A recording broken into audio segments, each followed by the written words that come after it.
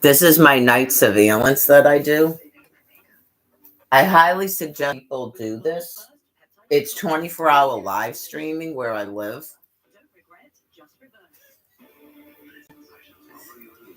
Not yet, because I had someone come and I shut it off for her privacy, the one who picked up the dog.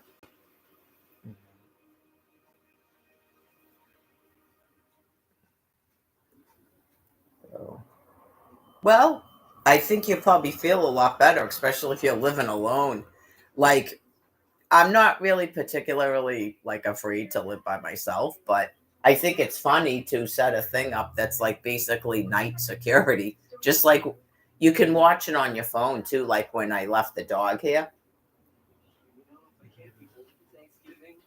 I would say that's a definite deterrent from people stalking and harassing you.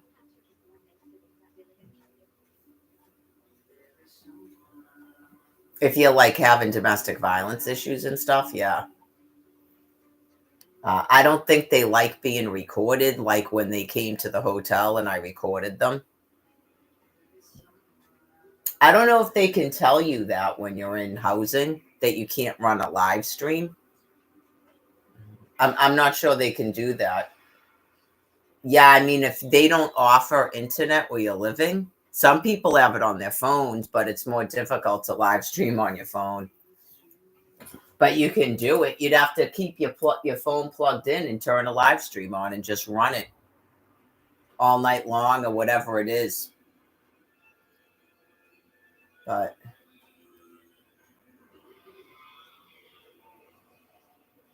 I think it would be funny if people started doing it and you just go to YouTube and it's just everybody is like on camera all the time. Like your Madonna. Remember when Madonna was doing that? Or your Aaron Carter? I just think it's funny. I'm sure your boyfriend would probably think it was funny if you were like in one of those rooms or something.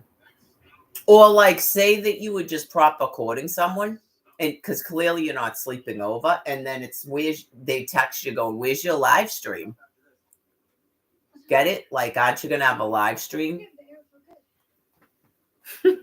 Yeah, we get it. You can't have overnight guests. Where's your live stream though?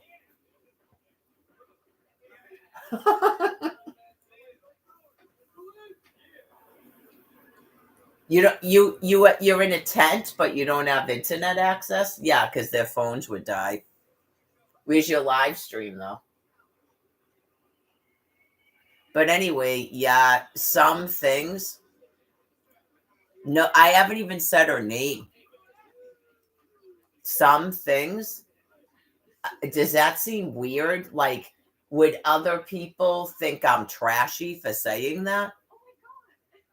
I know it's like you're never gonna change. You're never gonna grow up and be a regular fucking woman when you're married and you have to tell everyone you're fucking married. The fuck do you have my drunken drug addict fucking fiance in a house without me and another fucking dude from the shelter? Were you having a party there? Was there fucking females there? Yeah, never fucking talk to me, obviously. Get it? You're doing something fucking bad. You're not doing anything fucking good if you have my fiance at your fucking house and I'm not there. I'm sure you don't have a single fucking female friend.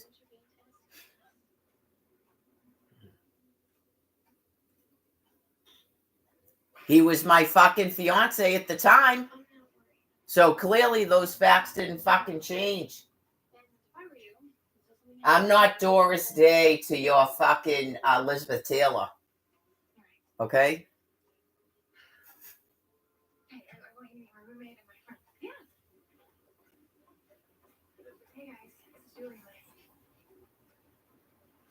Right, because you're clearly a fucking psycho. So if I ever get another boyfriend, you better never fucking even talk to him. I'll make sure he knows who the fuck you are. Every last one of you. Rebecca Donahue, you, that fucking Lorraine person, any nasty fucking psychotic cunt that's done that to me. Yeah.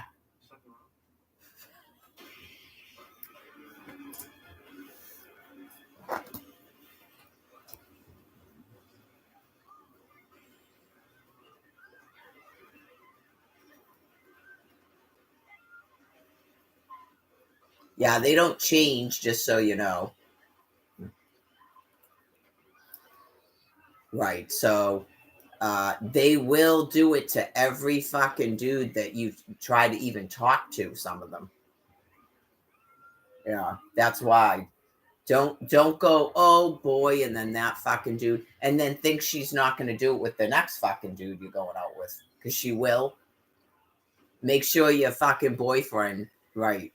You hate to say it, but you go, yeah. I mean, clearly, this fucking drags the society around here, but you could have that shit in everyday fucking life. I mean, give it a break. That's got something to do with fucking Water Street or wherever the fuck these people have planted themselves.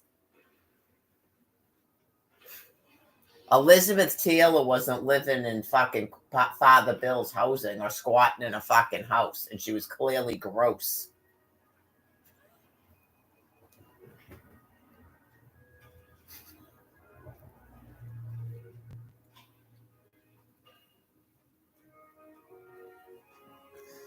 That goes way beyond you met people when as a couple and then they broke up. That goes way beyond that, and then all of a sudden the person wants to go out with you. That goes way beyond that. I'm talking about the psychos that will stalk you and try to sleep with every dude you go out with. That's what I'm talking about. Yeah, I think most females like to know if a female is like that, so they stay away from them. It's good to find out what men think about that too, because you don't want to go out with a dude who just goes, oh, yeah, you know. Oh, no, I know her. Really? You don't know me anymore. Bye.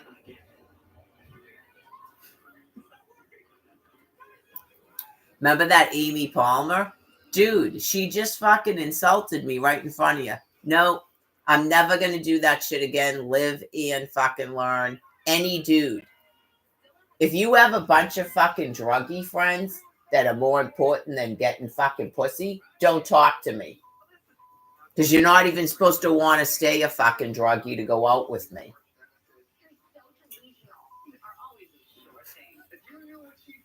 I hope that helps. I may have to fucking talk like that in real life, which is shameful. Just like a lady has to go, if you have a bunch of druggy friends that are more important than getting pussy, don't talk to me.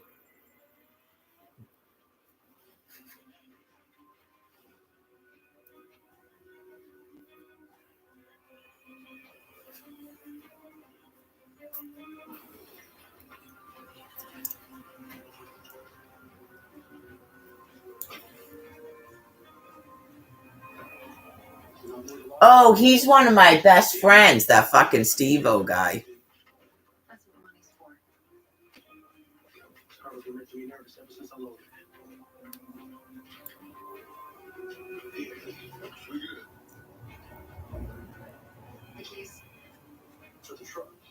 Yeah, you just want some nerd who's not cool enough to have a fucking drug history or drug habit. Right. I did. I was in like I don't even know remember what they look like, but I was in a study group with these nerds from my chemistry and quantitative analysis class at college. Just, what is this shit? Because you're supposed to do the homework like every night. It's like statistics. Which I got an A in because I wasn't living on campus at the time. I was already saddled down to that Al person in an apartment in Framingham. So I got a 4.0. But yeah, on campus, I was partying. That's what I do.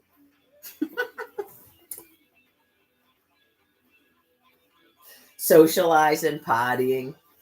Yeah, like, because I was the fuck away from this genetic family. Just like, woo! Fucking RA and everything. My whole fucking life ahead of me. And then, boom, this fucking guy. Anyways, so before that, I think I got like a C in the course, which I don't get C's in anything. Only chem and quan, and missing half the fucking semester when I get a C in any course I ever fucking took.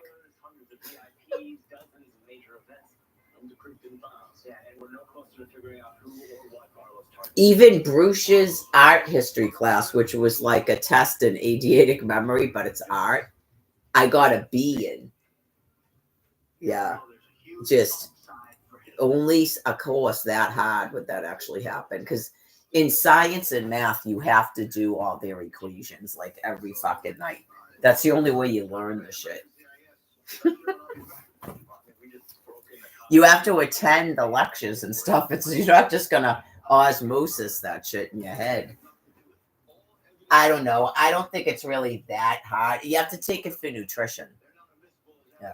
You have to take it for nutrition because it has to do with energy. With the thing and you circle it, it's probably different now. I'm pretty sure there's something in you circle it. It has to do with energy. Energy released from the food that you're eating, yeah.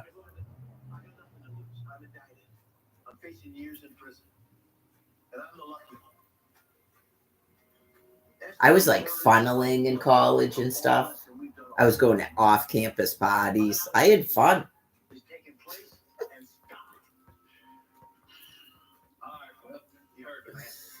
But yeah, I mean, I don't know. That's probably what they were doing in that fucking house. Then stay the fuck away from me because I'm boring. Really.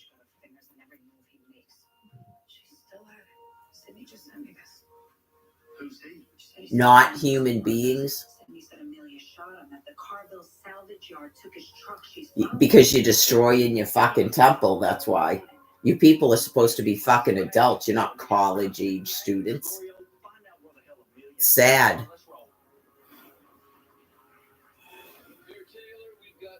Right. Alcohol is not the same thing as those fucking drugs. I've explained to people for years now about that meth shit destroying your brain matter. So you're still fucking using that? Just don't talk to me. All of it. Adderall, meth, it's the same fucking thing. It cooks your brain. You don't care anything about your intelligence. You don't need to be in a relationship with me.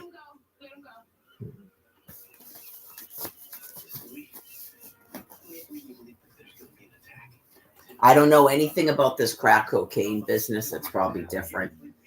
Right. Just, I know about the fucking methamphetamine. It destroys your fucking brain. You just turn into a fucking retard. So yeah, you want to burn your fucking brain out? You're not a human being. Just social distance. They go to the methadone clinic like fucking Patrick did when they realize and go, "Oh my god, my brain is fucking dying, and I'm turning into a psychotic fucking whack job."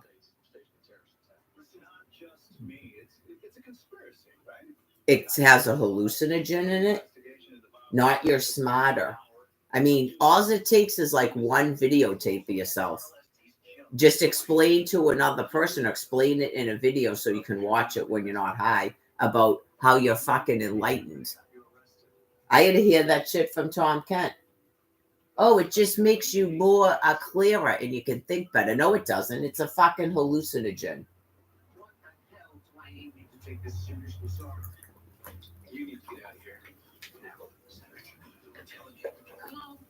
That's why when he tried to explain things to people, it didn't make any fucking sense.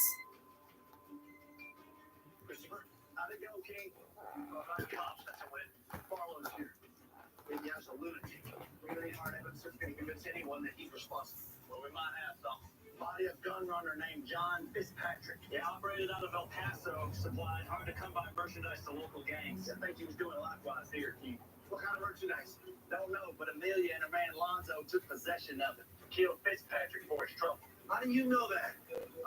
Sydney witnessed it. I don't know. Some of them probably do weird shit too, like cover a floor in videotapes, cover a floor in books, set up a table, cover it with jars. Put weight on it like that. Like, get it?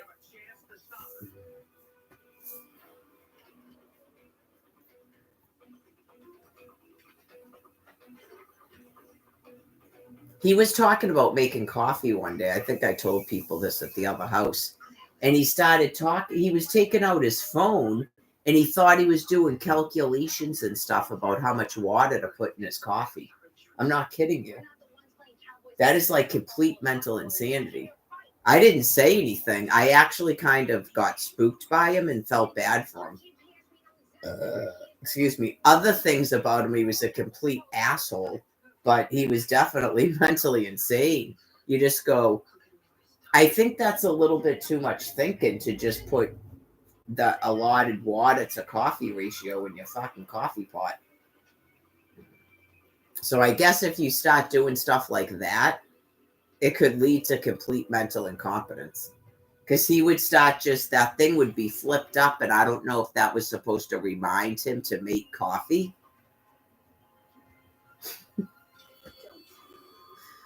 Right, like why is the coffee makeup thing open though, flipped up like that? Is that so you know it's empty and to make coffee? Because he liked it cold, so we'd have to make it, pour it into that plastic container, and put it in the refrigerator. So he was probably doing it to remind himself to make coffee. Just make it right now and put it, and then when you come back down, put it in the refrigerator. Get it? He probably had some reason he didn't want to do it. Just like the comfort is on the floor for 3 weeks, then it's on top of a box. Is my shit at the donations right now? Okay, thank you. Where's my nail clippers? Like the fork I use to eat my soy butter with chocolate. Where's that at? That's why I don't do it, just like I told him.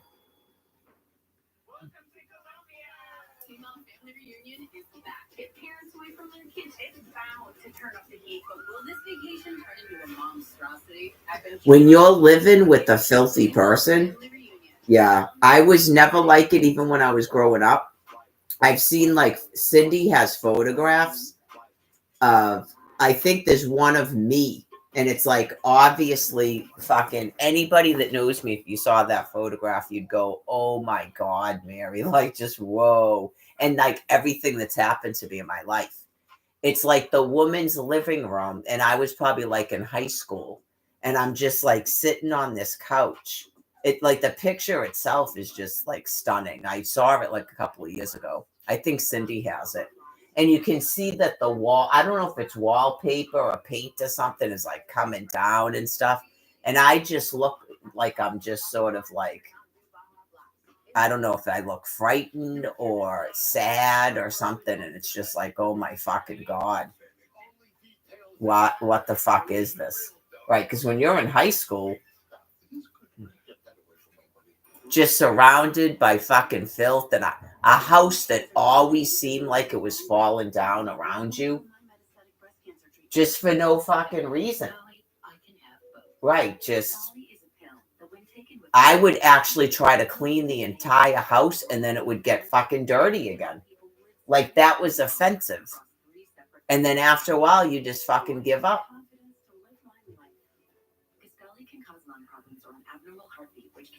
But apparently, like Cindy and Tommy and Candy and some of these other people, they weren't like that. They just live right along the fuck with it. Yeah, I mean, I actually think it was worse in like the 1980s, like the 90s, in terms of just straight out filth. Like people would just leave a fucking dish in the living room, a can of soda opened and shit. So it might have actually gotten a little bit better from the 80s and 90s when I was living there before I went to college. Yeah, because I'm a wicked clean person. It's just mentally debilitating to force a fucking person to live in this, especially when I'm this clean. So clearly, all of this shit was told to people over the course of, now we're in the 14th year of it. So don't expect to rebirth here in this physical form. I mean, I would think most of you know that by now. You're not in a lesson. You're not going to be forgiven. So it doesn't take 14 years to right a wrong. So it's evident you're never going to do it. So for most of you, you just really stay the fuck away from me. Not I'm going to do something to you. It's just, I don't think it's good for you emotionally at this point. The thrill of it dies off. Right. The thrill of it dies off. And then I've seen people where their lives are literally fucking falling apart around them. And then you go, in my mind, I go, what do you think it was worth it doing that to me? That doesn't have anything to do with the downfall of your fucking life. I think it does. Very clever. Very clever. Homes.com.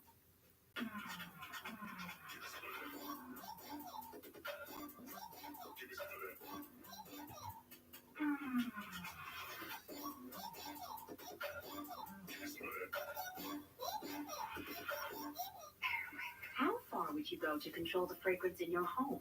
There's an easier way. Try Airwick Vibrant with 2 times more natural essential oils for up to 120 days of amazing fragrance per dual pack. Now that's I don't have really any friends that are scumbags. Right, because just the whole way that guy was, that is not my life. But yeah, I would expect a dude to basically be acting like I was with Brian. Right, just like someone like Lorraine. Be like, do you really feel that you need to keep talking to people like that? Like say that Brian wasn't Brian, and when I went back there, he goes, that thing that came over, like just like I explained before, a dude would go, did you want her over here with us? Because I talked to him right in front of fucking people too. You go, did you want her to come over here or no? Like I only talked to her honestly because you were late and you weren't here. It's someone that I met at the shelter a few years ago. We never hung out or anything. I know you just go, what the fuck? Like, just the fact that he even talked to her, you just go, I can't deal with this. It's fucking gross. You're talking to her, you're sharing your fucking booze with her. She's fucking disgusting. So that's the type of females you put your dick in? Yeah, stay the fuck away from me. Thank you. That's like really fucking gross. Not to arrest you for aggravated assault. If it wasn't for me, you wouldn't have Amelia. And if it wasn't for you, she'd be able to answer our questions. Instead, she's at the Mercy Hospital in an induced coma. She did try to kill me. No one should have to go through what I went through last summer. Like, just how many years of celibacy do I have? 14 fucking years of celibacy. I shouldn't have to put up with that. Really? But we're a team here. We work together. Us, we don't work at all. Simple as that. All right. Could have happened better. But you have the evidence of the motel. It's got to mean something. Sebastian pulled some. That doesn't make any difference. Why the fuck can't a guy keep his dick in his fucking pants? Why am I not a fucking prostitute? Why am I not just using with someone and then screwing?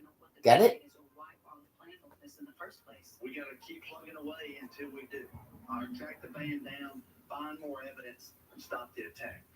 Yeah, you would think right to a fucking detox center, not the fucking shit that played out. That's fucking crazy.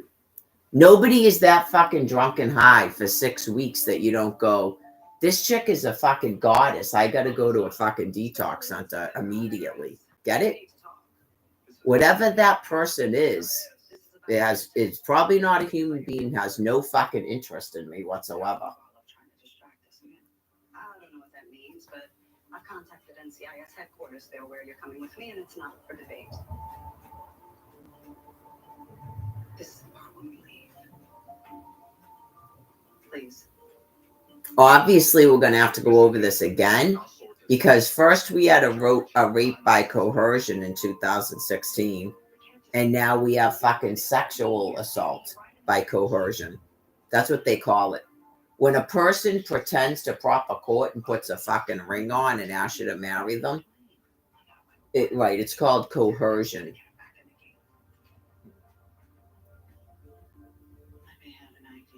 I didn't think that would ever happen again.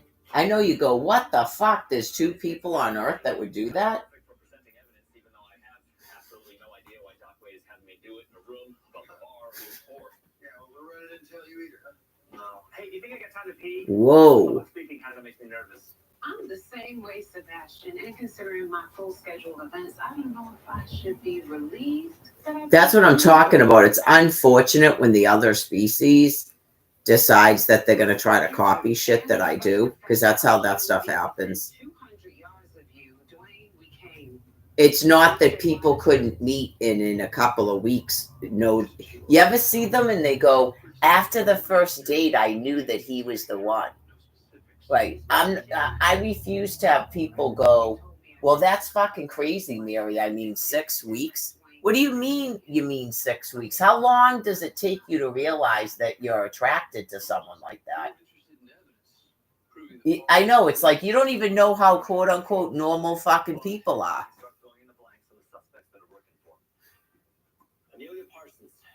People say it all the time. Oh yeah, I came back, I met this guy, and I don't know, he's the one. After one fucking meeting, they do it. But yet 6 weeks, that's fucking crazy. Okay. Anyways, it's not crazy. What's crazy is a person doing that when they don't even fucking mean it. That's what's crazy. Not me or the fucking idea.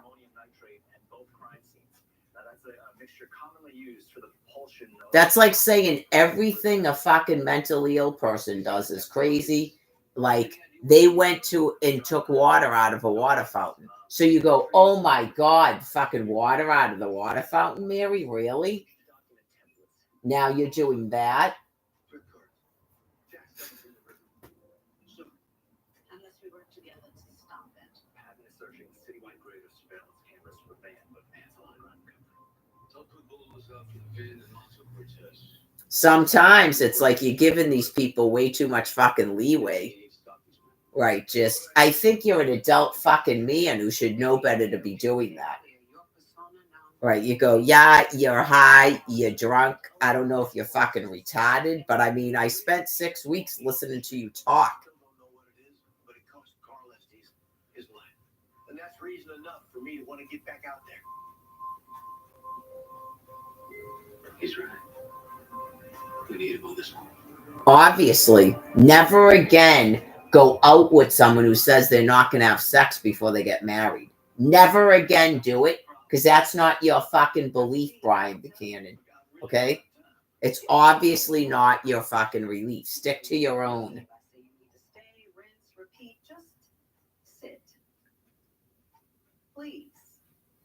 It's all fine and good. Everybody wants to pretend that they have fucking morals. Stop pretending. Right, just go out with some fucking disgusting whore, please, and leave me other fucking ladies alone. The whole lot of you. Everybody that's like him. If you just wanted to go out with someone because everybody else thought they could smash into that, and you know you're fucking gross, don't bother trying to go out with us. It's fucking crazy. I brought you to fucking Plymouth to pull your dick? Thank you. Let's start from the beginning. These are your company's tax returns for the years 2013. No shit. I kept leaving Quincy Y. And I don't see you for a fucking week and I show up there because I'm ready to have sex? That's really fucked up. He is making herself useful. Yeah, Pat and I are still going through city traffic cams trying to find the van, and he says no one left to go through the rest of the files that we took from Connor and you. So you put a civilian on an official NCIS computer to examine highly sensitive data. I've still got my top secret clearance. Oh, in that case, I guess we're good. Barlow said Braddock to take the bolt. He's doing the same thing. I don't know. So far, I haven't met a dude that isn't completely fucking used up. I don't know if any of them exist anymore. No one can help. It's crazy. When the IRS wants you gone, you're gone. That's why I only deal in cryptocurrency. Aren't you supposed to be in DC right now with Rita digging up dirt? I know, it's like you, as women that are like, I don't know, 40, 45, 50, 55, even fucking 35. Do you really think that anyone should be talking to us about our fucking age or dress codes and shit from being homeless? I mean, seriously, after observing this shit, this is the 14th year of it. I mean, really, what the fuck is with these dudes? I can't fucking stomach it anymore. We're supposed to keep making up excuses. They can't just live in a fucking homeless shelter like we do. Get it? Maybe just fucking wash your hands of it in good rinse.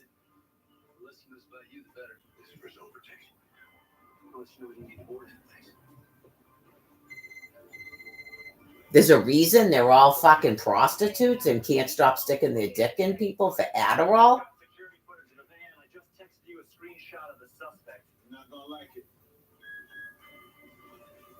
Right, it's like, really? Fucking God. It's not just setting you up for police misconduct. You set me up to take the fall for this attack. The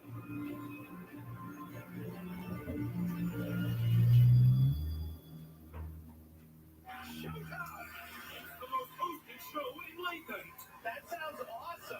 Too insane to be real. Wow. That's a beautiful thing. Yeah, you gotta watch out for a lot of ill Oz because they're mixed into the homeless population. Yeah.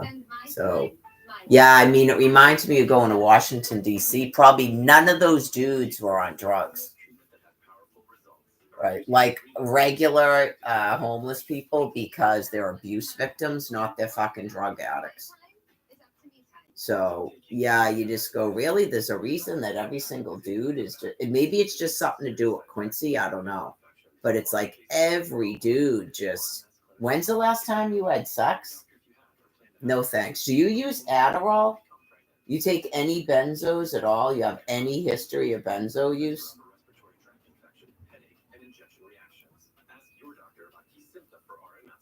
Yeah, I don't want to make benzo users suicidal. I don't mean it like that, but I really think that you boys need to have a couple of years sobriety before you try to date at all.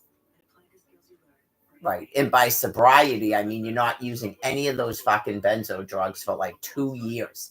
It's just you've got to bite the bullet and fucking do it. Me personally, I would advise every fucking female to stay away from you people after what I've observed for 13 plus years. People that are related to this family, people that I've met at the shelter, and just shit online, all of it. It's just that these dudes, it's just something that happened to you. And in 2 years of sober and celibacy, no one will care. But you've got to have that under your fucking belt before you start talking to ladies. Because clearly the females that you're screwing are not your age and they're not attractive. It's really disgusting and gross. You just cannot expect regular women who are sitting in shelters for 5, 10, 15 years now. We don't fucking use drugs. There's shelters just for domestic violence victims. They're going to go out with some dude who's, oh yeah, and then he's like bragging about it. 4 days, 1 day.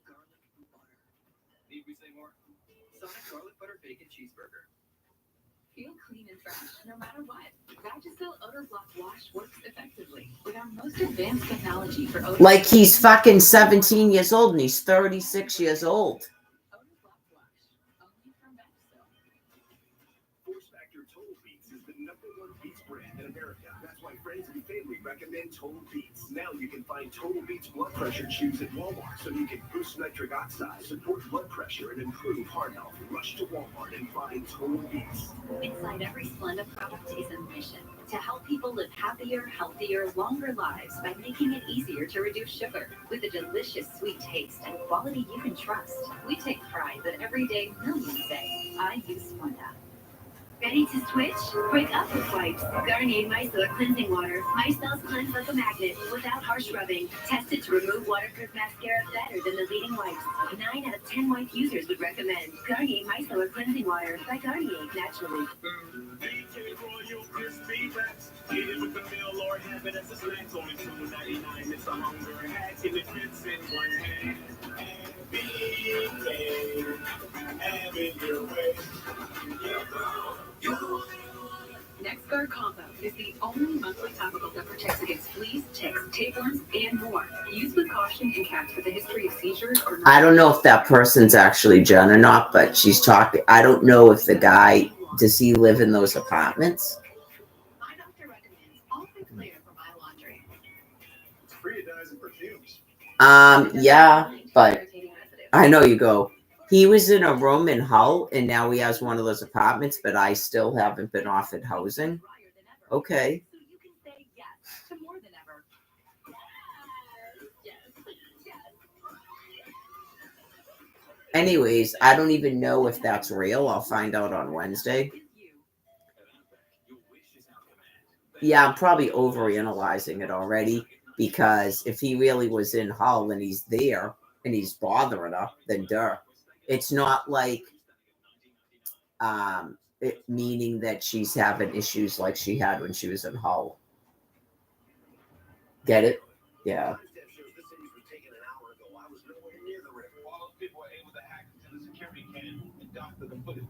It's called deepfake. It uses artificial intelligence to replace one person's face with another. It's almost impossible to detect anything's been manipulated. Yeah, to some degree, she's got to learn to just, if he's actually harassing her and shit, though. Yeah, I mean, if he's a quote-unquote father billion, he might have issues, but to some degree, she's got to learn to kind of stop getting angry at people. But, I mean, she has every right to free speech on her Facebook page.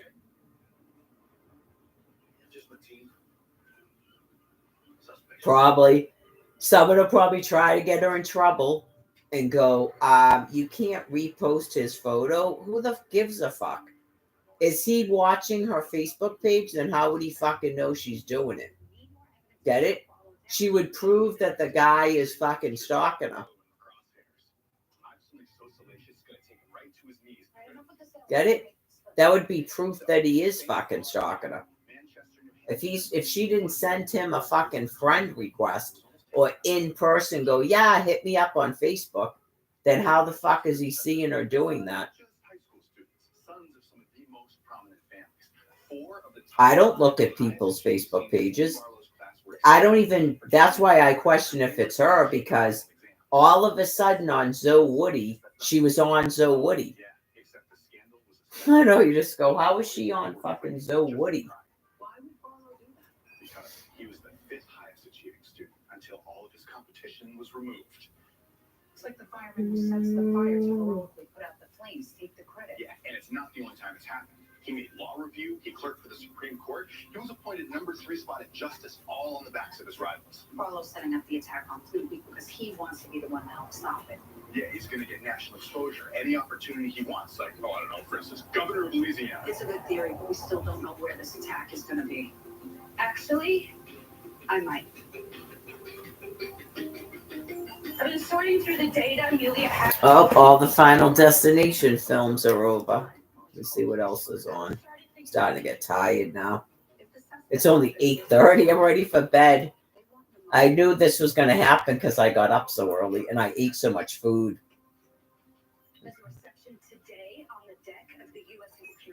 I can't even see what that shit says. Admirals, generals, politicians, foreign dignitaries. It's a turkey shoot. Wade's going to be there too. She's going to be with Mayor Taylor when she presents the key to the city to the Navy and the Marine Corps. When's this reception start? 20 minutes ago. This is all a setup. Here we go again. At least so far, it seems that our weapon system, defense weapon systems are able to intercept them, and that's of course very important. But we should remember what could have happened if we didn't have all those systems. Yeah, I probably won't be staying up too much longer. Oh. I'll be up at fucking 4 o'clock in the morning because I'm going to bed so early. I think we need to see how When I'm tired, I'm tired. and how tomorrow, the day after, continue before, Well, this is the thing is because that person doesn't go into the shelter, like I really prefer not to have to be fake. I assume if they're in a house, she's not going back to the shelter. She wasn't really in the shelter that much anyway, I don't think. I think she used to live up in Walmart and stuff. I'm not sure. Whatever up in the woods smoking meth means. Responses or attacks, and of course this will not respond. In what way, in what manner, these are things that I'm sure will be very carefully deliberated before a decision is made. But Wolf, I think it's important also to note that military response is not the only thing that needs to happen here. I sit in Washington as a fellow in the Foundation for Defense of Democracies. We talk a lot about what is necessary to do with Iran and the scope of international pressure. We need to recall that the sanctions on ballistic missiles have been lifted just a year ago, during 2023. Those are the same ballistic missiles that were fired, and other missiles, of course. Those sanctions were also against drones and cruise missiles. All of those are the arsenal of the Iranians. I think it's important. That's possible too, as weird as it sounds, because it was pretty weird that Michelle's daughter went out to that shelter. If at some point in time that person ever saw anything I was doing on the internet, and then he went to Quincy and like was meeting all these people, because I thought it was weird when he said he was talking to Black Dave, and you go, are you like part of the community? And I don't know, like clearly a lot of my stuff has been filtered since 2014. So you go, you were you reading stuff on the internet, and so now you're out here like you're meeting characters. These are people's lives. They're not characters, Brian. Has come directly from Iran, and these rockets, these missiles, these drones weren't launched from Syria or Iraq or Lebanon, but were launched from Iran, from inside Iran. Does that come as a surprise to you, Eyal? I must admit that it does come as a surprise, also on the volume. We need to recall, Israel attacked IRGC officers while they're in Damascus plotting how to continue and expand the attack of the proxies against Israel. This is what Israel did in Damascus. By the way, I don't think it was a consulate. I think it was a house that they were housing, but it doesn't matter. I mean, Iran is usually attacking diplomatic sites in Argentina.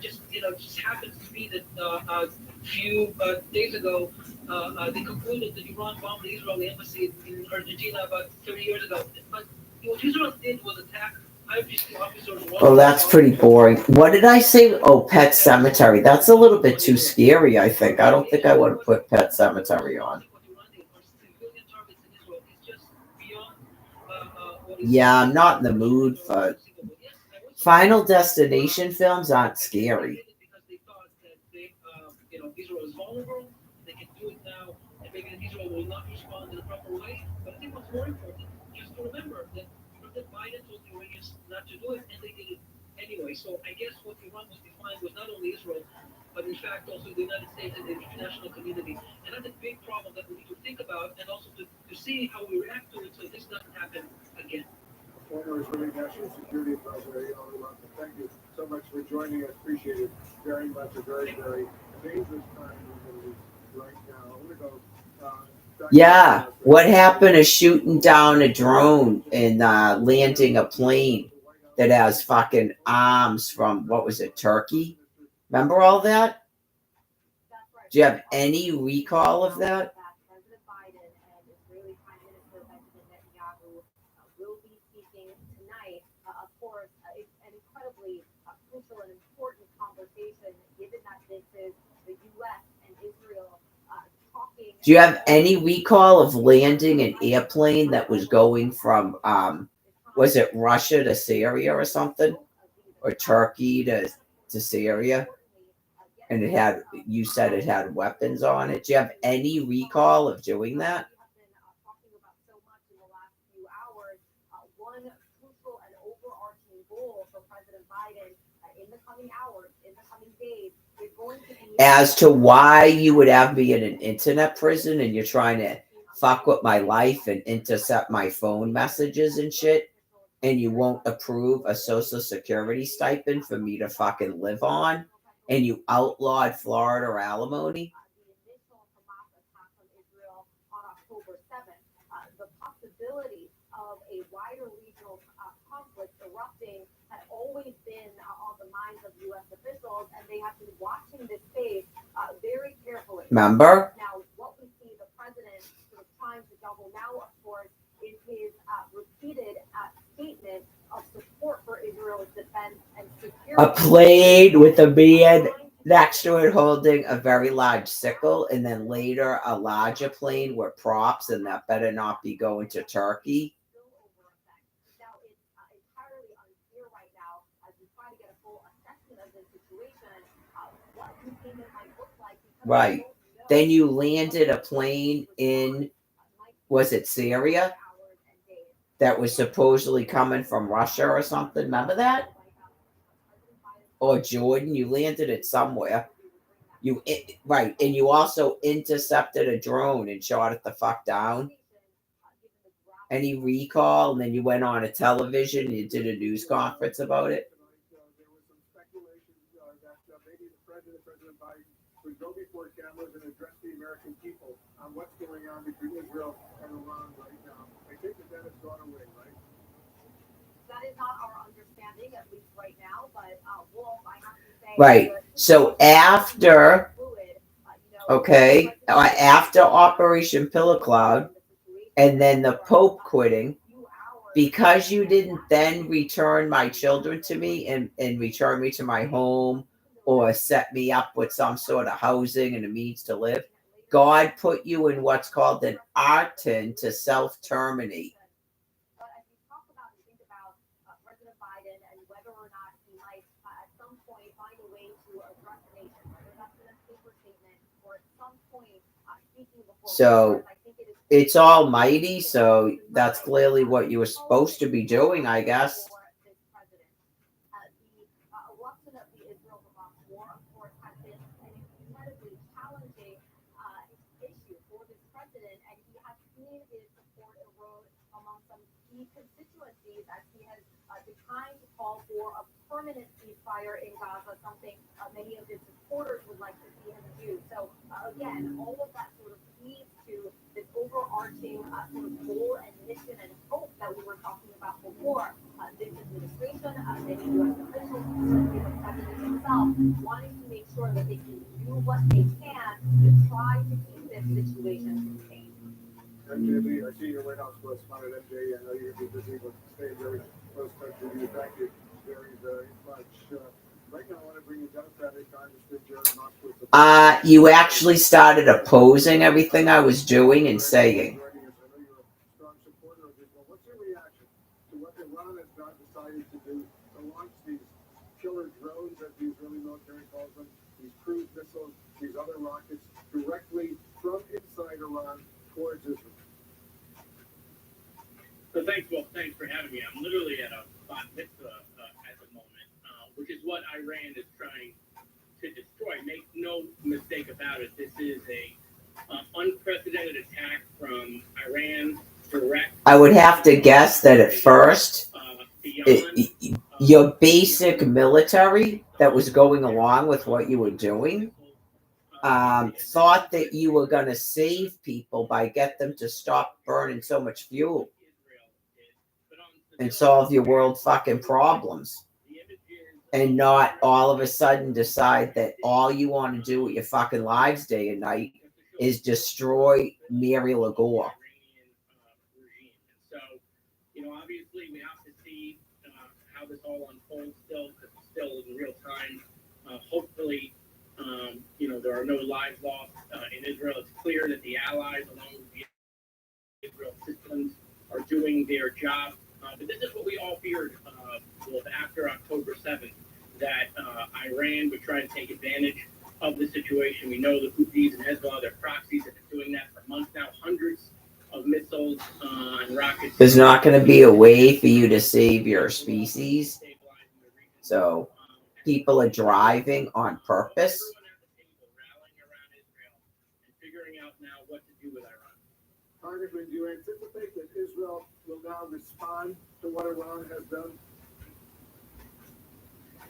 Well, I mean, one of the things we've seen Israel do in the past is when attacked, they go after the sites that attack them. So it wouldn't be out of the realm of possibility that they will attack, missile silos and sites from where these things were launched. Not Iranian citizens is what Iran is now doing to the state of Israel.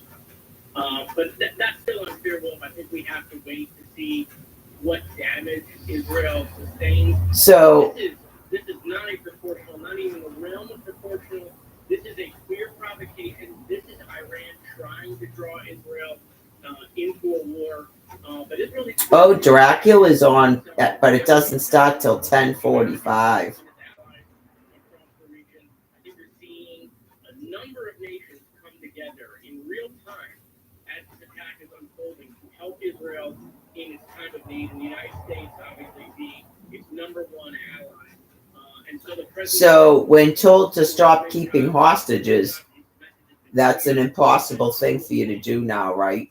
You become so used to keeping people hostage that. Gotcha. Yeah, this is a very, very sensitive, dangerous moment right now. We're watching together with you, Congressman Jared Moskowitz. Thank you so much for joining us. Go back to the bunker, and we'll continue this conversation down the road. Appreciate Are it. you at war with Everybody stay Israel, or they're not talking about here? It's Gaza. Okay.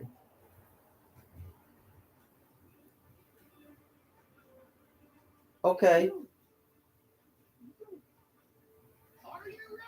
Is that part of the them they? All-Star Team return for a waterfront redemption showdown. Like a brand, but only one will make us splash. I think we nailed it. Rock the Box season finale Monday night at 9 on HGTV. AI is redefined. Artificial intelligence is supercharging our own human intelligence. And facts will Oh, Clue is on. I'll put Clue on. And then Dirty Rotten Scoundrels.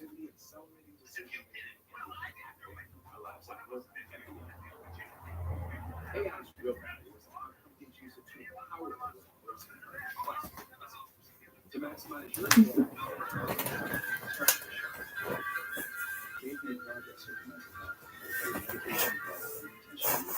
face, hands, and feet.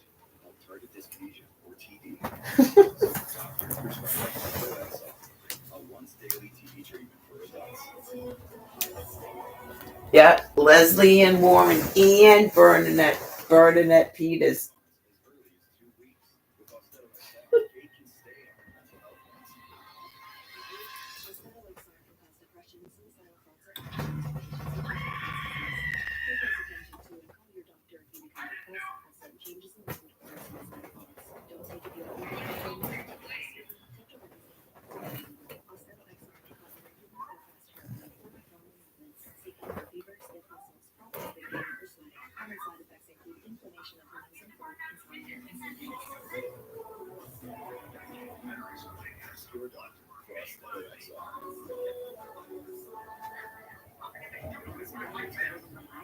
The psoriasis kept me in the shadows until I got clearer skin with Bimzelx.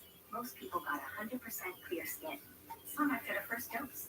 Serious side effects include suicidal thoughts and behavior, infections, or no ability to fight them. Liver problems and inflammatory valve disease have occurred. Tell your doctor if these happen or worsen, or if you've had a vaccine or plan to. Start to get yourself back with Bimzelx. Ask your dermatologist about Bimzelx today. It's easier than ever to stay connected. Your mind's down again. You can stay okay with an appointment. Go pay bills.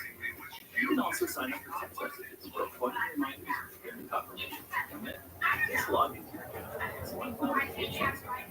Plus now, you can add us down mobile, which runs on one of the nation's largest multi-line 5G networks. You can line us down to get exactly what you need. Log in today and connect to astounding possibilities. Hey, what's up there? Oh, I switched to H&R our block, doing my own taxes online. I was able to file 3. It was so easy to do online. So long, TurboTax. You could file free and easily do your own taxes online with H&R Block.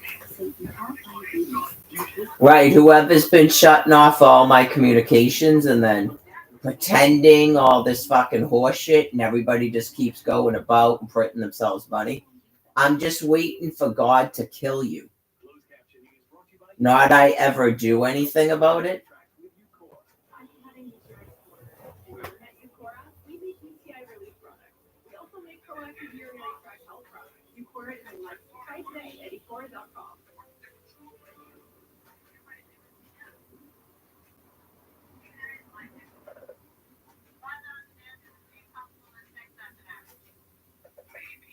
Of course, now I have to go to the fucking bathroom as soon as I get comfortable. That's why I can't stand listening to people fucking talking. I just find people to just be grossly fucking insane and sinister. They could have been doing everything they're doing. They didn't have to continue to do this to me in order to be doing what they're doing. It's absolutely fucking gross. Oh, and we're getting our own place, and I'm working here and there, and we're doing this, and we've been doing this for fucking 14 years.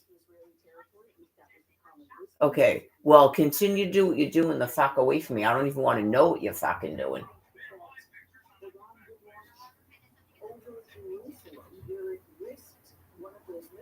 Just how monstrously fucking insane and evil and bad a people's is.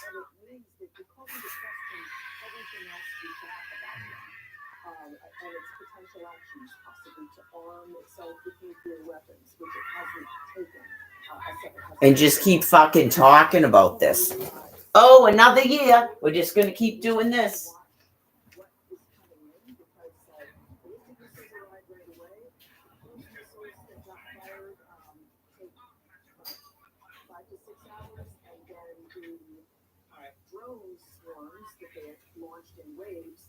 That could be arriving up to midnight our time. So we've got a few more hours to see where those things might hit, and that will determine the strength of Israel's response. But of course, Israel's already promising to respond. They'll respond, but they want to see what kind of damage the Israelis have been injured or killed in the process. That will impact what the Israeli response is going to be. And so far, we've had one minor injury reported to a child in the Negev. Some damage reported by the Israeli Defense Forces at least one of their bases, but no major mass casualties. We don't know if that's because the defense system was so good or the aim was so poor. But you can bet what Iran is doing right now is watching everything that happens, the impact of this, so that next time, and this makes it more likely that there will be a next time, they will know how to time it better. We've had several places, military into this conversation, Air Force colonel. Let's talk a little bit about which thing is it? You plan to do this the entire time? That's why you have a nuclear non-proliferation agreement? So you just fucking destroyed an innocent woman and 6 children's fucking lives for your own fucking fun. So wrap up what you're doing, and then God is going to fucking kill you, and you will exist no more. Get it? Like you might be a fucking ant or a rat, but to my perspective, you're fucking gone. You're dust. Not you ever had to fucking do this to me. You disgustingly evil fucking maggots. Keep fucking talking on TV. I'll continue to fucking ignore you.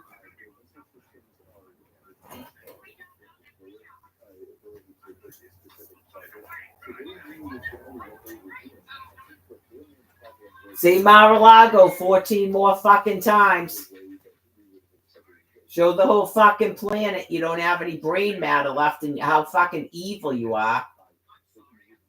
Stay the fuck away from me.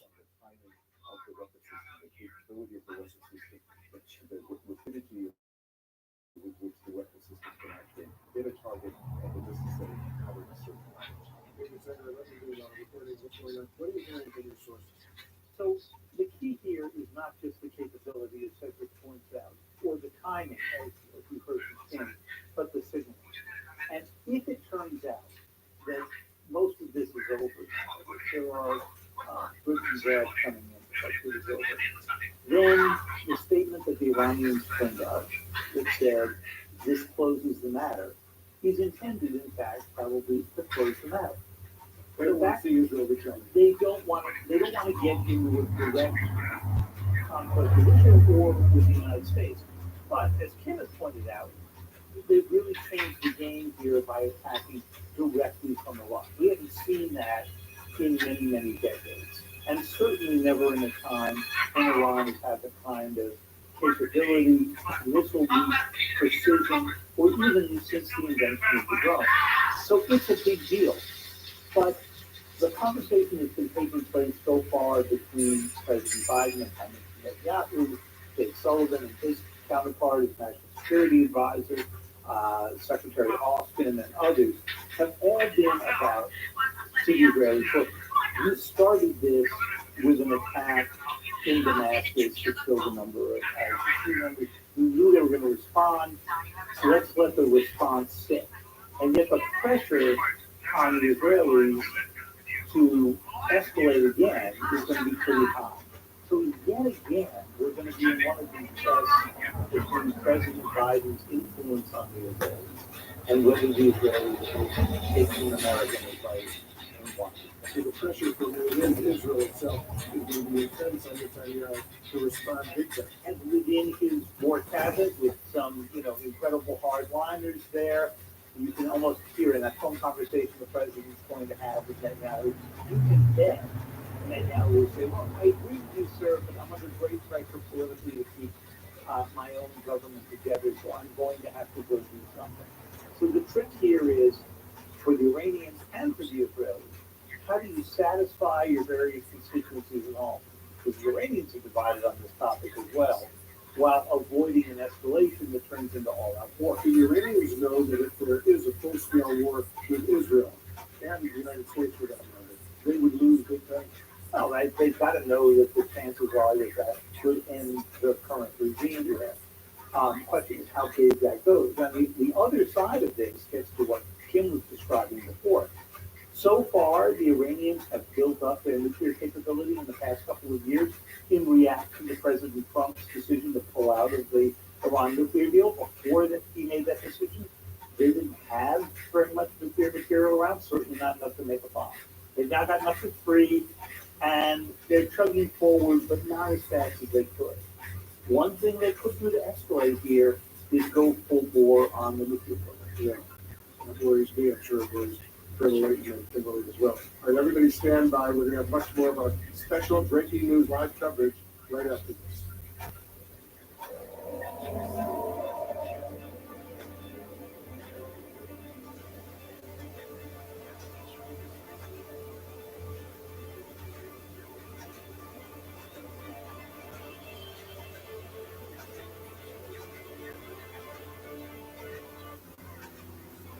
This special 2-hour Titanic of How It Really Happened, Sunday, April 28th at 9 on CNN.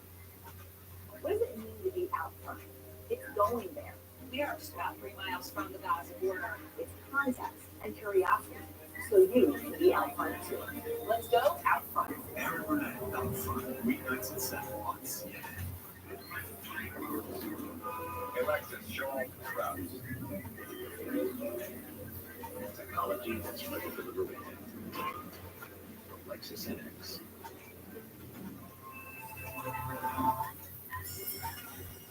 Please.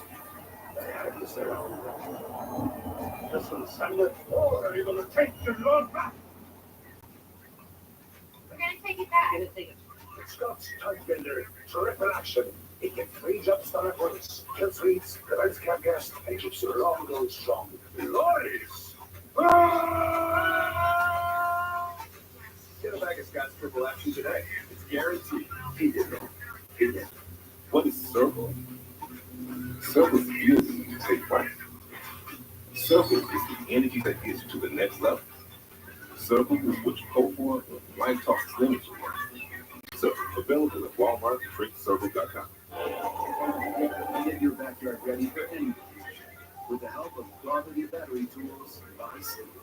Only the crude steel cubes. Right now, save $50 on select AK system battery tool sets. Real steel to get the full story of being unafraid. The will to fight our bully class. See the truth. Is Israel in full control of its territory? And go with a search for answers station. Anderson Cooper 360. Class, putting Window Nation windows in your home is a little bit, well, like getting a puppy. They keep you warm in the winter and happy in the summer. And they give you years and years and years of enjoyment. They grow up so fast. Now, buy 2 windows, get 2 free. No money down, no interest, and no payments for 24 months. Window Nation, the perfect fit. In a digital-first world, you need advertising that makes customers slow their scroll. And no one across an agency gets your message out like Midcom. We employ the latest trends in media and technology to reach your audience where they are. Because we're driven by data, strategy, creative, and results. So, whether it's digital, search, connected TV, or e-com, we'll deliver the conversions that turn your passion into profits. Go to midcom.com to see how we can build your business. The Lead with Jay Tapper, weekdays at 4 on CNN. To the ones not waiting for something new and others wanting more. MLB Tuesday on TBS is here. Coverage begins Tuesday at 7:30 p.m. on TBS and Max. Do you think that our democracy is at risk? We have to be very concerned. This is a damning report for the president. Why do you think he's doing this, and can he be talked out of it? Would Republicans be willing to support this aid package? We need a functioning legislative branch. Are you willing to let people on the West Bank vote? Why do you think so many Republicans have down this? Do you think he's guilty? The Lead with Jay Tapper, weekdays at 4 on CNN. What does it mean to be out front? It's going there. We are just about 3 miles from the Gaza border. It's finding out something unexpected. I relish all of our conversations. It's context. The economy is by far the top issue for Americans in this election. Curiosity. Someone else need to jump in the race. And above all, it's about sharing that so you can be out front too. Let's go out front. Aaron Burnett out front. Weeknights at 7 on CNN. Every night, you're going straight to the source. We begin with the breaking news tonight, going inside the biggest stories. Where is the common ground between you and the Senate and the White House sharing the latest with you? The Source with Caitlin Collins, weeknights at 9. This is CNN Breaking News. Hi, locals are in Washington. We're following major breaking news over the skies of Israel. A wide-scale aerial assault is going on right now with waves of drones and missiles streaming into Israel from Iran. Our team is on the ground in Jerusalem. We've been hearing explosions, sirens going off as U.S. and Israeli forces have reported intercepting multiple Iranian attacks. But we still do not know what the ultimate impact of this barrage will be, not the immediate damage inside Israel, nor the response that it might bring next from the Israeli military. Our reporters and analysts are covering all of this. We have them located all over the region as well as here in Washington. I want to go to our chief international correspondent, Clarissa Warren. She's joining us from Tel Aviv, first of all, right now. We saw the sirens of the missiles being intercepted over Jerusalem. What are we seeing there in Tel Aviv?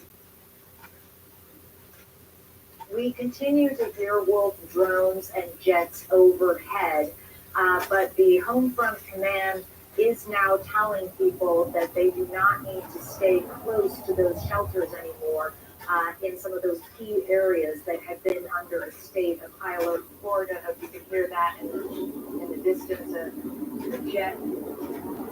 It's pretty loud when I can see it up there.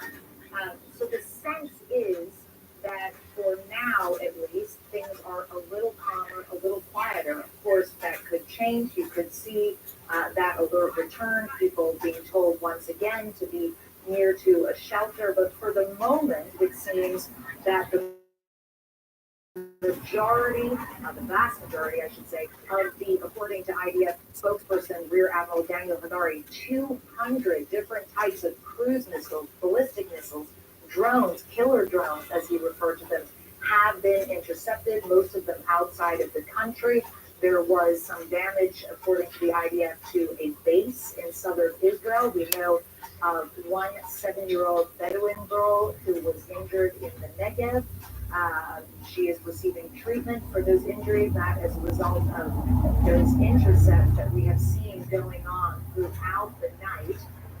But certainly feels a little bit calmer and a little bit quieter here as people wait to see what else may unfold throughout the night, Wolf. And the Admiral Hagari, the spokesman for the IDF, said Israel is ready for any threat, and they will continue to be ready. We'll see what the Israeli response will be. Clarissa, thank you very much. I want to go to Nick Robertson in Jerusalem right now. I think if things have quieted down a bit in Jerusalem, we're not hearing the sirens going off or the intercepting of the incoming drones or rockets or missiles. Is that right? It feels much calmer, Wolf. We can still, as Clarissa is hearing fighter jets there over Tel Aviv, we are still hearing them in the skies over here. And given what the instructions now from the Home Command that people do not need to stay close to their shelters, it does feel as if the situation is changing a little bit. In fact, what we're hearing around here now are the birds waking up in the morning. So it's no longer the sort of panic of people shouting on the streets, intercepts in the skies, and the flight and the noise of the fighter jets. It does feel much quieter. People in this city would not have expected to have seen so many intercepts overhead in such a densely populated area. So when they are waking up in a few hours' time here, this is this new reality that they're going to be confronted with. Now a very significant new reality for them. And of course, as we're now hearing that the Prime Minister's, that the Security Cabinet has deferred to the Prime Minister's much smaller War Cabinet to make a decision about how Israel should respond. So that perhaps will come in the coming hours. But the impact of what's happened across the country on the psychology of the population is going to be something that's going to weigh on their decision, as well as the pressure and the conversations that will likely come from the United States and from that during that phone call from President Biden with Prime Minister Netanyahu that is expected not to escalate this further. But it's hard to tell at this stage. The first phase of analysis by the IDF indicates very little damage of any significance, but it is hard to estimate at the moment the decision the Prime Minister will ultimately take. But as you know, Nick, the Israeli military has done the math, and they realize that those drones are relatively slow. It could take 8 or 9, maybe even 10 hours for one of those drones to get from Iran, from the base of Iran, all the way towards Israel, going past Iraq and Syria, maybe Jordan, over towards Israel. So these drones are, as Admiral Hagari called them, these killer drones. They could be arriving in the next few hours as well. It hasn't been 9 or 10 hours yet. It hasn't been at all, and I was struck by what General Hagari, Rear Admiral Daniel Hagari said in his press briefing, that there are still intercepts going on, that is still happening, that the fighter jets that we're hearing in the skies are still involved in that, and of course, as he said, 10 cruise missiles and dozens of drones intercepted outside of Israeli airspace. And as we're not hearing the intercepts here at the moment, perhaps they are going on over the borders before they get to Israel. But the fact that the Home Command has effectively put people on notice that they can be a little bit more relaxed, they can, of course, turn that around in moments. It is a very, very effective alert system here, not just with the sirens you hear, and I hear another jet speeding through the sky there, and a second one directly above me speeding through the sky. It is a very sophisticated system that can pinpoint a threat and let the population in that area know very, very quickly over there's something I'll tell you. That jet is quite low. That's heading off into the distance above me now. So what we heard from Daniel Bagari may still be playing out, despite the fact that the population has been put a little more at ease for the moment. Yeah, he said that over 200 of these Iranian drones, probably killer drones, have been intercepted successfully by the Israelis. We'll see what happens in the next few hours. The situation clearly is continuing right now. Nick Robertson in Jerusalem, thank you. I want to bring in Fred Flake in right now. He's done a lot of reporting from inside Iran. He spoke to all the top Iranian officials over these past several years. There's a statement that just came out, and I'm sure you saw it already, Fred, from the Iran's Revolutionary Guard Corps. Among other things, it said this, and I'm quoting now from the IRGC statement. Any threat by the terrorist state of America and the Zionist regime from any country will be followed by a reciprocal and proportional response from the Islamic Republic of Iran to the source of the threat. A clear warning to the U.S. If it helps Israel deal with these incoming rockets and missiles, the U.S. will pay a price for that. What's your assessment as someone who's been to Iran, we went there a few weeks ago, and spoken to these Iranian officials?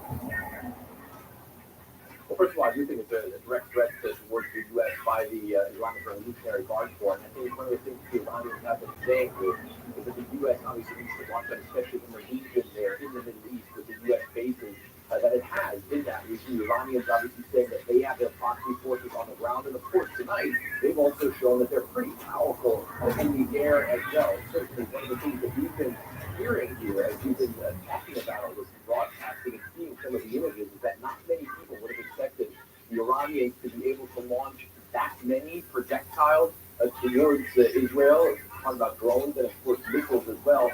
And especially for having so many of those actually reach Israeli airspace and penetrate very deep into Israel, then obviously being taken out by the Israeli forces, but of course the U.S. helping with that as well. So the Iranians, I think, it's a twofold threat that we're seeing from them right now, coming from the Iranians. On the one hand, they are saying that the U.S. of course they don't want them to help the Israelis at all. But I think the Iranians are already looking forward to what could happen next. It's been quite interesting to see some of the messaging that we've been seeing out of Tehran. We've seen some from Iran's representative to the representation to the UN saying that the matter could be concluded here, or that the matter could be deemed as being concluded. Obviously saying the Iranians believe that the Israelis struck them, struck the embassy, killed a bunch of Revolutionary Guard top personnel inside that embassy compound, even though the Israelis obviously didn't consider that to be an embassy compound. The Iranians now say we struck back and it can end here. But then, of course, you also have that threat from the Iranians telling the U.S. not to get involved in all of this. Of course, well, we've been reporting about this matter over the past week since it happened. And we have seen the Iranians on several occasions, be it the foreign minister, be it others, telling the U.S. or urging the United States to stay out of this, to stay away. And that's the exact messaging that we're seeing tonight again.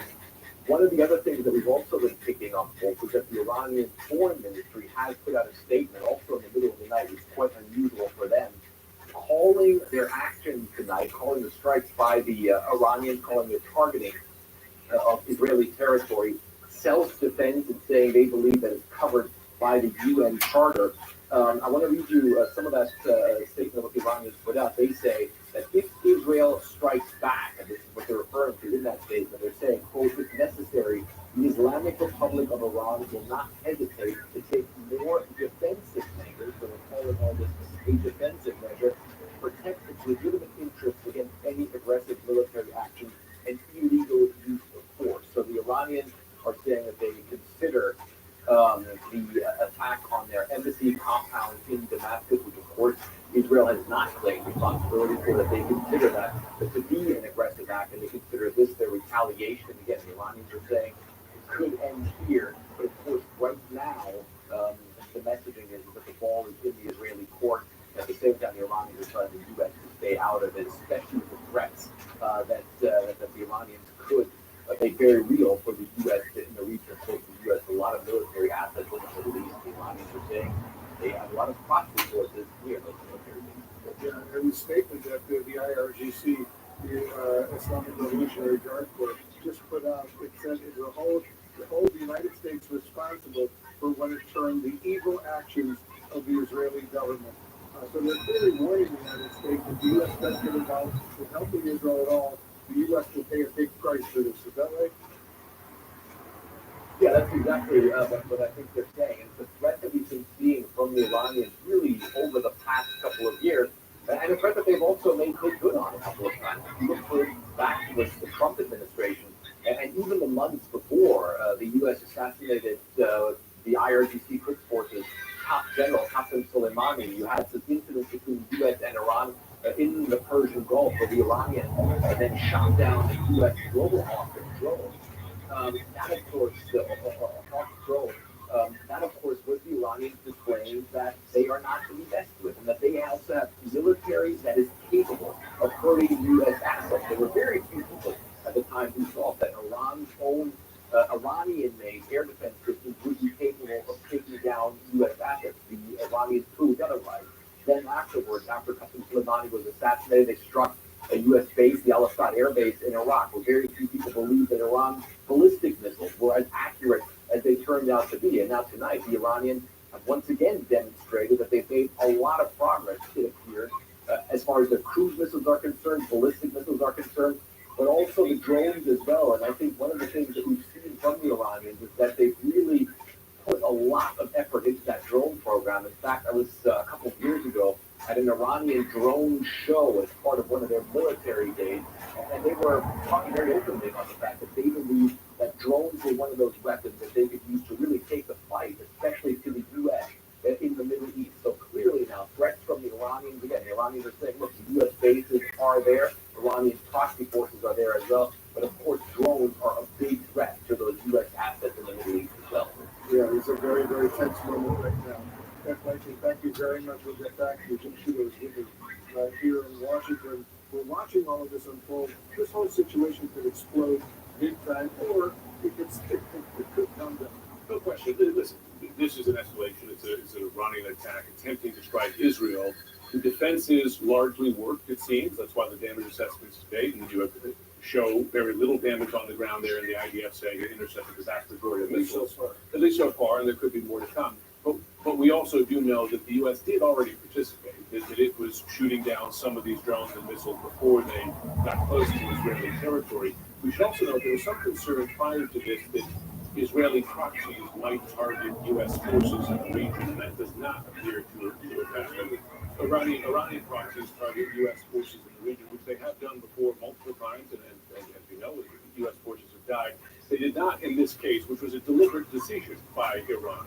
Certainly bold, aggressive, blatant to attack Israel, but they chose in this circumstance not to directly target U.S. forces. And there's an enormous number of U.S. forces, not just ground forces in the region, but of course U.S. assets that have moved into the region prior to this, which Iran did not strike. And that's a deliberate decision not to confront the U.S. directly now, despite the kind of rhetoric we're hearing from them. And this warning the U.S. away, let's be clear, the U.S. is highly involved in Israel's defense tonight. They moved assets into the region, ships, etc., to be able to scan the skies for threats exactly like this and help Israel take them out before they reached Israeli territory.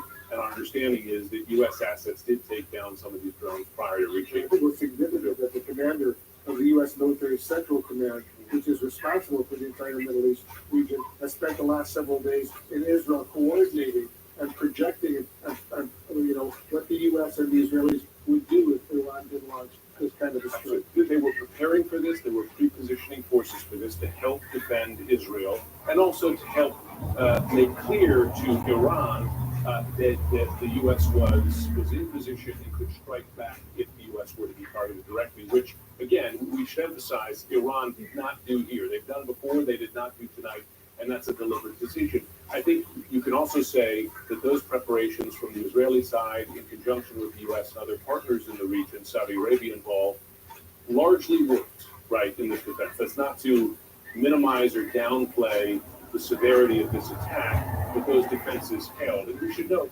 folks I think are familiar with the Iron Dome, which is really the low altitude defense system for Israel. Drones are going to be intercepted by the Iron Dome. Iron Dome, but some of the other threats that were intercepted by Arrow, which is a higher altitude defense system. You have the David Sling, which is for medium range missiles. You have a multi-layered defense with the U.S. involved as well, and that multi-layered defense appears to have worked tonight. Now, Israel's going to retaliate. I've been speaking to Israeli officials. It's clear that they will. The question now is, what does that retaliation look like? And like with any attack like this, you're always concerned about escalation ladders, because one side attacks, you have this, what we presume to be an Israeli strike in Damascus against the Iranian officials a number of weeks ago. You have this Iranian response, Israel response, and it's watching that escalation ladder to see how high each level goes, and that's the concern, right? Is that can easily accelerate. This could explode into a full-scale war, and it could. But we also, there's been a relatively consistent assessment going back to October 7th, even when there were great concerns about escalation beyond that. As involved as Iran is, the U.S. has assessed consistently it does not want a direct war with the U.S. Even Hezbollah does not. The assessments have been want a direct war now with Israel. So there are assessments that they want to attack, they want to exact a price, they don't want it to escalate. That doesn't mean it doesn't go there, right? Because these attacks and escalation can have a momentum of their own.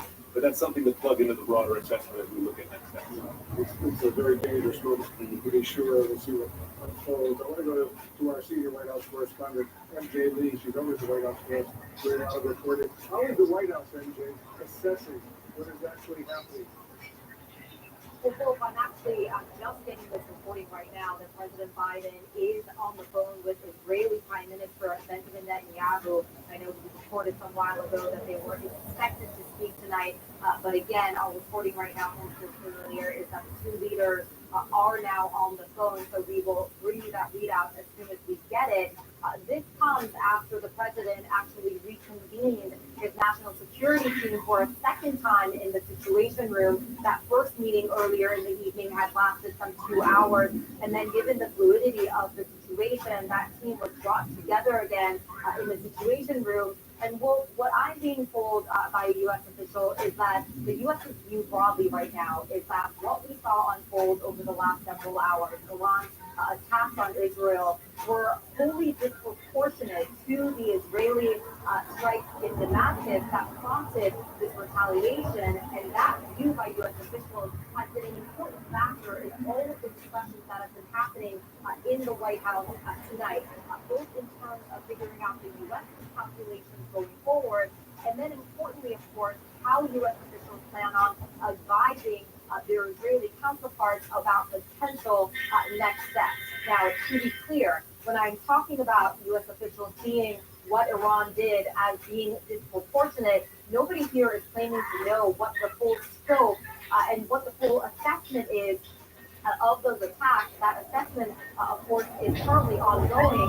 But what the recognition here at the White House tonight is that getting that full assessment is going to be a huge factor in the way that the U.S., again, potentially advises their Israeli counterparts on what they might want to do next. Now, as we keep in mind that the president is, again, currently on the phone with the Israeli prime minister, just remember that this is a tough juggling act for the president right now. As we saw from the White House statement earlier in the evening, he is trying to reaffirm the U.S.'s commitment to Israel's defense and security. Ironclad is the word that he has used over and over again, but at the same time, as you were just talking about with Jim, the prevention of a broader regional conflict, that has been such an important goal for this administration going back to October, and something that they have been really sensitive to. So you can certainly imagine that this is going to be a point of discussion for the two leaders. We're going to be really looking carefully at what language is used when we eventually get that readout from the two leaders' phone call to see if there are any clues as to which way the president may have sort of moved in terms of his conversation with the Israeli prime minister about, again, Israel's potential next steps. Yeah, those statements and the statement that will come out after the president's phone conversation with the Israeli Prime Minister Benjamin Netanyahu will be important, but as they say, actions speak louder than words. and U.S. actions right now in supporting Israel have been very, very powerful and dramatic, especially the use of air defense systems to intercept incoming Iranian rockets and missiles and bombs heading towards Israel and destroying them in the skies even before they reach Israeli airspace. Very significant actions unfolding by the United States, and certainly this has been in the works for several days as the U.S. and Israeli military have been coordinating potential reaction strategy in the face of an Iranian attack. We're staying in close touch with you, MJ. We'll get back to you as soon as we get a formal readout from the president's conversation with Prime Minister Netanyahu. Much more in the meantime of our special live breaking news coverage right after a quick break.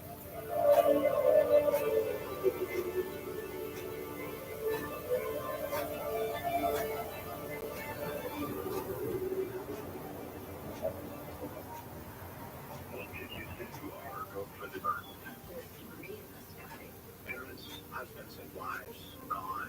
If you work in spaceflight, this is the worst possible thing that could ever happen. Thousands of pieces of debris are not pieces to a puzzle. They should have that test on day one. I wish I could have done something differently, but I can't undo that. You can just make it better for those that follow. Space Shuttle Columbia, the final flight, 2-part finale tomorrow at 9 on CNN. Amelia, turn off the alarm. Amelia, weather. Amelia, unlock the door. I'm afraid I can't do that. Why not? Did you forget something? Coach Street. The future isn't scary. Not investing in it is. So dramatic, Amelia. President. 100 innovative companies, one ETF. Before investing carefully, read and consider fund investment objectives, risks, charges, expenses, and more. Prospectus at investor.com. Do you think that our democracy is at risk? We have to be very concerned. Why do you think he's doing this? And can he be talked out of it? Do you think he's guilty? The Lead with Jay Tapper, weekdays at 4 on CNN. Explore the world the Viking way. From the quiet comfort of elegant small ships with no children and no casinos. We actually have reinvented ocean voyages, designing all-inclusive experiences for the thinking person. Viking, voted world's best by both Travel and Leisure and Holidays. Learn more at Viking.com. I did have hearing aids from another company. I was just frustrated. I almost gave up. With Miracle Ear, it's all about service. They're personable, they're friendly. I'm very happy with them. We provide you with a free lifetime of aftercare, meaning free checkout, premiums, and adjustments. If I see someone new, someone happy, it's really made a difference. Call Miracle Ear at 1-800-MIRACLE and schedule your free no obligation hearing evaluation today. Please, I have you surrounded. Take the Lord back! It's Scott's Turf Builders are in action. You can freeze up starlings, skin sweets, nuts, carcass, and keep it growing strong. Get a bag of Scott's Triple Action today. It's guaranteed. Feed it all. Feed it. From moderate to severe Crohn's disease, Skyrizi is the first IL-23 inhibitor that can deliver remission and visibly improve damage of the intestinal lining. Serious allergic reactions and an increased risk of infection or a lower ability to fight them may occur. Tell your doctor if you have an infection or symptom, had a vaccine or plan to. Liver problems may occur in Crohn's disease. Control of Crohn's means everything to me. Ask your gastroenterologist about Skyrizi. Learn how happy can help you save. What are you thinking? Thinking Africans are hot air balloon rides, swim with elephants, great Florida safari. Great question. Like everything, takes a little planning. Or put the money for the down payment I don't know. in Montana.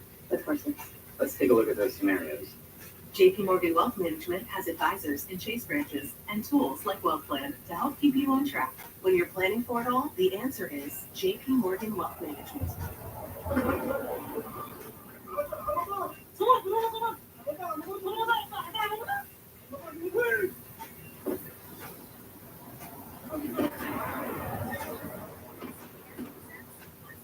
The rockets and missile drones, armed drones coming in from Iran towards Israel. The Israeli system intercepting a lot of them. So this is a video from earlier tonight that was unfolding in Israel. We're watching all of this unfold. I want to bring in the former United States Ambassador to the United Nations, John Bolton. He was also President Trump's National Security Advisor. As you know, Ambassador, Israel's ambassador is calling for the UN Security Council to immediately convene following these attacks. What's your assessment of what's going on right now?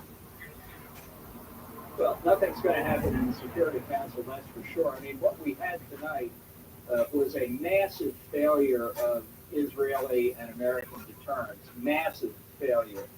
A 200 ballistic missile, cruise missile drone failure. And I think, notwithstanding that there appears to be very little damage, fingers crossed, until we get the final assessment. Thank God if the death toll is low or non-existent. And while we're at it, let's thank George W. Bush for getting out of the ABM Treaty of 1972, unleashing American missile defense capabilities. But once we see what the damage is, I think it's incumbent on Israel and the United States to reestablish deterrence in a major way. And I think that means, by definition, Israel's response, and there should be a response, should not be proportionate. It should be far stronger because when deterrence fails, to reestablish it, you have to teach the adversary that any gain they may hope to get by any future attack will be more than outweighed by the damage that will be caused. So I hope President Biden isn't. Well, I'm just sorry for interrupting, but give us your assessment of an appropriate Israeli response to what Iran has now done. Well, what Iran did tonight, that I think is most significant, was the firing of ballistic missiles and cruise missiles from its territory directly at Israel. Almost certainly at this point, none of those missiles contained a nuclear warhead. But you never can tell when the next firing, the next salvo of ballistic missiles might contain a nuclear warhead. So I think among the many targets Israel should consider, this is the opportunity to destroy Iran's nuclear weapons program. And I hope President Biden is not trying to dissuade Prime Minister Netanyahu from doing that. And if he succeeds, and if at some future point the Ayatollahs are able to pull off what former Israeli Prime Minister Ariel Sharon called a nuclear holocaust, history will know who to blame. So just to be precise, Ambassador Bolton, you're recommending that Israel launch an airstrike to try to destroy whatever nuclear capabilities the Iranians might have. Is that what I'm hearing? Right. I think they should go after the nuclear fuel cycle activities that are well known. Their locations are well known. And I think that would be the appropriate target, because right now Iran has demonstrated it is not restrained by any concern about a direct attack on Israeli territory from its attack. It has by its own ignition-fired ballistic and cruise missiles. And the only thing that has saved Israel is this amazing technology. Next time, if the attacks come from a different location containing nuclear warheads, Israel might not be so lucky. This is not time to play academic games and message and signal. This is a question of power. People say they're concerned about a wider war. The wider war began on October 7th. That was not an Israeli war against Arabs or Palestinians or Gazans. It was Iran's attack on Israel using the ring of fire strategy.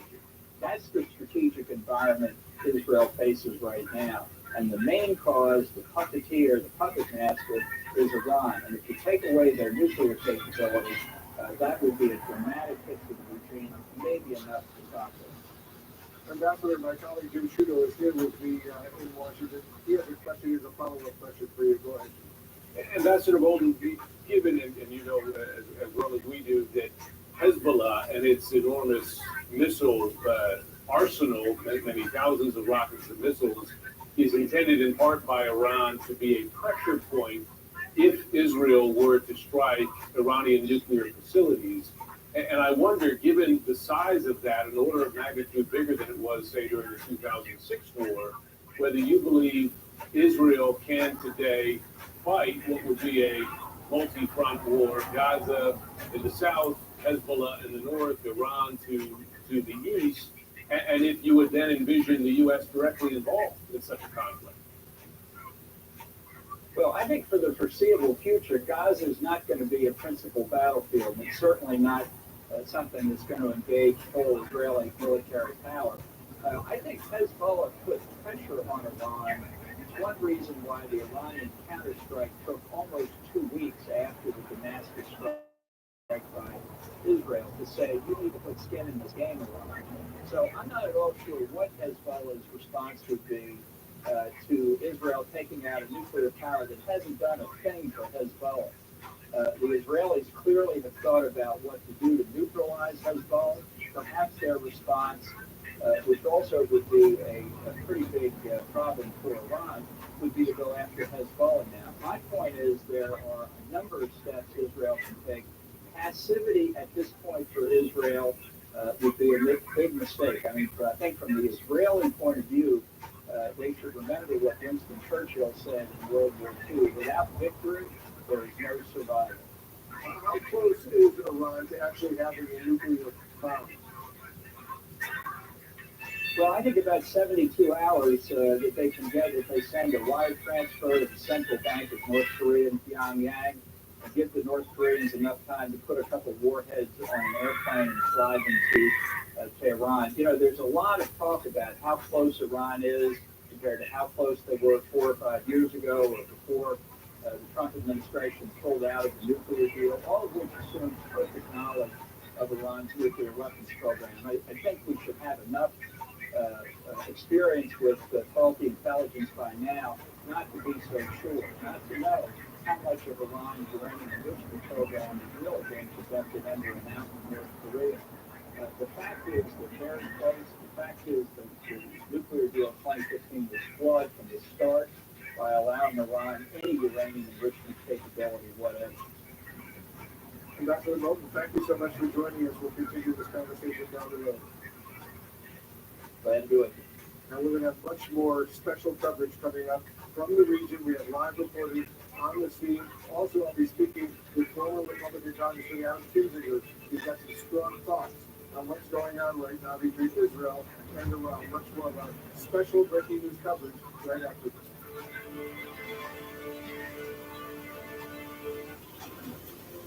New ally in the fight against climate change is in food harvest. We just need to protect. Nature will do the rest.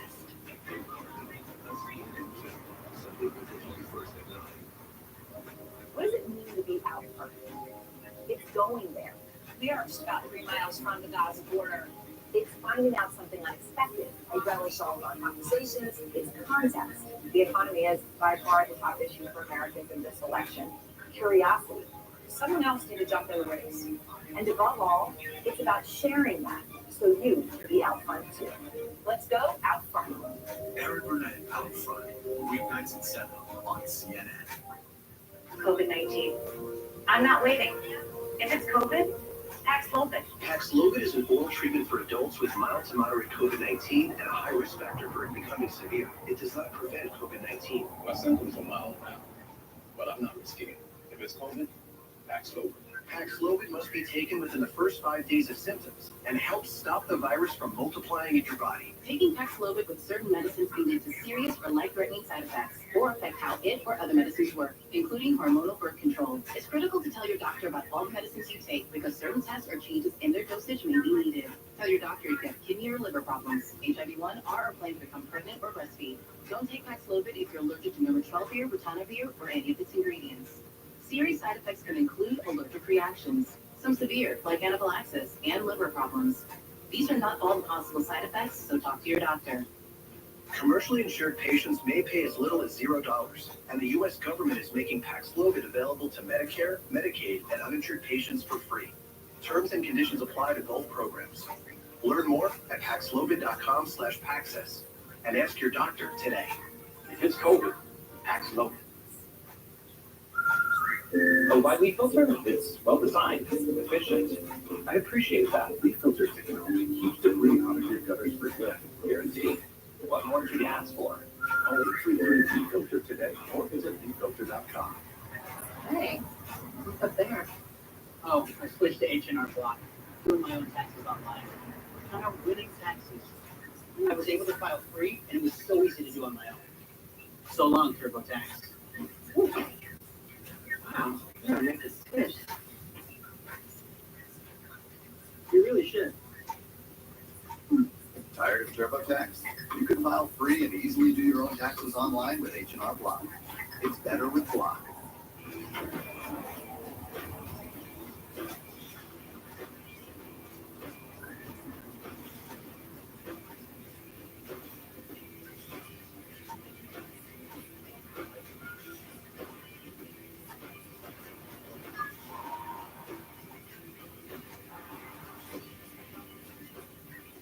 Watching new hit movies is easy.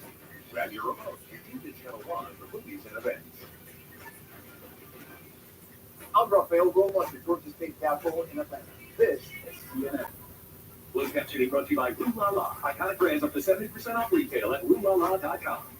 At Rue La La. You never pay for lunch. Seize the deals on top movies before they're gone. Shop RueLaLa.com today.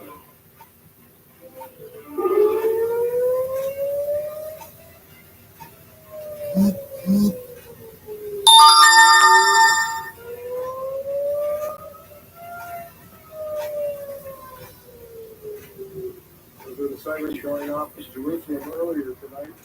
Sirens going off as Iranian drones and rockets, missiles were flying over Jerusalem. We're watching all of this unfold in Jerusalem, in Tel Aviv, and Haifa, and other cities as well. The Iranians launching more than 200 what the Israelis call killer drones towards Israel. Most of them have been intercepted by Israeli air defense systems, and that system was working well right now. One of the things I don't want to leave them is standing by. I think you're getting some new information on the Defense Secretary's conversation with his Israeli counterpart. Just a short time ago, Defense Secretary Lloyd Austin spoke with his Israeli counterpart, Minister of Defense Yoav Gallant. You have been in regular communication over the past days, weeks, and months, but obviously this is a very different situation, and they got off the phone just a couple of hours ago. In that call, according to U.S. officials familiar with the call, Austin asked Gallant to update the U.S. on what Israel's response would be and to notify them how and what that response would look like. This is obviously important. The U.S. and Israel have gone to great lengths to make sure right now they are on the same page, and Lloyd Austin trying to make sure it stays that way in terms of what happens ahead here with Israel's response to this Iranian attack. The context here is that the U.S. was not given a tremendous amount of heads up, barely any at all, in the Israeli strike on the compound in Damascus, that consular compound of Iran, which killed 7 Islamic Revolutionary Guard Corps generals, including one of the more senior generals. Israel, according to a U.S. official, effectively only gave the U.S. notice when the planes were already in the air. So that message couldn't really be passed around and make the U.S. government aware of what is about to come. Here, the U.S. being much more forward and explicit, Austin telling his Israeli counterpart, please notify us, give us a heads up when you intend to carry out your response to this attack. Interesting, very interesting. Did the Defense Secretary get a specific answer from Gallant? Would Israel, in fact, give the U.S. advance word on what it's planning on doing? That's an excellent question. I don't know the answer to that at this point. We will certainly learn in the hours, perhaps days ahead, more about what this relationship looks like right now. Again, to speak regularly, and given the level of coordination and cooperation right now, especially, for example, with General Eric Brill, the head of U.S. Central Command, not only in the region, but having spent a couple of days in Israel, it seems likely that Israel would notify and update the U.S. on its intentions here. So the Biden administration is still trying to avoid a regional war in this certainly tense situation. Very tense and being very dangerous situation. We'll see what happens, but I suspect you're right that the Israelis would give the U.S. advance word on what any military retaliatory strike will entail. And stand by, we're going to get back to you. Right now, I want to bring in CNN senior political commentator, the former U.S. Congressman Adam Kinzinger. Congressman, thank you so much for joining us. First of all, give us your reaction to this direct attack from Iran against Israel. Well, it's very serious. I mean, this is obviously a direct attack, as you mentioned. This is kind of unprecedented. It is unprecedented. But it was significant. And I think this attack was intended to not just do damage, but to kill Israelis. What Iran didn't count on was frankly how good Israel's air defense is. I mean, they shot a missile down in friggin' space, you know, and that we saw one of the Arrow missiles. There's video out there of it, which is incredible. They did not count on the U.S. and Israel's allies probably partaking as deeply as we did, being able to take out the drones that we have. But this was a significant attempt to kill Israelis. Israel has no option but to respond. And it's important to keep in mind in all of this today, too, because this is, you know, obviously happening today and something that we're interested in. This is what Ukraine has to deal with every night. Every night, they get Shahed drones sent by Russia, supplied by Iran, and ballistic and cruise missiles shot by Russia, in many cases given to them by Iran. So that could also help tell what Iran or Israel's response should be to Iran, for instance, going after their capacity to make the Shahed drones. Congressman Jim Sciutto with me here in Washington. He has a question for you. Go ahead. Congressman, you may have heard Ambassador Bolton advocate for Israel to respond by striking Iranian nuclear facilities. I wonder if you agree and if you believe that if that were to take place, that the U.S. would be drawn into such a conflict. I mean, it's possible. Look, I think the ambassador made solid points, which is Iran has shown a willingness and a capability to attack Israel. We know they're very close to a nuclear weapon. And I remember all my time in Congress being promised by every administration that if Iran actually does get very close to a nuclear weapon, that will be prevented. Iran will never have a nuclear weapon. Well, we're at that moment now. So while I'm not sitting here saying that maybe the right response on this is to attack the nuclear program, the question is, we are on the edge of that moment, and we have to accept as a country, we will either have a nuclear armed Iran, or we won't, and we may have to do something about that. Us and Israel, probably largely on Israel. So is it the best response on this attack? I don't know. I'll leave that up to the Israelis. But I can tell you what certainly needs to happen, I think, is going after Iran, because this is a very directly proportionate response, is going after Iran's ability to make the exact drones they sent against Israel, and that they're supplying, this is a side benefit, they're supplying to Russia to attack Ukraine with. All right, stand by for a moment, Adam. Jeremy Diamond, our correspondent, is in northern Israel right now, and there's some very intense developments unfolding where you are, Jeremy. Tell our viewers. Yeah, that's right, Wolf. We are in northern Israel, and in just the past hour, there were 25 projectiles that were fired from Lebanon towards the Golan Heights. My team and I, as we arrived here, we actually were able to hear what sounded like multiple interceptions of those projectiles. The Israeli military is not specifying whether those were drones or missiles in this case, but we do understand that these were fired from Lebanon. Earlier this evening, of course, this area in northern Israel did get projectiles, again, unclear if drones or missiles that were fired from Iran as part of that large-scale attack that Iran carried out on northern Israel as well as in southern Israel.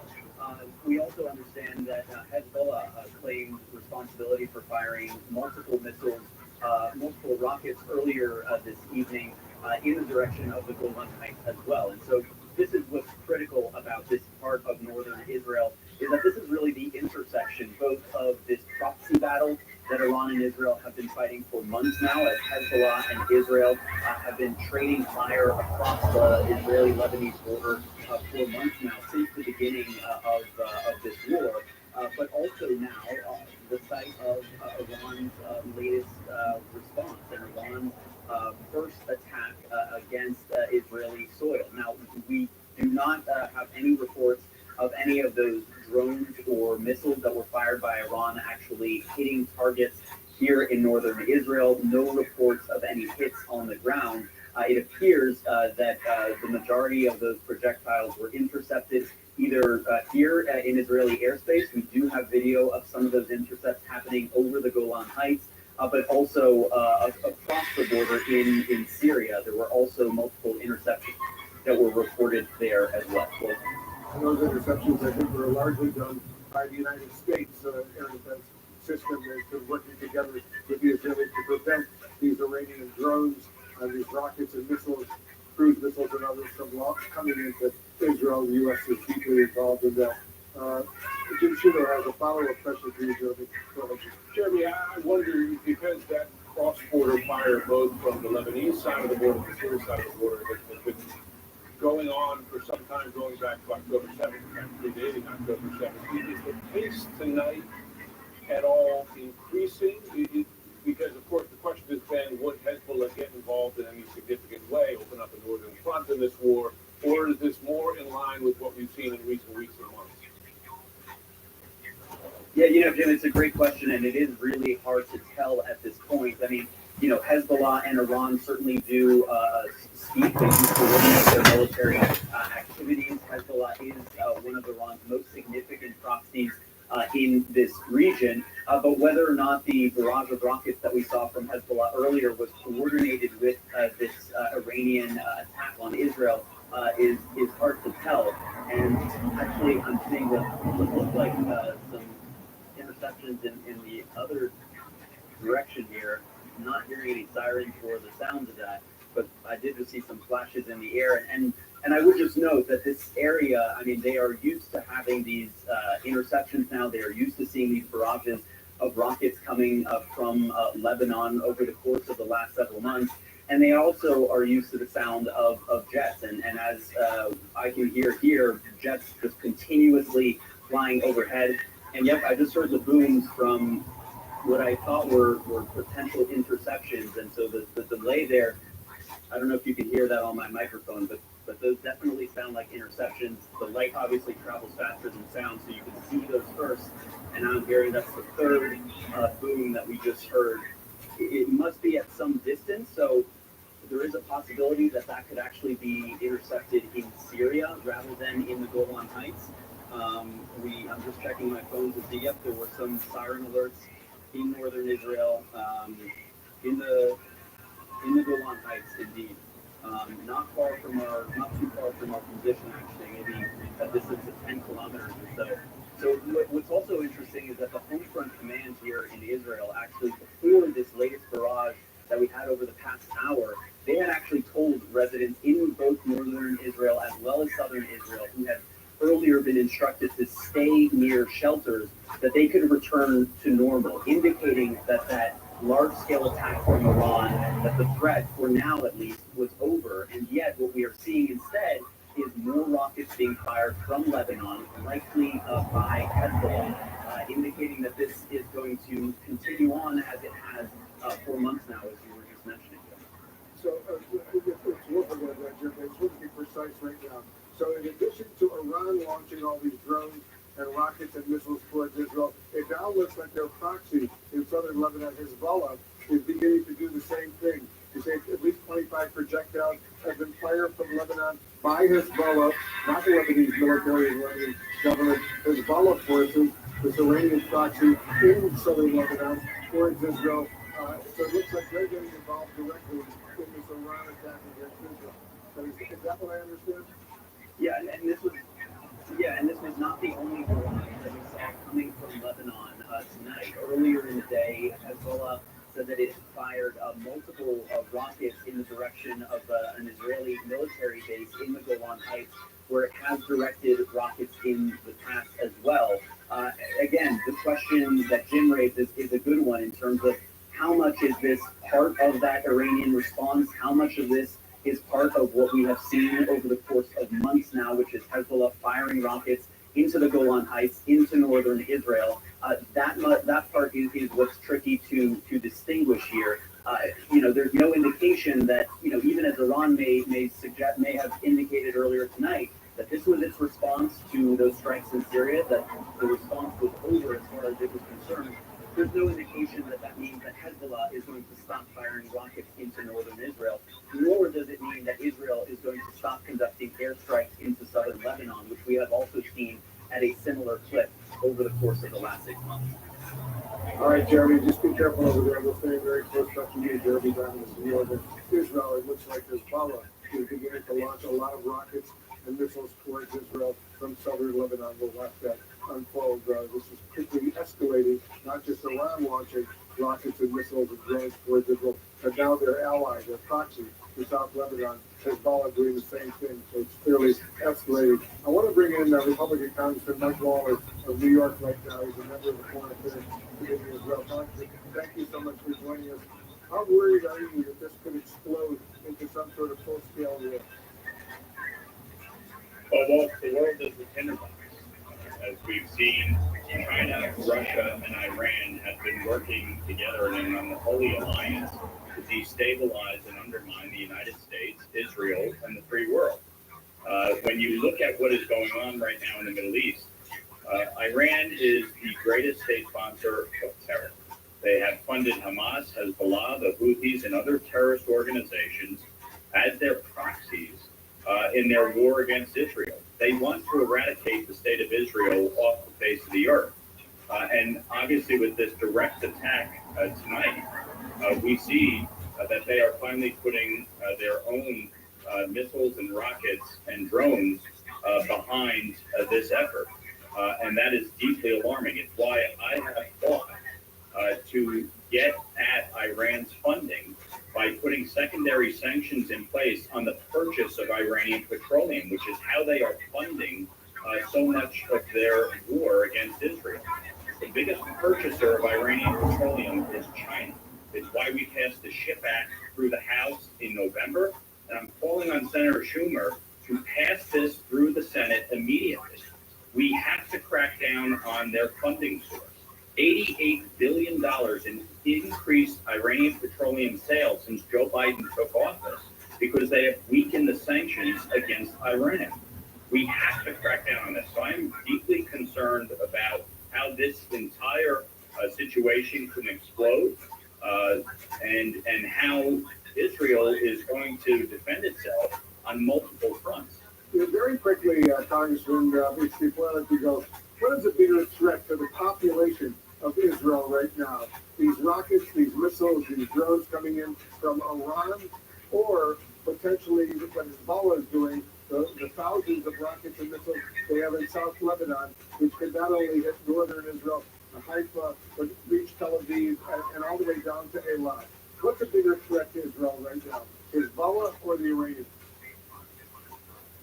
Well, frankly, they're one and the same. Hezbollah is funded by Iran. And obviously, we need to be working with the Israelis to ensure they have all of the air defense capabilities at their disposal. And you see how important Iron Dome is. But this multiple front war, which is unfolding before our eyes, obviously is a great danger. And I listened intently to Ambassador Bolton. He is correct. We absolutely need to work with the Israelis to take out Iran's nuclear capabilities. This is a grave threat. The world is in the most precarious place since World War II. We cannot be a bunch of Neville Chamberlains in this moment. We must be Winston Churchill. Victory at all costs. Israel must defend themselves. And to all of my colleagues in Congress who have been calling for ceasefire for the past many months, that have been seeking regime change in Israel, enough. Get behind the Israeli government, work together to ensure the free world is victorious. Because if not, the consequences will be dire across the globe. Congressman Waller, my colleague and friend Jim Sciutto is here. He has a quick follow-up, please. Congressman, as you know, Republican Speaker Johnson has delayed putting the supplemental to a vote on the floor, which includes aid both to Israel and to Ukraine. Do you call on him now to do so this week? Look, I believe very strongly we need to get aid to Israel, to Ukraine, to Taiwan. It's why I've introduced Defending Borders, Defending Democracies, which provides $66 billion in lethal aid, as well as border security here in the United States. We have to recognize the threat at our own southern border. But let me be very clear about this. House Republicans passed aid to Israel back in November of last year. Chuck Schumer and Senate Democrats sat on that for months, refusing to take up that supplemental aid package for Israel. We obviously have to work together to get this done. So yes, I'm calling on Speaker Johnson to bring a bill to the floor this week. I'm calling on Chuck Schumer and the White House to work with House Republicans. We are in a divided government. We have to work together. There has to be compromise. We need to help Israel. We need to help Ukraine. We need to help Taiwan, and we need to secure our own borders. The world is under attack, and we all have a responsibility and an obligation to get this done. Congressman Mike Lawler, thank you so much for joining us. We'll continue these countless conversations down the road, and we'll have much more of our special coverage straight ahead.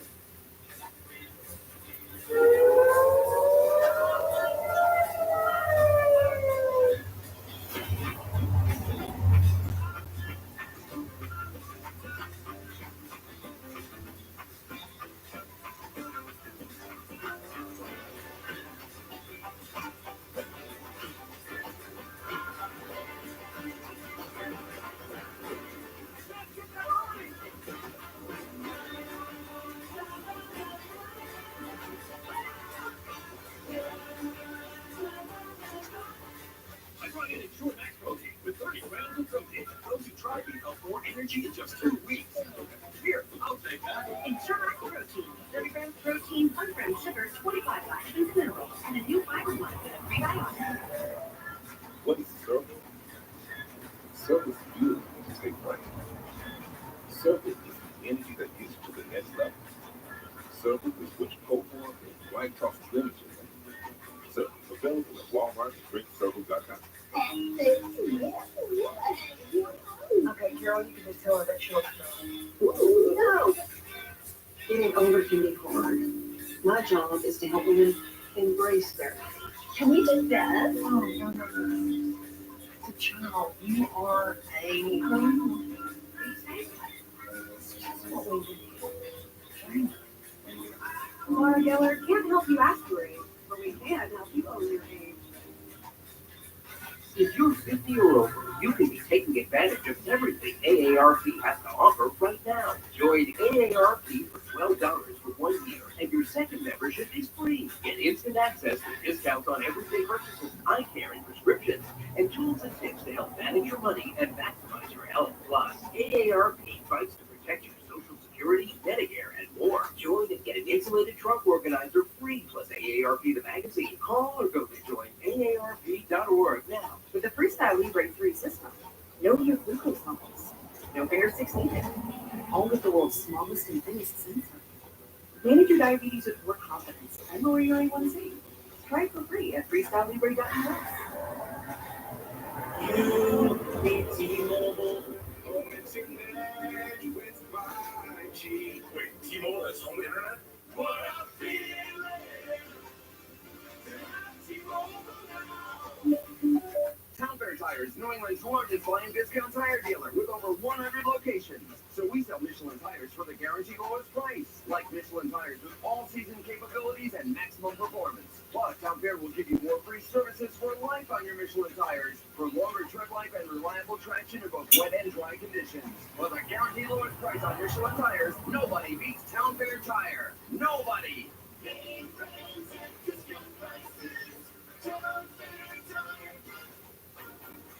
Class, putting Window Nation windows in your home is a little bit, well, like getting a puppy. They keep you warm in the winter and happy in the summer. And they give you years and years and years of enjoyment. They grow up so fast. Now, buy 2 windows, get 2 free. No money down, no interest, and no payments for 24 months. Window Nation, the perfect fit. I'm Jeff Delaney on the campaign trail in Omaha, and this is CNN. This is CNN Breaking News. Welcome back. I'm Will Switzer in Washington. We're following breaking news over the skies of Israel. A wide-scale aerial assault is going on right now with waves of drones and missiles streaming into Israel from Iran, directly from Iran. Our teams on the ground in Jerusalem and northern Israel, they've been hearing explosions above as U.S. and Israeli forces have reported intercepting multiple Iranian attacks. But we still do not know what the ultimate impact of this Iranian barrage will be, not the immediate damage inside Israel, nor the response that it might bring next. I want to go back to Jeremy Diamond, our correspondent, who's in northern Israel right now. I think if you've heard the explosions, you've seen the fighter jets, all sudden these rockets, these missiles are coming in to northern Israel from Hezbollah territory in South Lebanon, Hezbollah being an Iranian proxy. What can you tell us? What can they do with it? Yeah, that's right, Wolf. I was in Jerusalem earlier tonight when this Iranian response began. I heard multiple interceptions, saw those interceptions happening in the sky as Iran fired more than 200 projectile drones and missiles towards Israel. And just as my team and I were arriving here in northern Israel, we heard multiple interceptions overhead. And when we were speaking on air moments ago, I also saw and then subsequently heard a few moments later more interceptions happening in northern Israel about 6 miles away from here. We know that this latest barrage of rockets or drones, we're not quite sure at this point, we'll just call them projectiles for now, were fired from Lebanon, likely by Hezbollah, towards the Golan Heights as well as northern Israel. And so that's significant for a couple of reasons, because it raises the question, first of all, of coordination between what is one of Iran's biggest proxies in the region, Hezbollah, and Iran itself, or the possibility that this latest barrage is simply part of this cadence that happens here in northern Israel, as we have watched over the course of the last 6 months, as Hezbollah and Israel have traded fire back and forth over the Israel-Lebanon border since the beginning of this war. Now, interestingly, before this latest barrage happened, before the sirens sounded in the Golan Heights, the Israeli military actually changed its guidance to civilians who earlier tonight had been told to stay near shelters if they're living in this part of the country. But then were subsequently told that that guidance was no longer in effect, that they could return to life as normal. And it was only very shortly after that that first barrage came across the border from Lebanon towards the Golan Heights. And so this obviously gives you a sense that even as Iran indicates that its military response to the Israeli strike on that consular building in Damascus, they have indicated that that response is over, but still this cross-border exchange that has happened for months between Israel and Hezbollah is likely to continue. And Jeremy, a few months ago, as you and I well know, the Hezbollah was sending rockets into northern Israel, and the Israeli government decided to evacuate tens of thousands of Israelis who live in northern Israel, northern Galilee, and Kiryat Shmona, that town along the border, not too far away from Lebanon, and they've gone south, and they're living basically in hotels in various parts of Tel Aviv and Jerusalem or elsewhere. Is it still pretty empty up in the north of Israelis who are there, and almost all of the Israelis left that area as a result of the Hezbollah rockets and missiles coming into Israel? Yeah, well, there are still some roughly 80,000 Israeli residents who live in northern Israel who have been evacuated from their homes within a buffer zone, effectively, in northern Israel. Evacuated from their homes, most of them have not returned in the 6 months since this war began. A similar number of Lebanese civilians in southern Lebanon have also been forced to flee their homes and head north in Lebanon. And so even as this has been kind of a quietly simmering conflict between Israel and Hezbollah, it hasn't quite escalated to the levels of a full-blown war that some have predicted, that some have expected, and some have hoped would not come. Nonetheless, the impacts are very real on both the civilian population in northern Israel as well as in southern Lebanon. And it's also resulting in enormous pressure on the Israeli government to conclude this conflict with Hezbollah one way or another, either through a diplomatic path or through a military solution that would see Hezbollah forces pushed further north in Lebanon, out of reach of Israeli towns in northern Israel. And so what we're witnessing here is really the crux of this intersection between the conflict between Israel and Iran, as well as Israel and one of Iran's biggest proxies in the region, which indeed is Hezbollah. And while we've expected that if this conflict were to blow up into a much broader regional conflict, it would come because of those constant exchanges between Israel and Hezbollah. We've seen tonight that the risk has indeed come directly from Iran with this massive attack that it carried out on Israel, more than 200 projectiles fired in the direction of Israeli territory. The question now, of course, will be how will Israel respond and whether or not this will escalate into that broader regional conflict, that full-blown war between Israel and Iran that many have feared. And just to be precise, I'm going to let you go in a second, but Jeremy, just remind our viewers, Hezbollah in South Lebanon has a stockpile, an arsenal of what, thousands of rockets and missiles ready to be fired in Israel. Is that right? That's right, Wolf. And Israeli military and political leaders are well aware that as they talk about the prospects of war with Hezbollah, they understand that it will be a very different kind of war than the one that they are currently fighting in Gaza with Hamas. Hezbollah's arsenal of rockets is not only larger, but it is far more sophisticated, has a much larger reach, bigger payloads than Hamas's rocket arsenal in Gaza. And so as Israeli leaders have talked about the possibility of war with some Israeli officials in recent months, putting that chance at more than 50% in conversations that I've had with them, they are also well aware that it would likely result in significant damage inside of Israel, far more significant than the kind of damage that Hamas has been able to deal to Israel, certainly in terms of infrastructure within Israel. Yeah, a lot of those rockets and missiles that Hezbollah has in South Lebanon, they have enormous range. They not only can reach Haifa in northern Israel, but even Tel Aviv, and maybe even as far south as Eilat, the southernmost town in Israel right now. So the Israelis are really, really focusing in on that. We'll see how they respond to this latest threat. Not only a direct threat from Iran, but from the Iranian proxy, Hezbollah in South Lebanon. We'll watch that very closely. Stay safe over there. Jeremy Diamond, appreciate it very much. From northern Israel, I want to go to Jerusalem. Nick Robinson is there for us. Remind our viewers what's been going on in Jerusalem over these past few hours.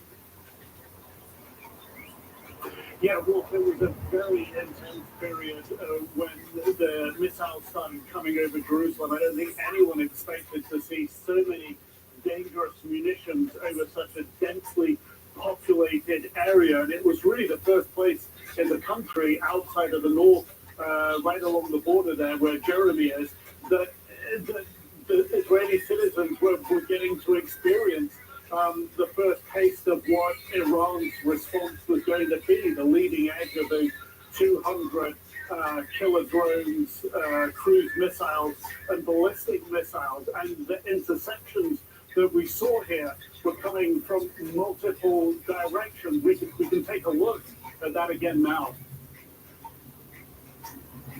These rockets and missiles. You're getting some new information. What else are you learning? What else are you seeing right now? Yeah, I'm hearing fighter jets off in this direction. I was just telling you a few minutes ago about fighter jets that were circling above us. But what we saw about a minute ago was a bright red light shooting off in that direction. And then you could hear the sound of the fighter jet sort of turning on its afterburners, it appeared, and zooming off towards the distant horizon. It gave the impression that the fighter jet had just got instructions. There's something out in that direction. Get out and meet it fast. And I'm hearing the sound of the jet again.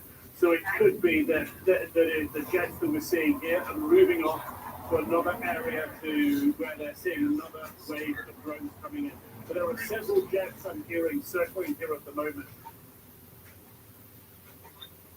So some of those intercepts, obviously the IDF has been telling us they wanted to intercept a lot of the missiles outside of Israel's territory. They say that they were able to intercept at least 10 cruise missiles. Dozens of other of those slower-moving drones were intercepted outside of Israel's airspace. One of the logical places between Iran and Israel to the east of here is Jordan, and residents of the capital there, Amman, did report seeing flashes in the sky, indicative perhaps of what we were seeing here as well in Jerusalem, that there were intercepts there. And I think this gets to how dangerous potentially what has happened tonight can be for the region. Certainly if Israel responds and Iran responds again, because this is a very fragile mix of emotions in the region at the moment. And for many Jordanians, they really do not like the way that Israel is treating the Palestinians inside of Gaza. So they don't want to see missile intercepts over above their heads, intercept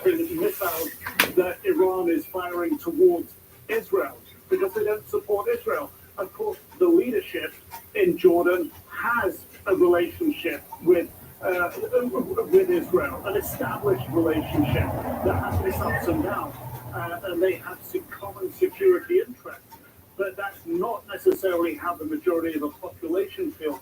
So if there are repeated waves of what we've witnessed tonight, with not just intersections in the skies above us here, but intersections in the skies above neighboring countries like Jordan, this is going to make the dynamic and the pulse and the fragility of security in the region even weaker. So when you look at how, when President Biden and Prime Minister Netanyahu speak about how or if Israel should respond to this disproportionate response that the White House says has come from Iran tonight, there are more factors than just Israel and Iran in the dynamic of the equation. As Jeremy was explaining, Hezbollah in the north in Lebanon, but there are countries that are not in the fight where tensions could rise, and that would lead to a broader instability. Yeah, that would be Jordan as well, and very significant. And Nick, Jim Shooter was with you, so I want to bring him into this conversation. Jim, I know you have a question for Nick as well, but in Jordan, for example, if rockets or missiles are coming in from Iran towards Israel and going over Jordan, it's not the Israelis who are intercepting those rockets and missiles over Jordan, it's the U.S. that is doing so from various bases that the U.S. has in the region. That's right, and I think, well, to your point, and I was going to ask Nick about this as well, that you have partners like Jordan, Saudi Arabia, both with an Iranian attack like tonight, but also the Houthi attacks, for instance, in the Red Sea.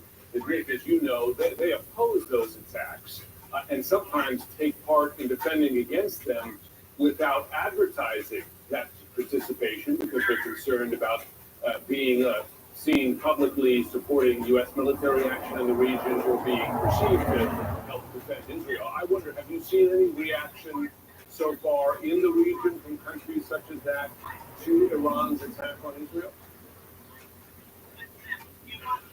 You know, I think the language that we've heard the Saudis use this evening is, again, a cautious language, and it's symptomatic of the language that they've been trying to use around the conflict in Gaza at the moment. And it's language that tries to recognize that they have a role to play in peace and stability in the future in the region, and their population perhaps doesn't support Israel strongly at this time, and so that their language is cautious around that. But I think when it comes to Jordan, if we go back just a few months when there was that strike on the U.S. base right in the very eastern corner of Jordan, right up close to the Syrian border, there was a short period there where the Jordanian government sort of were trying to say this actually happened inside Syria. And that gets to the sensitivities of the U.S.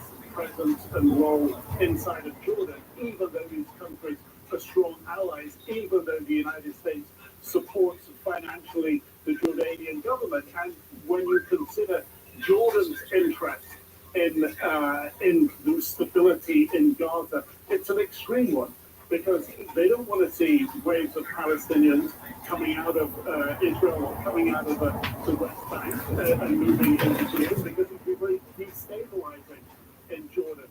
We know that the security services in Jordan play a role with the Palestinian Authority and play a role with the Israeli government, one that's not talked about, but one that happens quietly behind the scenes to try to keep on top of Hamas, for example, in the West Bank. So these are delicate sensitivities. But when the peace and stability dynamic changes as significantly as it could through the momentous events of Iran for the first time ever striking Israel and how things play out from there, that balance, that delicate balance, can get out of kilter, and that means that means much harder for the U.S. to see its interest furthered in the region. Nick Robertson in Jerusalem for us. Nick, stay safe over there. We'll be in close touch with you. Appreciate all your excellent reporting. I want to go to Fred Fleischman right now. He's our expert on what's going on inside Iran. Fred, set the scene for us. It looks like the Iranians have launched hundreds of these drones and rockets and missiles towards Israel. Many of them have been intercepted either by the Israelis over Israeli airspace or by the United States. And some of these rockets and missiles coming in from Iran, directly from Iran, flying over Iraq or Syria or Jordan towards Israel.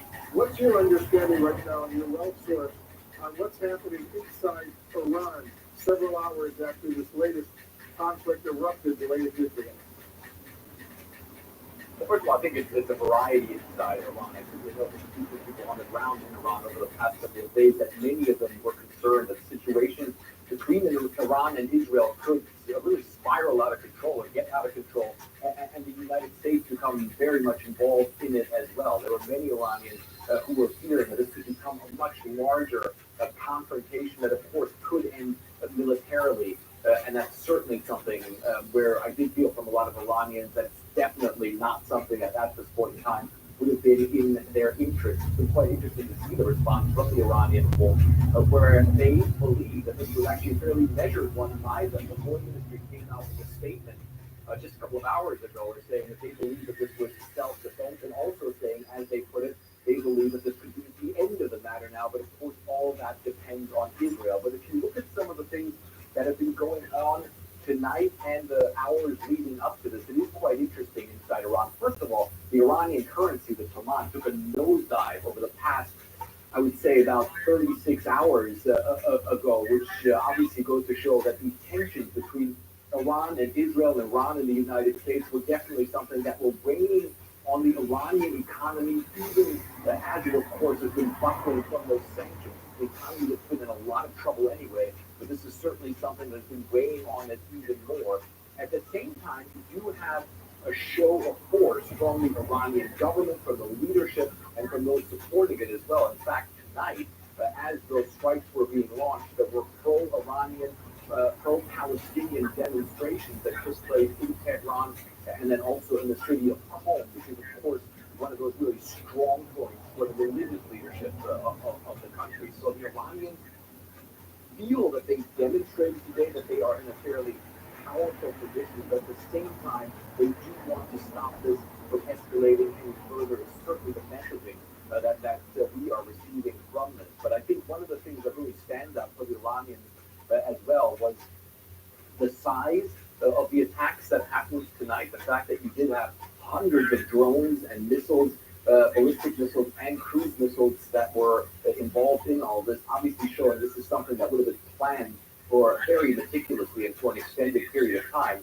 And then also that a lot of these weapons did manage to penetrate deep inside Israeli airspace, deep inside the territory of Israel. I think a lot of people wouldn't have believed that the Iranians would have been able to pull that off, especially in light of the fact that we knew that it wasn't just the Israelis who were going to help shoot these missiles down, but also that the U.S. and maybe some other nations would be involved as well. So I think by and large, the Iranians believe that for their purposes, that they achieved what they wanted to achieve, at least so far. But of course, they do still understand that it's a very, very precarious situation right now in the greater Middle East, and that all of this could still go in a very bad direction that could be very violent.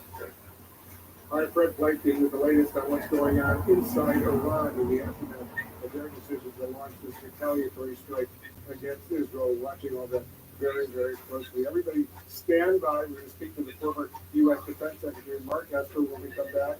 Our special live breaking news coverage of what's going on in this latest conflict between Israel and Iran. Our coverage continues in a minute.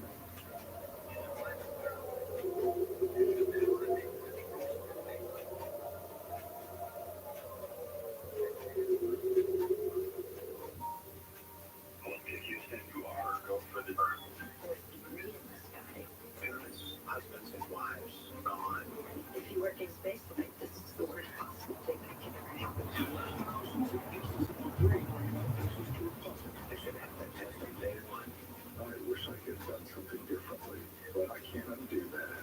You can just make it better for those that follow. Space Shuttle Columbia, the final flight, two-part finale tomorrow at 9 on CNN.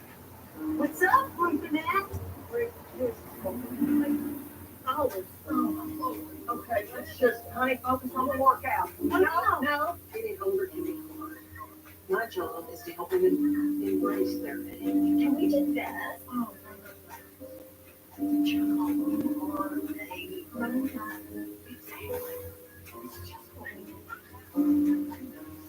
Geller can't help you act your age, but they can help you own your age.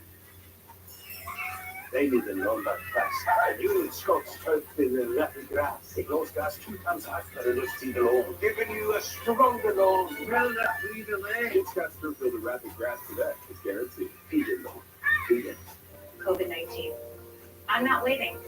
If it's COVID, Paxlovid. Paxlovid is an oral treatment for adults with mild to moderate COVID-19 and a high risk factor for it becoming severe. It does not prevent COVID-19. My symptoms are mild now, but I'm not scared.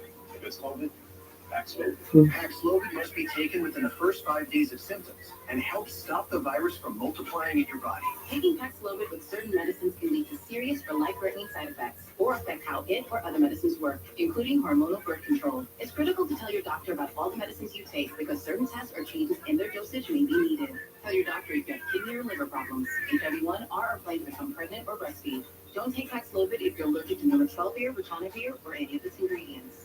Serious side effects can include allergic reactions, some severe, like anaphylaxis, and liver problems. These are not all the possible side effects, so talk to your doctor. Commercially insured patients may pay as little as $0, and the U.S. government is making Paxlovid available to Medicare, Medicaid, and uninsured patients for free. Terms and conditions apply to both programs. Learn more at Paxlovid.com/Paxless and ask your doctor today. If it's COVID, Paxlovid. File 100% free with TurboTax Free Edition. Roughly 37% of taxpayers qualify. Form 1040 and limited credits only. See how at TurboTax.com. That's me. I tried a bunch of different probiotics before C. And they didn't help. It addressed my bloating and my irregularities. It's really helping my daily bowel movements and keeping me pretty regular. I started feeling better, bloated, so it's flatter, lighter. I just keep going back to see because it actually works. Now I walk around smiling every day because I don't get bloated anymore. Make your first move with battery power made by Steel. Right now, save $50 on their made by 10 battery mower, plus get a free extra battery. Real Steel. Find yours.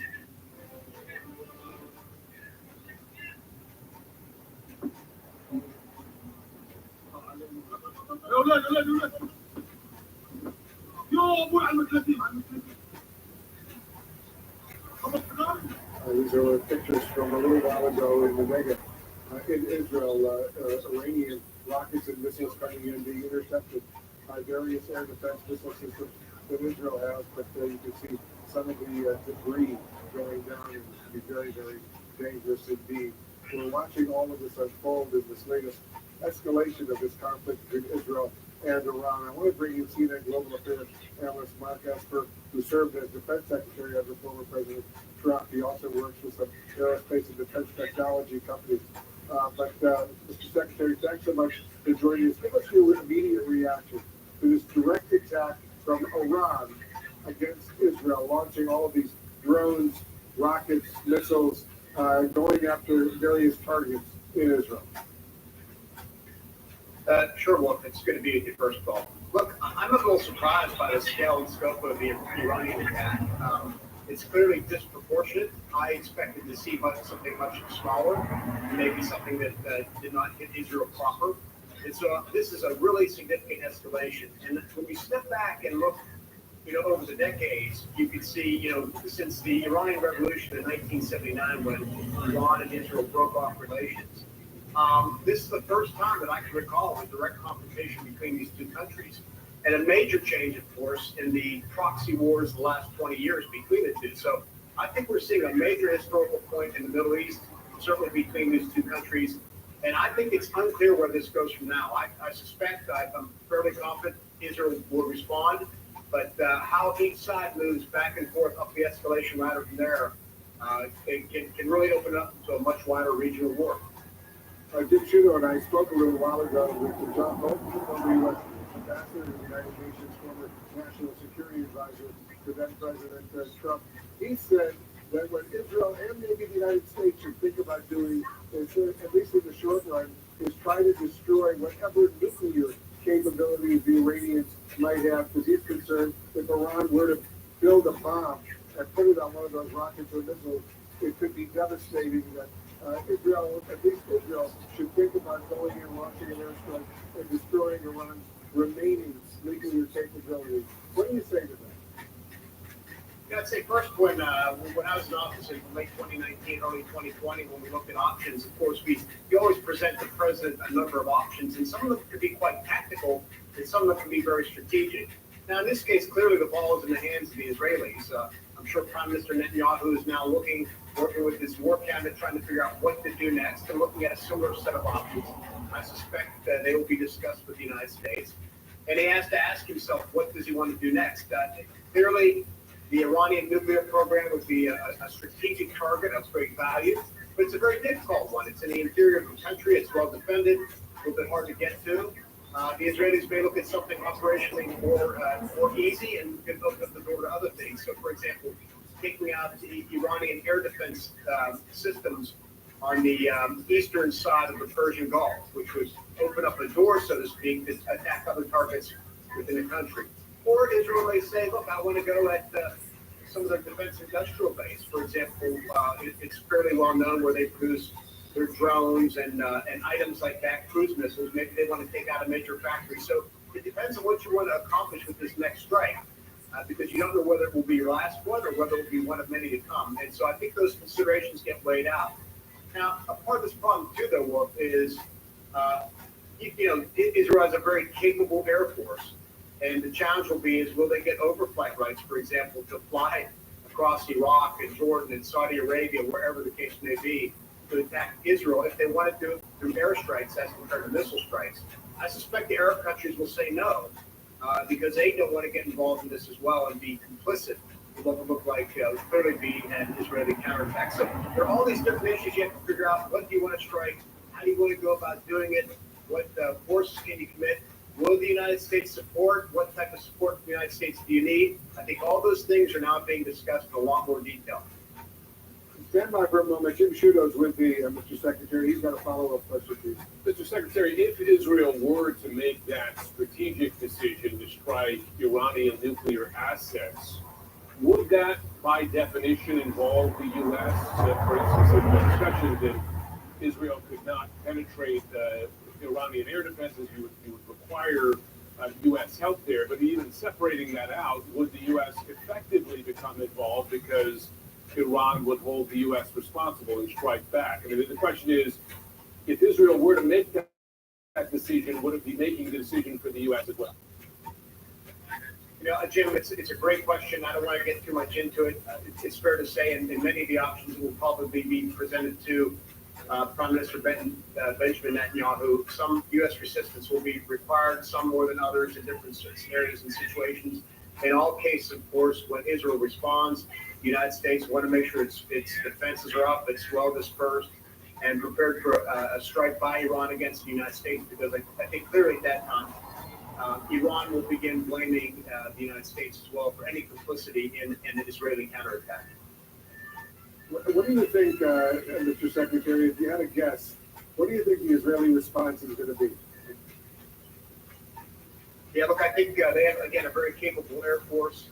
That would be an option out there, but I think missile strikes into the interior of Iran, looking at strategic targets, possibly parts of the Iranian nuclear complex, again, maybe part of their missile complex as well, to knock out some strategic sites, to knock them back a while. There may be some other targets where they see that are useful to Israel, to Iran, as they support proxy forces like Hezbollah and the Houthis. So I think all those different options are on the table, but clearly they're going to strike back. They're going to strike into the heart of Iran. Look, they may go after the leadership as well. Who knows? And so this is where it gets really tricky, because it's hard for me to see Iran not striking back at that point in time. It would be the first time, again, that I can recall that another nation, aside from the Iran-Iraq war, that Israel at least has struck into the interior of Iran. And to me, I think the Iranians would be compelled to strike back again. So here you go, back and forth up the escalation ladder. So this is where it gets really dangerous. And again, the potential to wider war really becomes far more likely. I got one final question before I let you go, Mr. Secretary. Our own legal that the Pentagon is reporting that Defense Secretary Lloyd Austin has asked his Israeli counterpart, Yoav Gallant, the Israeli Minister of Defense, to at least give the U.S. advance word on when the Israelis are going to respond. Do you think that's realistic? Yes, I do. We always have close communication between us and the Israelis. Me and my counterpart, who at the time was Benny Gantz, who is now a member of the War Cabinet. And of course, our militaries work very closely together. We definitely want to know what they're doing, what they're planning, for any number of reasons. Again, to make sure that not just our troops, but Americans in the area are safeguarded if that's necessary. We want to make sure that our forces are properly positioned to respond, or at least be in a defensive posture. And look, there may be ways we can help them.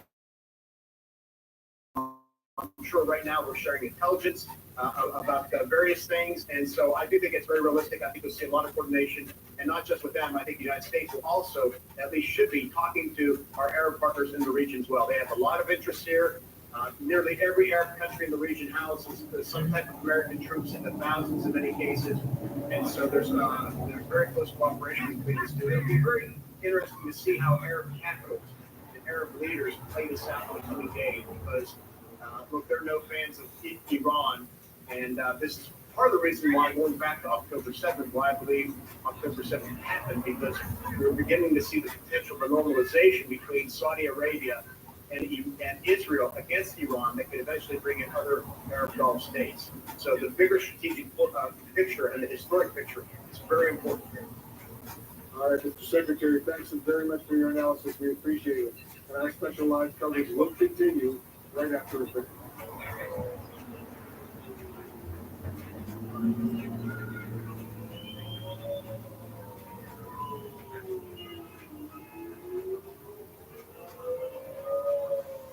Tomorrow, A Night of Space. First of the whole story with Anderson Cooper, the James Webb Telescope, Are We Alone? Followed by the 2-part finale of Space Shuttle Columbia, The Final Flight. Tomorrow, starting at 8 on CNN. What is Circle? Circle is the fuel to take flight. Circle is the energy that gets you to the next level.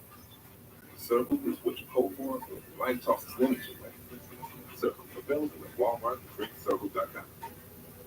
Known as a loving parent, known for lessons that matter, known for being a free speaker. No one wants to be known for cancer, but a treatment can be.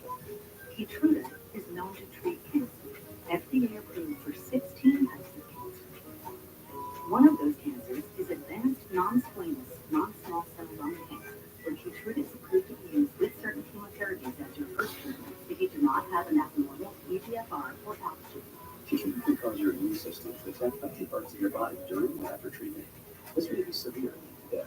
See your doctor right away if you have cough, shortness of breath, chest pain, diarrhea, stomach pain, severe nausea or vomiting, headache, light sensitivity, eye problems, irregular heartbeat, extreme tiredness, constipation, dizziness or headache, changes in appetite, thirst or urine, confusion, memory problems, muscle pain or weakness, fever, rash, itching, or flushing. There may be other side effects. Tell your doctor about all your medical conditions, including immune system problems. If you had or plan to have an organ or stem cell transplant, receive chest radiation, or have a nervous system problem. Depending on the type of cancer, Keytruda may be used alone or in combination with other treatments, and is also being studied in hundreds of clinical trials exploring ways to treat even more types of cancer. It's true, Keytruda from Merck. See all the types of cancer Keytruda is used for at Keytruda.com and ask your doctor if Keytruda could be right for you. With the push of a button, Constant Contact's AI tools help you know what to say, even when you don't. Constant Contact, helping the small stand tall. H&R Block's tax pros average 10 years of experience. You will pay your taxes for you from start to finish. You know, for nearly 70 years, we've prepared more than 800 million tax returns worldwide. I should know, I'm H&R Block's Chief Tax Officer, Kathy Bickering. For us, expert help isn't new. So when every dollar matters, get your max refund guaranteed with an H&R Block Tax Pro.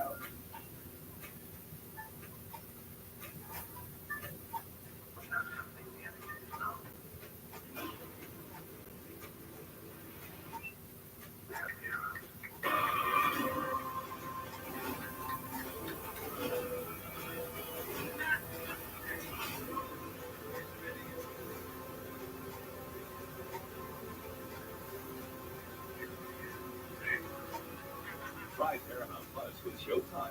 Visit astound.com to learn more. I'm Caitlin Polian in Washington, and this is CNN. Closed captioning is brought to you by Hands-Free Skechers Box for Dogs Footwear.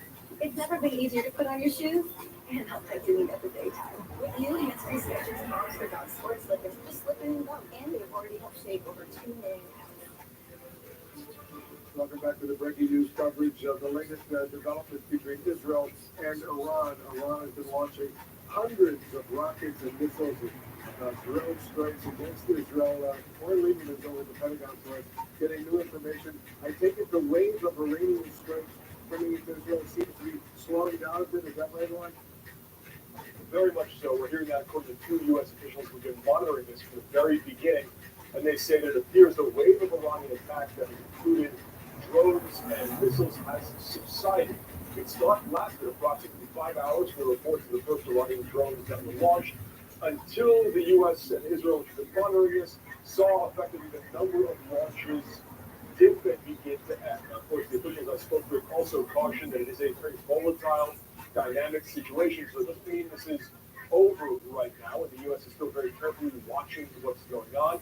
There is at least an indication that Israel believes the immediate threat has passed as well. That's because the IDF's Home Front Command lifted the request for citizens to remain near bomb shelters. That's a request that's only lifted when the IDF believes the imminent threat has passed. So an indication from the Israeli side and 2 U.S. officials from here effectively saying that from what they're seeing, and they have been monitoring these attacks from the very beginning, it looks like these waves of attacks of drones and missiles have at the moment subsided. That being said, U.S. forces, which have helped intercept many of these drones as they were on their way to Israel, they're still looking out for any possible launches coming from Iran. And of course, this doesn't mean that everyone has stopped attacking, because after we saw the Iranian attack subside, we saw Hezbollah, an Iranian proxy in Lebanon, launching missiles, launching weapons, I should say, rather, at northern Israel. So, not to say anyway the situation has ended or is calm here, but at least from the U.S. perspective, officials we've spoken with have said they have seen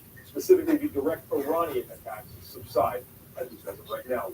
Very interesting. The U.S., as we know, has intercepted a lot of these incoming Iranian rockets and missiles and drones outside of Israeli airspace as they're approaching Israel from Iran, going over Syria or Iraq or Jordan or whatever.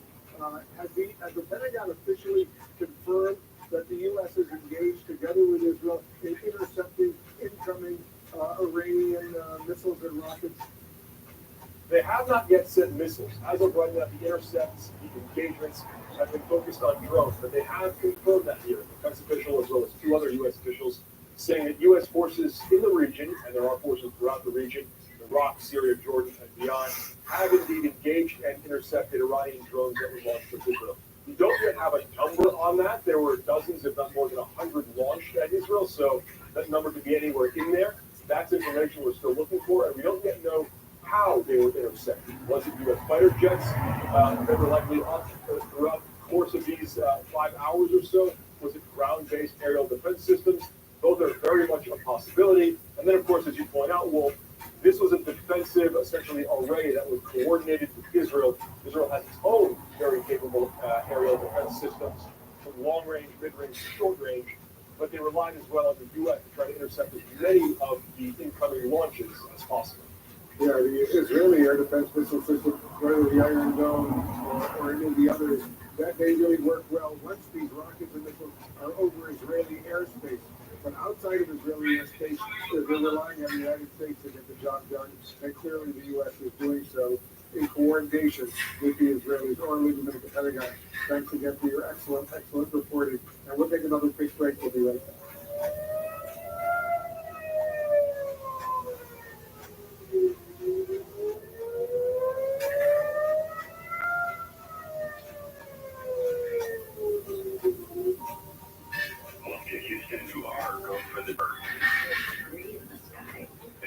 Husbands and wives gone. If you were getting fish, like, this is the worst possible thing that could ever happen. Thousands of pieces of debris are not pieces to a puzzle. I should have that test on day 1. I wish I could have done something differently, but I can't undo that. You can just make it better for those that follow. Space Shuttle Columbia, the final flight, 2 parts Barbara Swiss TurboTax? I wrote 4 generations of family tradition. Huh? I want to make perfume. So I made Barbara's new psyche account by guaranteeing her maximum refund. Intuit TurboTax. Colonoscopy, forgetting screens while I'm delaying. I heard I had a choice. I know the name. That's what I'm saying. Cologuard? Cologuard. Cologuard. Screen for colon cancer. At home, like you would. Man, that's the easy ones. Cologuard is a one-of-a-kind way to screen for colon cancer that's effective and not invasive. It's for people 45 plus at average risk, not high risk. False positive and negative results may occur. Ask your provider for Cologuard. I did it my way. If you max out your IRA contributions for 2023 by April 15th and for 2024, you get $405 in match. Prior to that, Robinhood Gold gives you the biggest match of any IRA on the market. I have relapsing MS, but I still want to spend my time my way. I chose Kesimpta because it works for me and my schedule. Kesimpta is an RMS treatment that has powerful results, a reduced rate of relapses, and slowed disability progression. I take it myself once a month at home or on the go, so my time is up to me time. Don't take Kesimpta if you have hepatitis B, and tell your doctor if you have had it, as it could come back. Kesimpta can cause serious side effects, including fatal infections. While no cases of PML were reported in RMS clinical trials, it could happen. Tell your doctor if you have or plan to have vaccines, or if you are or plan to become pregnant. Kesimpta may cause a decrease in some types of antibodies. The most common side effects are upper respiratory tract infection, headache, and injection reactions. Ask your doctor about Kesimpta for RMS.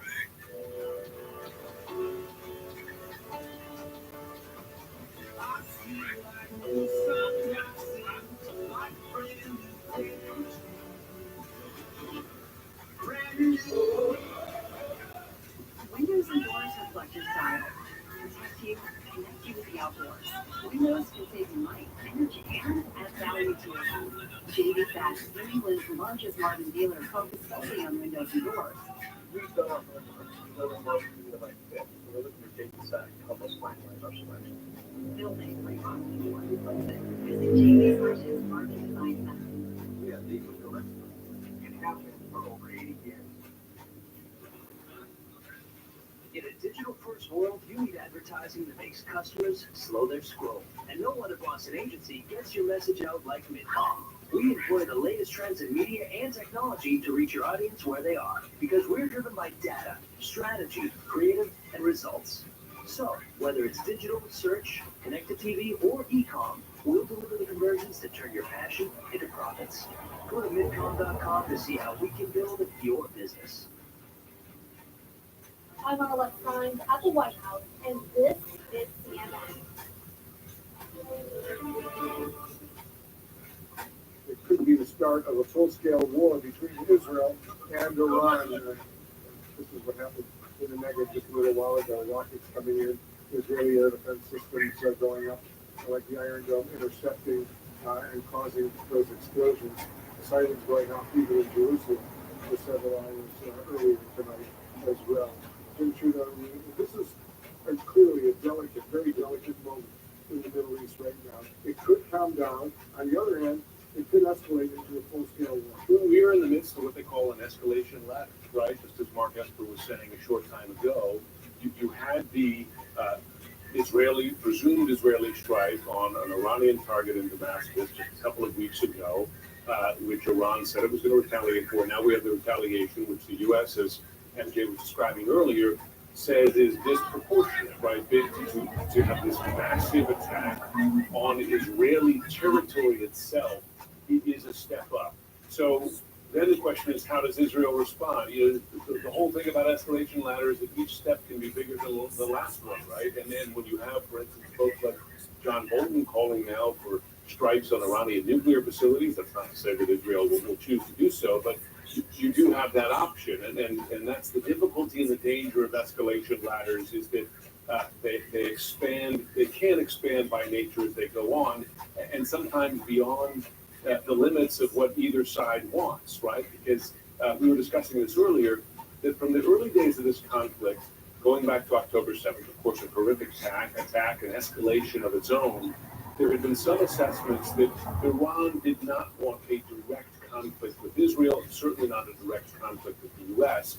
But since then, actions have taken on a life of their own, and they're at least setting up the circumstances for exactly like that. And that is the danger of this, that whatever your intentions are or limitations that one side might want to place going in as they consider their range of options, you can easily lose control of that. And that's where we find ourselves right now. This delicate, very sensitive moment. I want to bring in former Director of Communications for the U.S. National Intelligence Service, Sean Connery, for joining us. Sean, thanks very much. What's your immediate reaction to this direct attack from Iran against Israel involving more than 200 drones and missiles, that according to the Israel Defense Force? Yeah, well, thanks for having me. Like a lot of people have said tonight, I think that when you look at this, we look at what happened prior to this, the proportionality of this attack. I think a lot of us are a little taken back. But, a lot of things have been on tonight that have been talking about the idea that this is the time to deal with Iran, so once and for all. And I think a lot of people are sort of feeling the heat of the moment. I think we can't lose sight of the fact that as we talk about escalation, as Jim was just talking about, as Mark Esper talked about, we've got to remember that, a couple of weeks ago, we were talking about Israel and Hamas and that war, that fight. To the degree that this escalates, if Israel could find itself in a situation where it's really fighting a two, perhaps even a three-front war as Hezbollah looks to get into this. So my immediate reaction to this is, yes, this was an unprecedented attack to see Iran attacking Israel from Iranian soil. Directly into Israel, unprecedented when we look at the number of rockets and missiles and drones. But we've got to remember that for Israel has to respond to this. We have to take a step back and look at the type of targets that they might respond to and what those targets look like, because Israel has a fight that it has to deal with in Gaza and Hamas. Given the scale of this Iranian attack, retaliatory attack against Israel over these past few hours, what kind of response, Sean, would you expect to see from Israel? Yeah, there are a couple of different factors I think impact that move. I want to, earlier tonight, Jim asked Secretary Esper about whether or not that strategic response of attacking nuclear facilities in Iran is the kind of thing the United States would be drawn into. I want to answer that question very directly and say absolutely yes, it would be. And that's why I think that it's important for Israel to look at some of the other potential targets in Iran that do a couple of things. One, look directly with Iran's capability, with their military capability. Now, there are lots of targets there they could do with, as Secretary Esper said, drones, their ability to manufacture missiles and rockets, and I think all of those things are fair game. But it's also the case that we have to remember that the global sort of reaction to Israel's actions in Gaza as it relates to the Palestinians has shifted. And so when you look at targets in Iran that might impact the Iranian people, that has to be something that's considered. So I think that the response needs to be one that sends a clear message to Iran that Israel is not going to allow it to have the capability to launch a kind of attack this all tonight. But it also has to be the kind of attack where the United States steps in and says, look, we can't continue to escalate this. Everyone knows that no one has better intelligence on Iran's nuclear capability in those facilities than the United States. So if Israel decides to attack those capabilities, the United States is definitely going to be drawn in, and we've got to avoid that. All right, Sean, stand by. We're going to get back to you. We're going to continue our special coverage just ahead. We're now getting word that new reporting coming out of the White House. We'll share that with you right after this.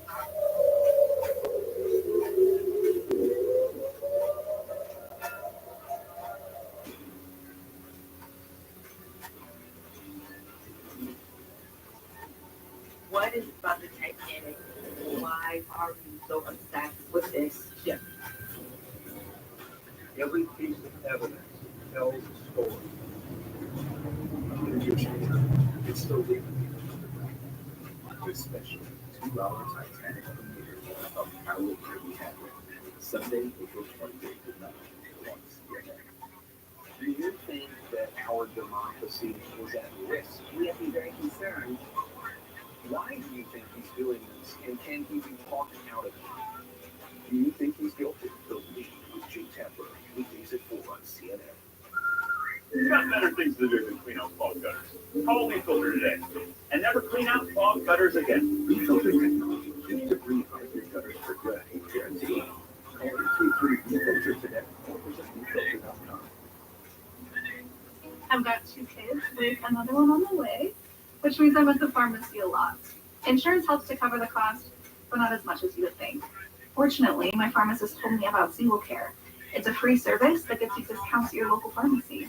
Now, I always check Single Care to see if it beats my insurance, and then I just choose the option that gives me the best price. When you're managing a growing family, there's no reason to spend any more than you have to. Visit singlecare.com and start saving today. Goldilocks needs a place of her own, and fast. Thankfully, she's on Redfin. They update their listings every 2 minutes. And with so many options, she's down to find exactly what she wants. This one's just right. Please, have you surround them. Take your load back. The Scots Type Builder is ripping action. It gets 3 jump start at once. Kill sweets, prevents cap gas, and keeps it growing strong. Get a bag of Scott's triple action today. It's guaranteed. Feed it though. Feed it. COVID-19. I'm not waiting. If it's COVID, Paxlovid. Paxlovid is an oral treatment for adults with mild to moderate COVID-19 and a high risk factor for it becoming severe. It does not prevent COVID-19. My symptoms are mild now, but I'm not risking. If it's COVID, Paxlovid. Paxlovid must be taken within the first 5 days of symptoms and helps stop the virus from multiplying in your body. Taking Paxlovid with certain medicines can lead to serious or life-threatening side effects or affect how it or other medicines work, including hormonal birth control. It's critical to tell your doctor about all the medicines you take because certain tests or changes in their dosage may be needed. Tell your doctor if you have kidney or liver problems, HIV-1, or are planning to become pregnant or breastfeed. Don't take Paxlovid if you're allergic to Nortrelvir, ritonavir, or any of its ingredients. Serious side effects can include allergic reactions, some severe, like anaphylaxis, and liver problems. These are not all the possible side effects, so talk to your doctor. Commercially insured patients may pay as little as $0, and the U.S. government is making Paxlovid available to Medicare, Medicaid, and uninsured patients for free. Terms and conditions apply to both programs. Learn more at Paxlovid.com/Paxess and ask your doctor today. If it's COVID, Paxlovid. I was the TurboTax expert because I had 2 full-time jobs, lawyering and cleaning. Count on me, Mia. I'll file your taxes for you with 100% accuracy guaranteed. Let the TurboTax full service expert do your taxes as soon as today. Closed captioning brought to you by Mesobook.com. Our firm only represents mesothelioma victims and their families. If you or a loved one has been diagnosed with mesothelioma, call us now. We're just getting a statement in from the White House right now. Jay Lee, our senior White House correspondent, is joining us from the White House. What is the president saying, Angela? Well, we've been waiting for this readout of the president's phone call with the Israeli Prime Minister Benjamin Netanyahu, and let me just read for you a part of the statement that discusses that phone call. It says, "I've just spoken with Prime Minister Netanyahu to reaffirm America's ironclad commitment to the security of Israel. I told him that Israel demonstrated a remarkable capacity to defend against and defeat even unprecedented attacks, sending a clear message to expose that they cannot effectively threaten the security of Israel." So look, we're getting the first sort of clear indication of how the U.S. is discussing with Israel these Iran attacks against Israel. I'm also learning from a senior administration official that in this phone call with the Prime Minister, the President made clear to his counterpart that the U.S. will not participate in any offensive operations against Iran. So that is really significant, drawing a line on what the U.S. is not willing to do, given what we've seen tonight with the U.S.'s involvement here in helping to knock down some of these weapons that Iran has launched. And in fact, according to the same senior administration official, the U.S.'s assessment earlier this evening was that almost all of the drones and missiles, I'm told, including more than 100 ballistic missiles launched by Iran, had been knocked out of the sky, and that no cruise missile made impact in Israel, according to this official, and that nothing of value was hit. You know, we were talking about earlier in the evening how the process is still unfolding of getting a full assessment of Iran's attack against Israel. And this is the assessment that we are getting right now, that the president, in fact, told the prime minister that the assessment is that, you know, he should take this as a win because the U.S. has assessed is that, largely speaking, Iran's attack and attempts to hurt Israel have been largely unsuccessful.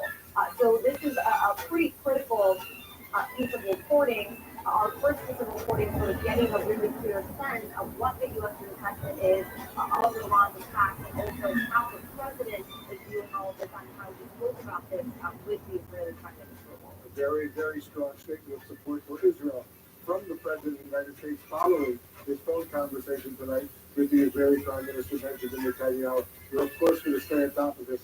MJ, thank you very much for your reporting, and to our viewers, thanks very much for joining me. Our special live coverage will continue with Jim Sciutto right after this quick break. You need T-Mobile. Wait, T-Mobile has home internet? What a feeling! T-Mobile now! When you own a small business, every second counts. Save time marketing with Constant Contact. With email, SMS, and social posts all in one place.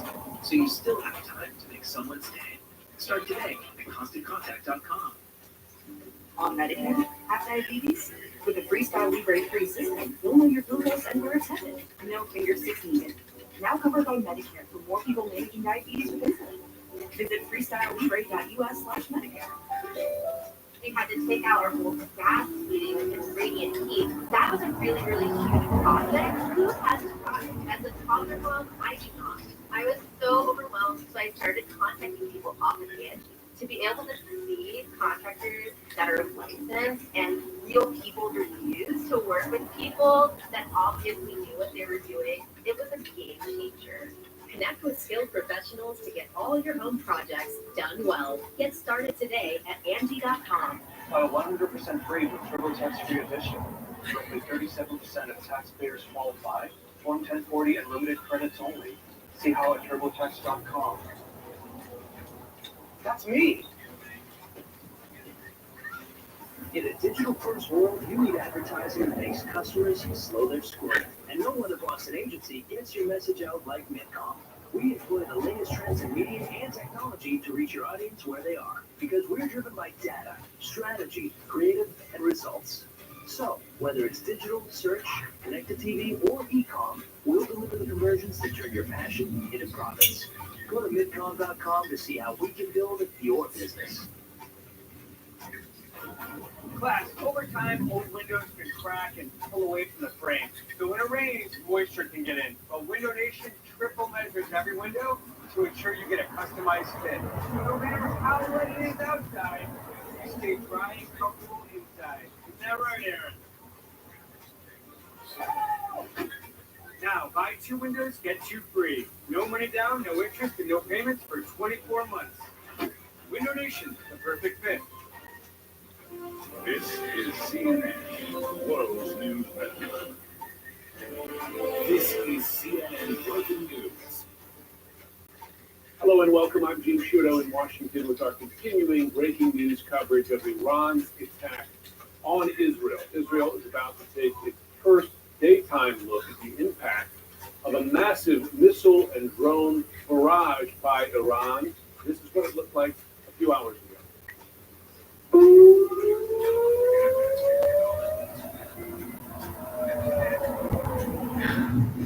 IDF says Iran fired more than 200 missiles and drones on Israel overnight, with the vast majority of them shot down by both Israeli and U.S. defenses before reaching its airspace.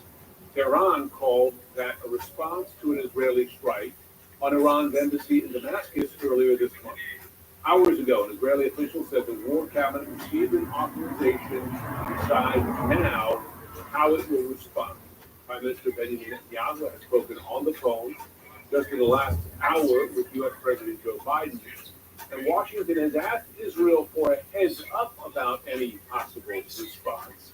Israel says a 7-year-old girl was injured by shrapnel from an interceptor missile, but there are no injuries directly from the Iranian attack. The IDF released this statement earlier this evening.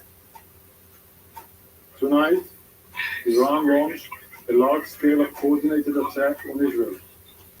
The regime in Iran fired a massive swarm over 200 killer drones, cruise missiles, and ballistic missiles towards the state of Israel. Together with our allies and partners across the region, we are operating at this very moment to defend Israel from Iran's attack. So far, we have intercepted a vast majority of incoming missiles by Israeli systems.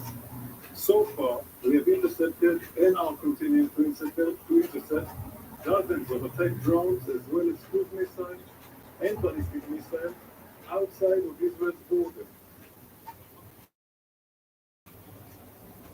TNS New Prospect, monitoring the breaking numbers. See there, the sun's coming up the morning after. He joins us now live. Nick, the Pentagon is saying it is detecting that this missile barrage and drone barrage has now subsided for now. And I wonder if that corresponds to what we're seeing on the ground. It feels that way, Jim. I mean, we're still hearing the occasional fighter jet in the sky above us, and I suspect we will do throughout much of the day. But the sense that the fighter jets, there were several before that they were circling quite low at times, and the reports that we're getting from around the country do seem to indicate, despite what we heard from Rear Admiral Daniel Hagari there, indicating that there were still interceptions going on. I think he is about to give another update briefing, and we may get the IDF's assessment of where the current attack stands, because a few hours ago he was still saying that there were intercepts going on, but of course where it does remain potentially more active, that is along the northern border, where we know in the last hour or so the IDF says there's been a barrage of 55 missiles fired by Hezbollah from southern Lebanon, a proxy of Iran, into the Golan Heights area in the north of Israel. So there really is a potential for tension and missiles along that border as we go through the morning hours, even if Iran has actually paused or finished its first wave of attacks. But it did last for quite a period of time and was very intense at times as well, Jim. Nick, you heard the IDF spokesman Hagari there speak about Israel and its allies in the region responding to this attack. We know the U.S. took a lead role in that. The U.S. has acknowledged that it shot down many of these missiles and drones prior to them reaching Israeli territory. Do we know that other nations in the region were involved in defense as well? Is it possible other nations were involved that are not saying that they were involved? Well, we certainly know that there were intercepts over Amman in Jordan, just to the east of here, sort of on a direct line, if you will, from Iran to Israel, and the direction and trajectory you would expect some of those missiles to have taken. But we're not hearing that officially from the Jordanian government. In fact, it's very interesting looking at the Jordanian newspaper, Jordan Times, this morning, and there's barely any mention of the strikes at all. They mention the airspace in Jordan being closed.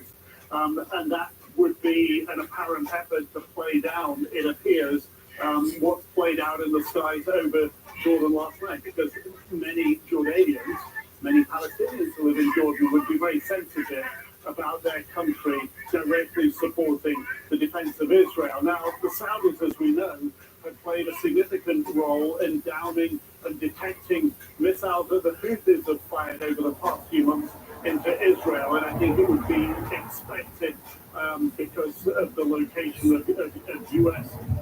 Missile defense systems inside of Saudi Arabia, that Saudi will have played a role in, if not taking down some of those missiles fired at Israel, certainly being part of the sort of radar array and intelligence and pinpointing some of the missiles fired in. We don't have that from the Saudi government. In fact, it's interesting, the statement put out by their foreign ministry in the past couple of hours talks about the need for calm on both sides, both Iran and Israel. But that is typical of how Saudi Arabia tries to play this diplomatically down the middle of the field, if you will, Joe.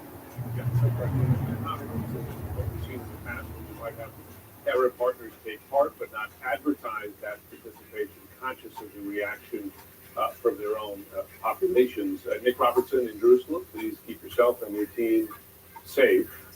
Joining me now to discuss from Washington, Aaron David Miller, the former U.S. State Department Middle East negotiator, senior fellow now at the Carnegie Endowment. Good to have you on tonight. And I wonder if you could help us game out what Iran's intent was here, because the U.S., Israel, other partners succeeded in picking out the vast majority of these missiles without deaths on the ground in Israeli territory or significant damage. But this was an extremely large barrage of missiles and drones. One of these missiles apparently taken out in space by the high altitude aero defense system of Israel. Was Iran's intent to kill on Israeli soil? I think Iranians look for a way to navigate a fine line between making their response qualitatively and quantitatively different than anything they've done in the past. They certainly have done that. This is a historic turning point in the Iranian-Israeli conflict. But at the same time, perhaps, when you launch 200 missiles, maybe Israeli technology will work, maybe it won't. The Iranians did some pretty in their calculations, safe assumptions that in fact they wouldn't cause a mass casualty death. So they wanted to qualitatively deliver it, but at the same time not set up a set of circumstances which prompt the Israelis to respond. I think there's been a lot of miscalculations here, and I'm much more impressed with Israeli technology than Israeli intelligence.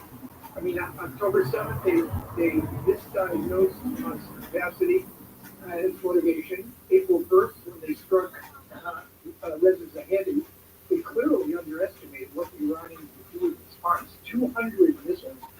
And now they're going to respond. There's no question. The President had a 25-minute phone call with the Prime Minister. The White House issued a very supportive statement of Israel. The President's going to convene G7 tomorrow. The Americans are going to gin up a major diplomatic move to isolate the Iranians. The Israelis have called for the Security Council, but the Israelis are going to strike. The question is when, at what targets in Iran proper, and is their assessment going to be accurate that in response, the Iranians are not going to retaliate and loose the tiger of Hezbollah, which can do a lot of damage to Israel. No question. To your point, reading from that statement that issued just a short time ago from President Biden, he said, among other things, I condemn these attacks in the strongest possible terms, noting he said that he just spoke with the Prime Minister. He said he reaffirmed America's ironclad commitment to the security of Israel. We should note there's been a very public and private disagreement between the U.S. President and the Israeli Prime Minister, particularly over the conduct of the war in Gaza. But here, a statement of unity. I want to ask you, Aaron David Miller, about likely Israeli responses, and this is just asking you to speculate because you're not in the room there as they make these decisions, but you had Ambassador John Bolton advocating for an Israeli strike on Iranian nuclear facilities, which would be quite an escalation.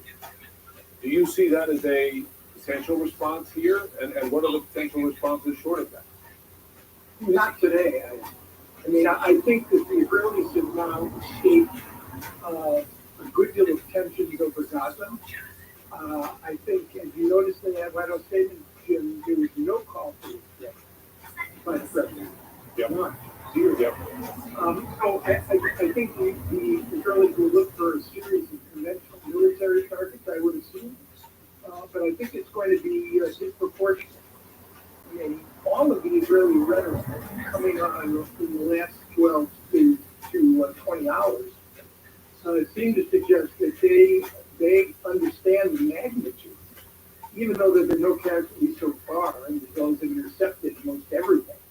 They understand the magnitude of what the Iranians have done, and I think their own calculation is they cannot afford to have a new normal, which is every time they go after an Iranian Revolutionary Guard Corps in Iraq, Syria, Lebanon, that Iran feels it can essentially respond to the Quran is created. I understand that, but the trouble with each response being disproportionate to the last, and we heard the White House view is that Iran's response to that strike in Damascus is this barrage of missiles and drones is disproportionate. Israel does the same thing. I mean, that's the nature of an escalation ladder, is it not? That you escalate out of control. I mean, I'm not advocating for Iran to down. I think that, again, the Israelis misread Hamas on October 7th. They misread Iran on April 1st. I don't think the Israelis protected 200 cruise drones and ballistic missiles to Iran. The question is, will they get this one? Yeah. Because I suspect if they strike Iran hard, Iranians are not going to back down. And I think then your escalatory ladder could ramp up quite quickly. To your point, in the statement from President Biden, there was no call for restraint. We do know that President Biden and other senior U.S. officials have been pressuring Israel for some time to dampen down its military operations in Gaza with the intent of allowing aid in, reducing civilian casualties. Do you expect, and by the way, the U.S. has asked Israel, we're told, for a heads up as to how it plans to retaliate, and they were miffed, as we know, that there was no heads up about the strike in Damascus. I wonder what kind of messages, private messages of restraint that the U.S. might be conveying to Israel in the coming days. It's a very good question. But I only suggest that, in 6 months, the government, the Biden administration has not imposed a single cost or consequence on Israeli military activities, or the fact that they haven't really been made humanitarian assistance a priority. Iran is a completely different order of magnitude. Democrats and Republicans are already lining up to talk about how we use this to isolate Iran. Iran's a bad actor. It doesn't have the sympathy of 2.3 million Palestinians who were exposed to Hamas's terror attack and brought to a sort of humanitarian catastrophe as a consequence of Israel's response to that attack. So I think on Iran, if the president is urging the Israelis to be careful and cautious, I suspect it's friendly advice rather than any sort of warning. To use the president's language against Iran, don't. I don't think that the president said don't to Benjamin Netanyahu. Fair points. Harry David Miller, thanks so much as always. Thanks, Jim. And still to count, U.S. President Joe Biden speaks with Israeli Prime Minister Benjamin Netanyahu following Iran's strike. Details of that crucial call just ahead. Plus, we will discuss Iran's military and its potential next moves. That's after the break.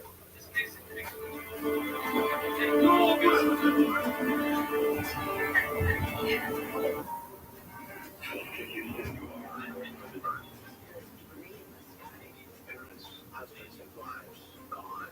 If you work his best, this is the worst possible thing that can ever happen. Thousands of pieces in Missouri are now pieces to a puzzle. I said that test on day one. I wish I could have done something differently, but I can't undo that. You can just make it better for those that follow. Space Shuttle Columbia, the final flight, 2-part finale tomorrow at 9 on CNN. They didn't love that test. You and Scott's took the rapid gas. It goes gas 2 times faster than lifting the loan. Giving you a stronger loan. Well, that breather man. Kids got through the rapid grass today. It's guaranteed. He didn't know. He did. Kate made progress with her mental health, but her medication caused competition movements in her face, hands, and feet, called tardive dyskinesia, or TD. So her doctor prescribed Austedo XR, a once-daily TD treatment for adults. Austedo XR significantly reduced Kate's TD movements. Some people saw a response as early as 2 weeks. With Austedo XR, Kate can stay on her mental health meds. Oh, hi, buddy. Austedo XR can cause depression, suicidal thoughts, or actions in patients with Huntington's disease. Pay close attention to and call your doctor if you become depressed, have sudden changes in mood, or have suicidal thoughts. Don't take if you have liver problems, are taking Liserpine, tetrabenazine, or vibenazine. Austedo XR may cause irregular or fast heartbeat or abnormal movements. Seek help for fever, stiff muscles, problems thinking, or sweating. Common side effects include inflammation of the nose and throat, insomnia, and sleepiness. Ask your doctor for Austedo XR. I guess I'm not the easiest person to please. I like things just right. That's why I love Redfins Home Recommendations. They know what I want even before I do. A home that's just right. Yeah. Slowing my cancer from growing and living longer are two things I want for my metastatic breast cancer treatment. And with Kisqali, I can have both. Kisqali is a pill that, when taken with an aromatase inhibitor, helps delay cancer development and has been proven to help people live significantly longer across 3 separate clinical trials. So I have the confidence to live my life. Kisqali can cause lung problems or an abnormal heartbeat, which can lead to death. It can cause serious skin reactions, liver problems, and low white blood cell counts that may result in severe infections. Avoid grapefruit during treatment. Tell your doctor right away if you have new or worsening symptoms, including breathing problems, cough, chest pain, a change in your heartbeat, dizziness, yellowing of the skin or eyes, dark urine, tiredness, loss of appetite, abdomen pain, bleeding, bruising, fever, chills, or other symptoms of an infection, a severe or worsening rash, are trying to become pregnant or breastfeeding. Long live life, and long live you. Ask your doctor about Kisqali today.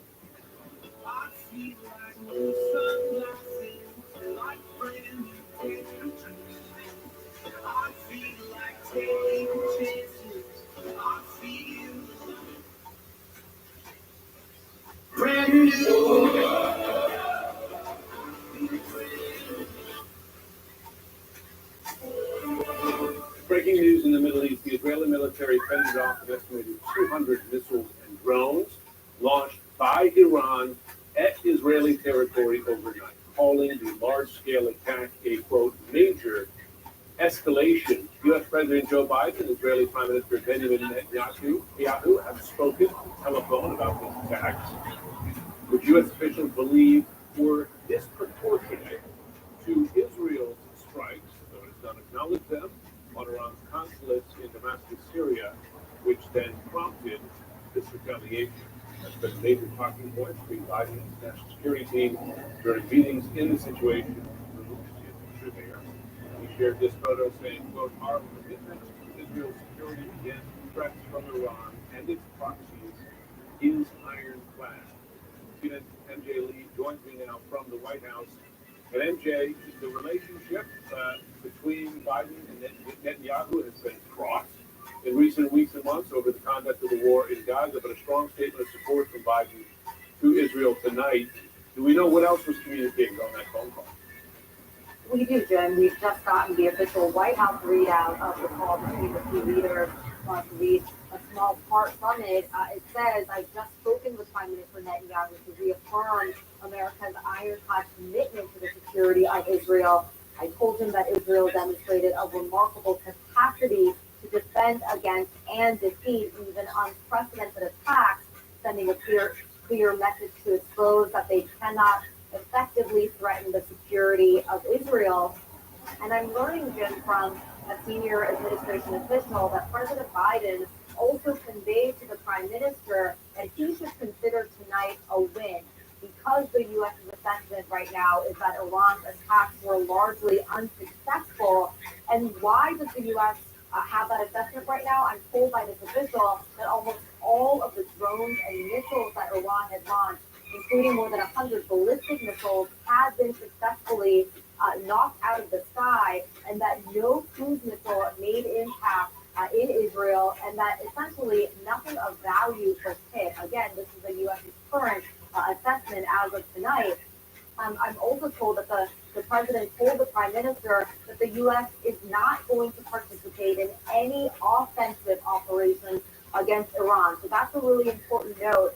given that we have seen the U.S. Obviously taking a lot of steps to come to Israel's defense and play a big role in helping to knock down some of those weapons that Iran launched against Israel. But this is where the U.S. is really drawing the line. The president saying anything offensive that might potentially take place from Israel against Iran, but the U.S. is not going to be involved in that. Now, if you look at the president's statement, it also said that U.S. forces and facilities were not attacked tonight, but it did also say that obviously the administration is going to remain vigilant. But this is, of course, going to be a huge sigh of relief for this White House, given that the length that the administration has gone to in recent days to ensure that Iran would not go after U.S. personnel and assets, including taking the step of directly communicating with Iran to warn them, essentially, which is, of course, really notable,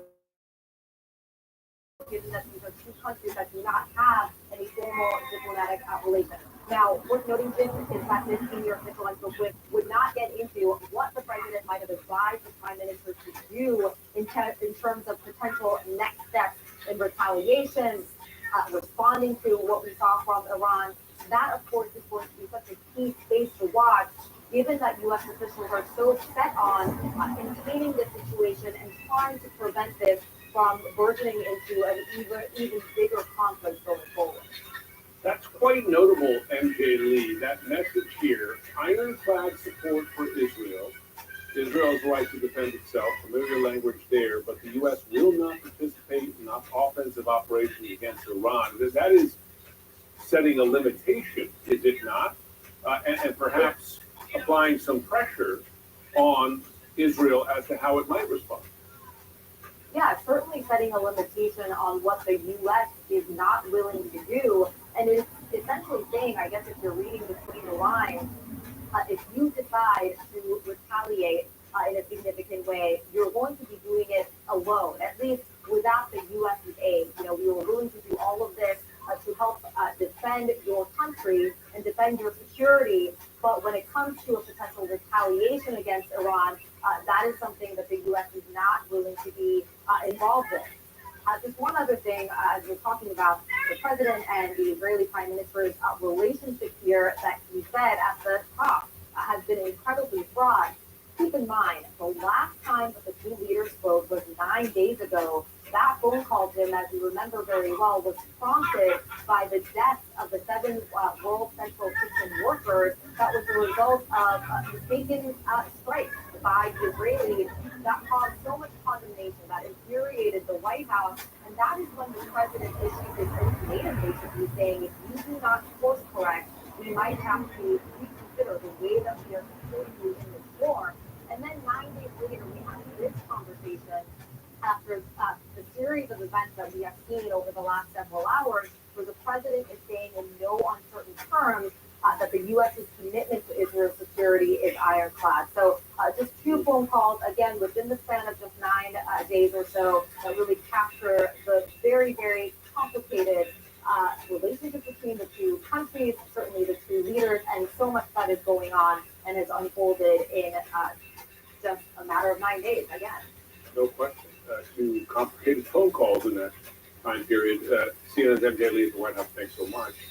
Oren Lieberman joining us now from the Pentagon. And Oren, I understand you have new reporting about exactly how many missiles were taken down, and particularly how many by U.S. forces in the region. Jim, this is something we've been watching over the course of the past several hours, really since this attack began, because we knew the U.S. would try to help intercept as many drones and missiles as it could before they ever reached Israeli airspace and Israeli territory. We've now heard from 2 U.S. officials that the U.S. intercepted more than 70 drones that were headed to Israel, as well as at least 3, perhaps 4 ballistic missiles that were targeting Israel.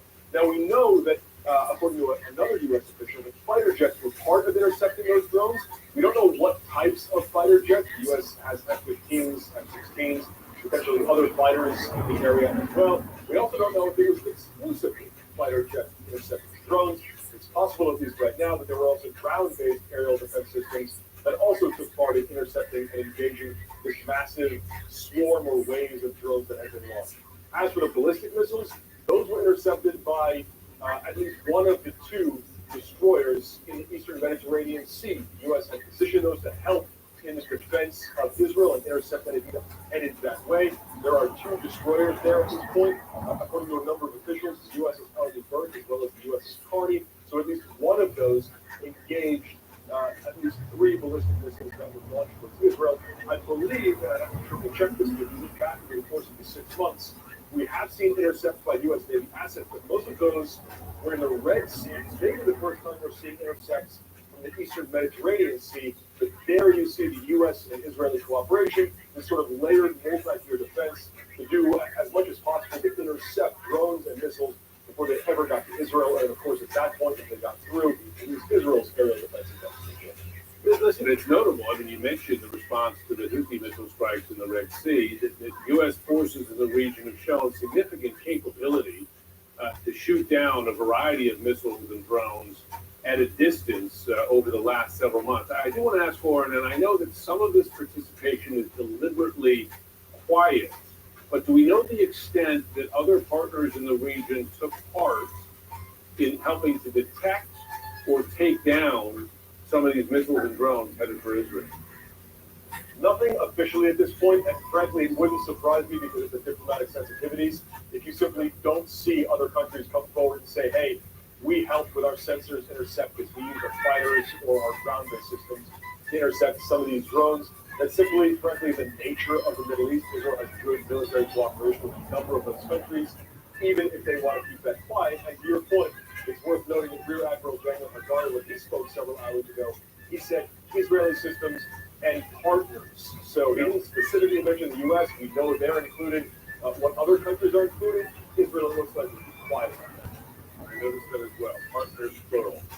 Oren Lieberman at Pentagon, thanks so much. Please do stay with us. We're going to have the latest on Iran's strikes against Israel, discussions of Israel's potential responses as well when we come back.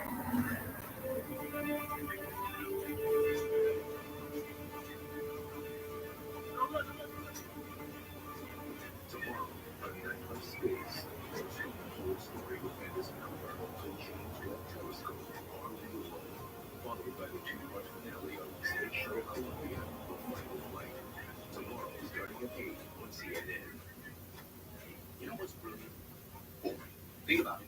Boring is the unsung catalyst for bold. What straps gold to a rocket and hurtles it into space? Boring things. Boring makes vacations happen. Early retirement is possible. And startups start up because it's smart, dependable, and safe. All words you want in your bank. For nearly 160 years, PNC Bank has been brilliantly boring, so you can be happily fulfilled. Which is pretty unboring if you think about it. Millions of people have lost weight with personalized plans from Noom, like Brittany, who lost 20 pounds. I felt so supported by Noom. It became an anchor for me. Noom has changed my life. Get started today and lose 15 pounds in 15 weeks. So what are you thinking? Thinking, how about Africa? Our hot air balloon rides, with elephants. Wait, great for safari. Great question. Like everything, takes a little planning. Or put the knife down there. On a ranch. In Montana. With horses. Let's take a look at those scenarios. JP Morgan Wealth Management has advisors in Chase branches and tools like Wealth Plan to help keep you on track. When you're planning for it all, the answer is JP Morgan Wealth Management. Here's to getting better with age. Here's the big news too every Thursday. Help fuel today with Boost High Protein. Complete nutrition you need without the stuff you don't. So, here's to now. Boost! Are you keeping as much of your investment gains as possible? iTaxes can erode returns quickly. At Creative Planning, your portfolio is managed in a tax-efficient manner. It's what you keep that really matters. Book your free meeting today at creativeplanning.com. To get the full story, be unafraid. The will to fight our freedom see the truth. Is Israel in full control of its territory? And go where the search for answers takes you. Anderson Cooper 360. We have today. I'm William Alden Smith, United States Senator, investigating the cause of one of the greatest maritime disasters in history. Your ship was the conversation quite started. Its points about making you did not respond. We are sinking, and our passengers and our crew are in danger. What agreement with the military? War. Scarred. War. Rated PG.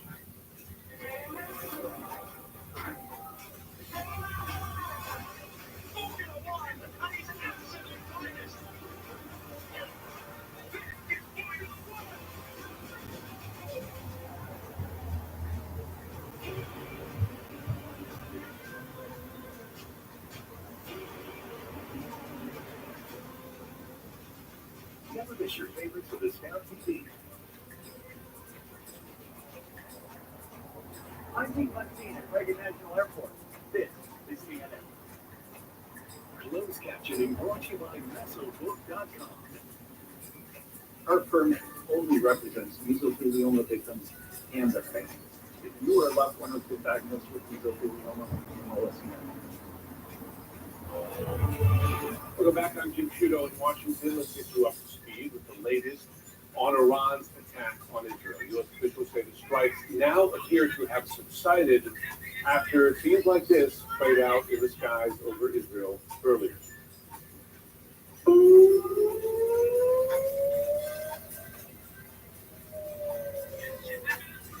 The IDF says Iran launched more than 200 drones and ballistic missiles on Israel overnight.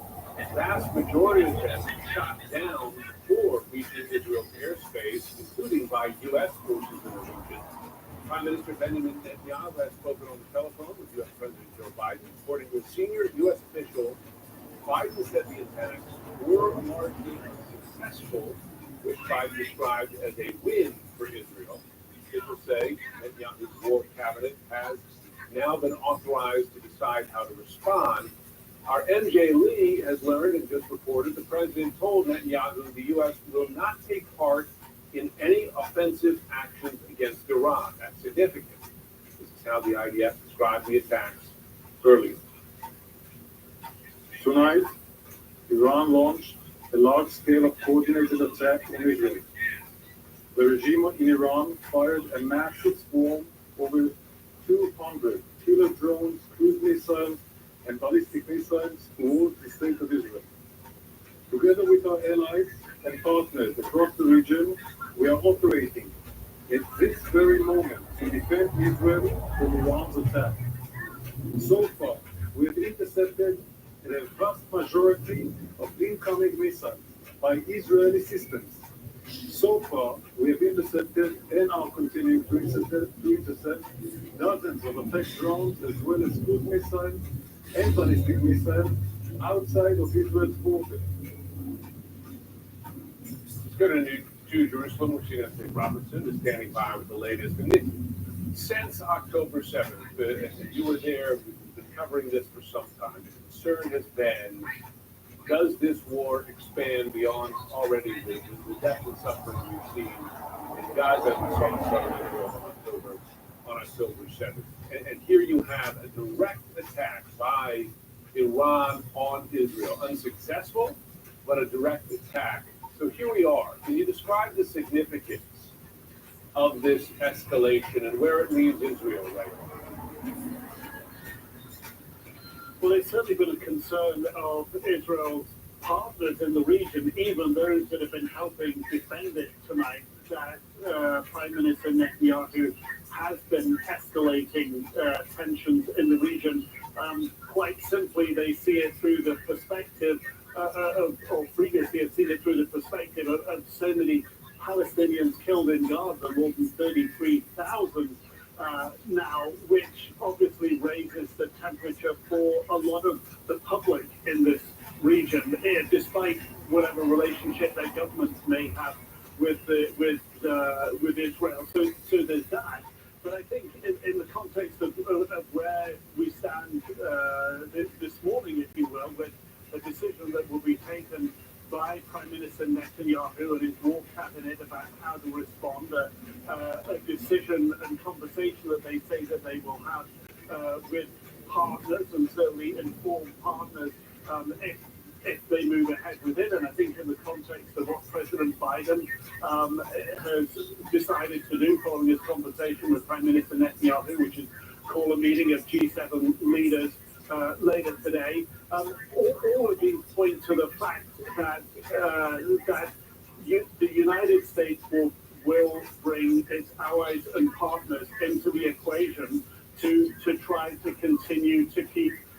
security in the region by not having an escalation. That's certainly in the interest of all these partners.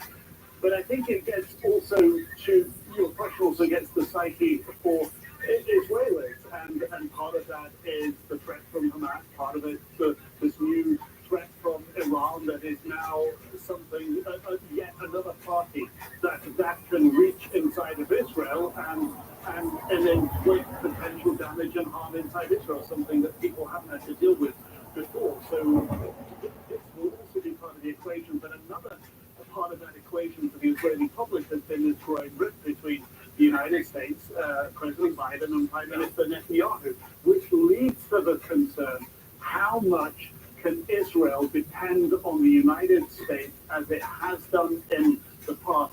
Ironclad. There was that ironclad support in the defense of Israel tonight, but in offensive measures, that prescribes what Israel can do. That is President Biden's clear intent, and that's a concern on the mind of many Israelis. Nick, I wonder, that phrase stood out to me from MK's reporting. A direct direction from the U.S. President to the Israeli Prime Minister: we won't be involved if you strike back against Iran. Does that lead Israel not to strike Iran, or does it at least restrict its options in terms of striking Iran? Because certainly, if one were to consider strikes on Iranian nuclear facilities, there's been long discussion that Israel would need U.S. help to do so, given Israeli, or rather Iranian air defense. And I think here we can perhaps broaden the perspective of this out a little more. The United States is not going to support Israel. Is that purely at a military level, or is that also using its diplomatic heft with allies in the region? We've heard what Iran has had to say about any country in the region that lets Israel use its airspace. That's a clear warning for countries like Jordan and Iraq. Now, Israel perhaps in the past thinks it can look to the United States to use its diplomatic leverage to Jordan, to Iraq, perhaps maybe to use their airspace. So even that part of the Israel's potential strike back package could be off the table as well. But it really can have an effect of limiting. I think the idea that the United States will stand behind Israel when Israel is targeted and threatened. But I think we know the relationship between President Biden and Prime Minister Netanyahu is strained, and we also know that Prime Minister Netanyahu has a very hard, tough, right-wing leaning government that exerts and that is able to exert effective pressure on him and the decisions he takes. There is the possibility here that Prime Minister Netanyahu still does take action against Iran, even if President Biden would rather he didn't. We've seen that happen before over the objections to the U.S. President. Nick Robertson, good to have you on. Stay safe. The U.S. is closely watching, of course, events in the Middle East. As government officials hold critical calls with their Israeli counterparts. Our breaking news coverage continues in just a moment.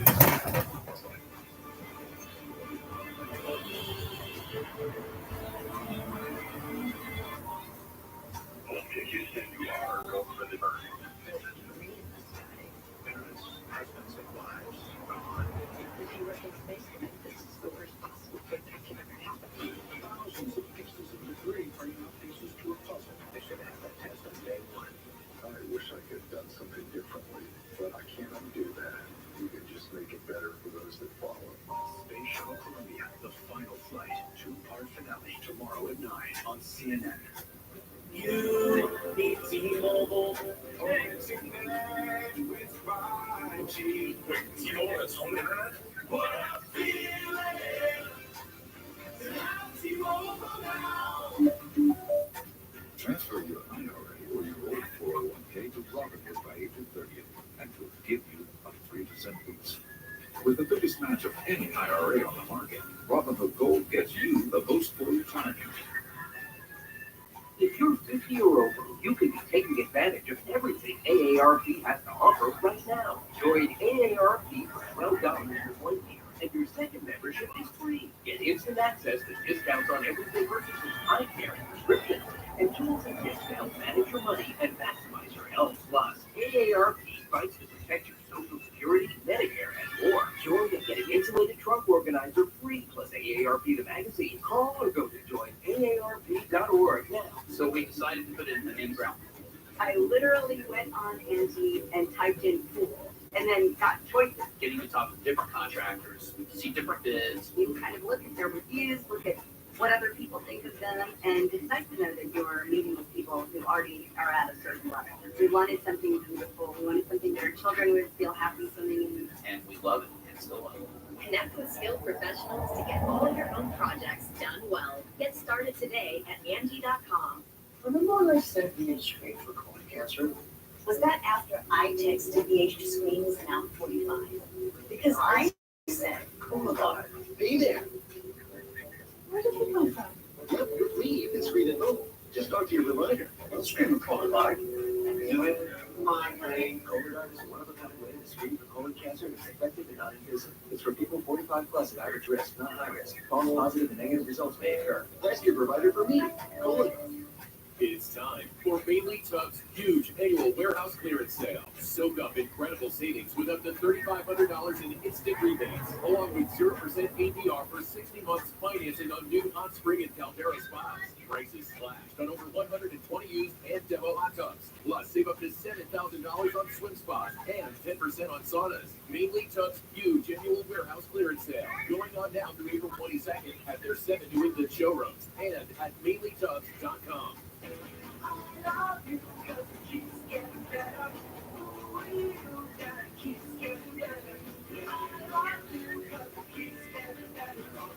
The Subaru of New England Love Spring Event is here. Your spring adventures are endless. In a brand new 2024 Subaru Crosstrek, buy starting at $25,195 or lease for just $299 per month. Get outside and love spring.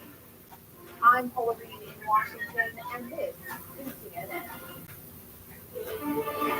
We're following breaking news in the Middle East after Iran launched a massive attack on Israel using dozens of missiles and drones. U.S. officials say the wave of strikes appears now to have subsided. President Biden told the Israeli Prime Minister Netanyahu he should consider tonight a win because the U.S.'s current assessment is that Iran's attacks were largely unsuccessful and demonstrated Israel's superior military capability along with help from the U.S. The Israeli military says the vast majority of missiles and drones were intercepted outside of Israeli territory. There also have been no reports of injuries directly from the Iranian strikes. U.S. Defense Secretary Lloyd Austin spoke to his Israeli counterpart, Defense Minister Yoav Gallant, hours after Iran's attack began. The U.S. official says Austin asked Gallant to give the U.S. a heads up before any potential response from Israel.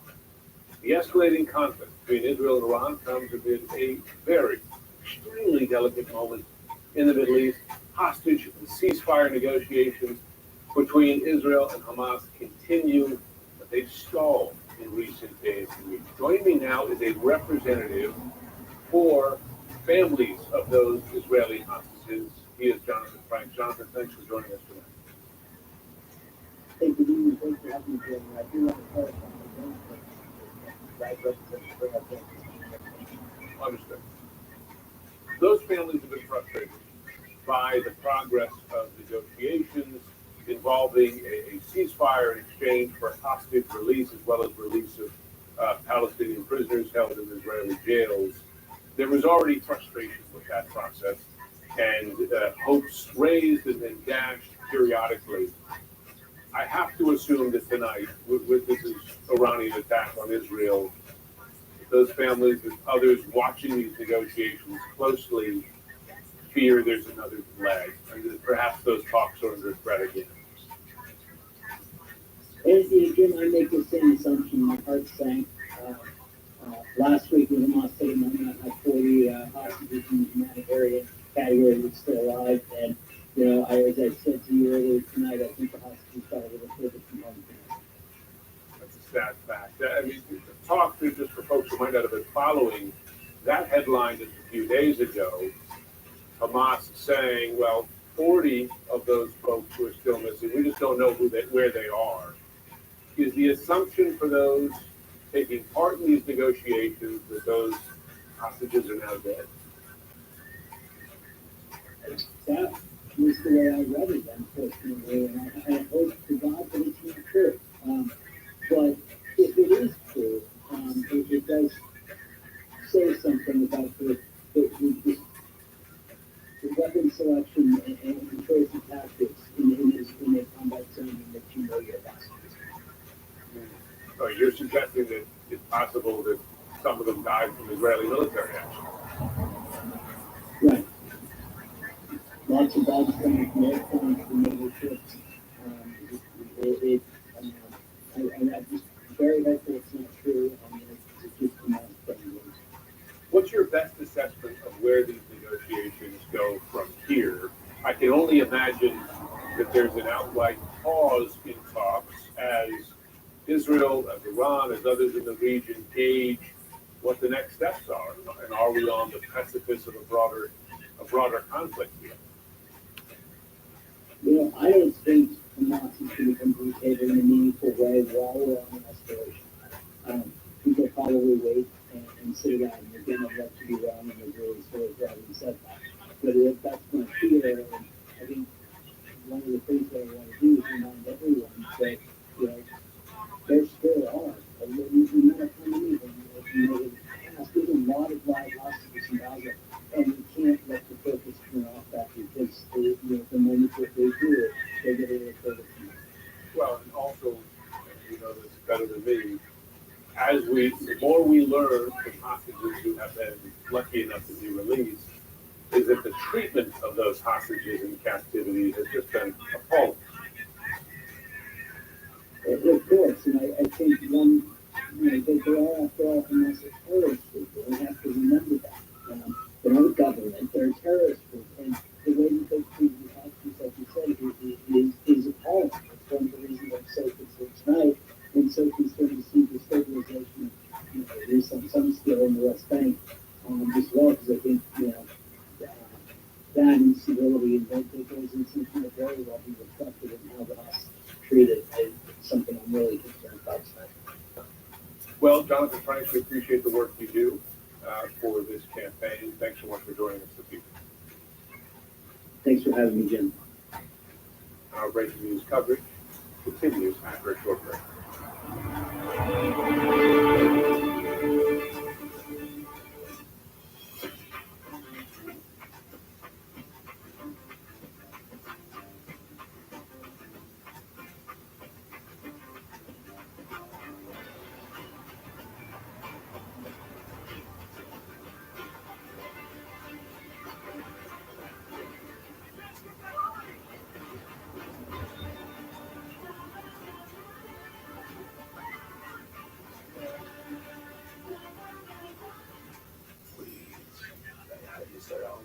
Take your love back.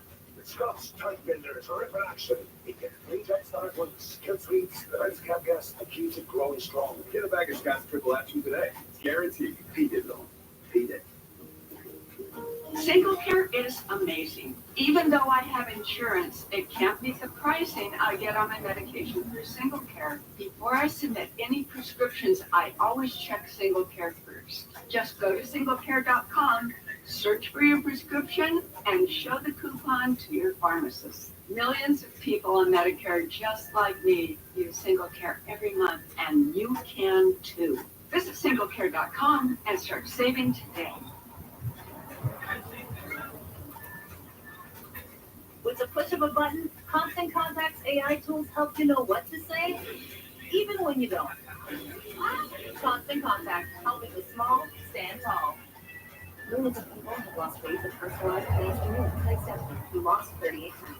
The fact that it truly is just a few minutes a day is life-changing. You're building this foundation to set you up for life. All you have to do is listen. Get started today and lose 15 pounds in 15 weeks. Goldilocks needs a place of her own, and fast. Thankfully, she's on Redfin. They update their listings every 2 minutes. And with so many options, she's down to find exactly what she wants. This one's just right. Dan made progress with his mental health, but his medication caused unintentional movements in his face, hands, and feet called tardive dyskinesia, or TD. So his doctor prescribed Austedo XR, a once-daily TD treatment for adults. Austedo XR significantly reduced Dan's TD movements. Some people saw a response as early as 2 weeks. With Austedo XR, Dan can stay on his mental health meds. Cool air.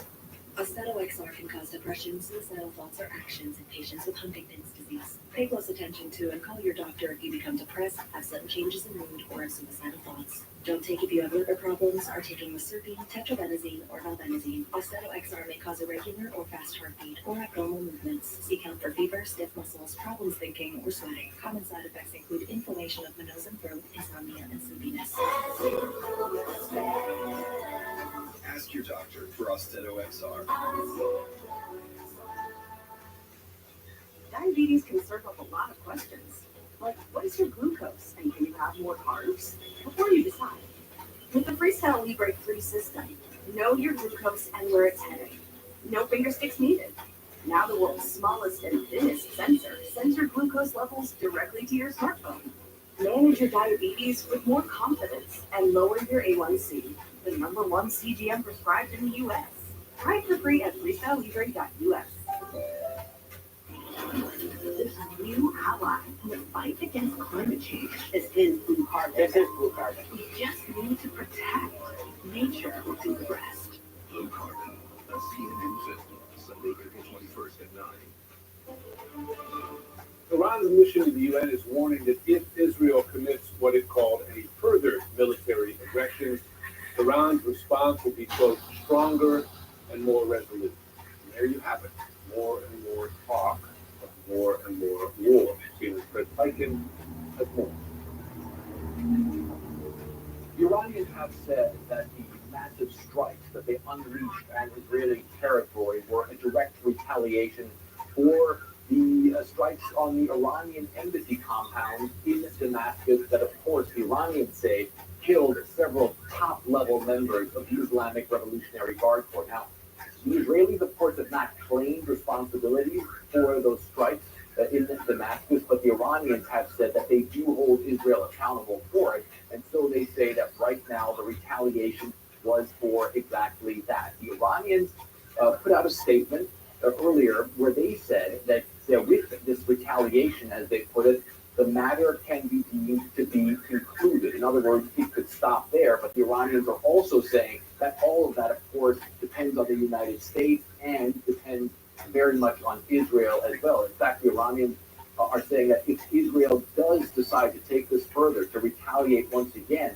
that then the Iranians would, for their part, also launch what they call a proportional response to all that. The Iranians were saying that the strikes that they conducted, which of course involved a lot of drones, ballistic missiles, and cruise missiles, that they considered that to be an act of self-defense, as they put it. At the same time, they warned both the United States and Israel not to take things even further. One nuance that was very important in all of this is that the Islamic Revolutionary Guard Corps actually put out a statement as well, where they also said that they hold the U.S. accountable for any actions that Israel would take, and told the U.S., as they said, to stay out of the matter. Of course, the Iranians threaten the United States quite frequently in the Middle East. One of the things that we've heard repeatedly from Iranian officials, also from former members of the IRGC, is that they say the United States needs to understand that next to every military base, or almost every military base that the U.S. has in the Middle East,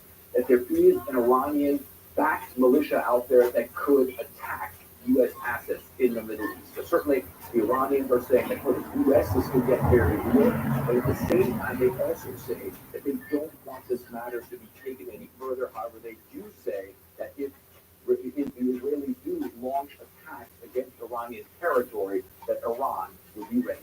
Like in CNN, Berlin. Thanks so much for watching this evening. I'm Jim Sciutto in Washington. We continue our breaking news coverage right after a short break.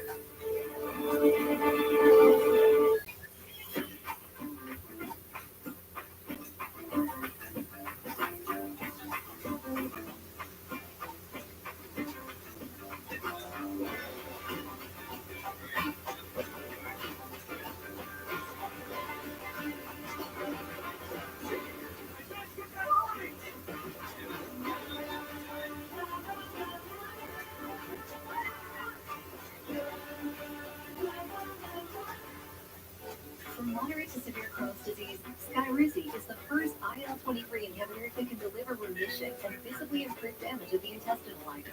Serious allergic reactions and an increased risk of infection or a lower ability to fight them may occur. Tell your doctor if you have an infection or symptoms, had a vaccine or plan to. Liver problems may occur in Crohn's disease.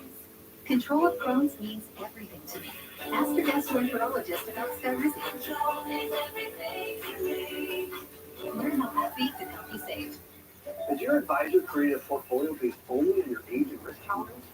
That's simply not good enough. At Creative Planning, our private wealth managers learn about you first. Don't settle for a standard portfolio. Book your free meeting today at creativeplanning.com. They need to learn that fast. And you need Scott's turf bin and electric grass. It grows grass 2 times faster than a seed alone. Giving you a stronger lawn. Well, that breathe away. Get Scott's Turf Builder Rapid Grass today. It's guaranteed. Feed it all. Feed it. I have relaxing MS, but I still want to spend my time my way. I chose Kesimpta because it works for me and my schedule. Kesimpta is an RMS treatment that has powerful results, a reduced rate of relapses, and slowed disability progression. I take it myself once a month at home or on the go, so my time is up to me time. Don't take Kesimpta if you have hepatitis B, and tell your doctor if you have had it, as it could come back. Kesimpta can cause serious side effects, including fatal infections. While no cases of PML were reported in RMS clinical trials, it could happen. Tell your doctor if you have or plan to have vaccines, or if you are or plan to become pregnant. Kesimpta may cause a decrease in some types of antibodies. The most common side effects are upper respiratory tract infection, headache, and injection reactions. Ask your doctor about Kesimpta for RMS.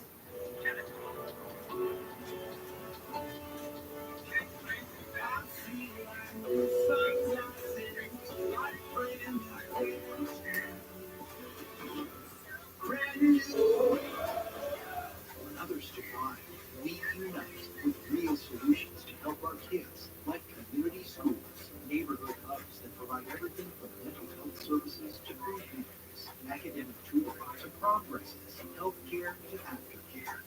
Community schools can learn so much around public schools. And through meaningful partnerships with families, they become centers of their communities. Real solutions for kids and communities at AOT.org. It's easier than ever to stay connected with your Maya Sound account. View statements and check your technician appointment. Go paperless. You can also sign up for text messages for appointment reminders and confirmation. Just log into your account, select notifications, and enroll. Plus now, you can add Astound Mobile, which runs on one of the nation's largest, most reliable 5G networks. Your Maya Astound account is exactly what you need to log in today and connect us with Astound possibilities. I'm Laura Fox on Capitol Hill, and this is CNN. This is CNN Breaking News. Hello and welcome. I'm Jim Sciutto in Washington. A massive wave of Iranian attacks on Israel appear to have subsided, say U.S. officials. This is what it all looked like, though, a few hours ago.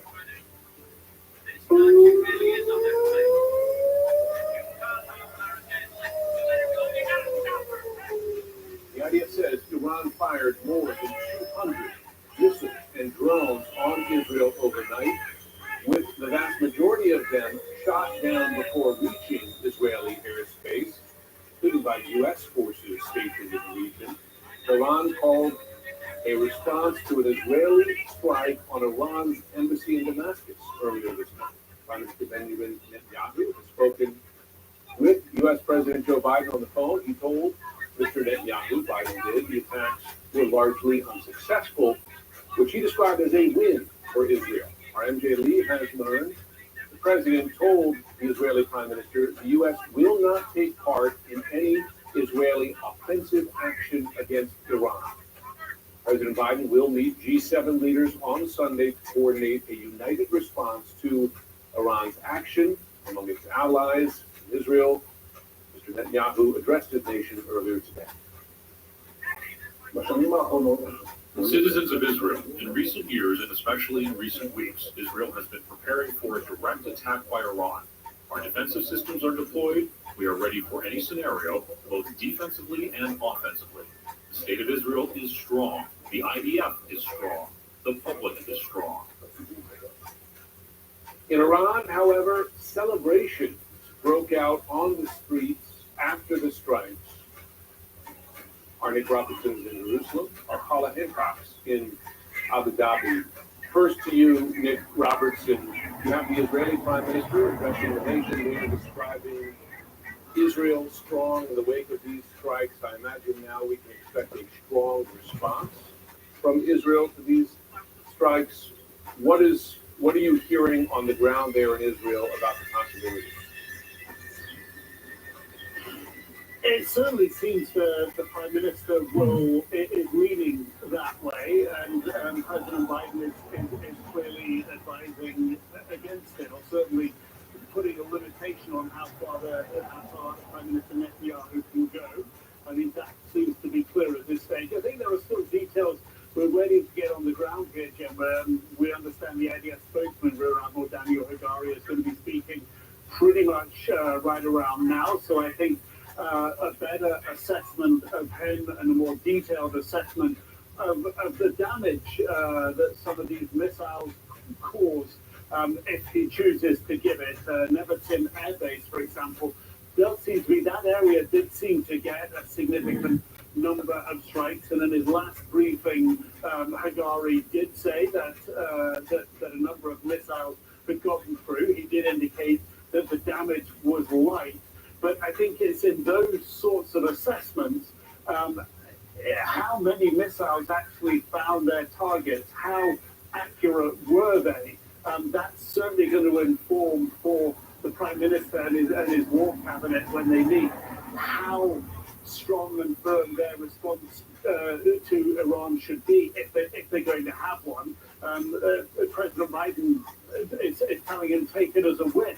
But I think until we see the details of perhaps the daylight, that's going to help as well. Until we see the details of how much damage was done and how much of a threat, let's say, another round of Iranian missiles would cost Israel if Israel was to strike again at Iranian interest. Islamic Revolutionary Guard Corps figures, let's say, in Syria again, and if Iran was to choose to respond, Israel's going to put all of that in the calculation about what it needs to do next. The question is, Robert, Paula Hancock's in Abu Dhabi. Prior to this attack, a lot of countries in the region there, including countries that have diplomatic relations with Iran, with Israel, have been unhappy with the progress of Israel's war in Gaza. There have been deep public and private splits. That said, many of those countries are not particularly happy with Iranian activities in the region. I wonder, what response are you hearing in the region to this massive Iranian attack on Israel? It's interesting because there is this delicate balancing act that many of these countries in this region have to play. You're right, they have been consistently saying for months now that there needs to be a ceasefire in Gaza, calling for more humanitarian aid to go in, and they have made their feelings very clear when it comes to their anger at what has been happening in Gaza at this point. And then when you hear from the Iranians themselves, they are justifying this by saying that it was an act of self-defense because of what happened on April 1st, talking about the strike on the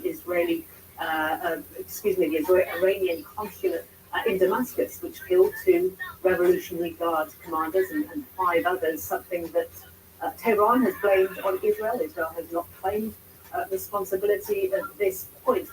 But it does go to show that there is this delicate balancing act. For example, in Amman, in Jordan, we have images showing that there were missiles or drones, some projectile being shot down in that area as well. It was filmed from the ground. Of course, this just to the east of the Israel itself. So it shows how difficult it is for some of these countries. These are countries, for example, with Jordan, that have U.S. assets there, that have relations with Israel, also with the United States, but also have been calling for a ceasefire and do not want to be seen as being collaborating in any shape or form with Israel or with the United States. So it is a very difficult situation. But when it comes to what we're hearing from Tehran, the message is quite clear that they believe that they have done enough to show deterrence when it comes to what happened on April 1st, but they have shown retaliation. And one of the quotes from the Iranians was, quote, "The matter can be deemed concluded." So as far as they're concerned, they have done what they needed to do. But of course, it's not up to them whether or not it's concluded at this point. The question is, what do the Israelis do next? And they have also had an answer for that, saying that if there is more Israeli aggression, Iran's response will be both stronger and more resolute. Jim? Listen, people talk about an escalation ladder. We're in the midst of one right now. And the question is, what are the next steps? Nick Robertson, Paula Hancock, thanks so much for both of you. Wes Bryant is a retired U.S. Air Force Master Sergeant, author of Hunting the Caliphate, America's War on ISIS and the Dawn of the Strike Cell. He joins us now from Raleigh, North Carolina. It's good to have you on, sir.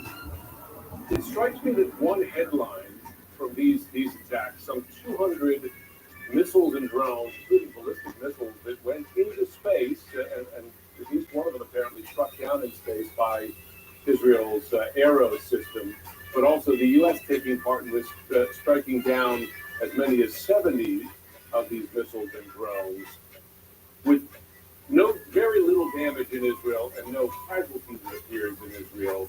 That's remarkable. Strikes me a headline of this is that they're getting very good at shooting down missiles like this. The layers of defense, Israeli, U.S., and other partners in the region, work here. Yes, I think we're all relieved that there have been no Israeli casualties. And you're absolutely right. This shows the level of technical ability and tactical ability of the IDF and of the U.S. That's a positive thing, and I think Iran definitely took note. Let me ask you this: even though none of these missiles and drones appear to have gotten through to any targets, can we still assume that Iran's intent here was to kill? They fired a lot directly at Israeli territory, which they have not done in the past, an enormous swarm of missiles and drones. The fact that they didn't get through should not, I imagine, lead us to assume that they didn't want them to get through.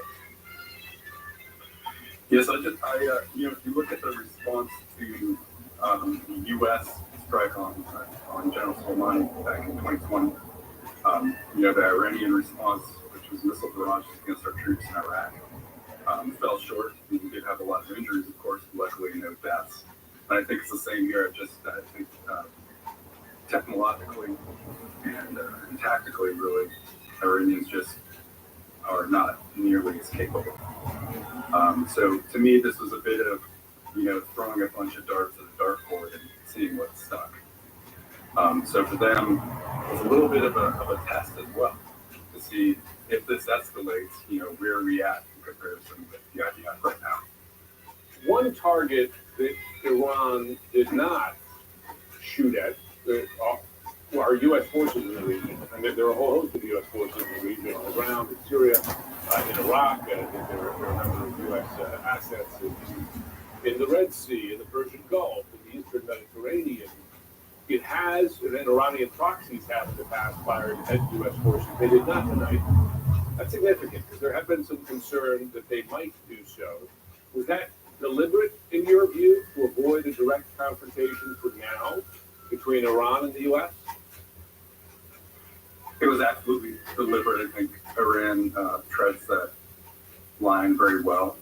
After the proxy attacks on Tower 22 a few months ago, the Iranian proxy force attacks, Iran was quick to come out publicly and state that they had nothing to do with those attacks. So they don't really want to escalate to the point where U.S. is taking military action. And I think they're actually strategically being a little bit smarter because they're able to play that game, if you will, to do as much as they can until the U.S. gets involved. So that's what it appears anyway. And now you have the U.S. president communicating to the Israeli prime minister the U.S. will not be involved if Israel chooses to strike Iran directly. Wes Bryant, good to have you on. Thanks so much for joining us. Yes. Thank you. We are learning more about exactly how the U.S. helped Iran fend off these facts. We're going to go to the Pentagon as our breaking news coverage continues. Plus, what the direct Iranian attack on Israel could mean for the rest of the region and for Iran's local partners. That much more as our breaking news coverage continues.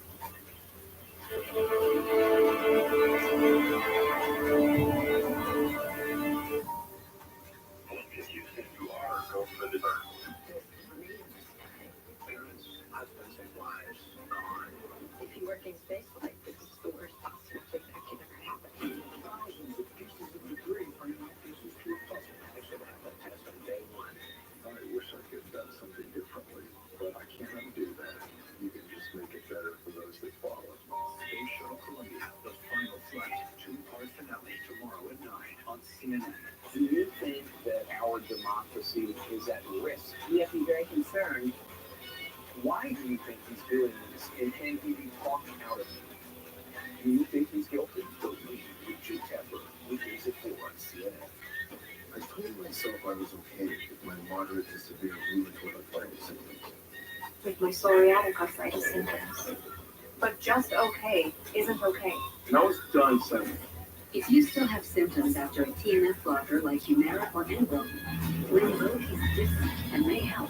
Rinvoq is a once-daily pill that can rapidly relieve joint pain, stiffness and swelling in RA and PSA, relieve fatigue, and stop further joint damage, and in PSA can leave skin clear or almost clear.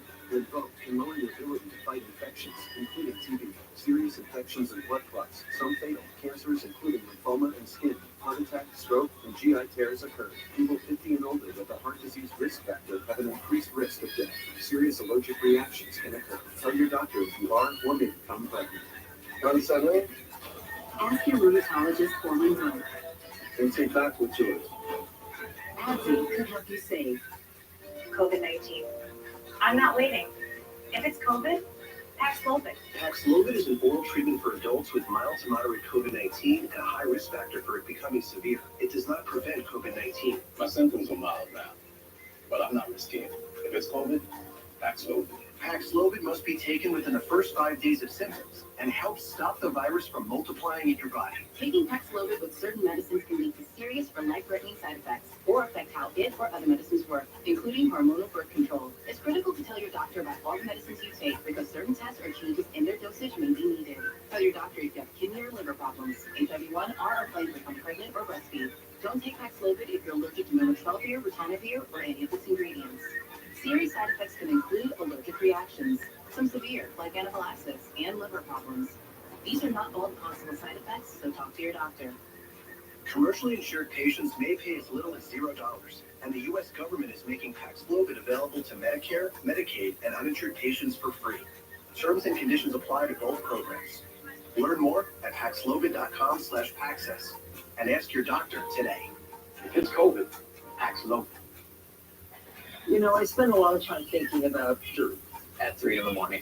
any time of day. What people don't know is that not all dirt is the same. You need dirt with the right kind of nutrients. Look at this new organic soil from Miracle Grow. Everybody should have it. It works great for us. This is as good as gold in any garden.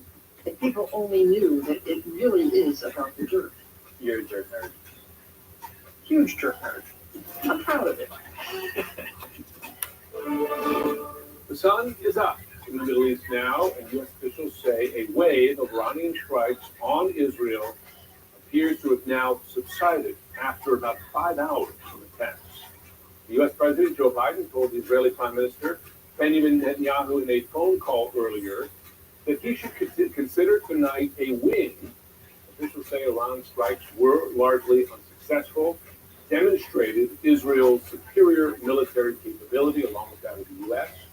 But on the streets of Tehran, some are celebrating, waving both Palestinian and Hezbollah flags. Iran's attack was in retaliation for a deadly strike on the Iranian consulate in Syria, which Iran blamed on Israel. Israel has not claimed responsibility. Here's MJ Lee joins me now from the White House. Warren Lieberman at the Pentagon. And MJ Lee, you described earlier that phone call between Biden and Netanyahu with some very clear and direct messages, some of support, but also it seems the limitations of that support. for Israel and its potential responses. Yes, Jim, and if I could start with the official White House readout from the president's call with the Israeli prime minister, because I think the language there is notable. It said, I've just spoken with Prime Minister Netanyahu to reaffirm America's ironclad commitment to the security of Israel. I told him that Israel demonstrated a remarkable capacity to defend against and defeat even unprecedented attacks, sending a clear message to its foes that they cannot effectively threaten the security of Israel. So quite clear there that the president is indicating here that in his view, Iran was not successful in what it was attempting to do. And what I'm told by a senior administration official, Jim, tonight, is that the president, in his phone call with the Israeli prime minister, said, you should consider the events of tonight basically a win because Iran's attacks were largely unsuccessful. Now, the data points that U.S. officials are pointing to here is the fact that the majority of the drones and the missiles that Iran had launched against Israel were all intercepted, including more than 100 ballistic missiles.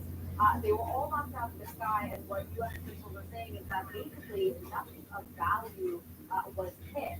Now, the other important headline, according to this official I spoke with about that phone call, is that the president also indicated to the prime minister clearly that the U.S. is not going to be involved in any offensive operations that Israel might launch against Iran. So that is a really important note for us to emphasize here, because we're talking so much about the U.S.'s involvement, what the U.S. might or might not be doing, and obviously they're coming from a place of wanting to make sure that the situation doesn't escalate. But right now, our indication is that the president himself directly conveyed to the Israeli prime minister, this is sort of where it ends. We will do everything we can, as demonstrated tonight, that we will come to your country's defense. But if you decide to retaliate, launch a counter operation against Iran, we are not going to be playing a role in that. Now, the president's statement also did say that U.S. assets and personnel were not attacked tonight. That obviously is also going to be a huge relief to this White House, given how important it was that not materialized, and the warning that the U.S. had sent directly to Iran, basically saying, don't even think about coming after us and coming after our assets in the region. Now, I think the sort of the space of what U.S. officials for coming hours and coming days might potentially sort of say to their Israeli counterparts to, again, possibly urge them to practice restraint. You can easily imagine that being the advice that U.S. officials may give Israelis at this point. That's sort of the space I think that we need to be in, and we need to continue reporting out in the hours and days to come, given that is very much what the White House hopes to see. They do not want this to escalate even more than it has. And of course, it'll be up to the Israeli Prime Minister and others to make their own decisions how they respond, and do they listen to that U.S. limitation. MJ Lee, thank you. Or Lieberman at the Pentagon. So this was quite a remarkable defense against what was a quite remarkable Iranian assault on Israeli territory here. Can you describe the numbers in this and exactly how U.S. and Israeli forces managed this defense? Of course, and I'll pick up on a few points from MJ here. The U.S. had promised it was committed to Israel's defense, and it very much showed that. According to two U.S. officials, U.S. forces intercepted more than 70 drones that were targeted towards Israel. That interception included fighter jets, although it's unclear what types of fighter jets. The U.S. has a number in the region, including F-15s and F-16s. It's also unclear if there were also ground-based aerial defense systems that were part of that interception. But the number itself is what's significant here. More than 70 Iranian drones targeting Israel were intercepted by U.S. forces.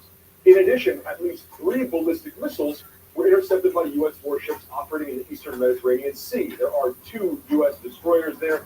that picked off at least 3, potentially 4 of those ballistic missiles. This is possibly the first time warships based or operating in Eastern Med have intercepted launches like this since the beginning of the war. We have seen intercepts by warships in the Red Sea, but if I'm not mistaken, not yet in the Eastern Med. So the U.S. clearly showing that it will work with Israel on its own defense. And after that, what wasn't picked up was largely intercepted by Israel's own aerial defense arrays, which are very capable and very significant.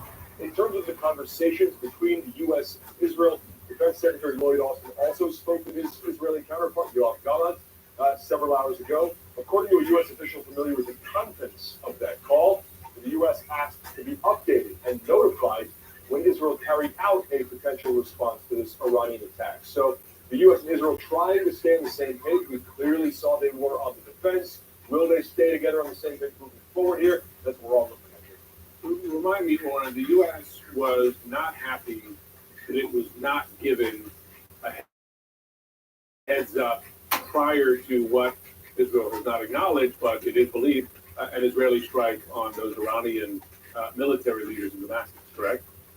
Correct, and that's the source of this request for a notification or an update. The U.S. was not given a heads up before that presumptive Israeli strike on the Iranian consulate in Damascus. In fact, the notification was given with warplanes already in the air. So impossible on that short notice, especially given how close Damascus is to Israel, to notify not only the Pentagon, but also the other parts of the U.S. national security apparatus that we certainly want to know information like that. Oren Lieberman, thanks so much. Iran's permanent mission to the United Nations issued a statement late Saturday night warning Israel against, quote, any military aggression, again, and condemning the UN Security Council for, quote, failing to uphold international peace. Joining me now to discuss where this goes from here is Nicole Grajewski. She's a fellow in the Nuclear Policy Program at the Carnegie Endowment for International Peace. Thanks so much for joining us today. Thank you for having me. So after this strike on Israel, Iran is declaring it concluded. That's at least from Iran's perspective. But there is enormous expectation that Israel responds to this. Tell us what are the potential scenarios here for an Israeli military response? Well, there's various scenarios that we could see occurring. Israel could target Iran directly, Iranian territory, including Iranian nuclear facilities. This, of course, isn't unprecedented in the past. Israel has conducted covert operations against Iranian military and also nuclear facilities. This would obviously be escalatory. It is directly on Iranian territory. Israel could also target Iranian assets in Syria, and this has been something that has occurred in the past as well. Beyond the April 1st attack in Damascus, Israel has frequently targeted Iranian assets there. So there's a wide range of responses in terms of Israel, but there is also kind of the extent of this and how far will this go. I mean, obviously Iran's message from the UN mission was essentially an effort at de-escalation. However, it's unlikely that the Israelis are really going to take it as that and acquiesce essentially to Iranian strikes on its territory. Now, while Israel has targeted, for instance, Iranian nuclear scientists, targeted killings on Iranian territory, to have a military missile or airstrike on Iranian nuclear facilities would be new. And I wonder, is that something that Israel could do without U.S. involvement? And I suppose if it were to do it, would that draw the U.S. into a conflict? Would Iran hold the U.S. responsible for such an attack? Well, Israel certainly has the capabilities to do so. From what we're seeing from the Iranians, it doesn't seem like they'd like the United States to be involved in this.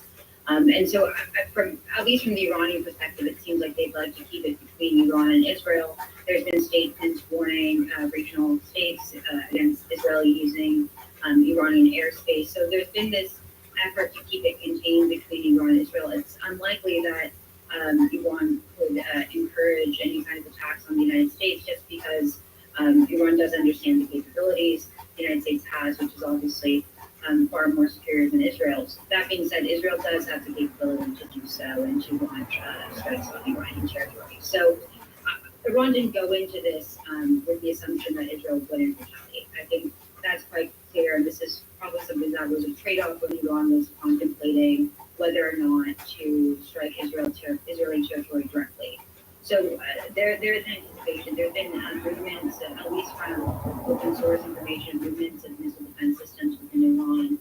So there is an anticipation that potentially this would result in a direct military strike.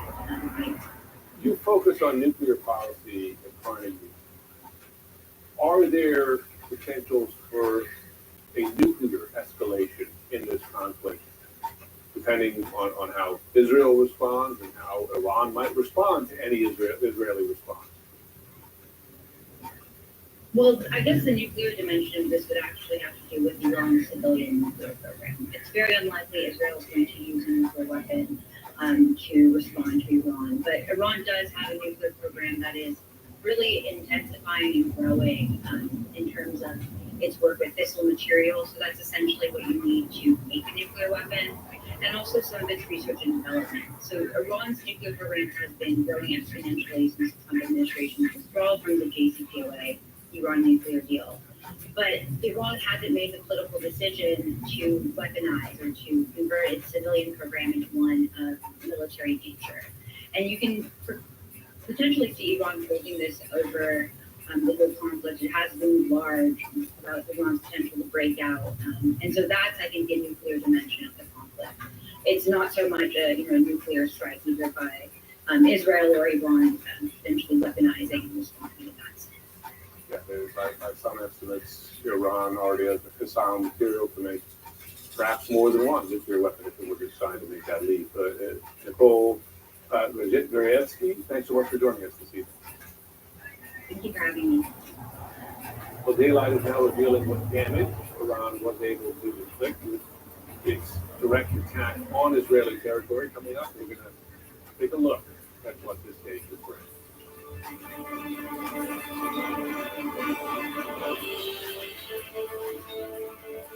the ones left waiting for something new and kept us wanting more. MLB Tuesday on TBS is here.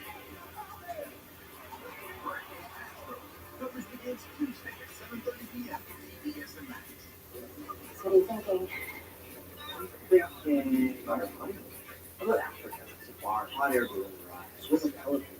Wait, great for safari. Great question. Like everything, takes a little time. Or look at my buddy down there On a ranch. in Montana. Of course it's. Let's take a look at those scenarios. JP Morgan Wealth Management has advisors in Chase branches and tools like Wealth Plan to help keep you on track. When you're planning for it all, the answer is JP Morgan Wealth Management. Hey, with Priceline DFA Family, you can unlock deals 5 times faster. You don't even have to be an actual family. Oh, I can do that. I'm the dad. Hey, physically it's clear that I'm the dad. Okay, so which dad is paying? You're the dad. You know what's brilliant? Think about it. Boring is the unsung catalyst for bold. What straps bold to a rocket and hurtles it into space? Boring does. Real astrophysics is over. Boring is the jumping off point for all the unboring things we do. Boring makes vacations happen. Early retirement's possible, and startup Because it's smart, dependable, and steady. All the words you want from your bank. Taking chances for skateboarding and gas station sushi. Not banking. That's why PNC Bank strives to be boring with your money. Pragmatic, calculated kind of boring. Those are dolphins, right? It's simple, really. For nearly 160 years, PNC Bank has had one goal: to be brilliantly boring with your money. So you can be happy with your life. Which is pretty unboring if you think about it. Thank you, Boring. To get the full story, be unafraid. The will to fight is powered for you. Seek truth. Is Israel in full control of its territory? And go where the search for answers takes you. Anderson Cooper 360. Weeknight today. Each block tax pros average 10 years of experience. And will pay your taxes for you from start to finish. You know, for nearly 70 years, we've prepared more than 800 million tax returns worldwide. I should know. I'm H&R Block's Chief Tax Officer, Kathy Pickering. For us, expert help isn't new. So when every dollar matters, get your max refund guaranteed with an H&R Block Tax Pro.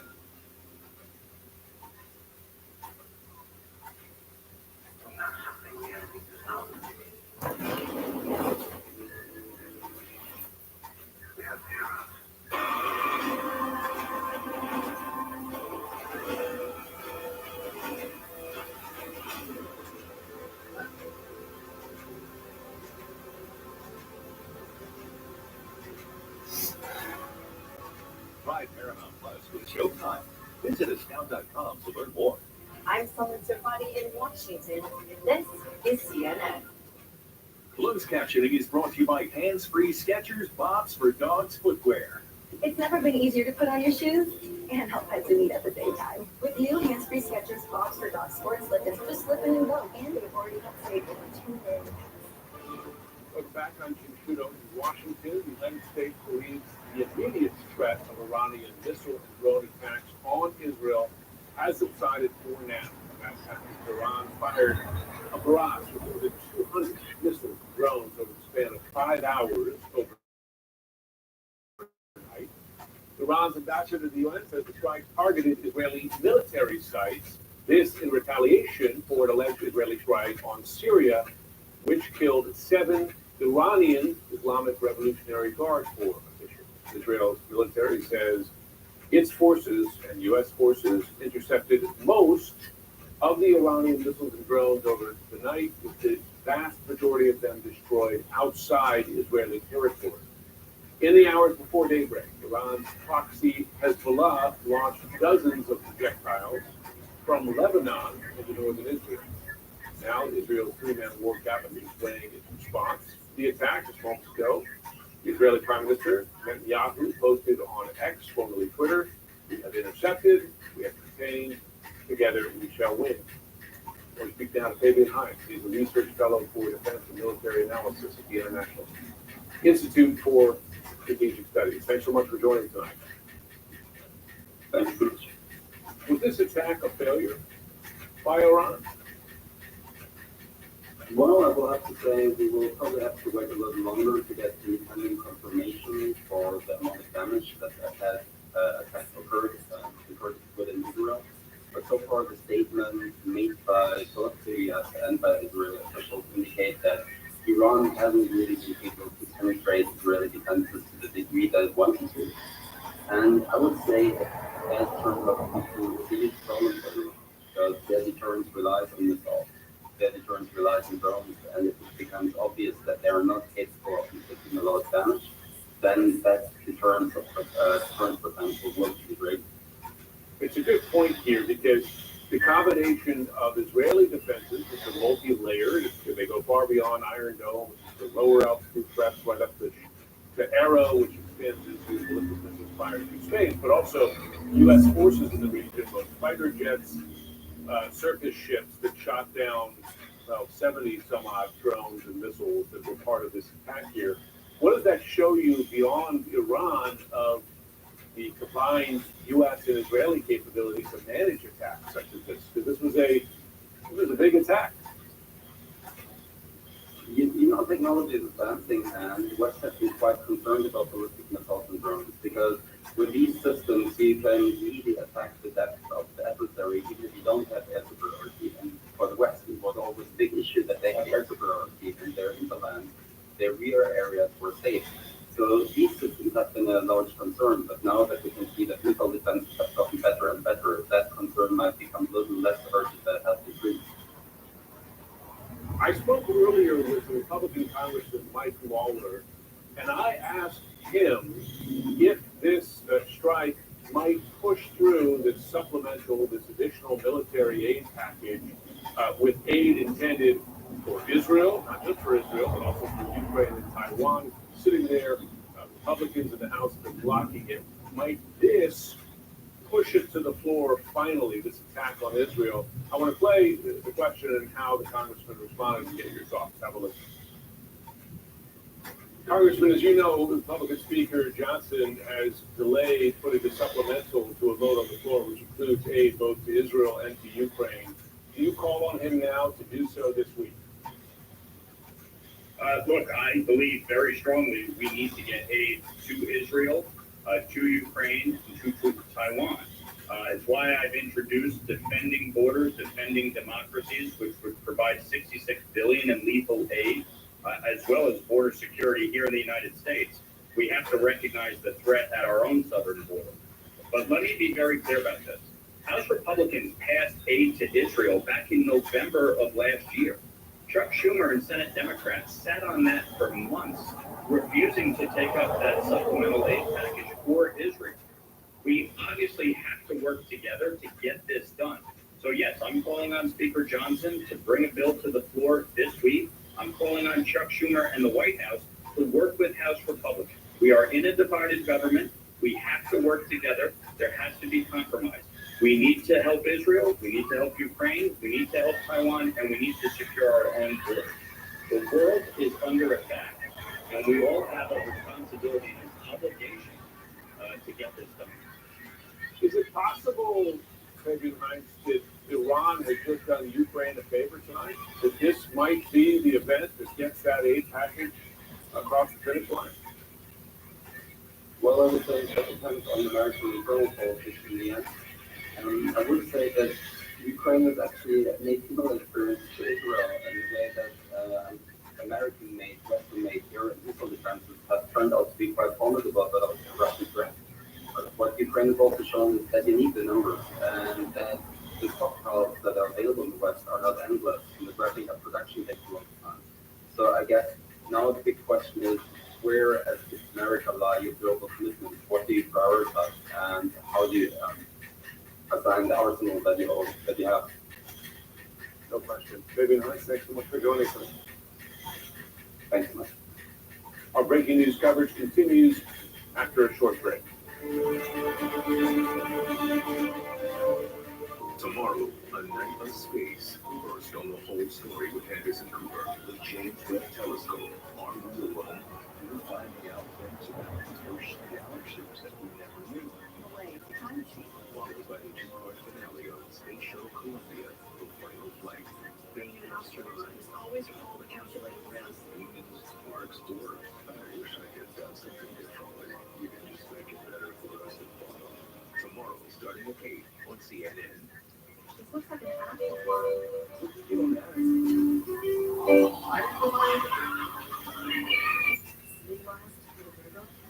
When other vacation rentals aren't looking cracked up to date, try one where you know what you'll get. To test the toughness of the Kia Sorento X-Trail and Kia Sorento Turbo, we recreated some of the wettest spring, hottest summers, windiest fall, and coldest winters, all on one track. To prove these three-row SUVs were built for the unstoppable. Kia, movement that inspires. From moderate to severe Crohn's disease, Skyrizi is the first IL-23 inhibitor that can deliver remission and physically improve damage of the intestinal lining. Serious allergic reactions and an increased risk of infection or a lower ability to fight them. Tell your doctor if you have an infection or symptoms, had a vaccine or plan to. Liver problems may occur in Crohn's disease. Control of Crohn's means everything to me. Ask your gastroenterologist about Skyrizi. Learn how that beat can help you save. So I can take all these trips because Priceline has all these amazing deals. And that's when I said, deal. On your way is our day. So you're happy price, Priceline. Hey, you seen this? Where's the dish? There ain't one. You're telling me you can get direct TV, the good stuff, and you don't need a satellite dish? Oh, I used to love doing my business on those things. You're one sick pitch. Them dishes kept the rain off our beaks. We just have different priorities. Satellite-free direct TV. I thought I'd see the day. Our lifespans are quite short. Stream DirecTV without a satellite dish. I'm going to do this thing with my neck just for a day. When you truly show up ready, there's no need to show up. The BMW X3 and X5 are defined by world-class design and engineering. Take on the energizing utility that is BMW X3 will balance luxury, versatility with dynamic X5. Excellence runs in the family. but that's what we expect from the ultimate driving machine. Hurry in with the 2024 BMW X3 X-Drive 30i for $649 per month. Reed's Berry Shed. Reed Delivery Rob Raymond. A higher quality shed backed by a 30-year warranty. If there's ever any issues with the shed at all in the next 30 years, customers can just call the shop and we're there. Absolutely. 60 years building sheds, and one thing hasn't changed. The excitement on the customer's face, I think, is probably the best part. Visit Reed'sBerry.com and get excited about your brand new shed. Call 888-85-SHED. Need a shed? If it's that Reed's Berry, you've got a good one. That's right. I'm Evan Barrett at the federal court in Washington, and this is CNN. Let's review again what we know now of Iran strikes on Israel. After word came out that Iran had launched its attack several hours ago, celebrations on the streets there. The IDF says the Iranian strikes involved more than 200 drones and ballistic missiles. It says, however, most were shot down before reaching Israel's airspace. U.S. President Joe Biden is set to meet with G7 leaders on Sunday to coordinate a united response among Israel's allies. Secretary of State Antony Blinken says he will consult allies in the hours ahead. Biden spoke with Israeli Prime Minister Netanyahu, reaffirming the U.S. commitment to Israel's security, but saying the U.S. will not participate in any Israeli offensive operation directly against Iran. Prime Minister posted on X, formerly Twitter, "We have intercepted, we have contained, together we shall win." The latest international reaction is coming from China, which expressed deep concern, called the escalation a spillover from the war in Gaza. Hours before Iran strikes on Israel, an Israeli-linked container ship was seized by the Revolutionary Guard near the Strait of Hormuz. This, according to the Iranian state news agency IRNA. CNN's Paula Newton joins us now with more. Is this considered an element of the broader attack, that this seizure was tied somehow to these drone and missile strikes on Israel? Well, given the fact that it was carried out by the Revolutionary Guard, it's Navy Corps, likely that is, and in fact, it's not such a subtle message, right? That Jim, you and I both know from the Iranian regime saying, look, we have other things that we can do, and ones that strike at the very heart of the global economy, and specifically the U.S. economy, and this is why we're looking at that very dramatic video. This was a container ship that, again, was seized by the Iranian Revolutionary Guard. Now, it's run by a company that's called Zodiac Maritime. What's key here, though, is that it is apparently linked to an Israeli businessman.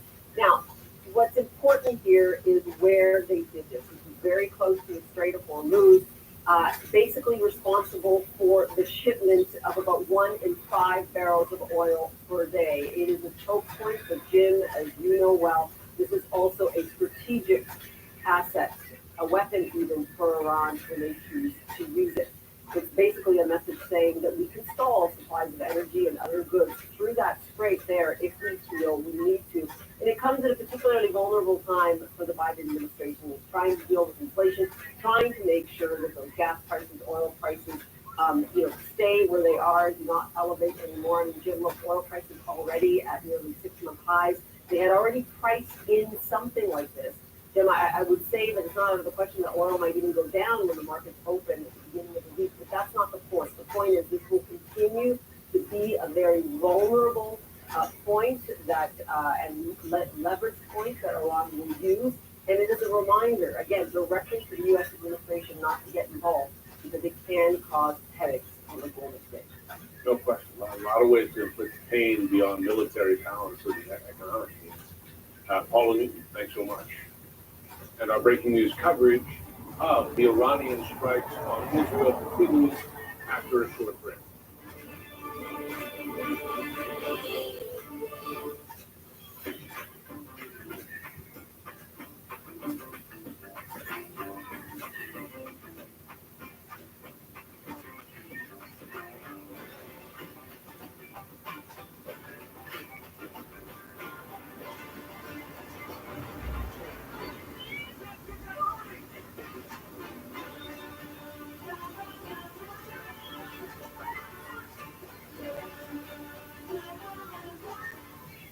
Some people just know that the best rate for you is a rate based on you. With Allstate. Because you are not doing this. Save the drive wise and get a rate based on you. You're in good hands with Allstate. From Geek Free Monday to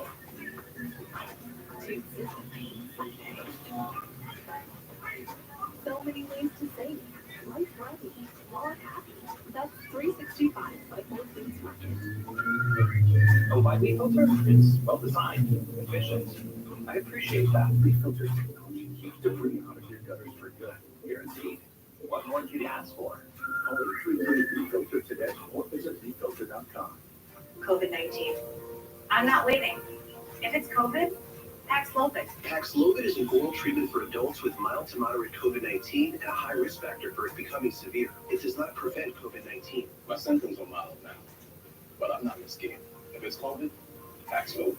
Paxlovid must be taken within the first 5 days of symptoms and helps stop the virus from multiplying in your body. Taking Paxlovid with certain medicines can lead to serious or life-threatening side effects or affect how it or other medicines work, including hormonal birth control. It's critical to tell your doctor about all the medicines you take because certain tests or changes in their dosage may be needed. Tell your doctor if you have kidney or liver problems, HIV-1, or are planning to become pregnant or breastfeed.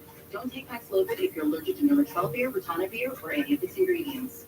Serious side effects can include allergic reactions, some severe, like anaphylaxis and liver problems. These are not all the possible side effects, so talk to your doctor. Commercially insured patients may pay as little as $0, and the U.S. government is making Paxlovid available to Medicare, Medicaid, and uninsured patients for free. The terms and conditions apply to both programs. Learn more at Paxlovid.com/Paxess and ask your doctor today. If it's COVID, Paxlovid. File 100% free with TurboTax Free Edition. Roughly 37% of taxpayers qualify. Form 1040 and limited credits only. See how at TurboTax.com. That's me. Always try scoop before you run. Listen, hot dog diet got me chewing. It's time to listen to science. One A Day is formulated with key nutrients to support whole body health. One A Day, science that matters.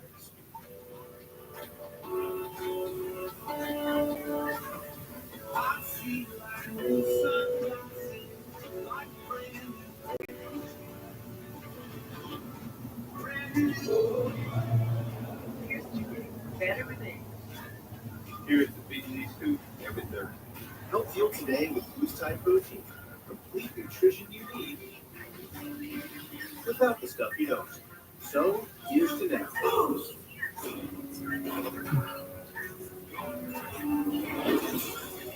Every piece of evidence tells a story. How it really happened with Jesse L. Martin, Sunday, April 28th at 9 on CNN. We just have an update as you look at live pictures there in Jerusalem as day breaks in Israel. Update from the IDF. The Israeli military says that 99% of Iranian missiles and drones fired at Israel were intercepted and that there were more than 300 projectiles fired. This is higher than we knew. Until recently, the estimate had been around 200.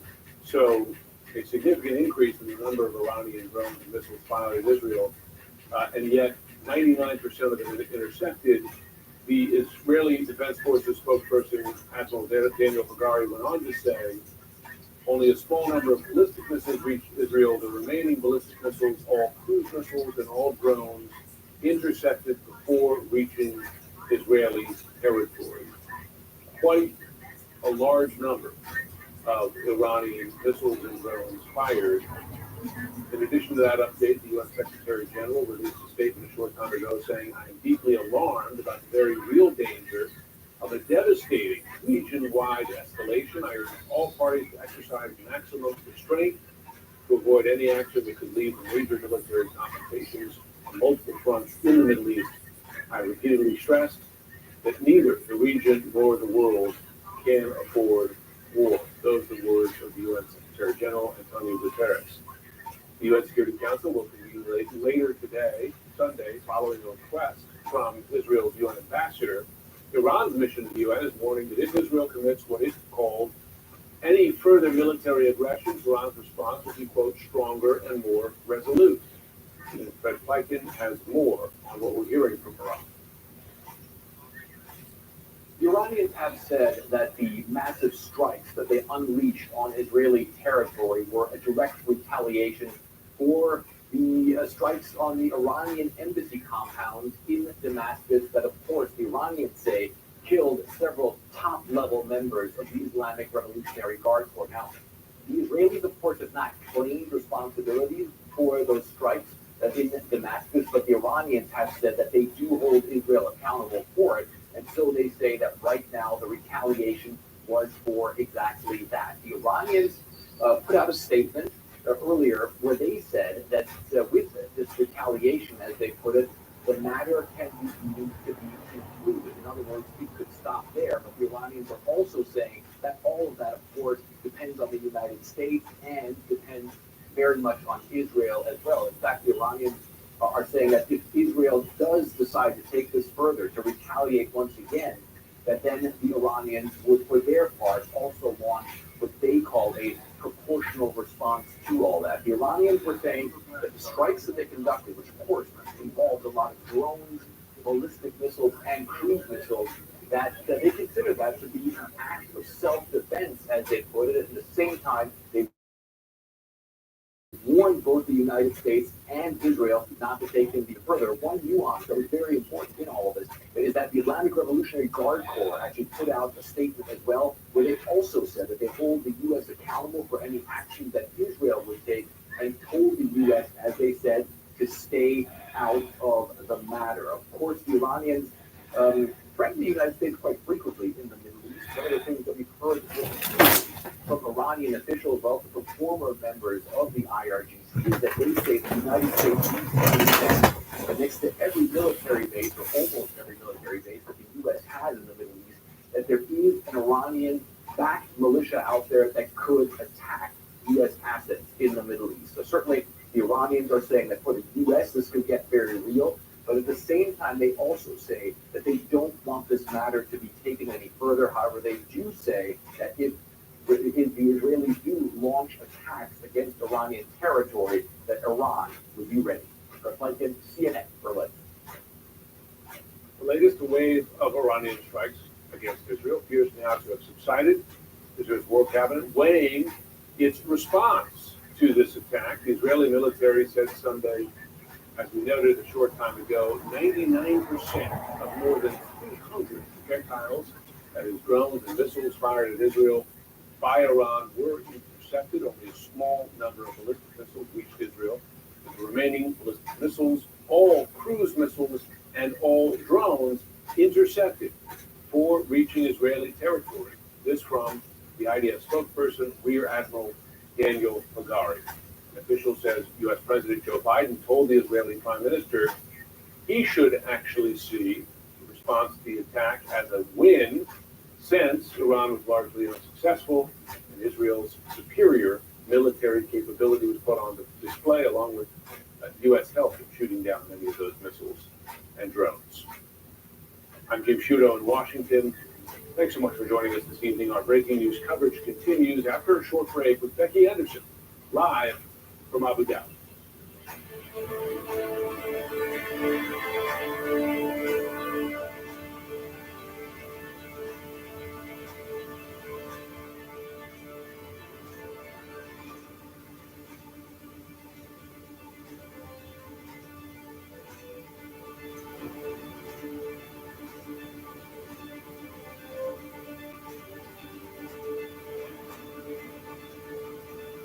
I'm something of a magician, inventor, and chocolate maker. Oh, what did you decide? Those chocolates are incredible. Try one. When we start, Max is bringing you the hair-raising Yeti Sweat. Yeti Sweat's mind-blowing. What are you talking about? Tale of how it all began. Welcome to Wonka's. Wonka, rated PG, now streaming exclusively on Max. To get the full story, be unafraid. So willing to fight our freedom, see the truth. Is Israel in full control of its territory? And go where the search for answers takes you. Anderson Cooper 360, tweeted it today. What are you thinking? thinking about our money. How about Africa? Safari, hot air balloon, swim with elephants, right? Great for safari. Great question. Like everything, Takes a little planning. or Put the money towards the down payment On a ranch in Montana. with horses. Let's take a look at those scenarios. JP Morgan Wealth Management has advisors in Chase branches and tools like Wealth Plan to help keep you on track. When you're planning for it all, the answer is JP Morgan Wealth Management.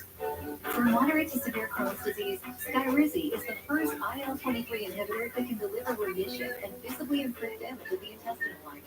Serious allergic reactions and an increased risk of infection or lower ability to fight them may occur. Tell your doctor if you have an infection or symptoms, had a vaccine or plan to. Liver problems may occur from Crohn's disease. Control of Crohn's means everything to me. Ask your gastroenterologist about Skyrizi. Learn how healthy can help you save. What does it mean to be out front? It's going there. We are just about 3 miles from the Gaza border. It's context and curiosity, so you can be out front too. Let's go out front. Aaron Burnett out front, weeknights at 7 on CNN. Please. How do you say that? Take the road back. Scott's Turf Builders are in action. They can freeze up start when the skill sweeps, the rice cap gas, the key to growing strong. Get a bag of Scott's Triple Action today. Guaranteed. People's own. people in 2 seconds. Aaron, fully online. Bars skip the hassles and sell directly to open home. When life's doors open, we'll handle it. It's easier than ever to stay connected with our online digital tools. With your MyAstound account, you can add new services, confirm your touch appointments, go paperless, and sign up for text messages. Plus, now you can add Astound Mobile, which runs on one of the nation's largest, most reliable 5G networks. Go to my.astound.com now and check it out. Your MyAstound account makes it easy to get exactly what you need. Log in today and connect to astounding possibilities. H1 Block Tax Pros average 10 years of experience and will do your taxes for you from start to finish. You know, for nearly 70 years, we've prepared more than 800 million tax returns worldwide. As you know, I'm H&R Block's Chief Tax Officer, Kathy Pickering. For us, expert help isn't new. So when every dollar matters, get your max refund guaranteed with an H&R Block Tax Pro. I'm Nicole Bertrand at the Pentagon, and this is CNN. Weeknights at 8. Tonight on 360, new reporting to get the full story. It really took by how important is that? Be unafraid. You have reasonable grounds to believe that alleged war crimes have been committed. Had compassion. That's real trauma which you have been. See the truth. Is Israel in full control of its territory? And go where the search for answers takes you. Anderson Cooper 360. Weeknights at 8 on CNN. This is CNN Breaking News.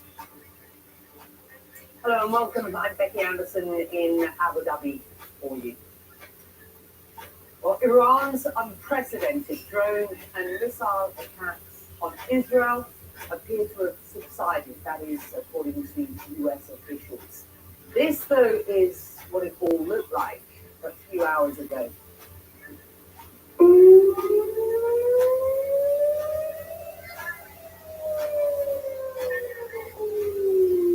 IDF says more than 300 missiles and drones were fired on Israel overnight, and that 99% were intercepted.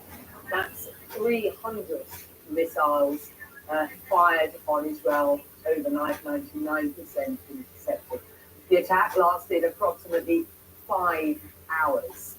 Israel says a 7-year-old girl was injured by shrapnel from an interceptor missile, but there are no injuries directly from the attacks. Tehran says the attack was in response to an Israeli strike on Iran's embassy in Damascus earlier this month, and that the matter can be regarded as, quote, concluded.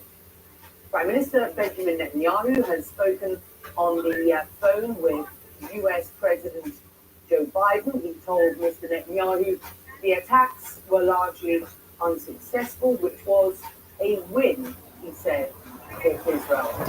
CNN's NJE, the president told Mr. Netanyahu the US will not take part in any offensive operation action against Iran. Meanwhile, Mr. Netanyahu reacted on social media saying, quote, "We have intercepted, we have contained, we shall win." But in Iran,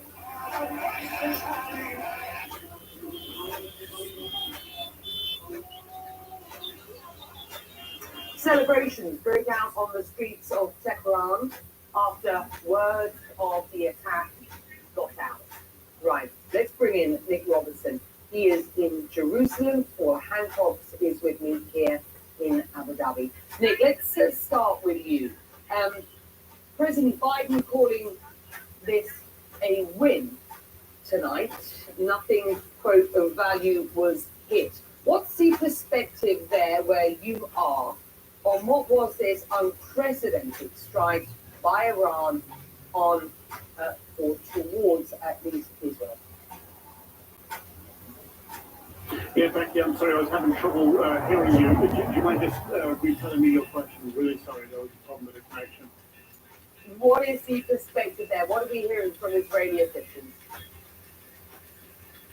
Yeah, I think perhaps the headline at the moment does appear to be coming from the defense minister, who has said that just to quote his words, the confrontation with Iran is not over yet. That doesn't definitively say that Israel will have a response, but there is a school of thought. It seems to be emerging that that's the direction of travel at the moment for Israel's war cabinet. When the Prime Minister meets with them and they decide what the response is going to be. We've heard from U.S. Secretary of Defense Lloyd Austin saying that your Atlanta Defense Minister has said to him that if Israel does strike back at Iran, then the United States will be informed. We also have some brief details on the number of people injured now, according to Israel's emergency services. Some 31 people have minor injuries, slight injuries. Some people have been treated in hospital. A 7-year-old girl had serious head injuries. We understand from falling shrapnel. That was reported earlier. But I think that the picture at the moment is, what is the decision that the Israeli government is going to take about their response? As we've heard from the defense, from the IDF spokesman, saying that 99% of the more than 300 missiles fired were intercepted. The ballistic missiles, the few that did get through, landed on an airbase in the center of Israel, in the Negev Desert, where he says the base remains operational. Planes are still taking off, but we don't have a full assessment of the damage there. He described it as minor, and those were ballistic missiles. He said the ones that got through mostly hit that airbase. Where is Benjamin Netanyahu? We don't know where he is at the moment. He is expected to be holding the war cabinet sometime later this morning.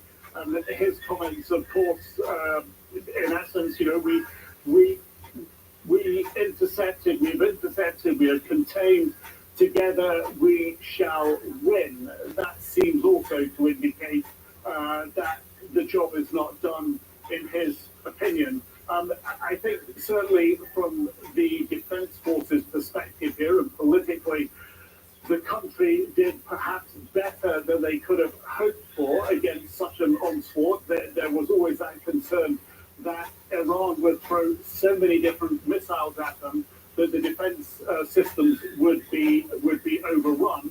But the intercept outside the country and inside the country have shown that their systems have worked. Most of the drones and missiles were intercepted with the help of Israel's allies. We are talking air defense systems by the US, the UK, possibly Jordan, Saudi Arabia, possibly involved, not necessarily in air defense, but certainly intelligence around the region. And what do you make of the wider involvement here in supporting Israel's defense? As the United States has done, given an ironclad guarantee to support Israel in its defense. But it strikes me that if Israel goes on the offense, then the potential for ramping up disquiet, let's say in Saudi Arabia, where we know that they have helped intercept Houthi missiles that have been fired or missiles that have come from the direction of Yemen towards Israel, that they've been involved in intercepting those. And in Jordan, as we heard, that there were intercepts over the skies in Amman, Jordan. There's a very sizable Palestinian population in Jordan who are absolutely incandescent about the way Israel is treating the people of Gaza, more than 33,000 killed, and will not want Jordan to get in the habit of supporting Israel militarily. So if the conflict goes on between Israel and Iran, then tensions between leadership and public, particularly in Jordan, could grow, and that could be very uncomfortable. Of course, the risk of Israel targeting something directly back in Iran that it hasn't done so far in this conflict, of that escalating Iran further is very possible, because Iran said if they are struck, then they will strike back with more force. So the path of escalation is very clear here, and how that can draw in other countries and destabilize the region further, that becomes much clearer. Nick Robertson is in Jerusalem. Thank you, Nick. Let me bring in Paula Hancock, who's with me here in Abu Dhabi. So an unprecedented 5-hour attack, some 300 drones and missiles fired towards Israeli territory, 99% of which were intercepted. Question is, what happens next? What's the perspective from Tehran? Well, Becky, what we've heard from Tehran is very clear. They say that this was an act of self-defense, and it was an act of revenge for what happened on April 1st. And if we just remind ourselves, on April 1st, there was this strike on the consulate building of Iran in Damascus in Syria, and 7 were killed, including 2 senior Revolutionary Guard commanders.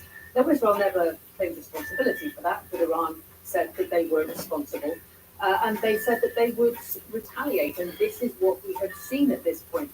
Now, Tehran has been very clear, saying they would retaliate. They have said this is what retaliation looks like, and they've also said, quote, the matter can be deemed concluded. Now, clearly, Israel has said it is not concluded. There will be a next step, to which Tehran has said that if there is a military aggression, as they put it again, from Israel, then the response will be stronger and more resolute. So you can see that the ratcheting up of this escalation at this point. But as far as Iran is concerned, this was a retaliation for what happened on April 1st.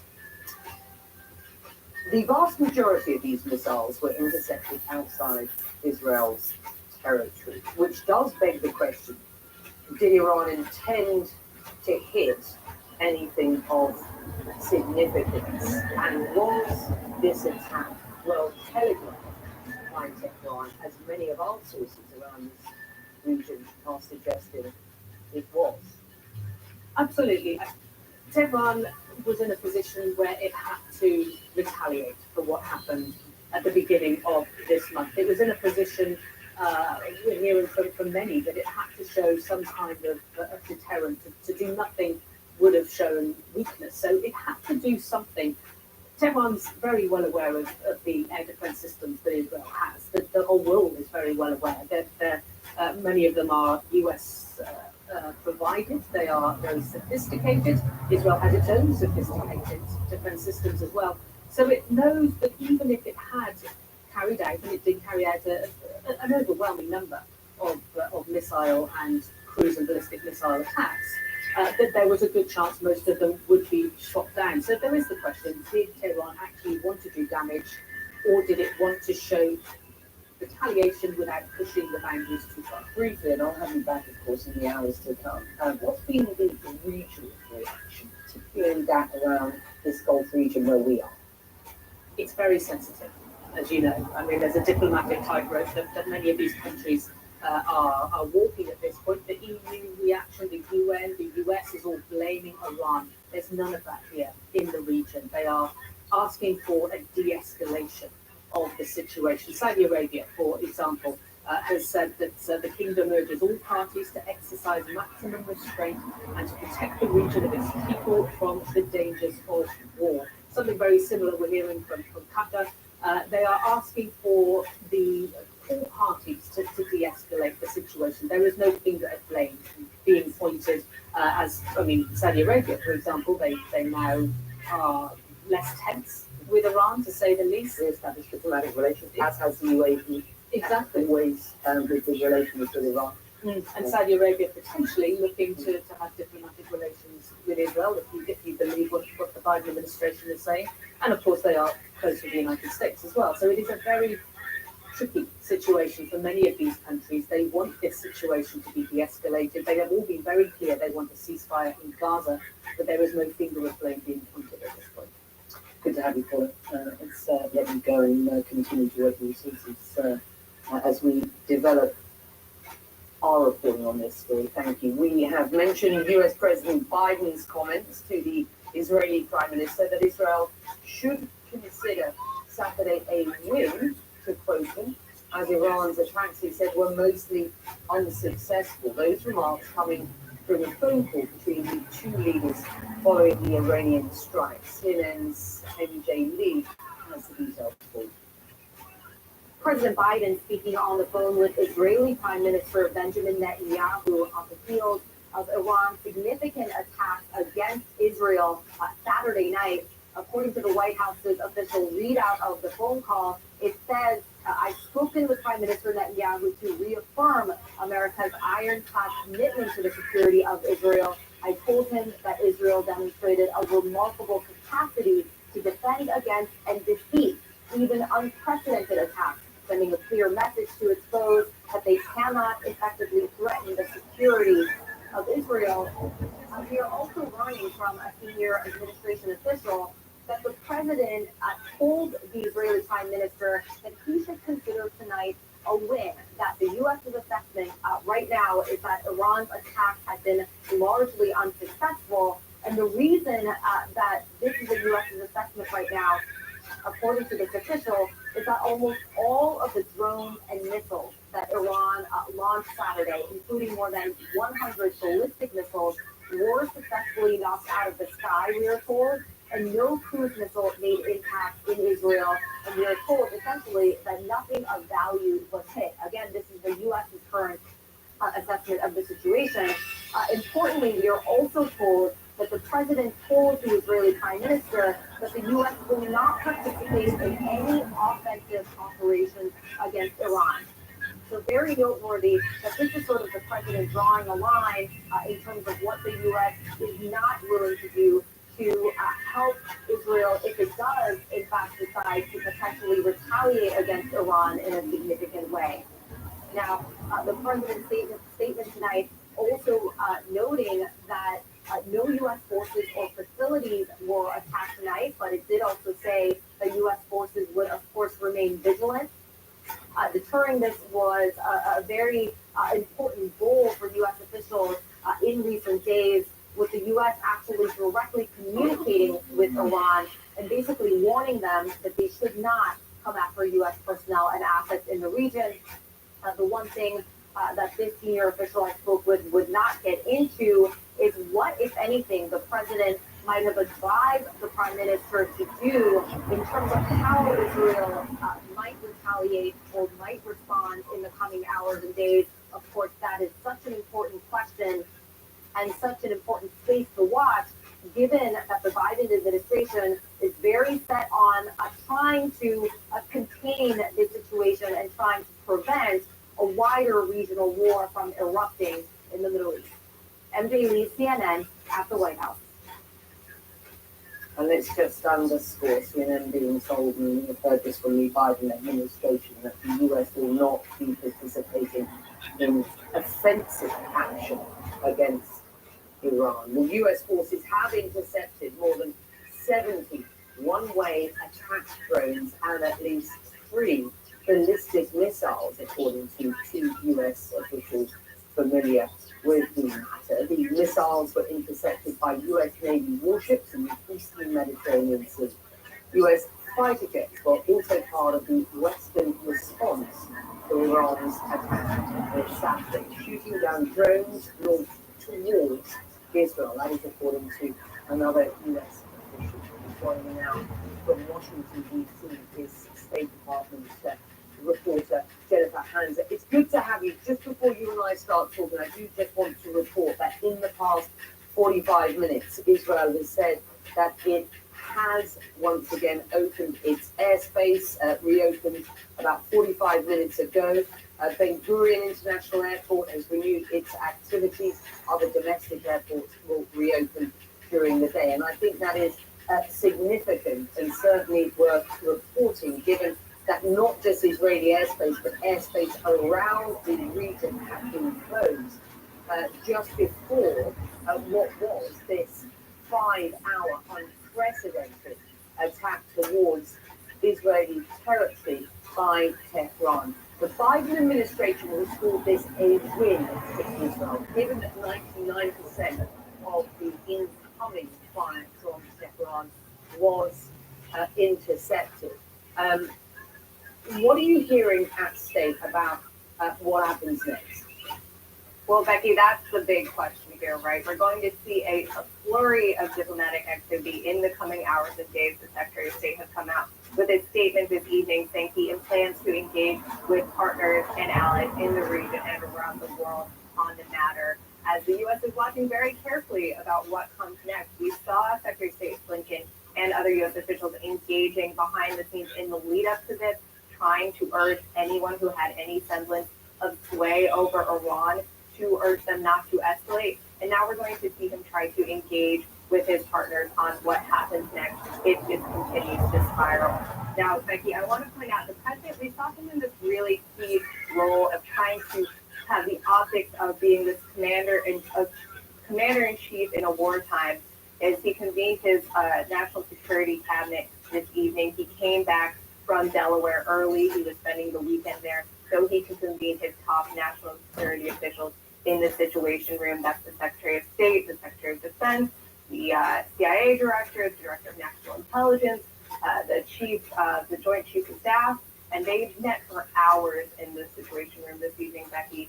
We don't know a lot about what was discussed, but we know part of the reason they were there so long is they were getting these real-time updates from the Central CENTCOM commander, General Kurilla. He was just in Israel over the past couple of days, and he was providing these updates as the U.S. was engaged in supporting Israel in taking down these Iranian drones. Now, as we heard from MJ, the president also spoke with the Israeli prime minister on the heels of this counterattack, and he is urging him not to do anything rash, basically, and he is saying the U.S. will not support Israel if they do anything offensive. However, we have seen from a number of officials that they are still trying to show that they will be there defensively. They are saying that commitment is still ironclad. This is a really important time for the Biden administration, and many around the world will be picking apart its conduct and certainly its response. Many will remember Joe Biden very forcefully addressing Iran in the past, 72 hours with a don't line. If you're thinking about attacking Israel, don't, he said. They did, Jennifer. Many will say that response was well telegraphed, gave Israel and its allies time to get themselves in position to defend Israel from what was a synchronized launch of drones and ballistic missiles, an effort, if you will, to test Israel and its allies' defense systems. What are you hearing from State about the support by Israel's allies and support for the U.S. and Israel by Israel and the U.S.'s allies, internationally and particularly in this region? Well, we've seen them trying to walk this very fine line. As you know, a lot of the Arab partners in the region have been very against what Israel is doing in Gaza from the very get-go. They have come out against some of these operations that have been undertaken in Gaza, particularly as this war has dragged on for more than 6 months, and we've seen 33,000 people killed, according to local health authorities. At the same time, in the past couple hours, we have seen the regional allies and partners coming out with concern about what has happened, voicing their concern about this Iranian attack on Israel. And there is a very keen sense here that no one wants to see the situation explode. That was a fear at the very outset of this conflict 6 months ago, and now it has come back to the very forefront here, Becky, as everyone is watching for what Israel will do and what Iran will do if Israel does carry out continued counterattacks here. So, and I should also note inside the Americas, go on. I was going to say, Becky, the other thing I wanted to point out is tomorrow there will be a meeting with the UN Security Council that was called by Israel, and we will see a lot of these partners speaking on this as well. Yeah. No, so I was going to say, inside analysis, the system was having so important was good to have still more reaction from around the world to Iran's unprecedented attack on Israel. We'll go live to Tel Aviv with a look at where the pressure from the United States could affect how Israel responds. Our breaking news coverage continues in a moment.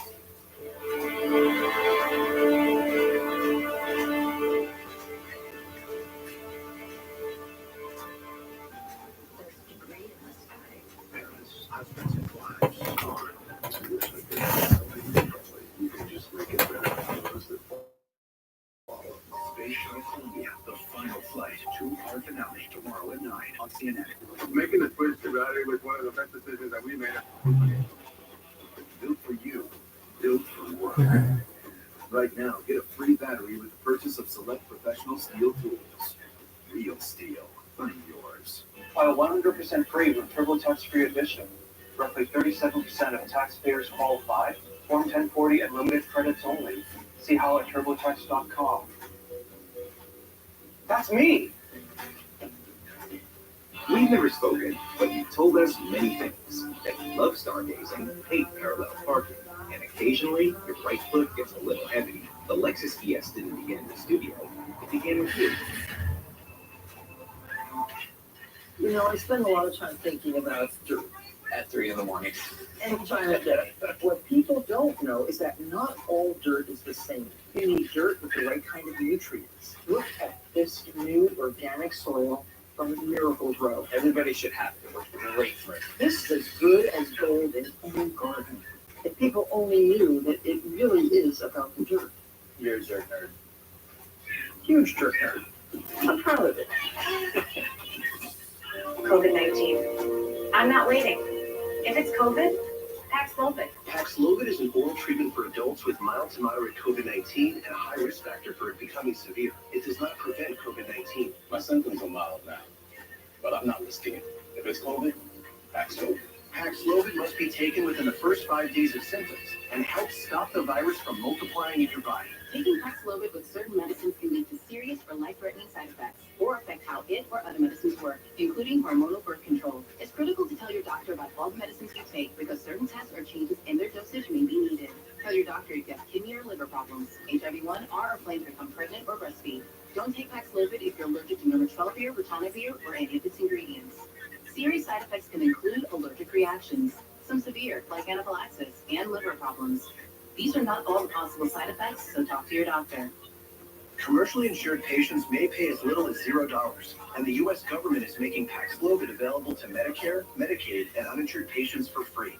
Terms and conditions apply to both programs. Learn more at Paxlovid.com/Paxess and ask your doctor today. If it's COVID, Paxlovid. This is David's Look of Joy, and this is his John Deere C530N mower that delivers precision, speed, comfort, and a feeling you couldn't possibly put into words. You just have to get in the seat. I brought in a Jormax protein with 30 grams of protein. Those who tried me felt more energy in just 2 weeks. Here, I'll take that. Jormax protein, 30 grams protein, 1 gram sugar, 25 vitamins and minerals, and a new fiber blend with a prebiotic. I'm Zachary Cohen in Washington, and this is CNN. Welcome back. You're watching breaking news here on CNN, and the UN Security Council will meet later today in the wake of Iran's large-scale attack on Israel. It comes after Israel's ambassador to the UN, Gilad Erdan, wrote a letter requesting the meeting, quote, immediately to unequivocally condemn Iran. The barrage of drones and missiles fired from Iran towards Israel caused panic in some neighboring countries. The residents in Amman, in Jordan, told CNN they saw and heard activities in the skies, including flares and crashes. An eyewitness says they were concerned some of it would land in their neighborhood. Meantime, Saudi Arabia expressing concern over the, quote, recent military escalations in the region.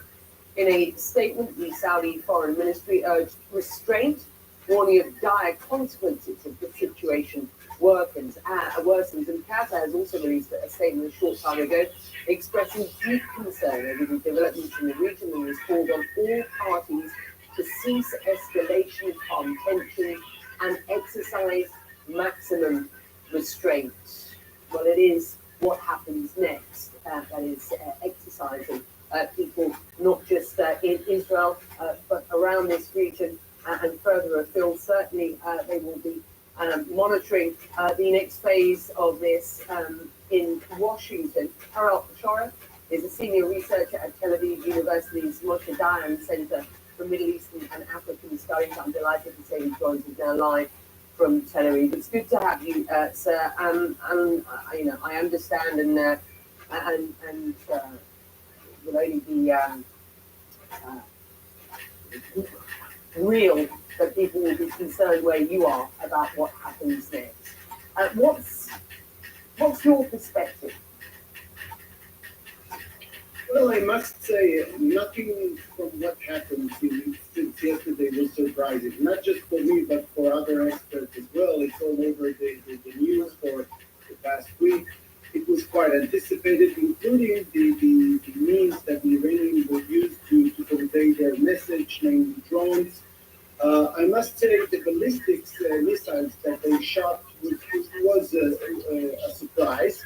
However, everything was, contained. Everything was within this framework. So, as you said rightfully before, they did anything to telegraph their upcoming attack. So everybody will be in position to be ready, and of course, so I think that the Iranians wanted to convey a message. I think Israel can contain what happened, but at the end of the day, we need to remember why the Iranians did that. They wanted us to stop hitting their generals all over the area here while they are orchestrating the war against us. It is already a regional war. At the end of the day, if Israel will continue taking down, hitting those generals, it will mean that the whole Iranian effort has failed.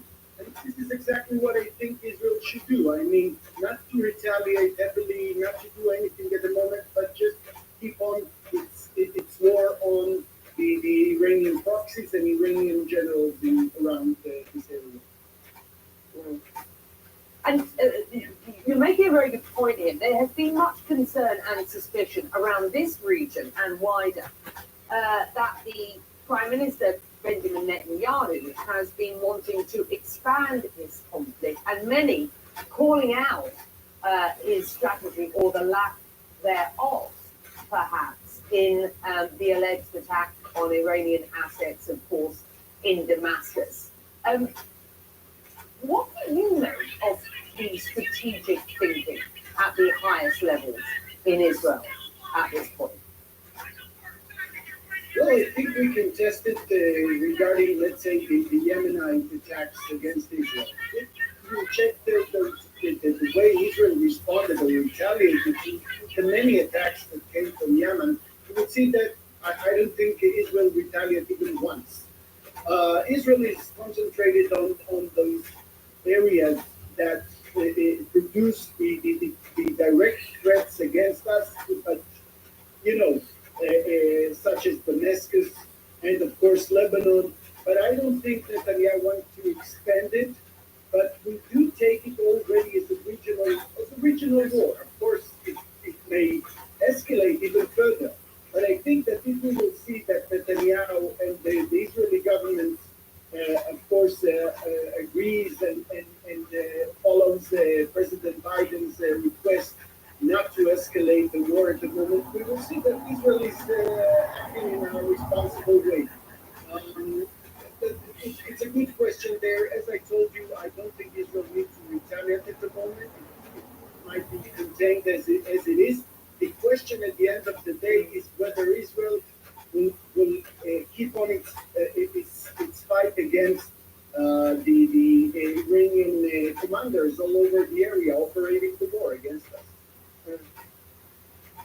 Yeah, that's fascinating. The absence of a political path forward is absolutely an aggravating factor here.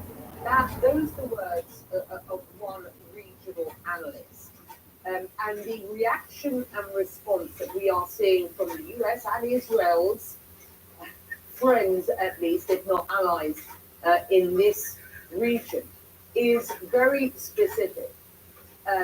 They are not naming Iran in its aggressive approach towards Israel overnight. They are saying and repeating that there needs to be a de-escalation in this regional tension, a ceasefire in Gaza, and a pathway for peace. These regional friends, as it were, not likely to stick with Israel at this point, should they not see a sensible response. So this puts the focus squarely back on the conflict in Gaza, of course, and what happens next. Do you expect to see a ceasefire there imminently? I don't see a ceasefire without the hostages being returned. This is a very strong Israeli and American, actually, demand. And we do understand that any prolonging of the war in Gaza, anything, even in low intensity, as it is at the moment, at the end of the day serves Hamas. So nobody wants to, of course, to continue with this suffer, okay? Including not our own people that never came back to their southern communities. Nobody wants to prolong it, but we do understand that without some sort of oppression on Hamas, we won't see those hostages back home, and this is what we care about. In regard to what you said, it's very extremely important. It is the Israel allies in the area, and this is what we saw last night. We saw actually the allies against the Iranian axis at the end of the day. And this is, Becky, exactly how it was from the very beginning. Everybody understood that it's not something just between Israel and the Palestinians. It is, at the end of the day, a war between Israel and its allies, pro-American allies, against the pro-Iranian forces in Israel. Thank you, sir. It's good to have you. Hal Chorov is with us here on CNN. The daylight revealing what damage Iran was able to do with its direct attack on Israel. Coming up, we'll look ahead at what the next hours are likely to bring. You're watching CNN. This is breaking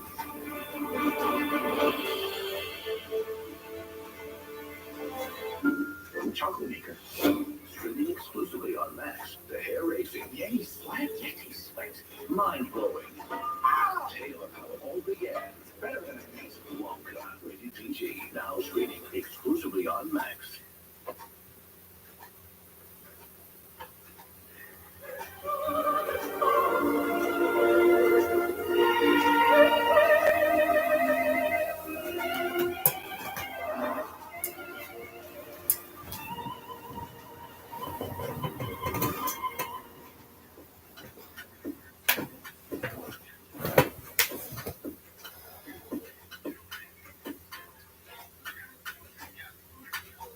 File 100% free with TurboTax Free Edition. Roughly 37% of taxpayers qualify. Form 1040 and limited credits only. See how at TurboTax.com. That's me. What does it mean to be out front? It's going there. We are just about 3 miles from the Gaza border. It's finding out something unexpected. I relish all of our conversations. It's context. The economy is by far the top issue for Americans in this election. Curiosity. Someone else need to jump in the race. And above all, it's about sharing that so you can be out front too. Let's go out front. Aaron Burnett out front, weeknights at 7 on CNN. From moderate to severe Crohn's disease, Skyrizi is the first IL-23 inhibitor that can deliver remission and visibly improve damage of the intestinal lining. Serious allergic reactions and an increased risk of infection or a lower ability to fight them may occur. Tell your doctor if you have an infection or symptoms, had a vaccine, or plan to. Liver problems may occur in Crohn's disease. Control of Crohn's means everything to me. Ask your gastroenterologist about Skyrizi. Learn how Happy can help you save. Making the switch to battery was one of the best decisions that we made as a company. Built for you, built for work. Right now, get a free battery with the purchase of select professional steel tools. Real steel, find yours. H&R Block has 60,000 tax pros nationwide with an average 10 years experience, ready to do your taxes for you from start to finish. When every dollar matters, count on our experts to get your max refund guaranteed. Hellman's real mayonnaise. Every dollar is so rich and firm. It makes any sandwich delicious. Irresistible. Hellman's mayonnaise. Everything is easier with your My Astound account. Quickly view your account, manage your settings, sign up for text messages, and more. Want to go paperless? Click the button. Want to set up autopay? Do it in a flash. Plus now, you can add Astound Mobile, which runs on one of the nation's largest, most reliable 5G networks. Your My Astound account makes it easy to get exactly what you need. Go to my.astound.com and check it out today and connect to astounding possibilities. Closed captioning brought to you by Mesobook.com. Our firm only represents mesothelioma victims and their families. If you or a loved one has been diagnosed with mesothelioma, call us now. Welcome back. I'm Becky Anderson in Abu Dhabi, where the time is 9:39 a.m. Well, the United States believes the immediate threat of Iranian attacks on Israel has subsided, at least for now. In fact, Israeli airspace has reopened in the past hour, and Ben Gurion International Airport has now renewed its activity. Well, that is after Tehran fired waves of missiles and drones towards Israel for 5 hours overnight local time. In that time, the skies over Israel were lit up with the explosions of intercepted missiles. In fact, Israel's military says only a small number of ballistic missiles actually reached Israel at all. And those fell on an airbase in southern Israel, causing only light structural damage, according to the IDF. That base is still functioning. IDF spokesman Rear Admiral Daniel Hagari says 99% of the more than 300 projectiles fired at Israel were intercepted overall by both Israel and its allies. And now Israel's war cabinet is weighing its response to Iran. This is the first time that Iran has directly struck Israel after years of threats. And we are getting a breakdown on the numbers. Around 170 drones, more than 30 cruise missiles, and more than 120 ballistic missiles were launched towards Israel by Iran. Joining me now is Chief Party, author of Losing an Enemy, and is Executive Vice President at the Quincy Institute for Responsible Statecraft. He joins us now from Washington, D.C. It's good to have you. Let's get your assessment first on the size and scale of this Iranian attack.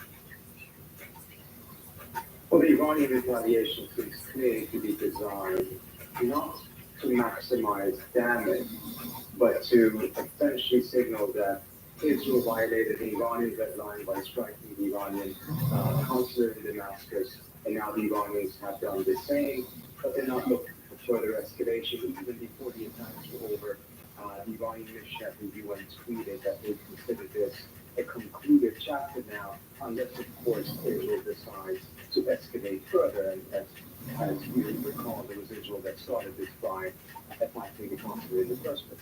The ball is in many ways not just in Israel's support, but in Biden's support. 2 days ago, we looked into the cameras and said, Iran, don't do it. Iran didn't heed that advice. But now the question is, will you say the same thing to the Netanyahu government? Judging, and the Israelis move forward with further escalation, then it seems quite likely that the next step will be a full-scale regional war. And there is certainly no appetite for that. There is no appetite usually. And you and I discussed this last week for further escalation. In fact, the very priority of this region is for de-escalation and a path towards peace and a Palestinian horizon. And looking at kind of wider story here in the conflict over the last 6 months. And this is a very different situation for Tehran, a very different atmosphere than that which they have experienced from this region and indeed the US over the years to date, Peter, isn't it? Just explain, if you will. Yeah, I mean, the region is not looking for any escalation at all. With the exception, I would say, the Netanyahu government that does have an interest in enlarging and prolonging the war. But I think what is also quite fascinating in all of this is that if we truly want de-escalation, then the Biden administration that has the most amount of influence at the end of the day can now pursue a strategy in which it is putting pressure on all actors in the region, the Iranians as well as the Israelis, except for Israel. As long as it is allowing Israel to have full maneuverability, freedom to escalate, but then expecting the other actors in the region to feel restraint. Ultimately, that is not going to lead to de-escalation. In fact, it has led to the very situation that we're faced with today. If Biden from the outset had put pressure on all parties to show restraint, including Israel, by going for a ceasefire, we would not be in this current situation. The absence of political path forward is as a number of people have pointed out, absolutely an aggravating factor here. But if we look very specifically at what is going on with regard to Tehran and Israel and this unprecedented wave of attack, how do you understand, or what do you understand to be the perspective in Tehran? Will they be satisfied, and they being the supreme leader and his very close sort of leadership, the Revolutionary Guard, will this be a satisfactory exercise and operation? Given that there's been no casualties, there's been no real impact on Israeli assets at this point. 99% of those missiles were intercepted before they actually reached Israeli territory. I think the Iranians are probably going to try to exaggerate the damage that was done. And I do suspect also that there is a bit of an underestimation on the Israeli side of what the damage was. But ultimately, I think if the Iranians manage to make sure that there isn't any further escalation, they will then claim that they have restored their deterrence, that Israel realized that any further attacks fired on Iranian embassies or Iranian officials will be responded to, and as a result, there will be a de-escalation. That is what the line is that Iran was most likely are going to put forward. If, however, the Israelis escalate further, then I think it's going to be very difficult for the Iranians internally to be able to say that they're a hostile system, because it would have led to a war that the Iranians people absolutely do not want, and frankly, that the Iranians really cannot afford to fight them. Yeah, a very big calculation for the Israelis at this point.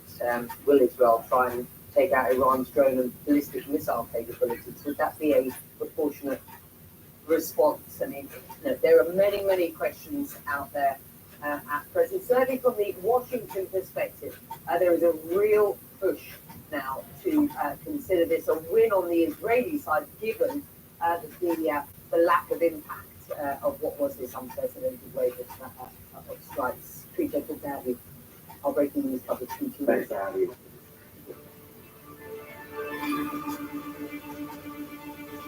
I've been touring the world with my music, and now I want to focus on what's happening to our planet. Blue Card, a CNN film, Sunday, April 21st at 9. You know what's brilliant? Boring. Think about it. Boring is the unsung catalyst for bold. What straps gold to a rocket and hurtles it into space? Boring comes.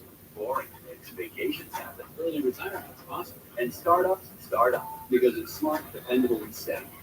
All words you want from your bank. For nearly 160 years, PNC Bank has been brilliantly boring, so you can be happily fulfilled. Which is pretty unboring if you think about it. Make your first move with battery power made by Steel. Right now, save $50 on the FSA 57 battery tripper set. Real Steel. Fun for that. All these games on DirecTV and no satellite on the roof. Think about this. Blue Jays, Cardinals, Orioles. What's missing? The Indian Condor? No, Walnut Brain. Pigeons. They'd rather name a team after socks. We're not going out left. I have moderate to severe plaque psoriasis. Thanks to Skyrizi, I'm on my way to clearer skin. 3 out of 4 people achieve 90% clearer skin in 4 months. And Skyrizi is just 4 doses a year after 2 starter doses. Serious allergic reactions and an increased risk of infections or a lower ability to fight them may occur. Tell your doctor if you have an infection or symptoms, had a vaccine, or plan to. Nothing on my skin means everything. Ask your dermatologist about Skyrizi. Learn how AbbVie can help you save. Simple principle. When selection gets low, savings tend to disappear. But now that there's a great selection, there are lots of great savings deals. So come to the Toyota Spring Savings Event, where you can get special low 1.99% financing on most 2024 Tundra hybrid and gas models, which could save you up to $3,400. Great selection means great savings deals. At your New England Toyota dealer, your all-wheel drive headquarters. Toyota, let's go places. Calvert Tires, New England's largest volume discount tire dealer with over 100 locations.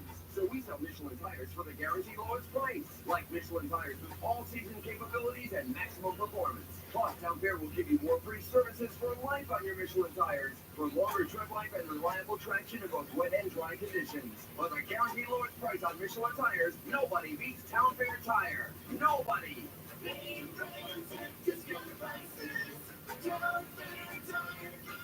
To the ones that waiting for something new and kept us wanting more. MLB Tuesday from TBS this year. Coverage begins Tuesday at 7:30 p.m. TBS and Max. Welcome back. You're watching breaking news here on CNN. Before Iran's strikes on Israel and Israeli-linked container ship was seized by Iran's Revolutionary Guard Corps in the Strait of Hormuz, according to Iranian state news agency IRNA. CNN's Pauline Newton joins us now with more for it.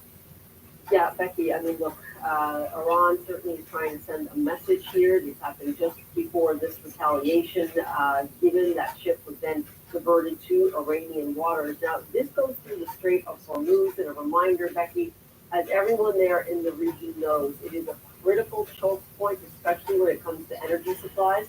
1 in 5 barrels of oil goes through the Strait of Hormuz each and every day.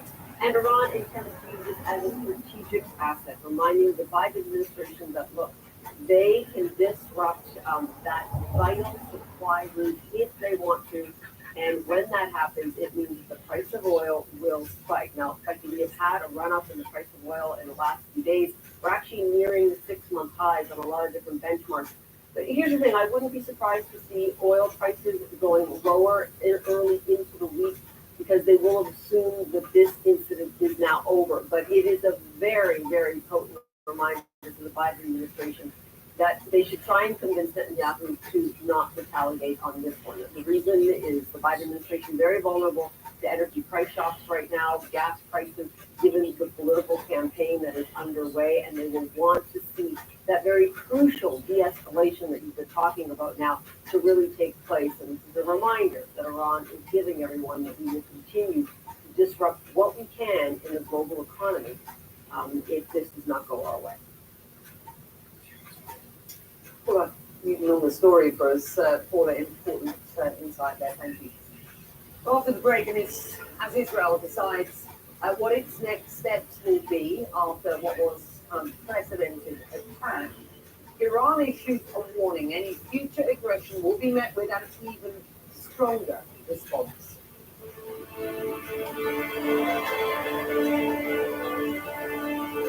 Tomorrow, A Night of Space. First on the whole story with Anderson Cooper, the James Webb Telescope, Are We Alone? Followed by the two-part finale of Space Shuttle Columbia, The Final Flight. Tomorrow, starting at 8 on CNN. Get your backyard ready for any occasion with the help of quality battery tools by Steel. Only at approved Steel dealers. Right now, save $50 on select AK System battery tool sets. Real Steel. Your yard is your sanctuary where you should feel free. No. He's talking about the ducks. They need a lawn very fast. And you, in Scott's turf with the rapid grass. It's a revolutionary mix of seed and fertilizer that grows grass 2 times faster than the seed alone, giving you a stronger lawn with easy houses. Feel that breeze away. I smell it. I'm still talking to the dogs. Get Scott's Turf Builder rapid grass today. It's guaranteed. Feed it, though. Feed it. When Barbara switched to TurboTax, I wrote 4 generations of family traditions. Mom, I want to make perfume. So I made Barbara's recycling account by guaranteeing her maximum refund. Intuit TurboTax. Imagine a future where plastic is not wasted, but instead remade over and over. Think of the things that keep our food fresher, our families safer, and our planet cleaner. To help us get there, America's plastic makers are investing billions of dollars to create innovative products and new recycling technologies for sustainable change. Because when you push for smarter solutions, big things. So my daughter tells us you're in television. It's their streaming. And you're $40 a month for live sports, news, and entertainment. Let's quite get Please. What? We love that you found someone that is so smart with money. I'm like that lab bloated bundle you brought home. Why can't you just be happy I can stream my favorite channels for less? The family has values. Stream is value. Bring your mercy. We're passionate about delivering ultra-fast, ultra-reliable internet so you can stay connected to your everyday work, life, and play. Thank you for trusting in our services and voting us down #1 nationwide, ranking us a top provider for reliability, speed, and overall satisfaction. Now, you can enjoy us down local too on one of the nation's largest and most reliable 5G networks. 2 great services, 1 astounding company. Thank you for choosing us and connecting to astounding possibilities. H&R Block's tax pros average 10 years of experience. And we'll do your taxes for you from start to finish.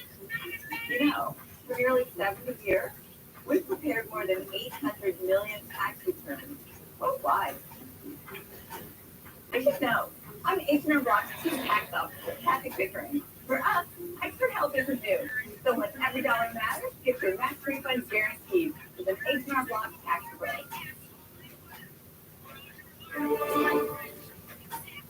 Well, Iran says the attack on Israel was self-defense after Israel struck their consulate in Damascus on April the 1st. Welcome back. You're watching breaking news here on CNN. Tehran is calling its retaliation a response to, quote, repeated military aggressions of the Zionist regime. Iran says the matter can be concluded for now, but their UN ambassador says if Israel uses military aggression again, the next retaliation will be even stronger. Israel denies Tehran's claim that the building in Syria, April the 1st, was a consulate, saying it was instead a military building of its forces. As an aside, Iran's attack is a direct contradiction to what Prime Minister Benjamin Netanyahu said a year ago. He said that judicial reform would not weaken the country's security. CNN spoke earlier to Barak Ravid, our political and global affairs analyst, about one of the most popular Twitter accounts since the war started is an Israeli Twitter account. Nobody knows who's operating it, but it's called News from a year ago. And today, when the Iranians, shortly before they fired their drones, their cruise missiles, this account posted a video of Netanyahu from a year ago, where he pushed back on the warning from the intelligence services that the judicial overhaul that he's pushing is creating damages to Israel's security and is encouraging Israel's enemies to attack it. And back at the time, exactly a year ago, he said Israel's enemies will never attack us because they know it will be a mistake. And I think that when you put those two together, I think many Israelis look at what's going on. The war in Gaza is stuck. There's no hostage deal in sight. Hezbollah is still shelling the northern border, and Israel is being attacked directly from Iran. I don't think anybody thought this is where Israel is going to be.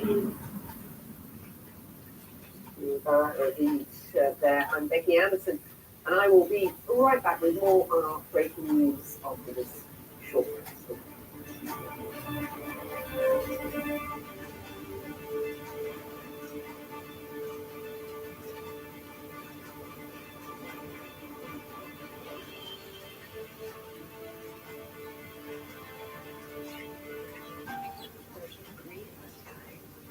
Husbands and wives gone. I wish I could have done something differently. We could just make it better for those that follow. Space Shuttle Columbia, the final flight, 2-part finale, tonight at 9 on CNN. Do you think that our democracy is at risk? We have to be very concerned. This is a damning report for the president. Why do you think he's doing this, and can he be talked out of it? Would Republicans be willing to support this APEC? We need a functioning legislative branch. Are you willing to let people on the West Bank vote? Why do you think so many Republicans have downplayed this? Do you think he's guilty? With Jim Tapper, weekdays at 4 on CNN. What does it mean to be out funding? It's going there. We are just about 3 miles from the Gaza border. It's finding out something unexpected. I relish all of our conversations. It's context. The economy is by far the top issue for Americans in this election. Curiosity. Someone else need to jump in the race. And above all, it's about sharing that so you can be out front too. Let's go out front. Aaron Burnett out front, weeknights at 7 on CNN. Weeknights at 8. Tonight on 360, new reporting to get the full story. There's no to play. How important is that? Being unafraid. With reasonable grounds to believe that alleged war crimes have been committed. Had action. That's real trauma would you have been. See truth. Is Israel in full control of its territory? Know where the search for answers takes you. Anderson Cooper 360. Weeknights at 8 on CNN. Every night, you're going straight to the source. We begin with the breaking news tonight, going inside the biggest stories. Where is the common ground between you and the Senate and the White House sharing the latest with you? The source with Caitlin Collins, weeknights at 9. I'm your host, Solomon in New York, and this is CNN. This is CNN Breaking News. Hello and welcome. I'm Becky Anderson in Abu Dhabi, where the time is 10 a.m. here. It is 2 a.m. on the east coast of America, and a keen eye clearly being kept on what is going on in this region. And the IDF says it had a 99% success rate in shooting down Iranian drones and missiles launched at Israel. This is what it all looked like a few hours ago before the attacks apparently subsided.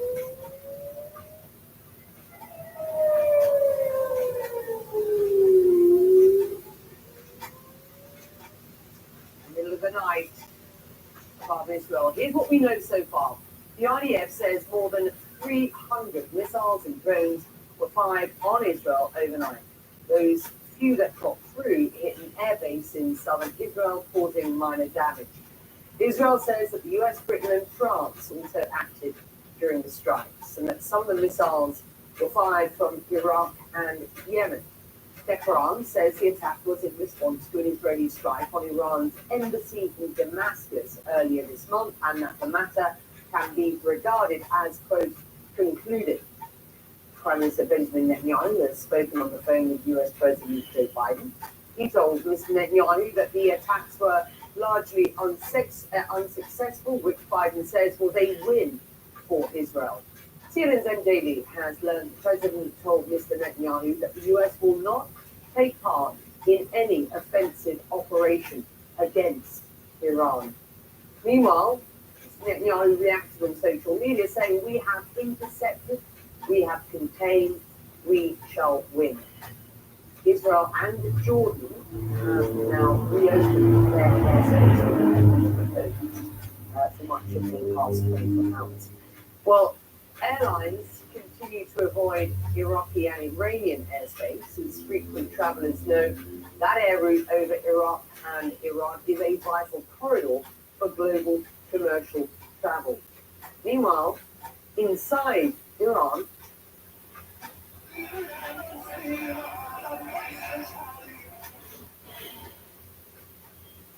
celebrations break out on the streets of Tehran after word of the attack got out.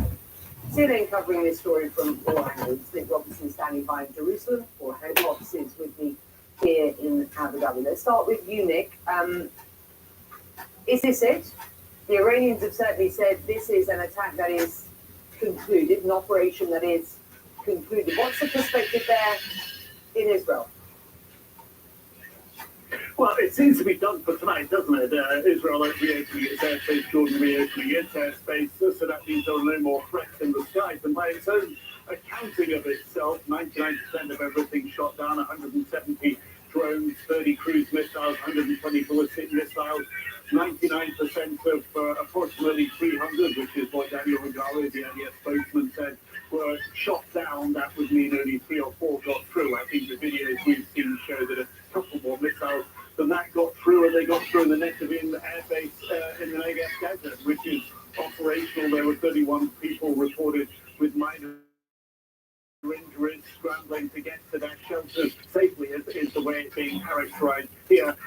Yes, by Israel's own accounting, you could almost say one and done, but by the language being used by the defense minister, Yoav Gallant, saying that the confrontation with Iran isn't over yet, and the Prime Minister saying together we will win, and the cautionary note from President Biden after his 25-minute phone call with Prime Minister Netanyahu saying the United States will not support Israel in offensive actions.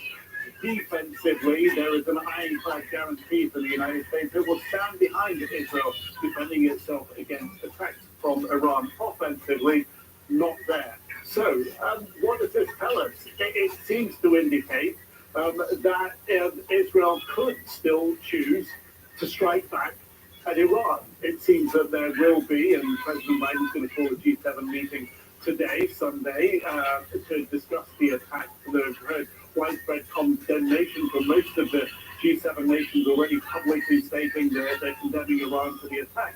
So it does seem as if it is all eyes on the Prime Minister and his very small war cabinet to decide their next step. But I get the very significant impression Israel's allies really feel they came through this okay, and there isn't any need at this stage to escalate tensions by going back at it directly with Iran. That's an entirely different assessment, though, potentially from what Israel will make of it all. And Israel has very vocally applauded the efforts of the US, the UK, and France, which it says was involved in the defense of Israeli territory overnight. Not necessarily name-checking regional, let's call them partners, but we certainly do know that the region, there were countries around this region who were involved to a degree. Let me bring in Paula Hancock at this point. Paula, what are you hearing around the region? Let's start with very specifically Iran and the perspective from there on what was an unprecedented 5-hour wave of attacks towards Israeli territory. Well, Becky, what we've been hearing from Tehran itself is that this was, in retaliation, a direct revenge for what happened on April 1st, when there was that strike on the consulate in Damascus, in Syria, where 7 were killed, 2 of them Revolutionary Guard commanders. Israel didn't claim responsibility, but Tehran certainly holds them responsible. And we heard from the Supreme Leader saying that an attack on their consulate in Syria is effectively an attack on their home soil, on Iran itself. And so this is what they say was self-defense. It was a direct retaliation for what had happened on April 1st. Now, we've got a couple of front pages here from Iranian newspapers. This is the Iran, and it says the start of the punishment. That's the main headline. You can see the image there. That's the image of what state media calls an Israeli-affiliated container ship being taken by Revolutionary Guards and directed into Iranian waters as well. They say Iran's answer is legitimate and strong. Just to show you one more, this also has a very similar sentiment, saying it's the start of revenge. But what we're hearing from the Iranian side is that this is legitimate. They have criticized the UN Security Council for not having responded when they say Israel carried out that strike, and they say that they have had to respond themselves. Thank you. We bring Nick in at this point. Nick, this attack, let's be quite frank, was well telegraphed, at least to those who have direct and certainly indirect links these days with Tehran. I include the United States in that. What wasn't clear was how an attack would happen and where an attack would happen. As I speak to sources around this region of the Gulf and the wider Middle East, there does seem to be a sense that given the very limited impact that this unprecedented wave of attacks by missile and drones had on Israel, that this could be it at this point, as long as this is a controlled situation. Just how important will the Biden administration and its pressure on Netanyahu be now in not reacting in a way that would be seen as aggressive, offensive at this point to Tehran? Prime Minister Netanyahu is not in good shape at the moment. It's in absolute tatters over the way Israel and Prime Minister Netanyahu's government has responded to the war in Gaza. More than 33,000 Palestinians killed, many in the north of Gaza on the brink of starvation, not enough aid getting in. And it's only been under absolutely extreme and sustained pressure that the United States has been able to exert its will on the Israeli government. And I think we may very well be in a similar scenario with over the situation with Iran at the moment. Israel's way of responding and projecting its military capability, projecting and protecting security for Israelis. And let's not underestimate the psychological impact on Israelis. The 7th of October was a huge blow on the psyche of many people in this country because they didn't believe attackers could come over the border into their homes and kill them. They did. That was more than 120 killed. It's on the same count you can say that Iran has now, for the first time, come into this country with missiles, not managed to kill anyone this time, but it's shown a very, very strong resolve to try to do that. That impacts the psyche of Israel, and people will want to know that the government will protect itself. And the way that the government here operates, usually, is to show that it is the meanest and strongest and most determined fighter in the room. And that means going after anyone that attacks it to deter them from not doing that again. So Israel is, of course, going to want to continue to strike at IRGC commanders, be they in Syria or in Lebanon, because they see them as a threat to their safety and security, and they will not want Iran firing 300 missiles at them the next time they do that. And the way that Israel handles a scenario like that in the past is to take them on and respond with greater force. And of course, Iran says if they do that, then they will up the ante and return fire as well. That's why the defense minister says the confrontation with Iran is not over. That is the way Israel until now deals with its enemy. It will go after them and show them that they shouldn't attack Israel. What is it going to do now? The track record points at some sort of strike back. Nick, it's good to have you. Paula, you and I have been discussing already this morning, and we'll continue to discuss the regional reaction to this unprecedented wave of attacks towards Israeli territory by Iran last night. The reaction is one of concern, significant concern, and a real appeal for de-escalation at this point. Nobody around this region wants this escalation in any way. For both of you, thank you. Well, US forces intercepted more than 70 one-way attack drones and at least 3 ballistic missiles, according to 2 US officials familiar with the matter. Those missiles were intercepted by US Navy warships in the Eastern Mediterranean Sea. US fighter jets were also part of the Western response to Iran's attack on Saturday. Shooting down drones launched towards Israel, according to another US officials. US forces do not appear to have been targeted in Iran's attack on Israel. CNN's Jennifer Hansen joins us now from Washington, D.C. And what is the perspective there, Jennifer, given what we now know to have happened in what was this 5-hour wave of attacks?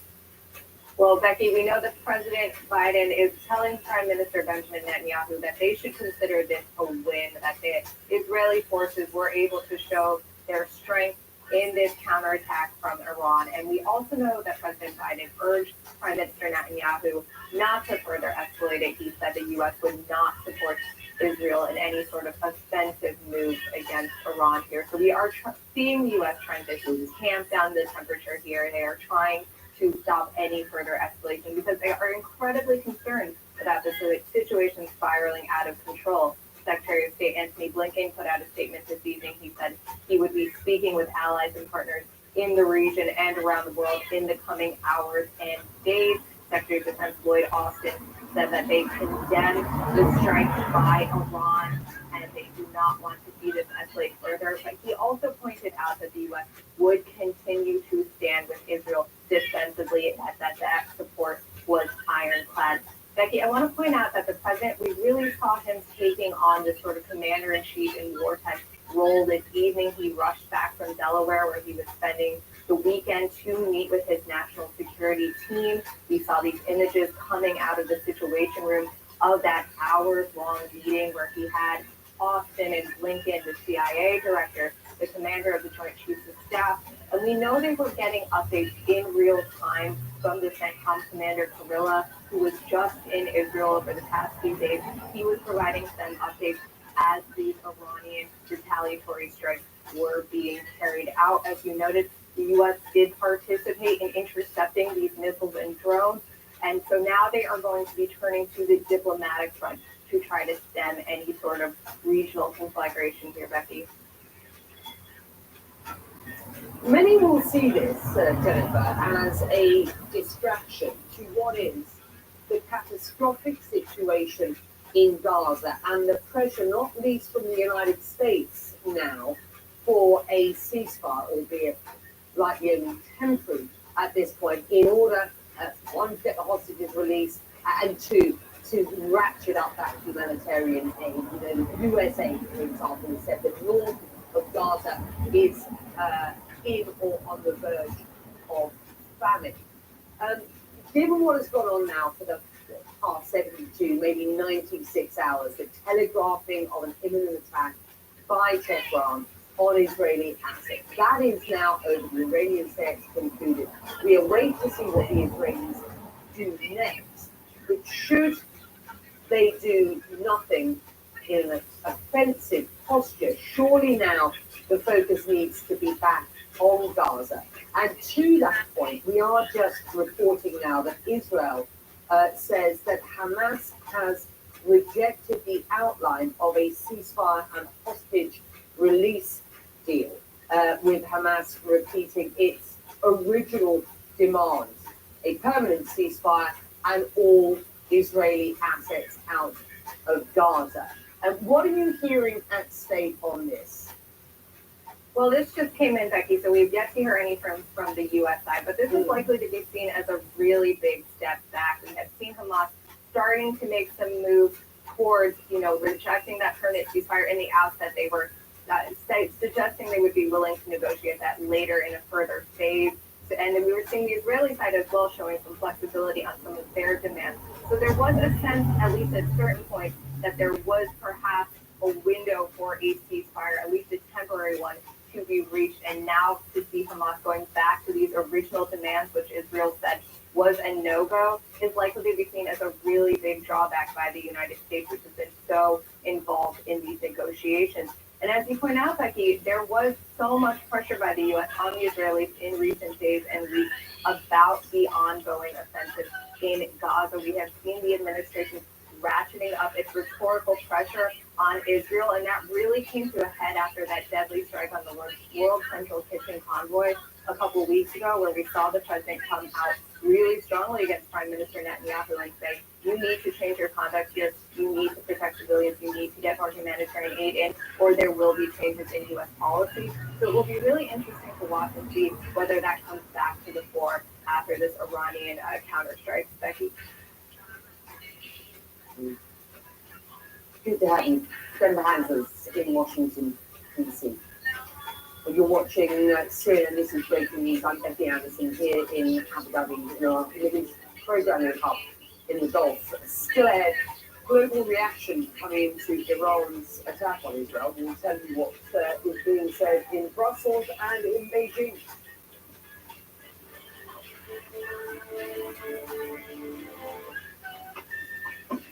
Electric for short trips, gas for long. Quite the paradox. It really is both. The Lexus RX plug-in hybrid. I was a TurboTax expert because I had 2 full-time jobs, lawyering and cleaning. Count on me, Mia.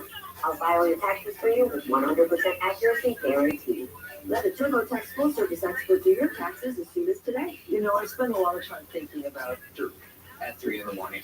And what people don't know is that not all dirt is the same. You need dirt with the right kind of nutrients. Look at this new organic soil from Miracle Grow. Everybody should have it. It works great for us. This is as good as gold in any garden. If people only knew that it really is about the dirt. You're a dirt nerd. Huge dirt nerd. I'm proud of it. What are you thinking? Thinking about about Africa, safari, hot air balloon ride, swimming elephants, great water safari. Great question. Like everything, takes a little time. Or put the majority down here On a ranch. in Montana. Good question. Let's take a look at those scenarios.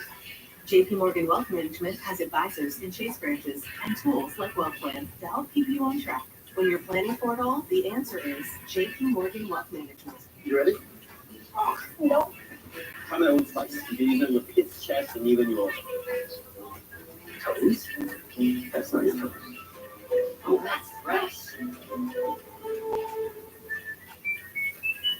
You deserve a mobile service that lets you stand out. Introducing Astound Mobile. We have mobile plans that fit you. Save more, do more, be more. I'm one of the nation's largest, most reliable 5G networks. With Astound Mobile, you only pay for what you need. Buy the gig or go unlimited. You already have a working internet. Now you can add mobile starting at $15 a month per line. 2 great services, one astounding company. We are astounding. Itch, scratch, must not itch. Stop the itch-sanity with Cortisone 10 for bug bites, poison ivy, and other itches. Cortisone 10 is #1 top recommended. It works fast and lasts for hours. Cortisone 10. Allergies? With Allegra, they won't stop me. Nothing beats Allegra. It's the fastest, non-drowsy 24-hour allergy relief. Live your greatness. Closed captioning is brought to you by Skechers Hands-Free Slip-Ins. Just slip in. That's all I need to do with my new hands-free Skechers slip-ins. It's like slip-ins have an invisible built-in shoehorn so my foot slides into place. Or computer. Well, reaction to Iran's unprecedented attack on Israel is coming in from across Europe. The European Union's foreign policy chief, Josep Borrell, condemned the attack as unacceptable and said, quote, "This is an unprecedented escalation and a grave threat to regional security."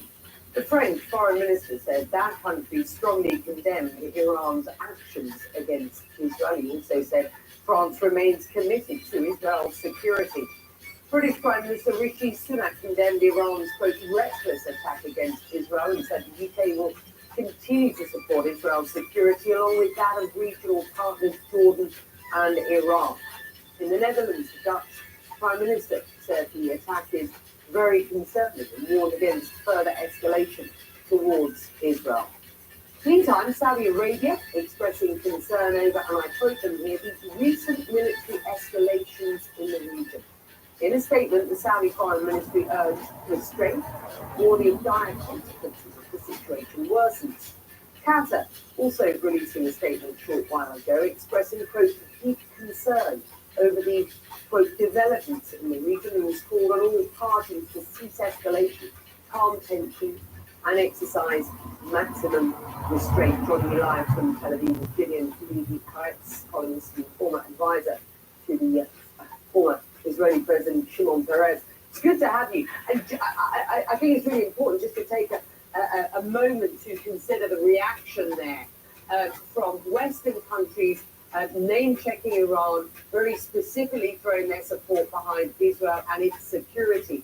And the region where I am here broadcasting from, which is that of the Gulf, where you see the Saudis and the Qataris talking about the need for de-escalation around this region, calling for restraint, calling for calm. Gideon, what do you make of what we have seen and heard over the past 12, 15 hours, including not least, of course, what was a 5-hour unprecedented attack on Israeli or towards Israeli territory by Iran? I think in many ways it was an historic night. Things changed in the Middle East tonight. You did mention also Jordan, who was part of stopping this attack. And we see at least a chance for a new Middle East. But I just hope that Israel will not spoil it, because now the main challenge is to prevent a counterattack by Israel on Iran. Because then we are in a new game, then we are in a regional war, which nobody can foresee how we will end. It's the worst of all scenarios. There is clear pressure by the United States, not least, on Israel to see this as a concluded attack, as described by Iran itself, and as a win for Israel. The fact that there was no real impact, 99% of these missiles were intercepted by Israel and with the support of its allies. You say you hope that there will be no counter-attack to this retaliation. You hope that's the case. What do you expect to see from Prime Minister Netanyahu at this point? First of all, it really depends more on President Biden that you mentioned. It depends a lot now on the pressure. The Americans have now a huge leverage over Israel because we have to face it. The United States saved Israel tonight. Both the United States and the defense systems of Israel, obviously. But Israel was saved tonight from, imagine yourself, all those rockets and missiles do arrive. Israel would be working up now to a different world. So I would expect Prime Minister Netanyahu to be now more listening and obeying to the American administration after we were practically saved partly by the United States. The question is if Israel can just ignore this.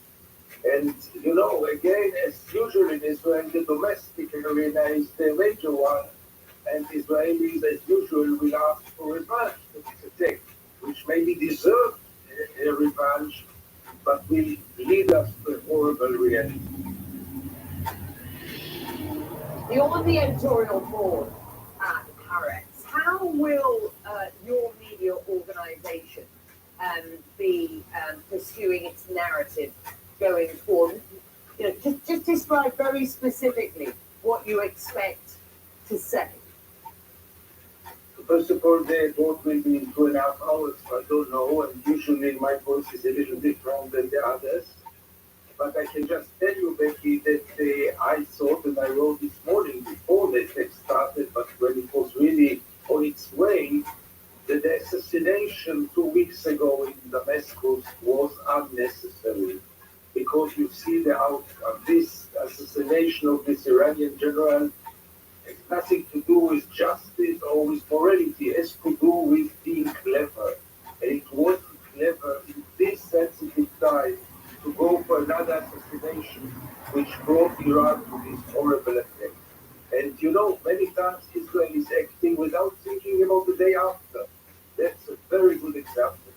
The fact that we have this wonderful, excellent, unbelievable, imaginary defense system saved us. But, you know, why was it needed at all? What would have happened if Israel would restrain and not assassinate this general? He may be emboldened tonight, but is Benjamin Netanyahu, to your mind, strengthened by what has happened overnight? And I'm talking about his position politically here, people. You see, Becky, we are right now in the eye of the storm. We cannot measure it after a night like this. On one hand, Israel is very proud that it was safe this night. On the other side, people have to ask questions about why did we get there at all? And was it really inevitable? Was it really so, inevitable that we couldn't act differently? Was it our responsibility for what happened in the last half a year? So you cannot judge. Netanyahu is right now the prime minister, and there is no challenge because he has a coalition in the parliament which is quite solid. The street thinks differently, but in Israel the parliament votes for the government, and we will have to continue with Netanyahu at least for the short future. Good to have you, Gideon. Always a pleasure. Thank you for being with. Thank you, Becky. Comes in and Richard Allen Ford joins us next to discuss what is going on around this region after Iran's direct attack on Israel.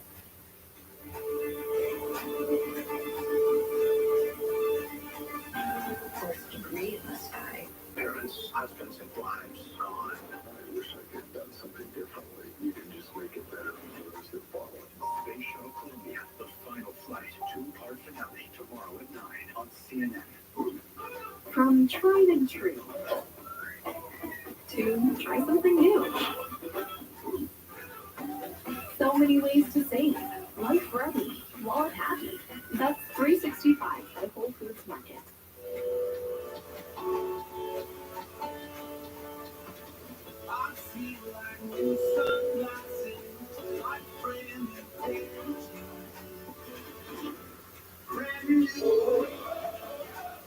From moderate to severe Crohn's disease, Skyrizi is the first IL-23 inhibitor that can deliver remission and visibly improve damage of the intestinal lining. Serious allergic reactions and an increased risk of infection or a lower ability to fight them may occur. Tell your doctor if you have an infection or symptoms, had a vaccine, or plan to. Liver problems may occur in Crohn's disease. Control of Crohn's means everything to me. Ask your gastroenterologist about Skyrizi. Learn how AbbVie can help you save. File 100% free with TurboTax Free Edition. Roughly 37% of taxpayers qualify. Form 1040 and limited credits only. See how at TurboTax.com. That's me! Wait, you can design a personalized weight loss plan for me? Whoa, I'm lazy. I have that bundle. Does new have plan for us? New plans can be personalized for both your needs. Get your personalized plan today at noon.com. The UPS store is not just a shipping store. We're the shipping store. Believe the packing to us store. But we understand this is more than a package store. We're the packet shipping guaranteed store, the Peace of Mind store. We're the right around the corner. Go to We Ship It All store. The UPS store. Be unstoppable. Keep your private info private. Shred today at the UPS store.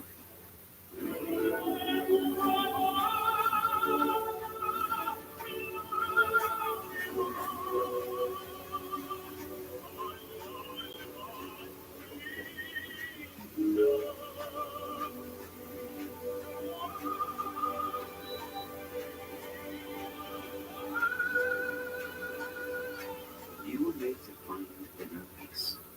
We were made to track flight prices to paradise. In 3 seconds, this couple will share a perfect moment. Oh, wow. But we got to sell our houses. Well, almost perfect. Don't worry, just sell directly to Open Door. We'll close in a matter of days. When life stores open, we'll handle the house. Welcome back. I'm Becky Anderson in Abu Dhabi. Time here is just after 10:30 in the morning. Israel says nearly all of the 300 or so Iranian missiles and drones that were launched overnight were taken down by the IDF and their partners in inverted commas. The attack lasted approximately 5 hours. US President Joe Biden spoke to the Prime Minister Benjamin Netanyahu, and he urged him to avoid escalating the situation further. But speaking on Army radio, Israel's Minister of Foreign Affairs, Israel Katz, has reiterated comments that if Iran attacks inside Israel, this country will strike inside Iran. Well, Israel had been preparing for Iran to strike. Here's what Mr. Netanyahu said on Saturday, right before the attacks. Citizens of Israel, in recent years and especially in recent weeks, Israel has been preparing for a direct attack by Iran. Our defensive systems are deployed. We are ready for any scenario, both defensively and offensively. The state of Israel is strong. The IDF is strong. The public is strong. Let's bring in Chief International Anchor Christian Amanpour. Christian, you just heard there from the Israeli Prime Minister. This was a wave, an unprecedented 5-hour wave of attacks. Defended not just by the IDF, of course, but by Israel's, quote, partners. And Gideon Levy, who's on the editorial board of the Israeli media organization Haaretz, very specifically said Israel was saved by its partners, and very specifically by the United States and its support overnight. Your thoughts? It's 45 years since the Islamic Republic and the antagonism between Israel and Iran. There has never been attack by Iran inside Israel. So this does actually cross a threshold, and the actual future right now rests on whether Israel will listen to the United States and not retaliate for the retaliation. It was a massive aerial attack in terms of hundreds of drones, cruise missiles, and other surface-to-surface missiles that flew from Iran over various other territories, including apparently some from Yemen, some from Hezbollah, etc. It appears, according to reports, that Israel has responded in Lebanon on Hezbollah targets. That is confirmed, and we will see whether there's any further retaliation.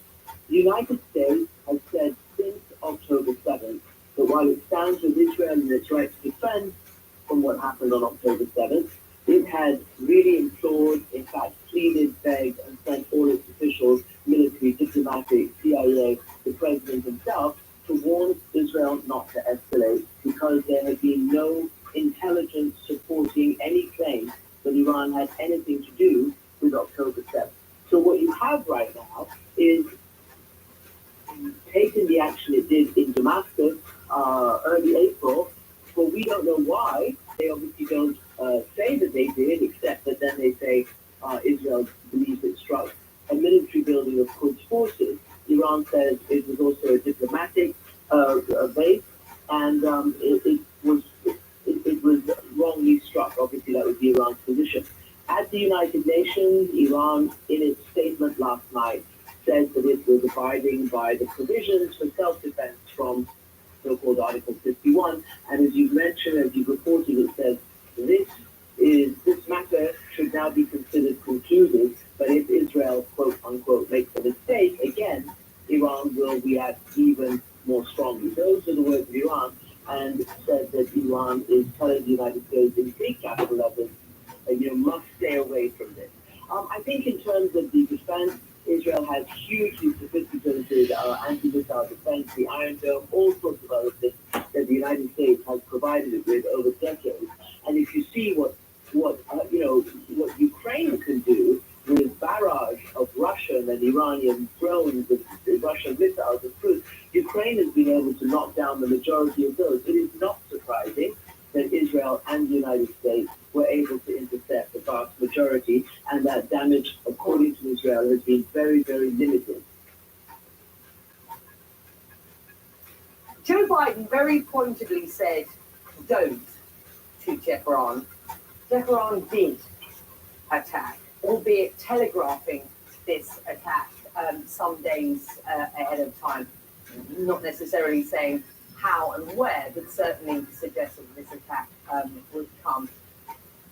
How would you describe the way that the Biden administration has dealt with this period? This is certainly somewhat of a distraction to what is going on in Gaza, and we know the US putting an enormous amount of pressure on Israel to get a ceasefire deal concluded there, albeit a temporary ceasefire deal, in order to get the hostages out and get the humanitarian aid in. How do you perceive the way that this is all being dealt with? Becky, certainly President Biden, they all say that they all think the same script, right? They all say we stand with Israel in defense, we will help defend Israel, and then obviously they tell all the others, all the actors in the region, and Iran particularly, with the so-called axis of resistance that it started back in the early 80s in response to Israel's invasion of Lebanon back then. It's tried to keep, it's tried its best to keep this all from escalating. If you remember, Iran did in fact, through its proxies, kill 3 American service people based in Jordan. The United States was very clear, and it responded, and it apparently killed 45 of those people whoever they were, Iranians, Iraqis, militias, and there has been no more action between Iran and the United States in that region since then. Up until now, also the Houthis had backed off from their, heavy action in terms of attacking and threatening ships in the Red Sea right after October 7th. This now, brings it back to a boil, and it really is up to the United States and Israel to decide whether this is one and done by Iran in response to what Israel did, and we still do not know why. What was the casus belli? What was the actual reason for Israel striking that facility in Damascus other than a target of opportunity, so to speak? What was the reason? And clearly, just as Hamas knew, I don't know whether it's understood the ferociousness of the response after October 7th, Israel clearly would have known that there would have been a response to what happened in Damascus. And if it didn't know, Iran was telegraphing it every which way for the last 13 days. So this is something that's almost like planned. It was very fortunate that all the defenses worked. Israel has, and the United States have, much more competent and heavily armed, developed and modern military machine. Although Iran has plenty of missiles and drones, it does not have an air force of any note, and it doesn't really have a sea force that is threatening. But so this is where we are. The problem here is, does Netanyahu listen to President Biden? And up until now, it has been very questionable. In fact, many allies who are very, very concerned, Israeli allies and U.S. allies, have been quite shocked and surprised throughout the 6 months of this war on Gaza since the horrors of October 7th, that to them it appears that this Israeli government is not listening. And we have heard many, many times that these negotiations for a ceasefire have, moved, as you've just been reporting, 1 step forward, 3 steps back. The latest, frankly, before this, was even Israelis meeting that their side of the negotiations were slow rolling it. So this is a really, really difficult moment for the people whose families are still in Gaza. The Israelis who are still in Gaza is horrendous. For the 33,000 plus Gazans who've been killed, it is catastrophic as well. For the famine that has set in, according to the United States, and the pictures we see, this is a catastrophic situation. And as yet, we see no joined up full process to stop it going on now, but even more important, for any day after reality. Very, very difficult. And that lack of a political pathway forward is, as a number of people I've spoken to in the past 24 hours suggested, is really aggravating the situation even further at present. It is extremely complicated. There is real concern. Christian, thank you. Real concern around the region where I am. Profound concern about what could happen next. And appeals for a real de-escalation at this point. We will see what the Israeli response to this retaliatory attack from Tehran will be in the hours to come. Well, it's been great to see how Israel responds to these unprecedented attacks by Iran. We are seeing more Israeli politicians reacting. Netanyahu's far-right minister for internal security, Itamar Ben-Gvir, remember what his job is, internal security, posting on X, impressive defense so far. Now we need a crushing attack. We'll compare that with Israel's President Isaac Herzog posting, "Bless you, dear soldiers and commanders of the IDF and IAF. Bless the coalition of nations led by the US and ACT.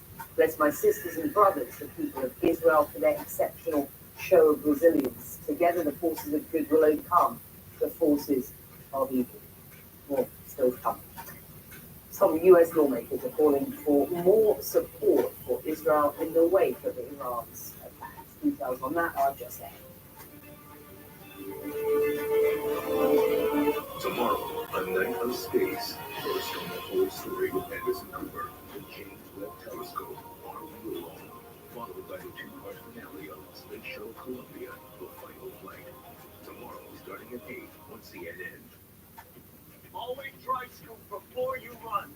Listen, hot dog diet got me shredded. It's time we listen to science. One A Day is formulated with key nutrients to support whole body health. One A Day, science that matters.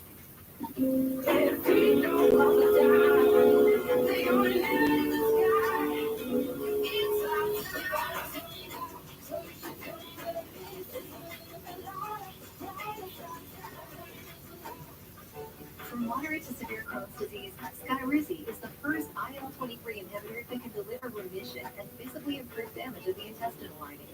Serious allergic reactions and an increased risk of infection or a lower ability to fight them may occur. Tell your doctor if you've had an infection or symptoms, had a vaccine, or plan to. Liver problems may occur in Crohn's disease. Control of Crohn's means everything to me. Ask your gastroenterologist about Skyrizi. Learn how AbbVie can help you save. Oh yeah, man, thicker than you're in the shower. What you really need in life is some freaking torque. What? The Dodge Hornet RT, the fully torqued out crossover. COVID-19. I'm not waiting. If it's COVID, Paxlovid. Paxlovid is an oral treatment for adults with mild to moderate COVID-19 and a high risk factor for it becoming severe. It does not prevent COVID-19. My symptoms are mild now, but I'm not risking it. If it's COVID, Paxlovid. Paxlovid must be taken within the first 5 days of symptoms and helps stop the virus from multiplying. Taking Paxlovid with certain medicines can lead to serious or life-threatening side effects or affect how it or other medicines work, including hormonal birth control. It's critical to tell your doctor about all the medicines you take because certain tests or changes in their dosage may be needed. Tell your doctor if you have kidney or liver problems, HIV-1, or are planning to become pregnant or breastfeed. Don't take Paxlovid if you're allergic to nonylprovir, ritonavir, or any of its ingredients. Serious side effects can include allergic reactions, some severe, like anaphylaxis, and liver problems. These are not all the possible side effects, so talk to your doctor. Commercially insured patients may pay as little as $0, and the U.S. government is making Paxlovid available to Medicare, Medicaid, and uninsured patients for free. Terms and conditions apply to both programs. Learn more at Paxlovid.com/Paxess and ask your doctor today. If it's COVID, Paxlovid. File 100% free with TurboTax Free Edition. Roughly 37% of taxpayers qualify. Form 1040 and limited credits only. See how at TurboTax.com. That's me. Israel is weighing its response after Iran launched more than 300 missiles and drones towards Israel overnight. 99% of those were shot down by Israel's military and their close partners, according to the IDF. These pictures show some of the Israeli pilots returning to the Nevatim air base in the Negev desert. The IDF says the base was struck by the only Iranian missiles that did reach Israel, but have only caused light structural damage, and the base is, they say, still running. Boris Yeltsin is a professor of international relations at the London School of Economics, good friend of this show, and the author of Making the Arab World, who joins us now live via Skype from Brussels. Boris, good to have you. What is your assessment of what we have witnessed overnight? I mean, I think the first point is that Iran has delivered its message. It was an unprecedented attack. Benjamin Netanyahu and the war cabinet dared Iran to retaliate, and Iran stood up. I think what Iran is trying to do is to restore its balance without really triggering a direct war either with the United States and or Israel. But Becky, we need to tell our viewers that this is a precipitated crisis. This is a man-made crisis. It was Benjamin Netanyahu who provoked Iran by attacking its consulate in Syria and killed 6 top commanders. Again, we need to tell your viewers that Israel has been killing top Iranian scientists and commanders and diplomats for quite a few years inside Iran itself. And Iran has really avoided a direct clash because the Iranian leadership fears that Israel is trying to drag it into war with the United States. So that the attack on its consulate in Syria was an attack on the Iranian sovereignty, was an attack on the Iranian state, and the Iranian leadership could not afford not to respond and try to restore their defense. So, if Iran's retaliation was inevitable, and let's be quite frank, well telegraphed around this region and to both the US and Israel, Israel's response to this is not inevitable. Will Benjamin Netanyahu listen to US President Joe Biden? The US has thrown its support behind Israel's defense overnight, very, very visibly. And Gideon Levy said to me that Israel survived overnight because of the role played by the US and its other partners, as it were, around this region. So the question is, isn't it, what happens next? You know, Becky, you asked earlier your panel about Joe Biden's strategy towards Israel and the Israel onslaught in Gaza. I think, and I was really trying to come in, even though I was not part of your panel. I mean, what has been the overarching strategic goal of Joe Biden since October 2nd? Was to really prevent the escalation of the war from Gaza into neighboring countries. I think if you ask me bluntly and critically, the Biden administration strategy has failed and has failed miserably. That is, Joe Biden is sleepwalking the United States into another war in the Middle East. Not only Joe Biden has failed to influence the decision of Netanyahu and his war cabinet, in fact, Netanyahu has played Joe Biden, has outmaneuvered Joe Biden. Did Israel consult with the United States when it attacked the Iranian consulate in Syria? Did the United States criticize the provocation by Netanyahu? And yet Joe Biden now says, we have an ironclad commitment to Israel's security. I understand that. I understand that the United States supports Israel, but at what cost? And what are the limits? And is the United States willing to be dragged into another war in the Middle East? Because if Benjamin Netanyahu shows political interest and strategic interest as well. Powers, it's good to have you. Thank you very much indeed for your analysis on the show. Here on CNN, we'll be right back.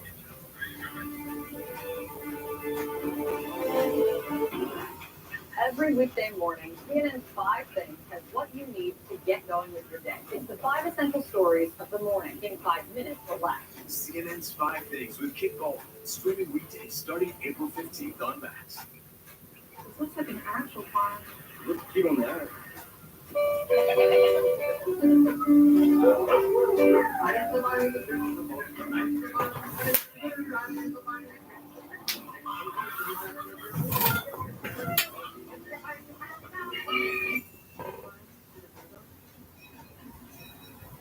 other vacation rentals will get wrapped up today, drive anywhere you know what you'll get.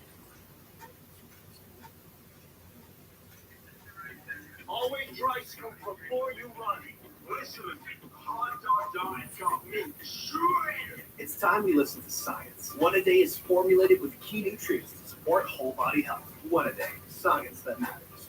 What Barbara was turbo tax? I wrote 4 generations of family traditions. Mom, I want to make perfume. So I made barbecue psychic count by guaranteeing a maximum refund. Into the turbo tax.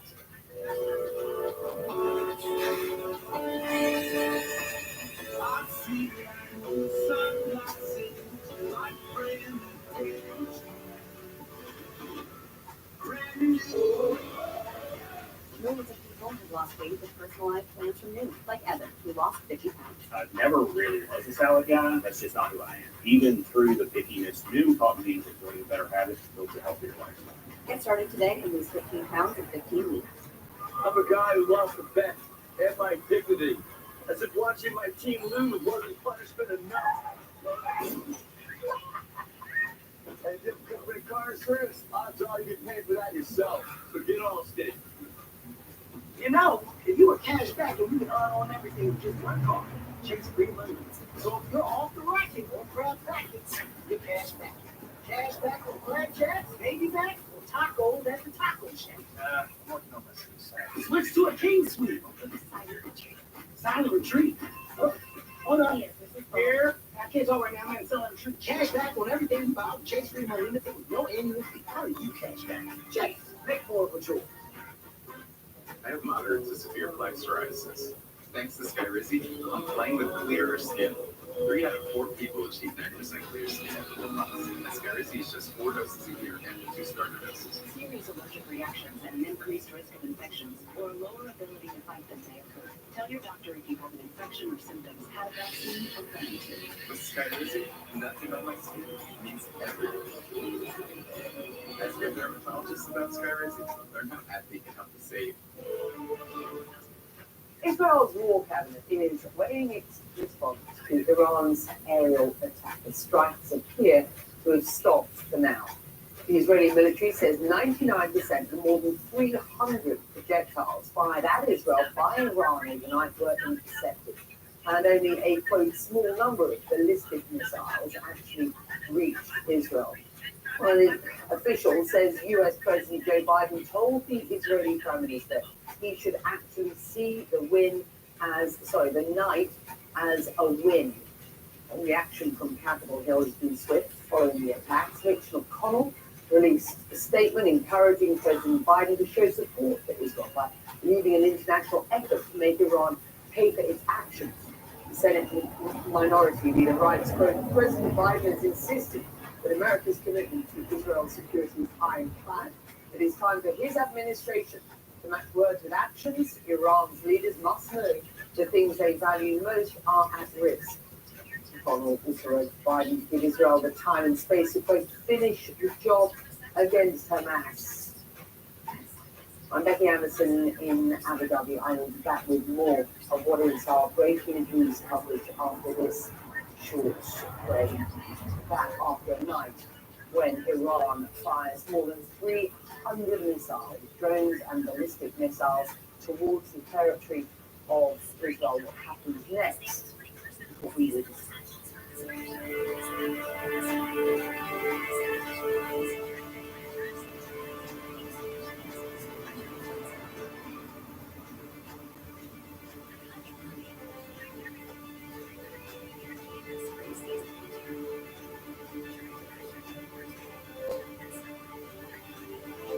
From moderate to severe Crohn's disease, Skyrizi is the first IL-23 inhibitor that can deliver remission and visibly improve damage of the intestinal lining. Serious allergic reactions and an increased risk of infection or a lower ability to fight them may occur. Tell your doctor if you have an infection or symptoms, had a vaccine or planning to. Liver problems may occur in Crohn's disease. Control of Crohn's means everything to you. Ask your gastroenterologist about Skyrizi.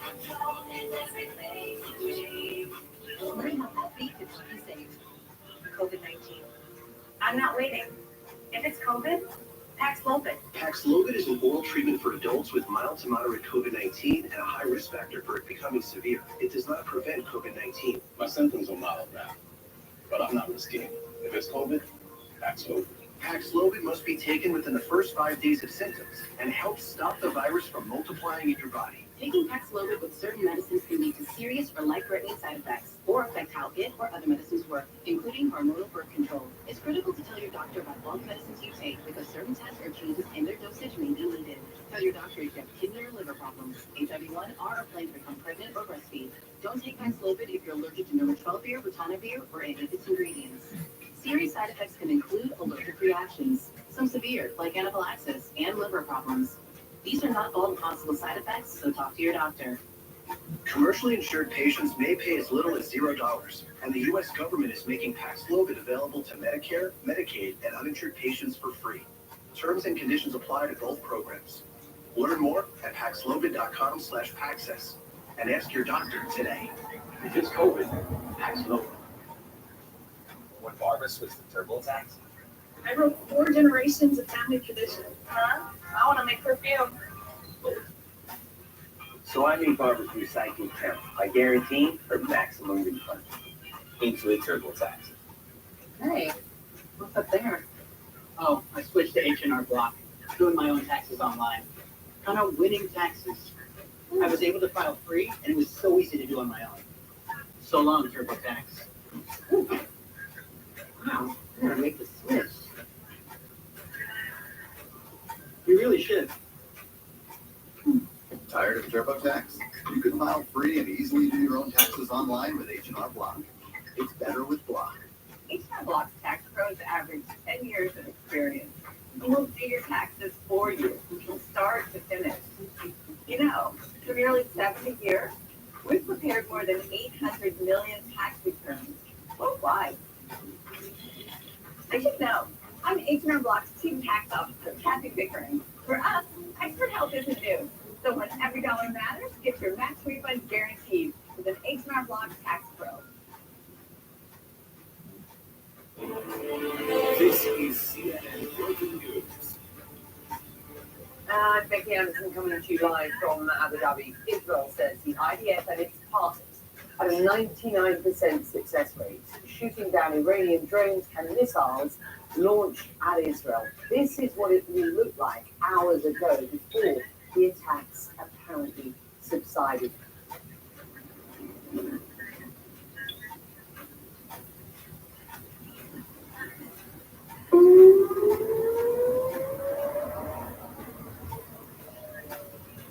Well, the IDF says more than 300 missiles and drones were fired on Israel overnight. Those few that actually got through hit an airbase in southern Israel, causing some minor damage. Israel says that the US, Britain, and France also acted during the strikes, and that some of the missiles were fired from Iraq and Yemen. Tehran says the attack was in response to an Israeli strike on Iran's embassy in Damascus early this month, and that the matter can be regarded as concluded. Meanwhile, Israeli Prime Minister Netanyahu reacted on social media saying, "We have intercepted, we have contained, we shall win." Israel and Jordan now reopened their airspaces. However, airlines still avoiding flying over Iraq and Iran. As frequent travelers know, that air route over Iraq and Iran is a vital corridor for global commercial travel. Meanwhile, inside parts of Iran,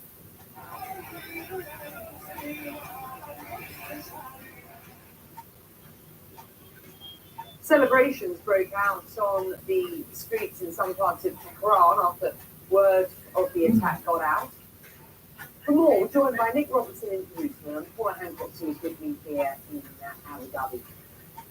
Nick, let's start with you. This has been an unprecedented, historic night for Israel. An unprecedented way, 5 hours worth of strikes from Iran, either from Iranian territory or elsewhere towards Israeli territory. The question is, how does Israel respond to that? Is it clear? It isn't. I think there are two people that we've heard from, Israeli officials in the past hour or so, who sort of characterize the different ways of looking at it. President Isaac Herzog, who sort of spoke to the relief, I think, that everyone feels that the air defenses worked so well. He congratulated the IDF, congratulated the Air Force, congratulated the intelligence services, thanked the White House, thanked President Biden. So that gave you a sense of the relief, I think, and the sense of a job well done in the face of extreme adversity in a night where the Rubicon was crossed in terms of the conflict, the latent, simmering conflict that has sort of gone between Israel and Iran without either one striking each other directly, happened through proxies or striking the other in another country. And then you have what the foreign minister said, doubling down on his comments a couple of days ago. He said, if Iran strikes us, it will show an escalation and of their intent, and we will strike back. And it's something the Prime Minister has said, and the Defence Minister had inferred as well. And the Foreign Minister is saying that those comments still hold, which says, on the other hand, clearly that Israel plans to respond to Iran's attack last night. In essence, Israel's way of fending off future attacks is to try to deter by using a greater level of force back. Now, can Israel's allies persuade it not to? The track record on that in the war in Gaza, where more than 33,000 Palestinians have been killed against the better judgment and advice of President Biden and Prime Minister Netanyahu, the track record indicates that Iran may well go back and strike Iran back. But how? That's not clear. Let me bring Paula Hancock in at this stage. Please stand by. I mean, the calculation is an interesting one here. Israel will certainly not want to see an emboldened Iran off the back of this, nor indeed will the US administration. But what they don't see is an inevitability to the way that Israel might respond. This retaliation was inevitable, and indeed, Tehran telegraphed it very widely to this region and beyond.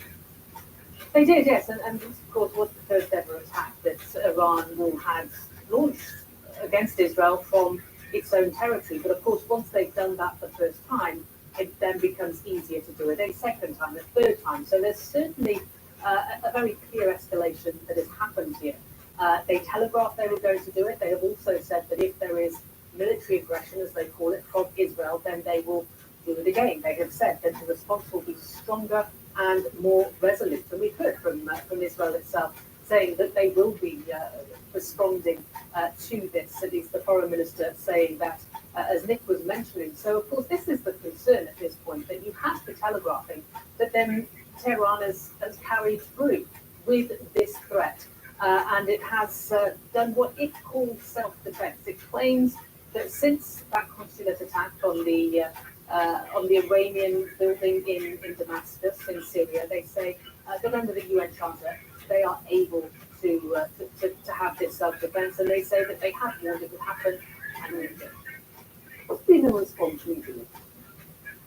Less than we have seen in the rest of the world. Certainly when it comes to the West, they have been very clear in condemning Iran. That is not what you're seeing here in the region, of course, because it is far more sensitive. There's more of a diplomatic tightrope that many of these countries are having to walk. But we're hearing from some of the countries, Saudi Arabia, for example, who has relations with the US, who now has relations with Iran, who, if the Biden administration is to be believed, will have relations with Israel. So a very difficult position. But they have said, quote, the kingdom urges all parties to exercise maximum restraint and to protect the region of its people from the dangers of war.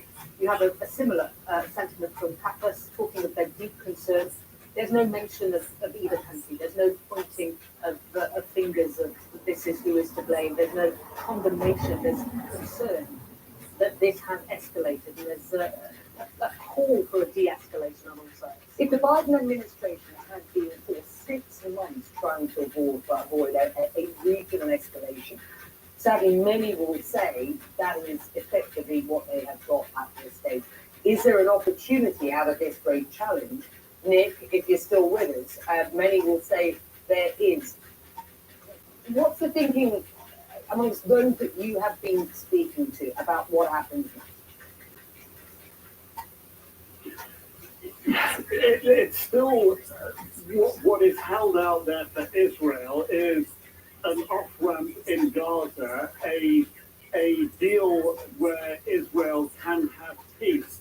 But this is something that's over the horizon for the Netanyahu government. It's not something that they perhaps believe in and certainly don't want to reach for it. I think in terms of kind of de-escalate the broader tensions here, we circle back to the position that we've been until yesterday over Gaza, which is the assessment is that, by and large, the majority of people in Israel don't want Prime Minister Netanyahu running the country, but do want him to take a tough approach in terms of security, in terms of making sure Hamas cannot attack them again, and potentially they may, we haven't seen any polling, it's far too soon, may want a similar tone when it comes to Iran.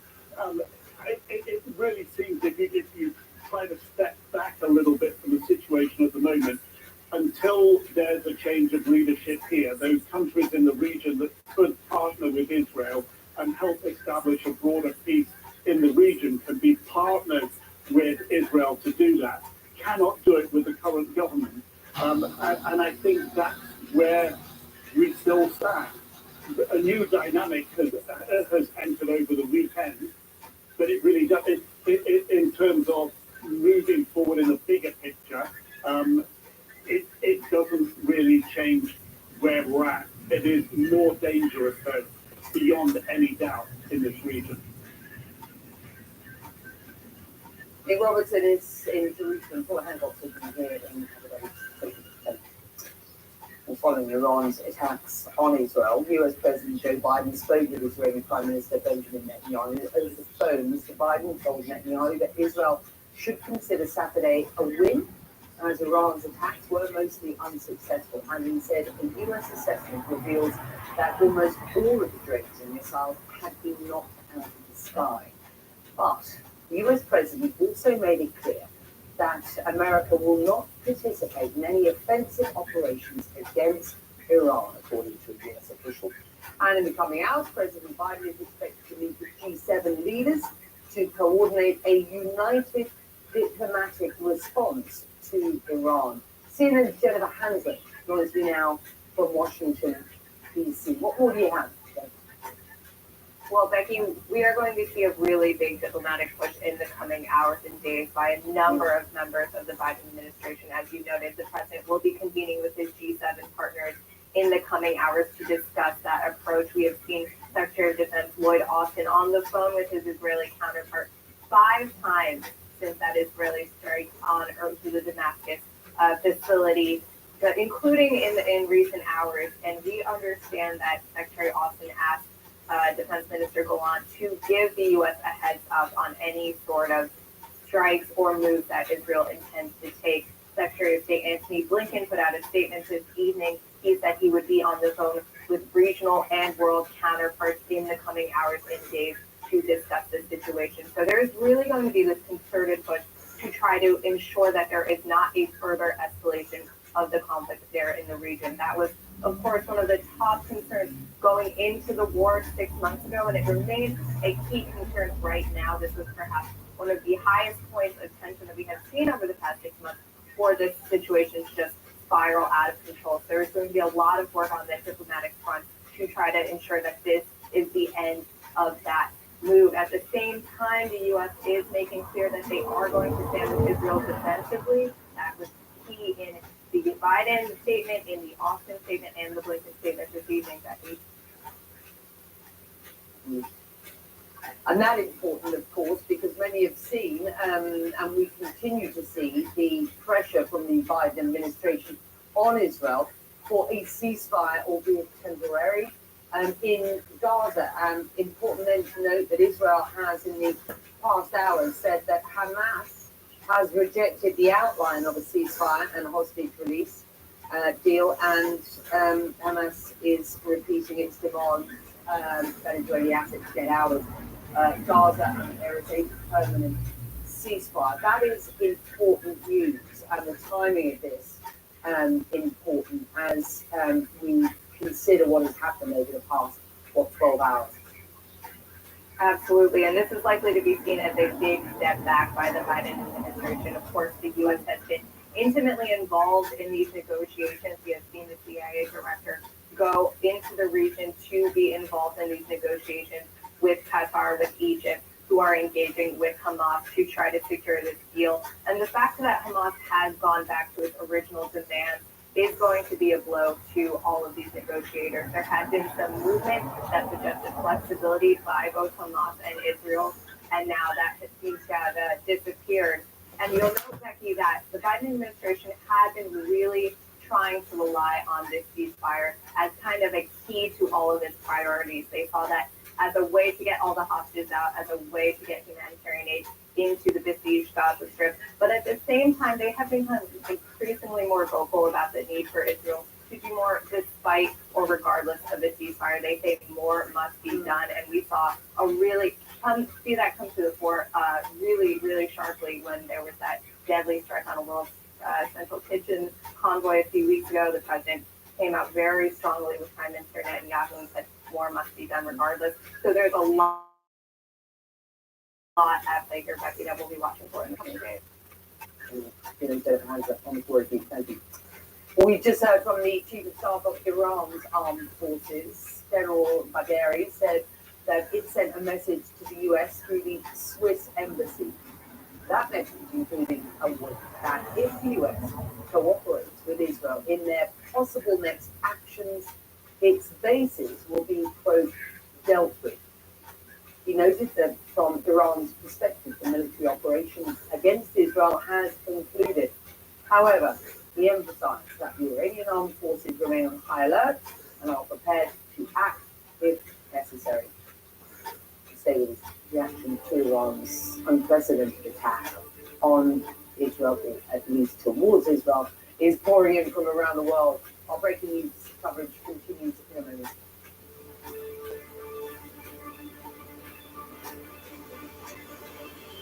Lowering bad cholesterol can be hard, even with a statin. Diets and exercise add to the struggle. Today, it's possible to go from struggle to cholesterol success with Leqvio. With a statin, Leqvio is proven to lower bad cholesterol by 50% and keep it light 2 doses a year. Common side effects were injection site reaction, joint pain, and chest cold. Ask your doctor about twice-yearly Leqvio. Lower, longer Leqvio. Kate made progress with her mental health, but her medication caused unintentional movements in her face, hands, and feet, called tardive dyskinesia, or TD. So her doctor prescribed Austedo XR, a once-daily TD treatment for her loss. Austedo XR significantly reduced Kate's TD movements. Some people saw a response as early as 2 weeks. With Austedo XR, Kate can stay on her mental health meds. Oh, hi, buddy. Austedo XR can cause depression, suicidal thoughts, or actions in patients with Huntington's disease. Pay close attention to and call your doctor if you become depressed, have sudden changes in mood, or have suicidal thoughts. Don't take if you have liver problems, are taking Liserpine, tetrabenzene, or valbenazine. Austedo XR may cause irregular or fast heartbeat or abnormal movements. Seek help for fever, stiff muscles, problems thinking, or sweating. Common side effects include inflammation of the nose and throat, insomnia, and sleepiness. Ask your doctor for Austedo XR. You need T-Mobile. Home internet with 5G. Wait, T-Mobile has home internet? What a feeling! T-Mobile now!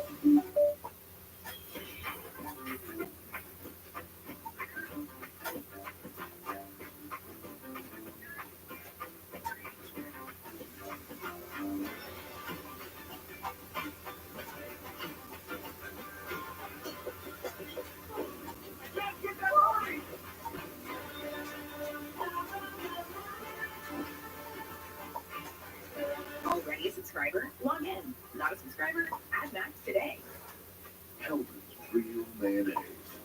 Every dollop is so rich and creamy. It makes any sandwich delicious. Irresistible. Hellman's mayonnaise. With Dexcom G7, the most accurate CGM, you can achieve diabetes results without finger sticks. See how exercise affects your glucose, making it easier to spend time in range and lower your A1C. Closed captioning brought to you by Gilt. Visit Gilt.com today for up to 70% off designer brands. Gilt has the designers that get your heart racing. At insider prices, new every day. Hurry, they'll be gone in a flash. Designer sales at up to 70% off. Shop Gilt.com today. Israel's Prime Minister Benjamin Netanyahu made his first public statement after Iran's attacks on the country, vowing to Israelis that together we shall win. Israel's military says 99% of the more than 300 missiles and drones fired by Iran were intercepted by Israel and its partners. There have been no reports of injuries suffered directly through Iranian strikes. Iran says the attack on Israel was self-defense after Israel struck their consulate in Damascus on April the 1st. Iran calling it retaliation in response to, quote, repeated military aggressions of the Zionist regime. But speaking this morning, Israel's foreign minister reiterated earlier comments that if Iran attacks inside Israel, Israel will strike inside Iran. The UN Secretary General condemned Iran's action, calling for all parties to use restraint. Global reaction to the attack continues to come in. The Chancellor of Austria, Karl Nehammer, condemned Iran and pledged to support Israel's security. The EU's foreign policy chief, Josep Borrell, condemned the attack as unacceptable, saying, quote, this is an unprecedented escalation and a grave threat to regional security. The Dutch Prime Minister said the attack is very concerning. Mark Rutte warned against further escalation towards Israel. Joining me now from Jerusalem, Jacob Katz. He's a senior columnist and editor with the Jerusalem Post and a senior fellow with the Jewish People Policy Institute. Jacob, it's good to have you. So, how should we expect Israel to respond to what was a 5-hour, unprecedented, historic attack by Iran on Israel with drones and ballistic missiles? You're 100% right, Becky. This is a historic, unprecedented, direct Iranian attack against the state of Israel. We've all grown around the world accustomed to the attacks by the proxies, the Houthis in Yemen, Hezbollah in Lebanon, Hamas and Islamic Jihad in Gaza.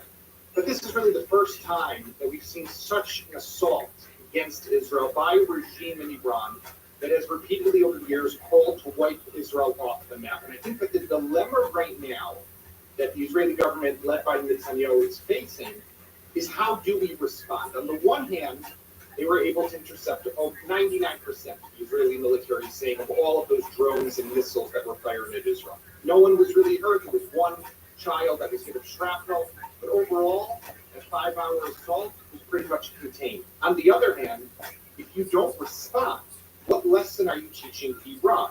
And Iran might think that they can get away with this and they can do this again in the future. And I think, Becky, one more word on this. There is a difference in Israel between the October 6th Israel and the October 7th Israel. To think that you can contain this, that's October 6th thinking. And we saw what happens when, after years of missile defense in Gaza, what happened on October 7th with the Hamas massacre. If we don't retaliate now, are we setting ourselves up potentially for another October 7th in the future from Iran? Jacob, I very specifically asked you how you expect Israel to respond, rather than should Israel respond, to get a sense from you of where the country's thinking is as things stand, because Israel will be and is being encouraged to ensure that it doesn't escalate the already very, very critical and delicate situation that this region is in at present.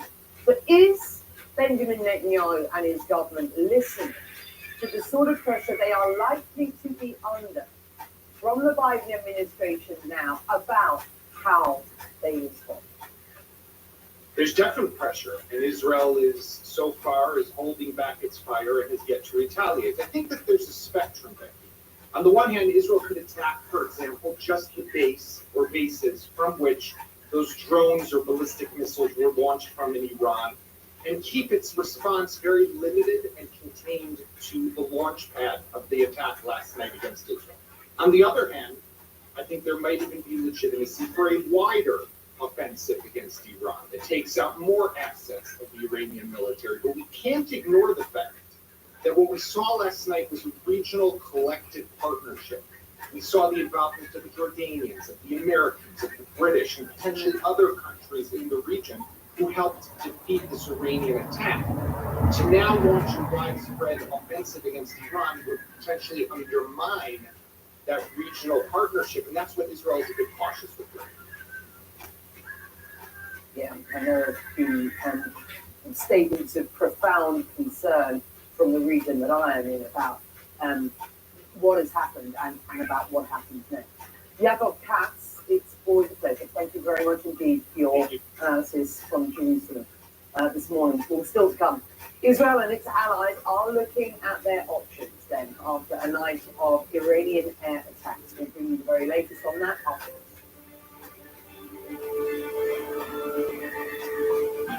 There's debris in the sky. Husbands and wives gone. I wish I could have done something differently. You can just make it better for those that follow. Space Shuttle Columbia, the final flight, 2-part finale tomorrow at 9 on CNN.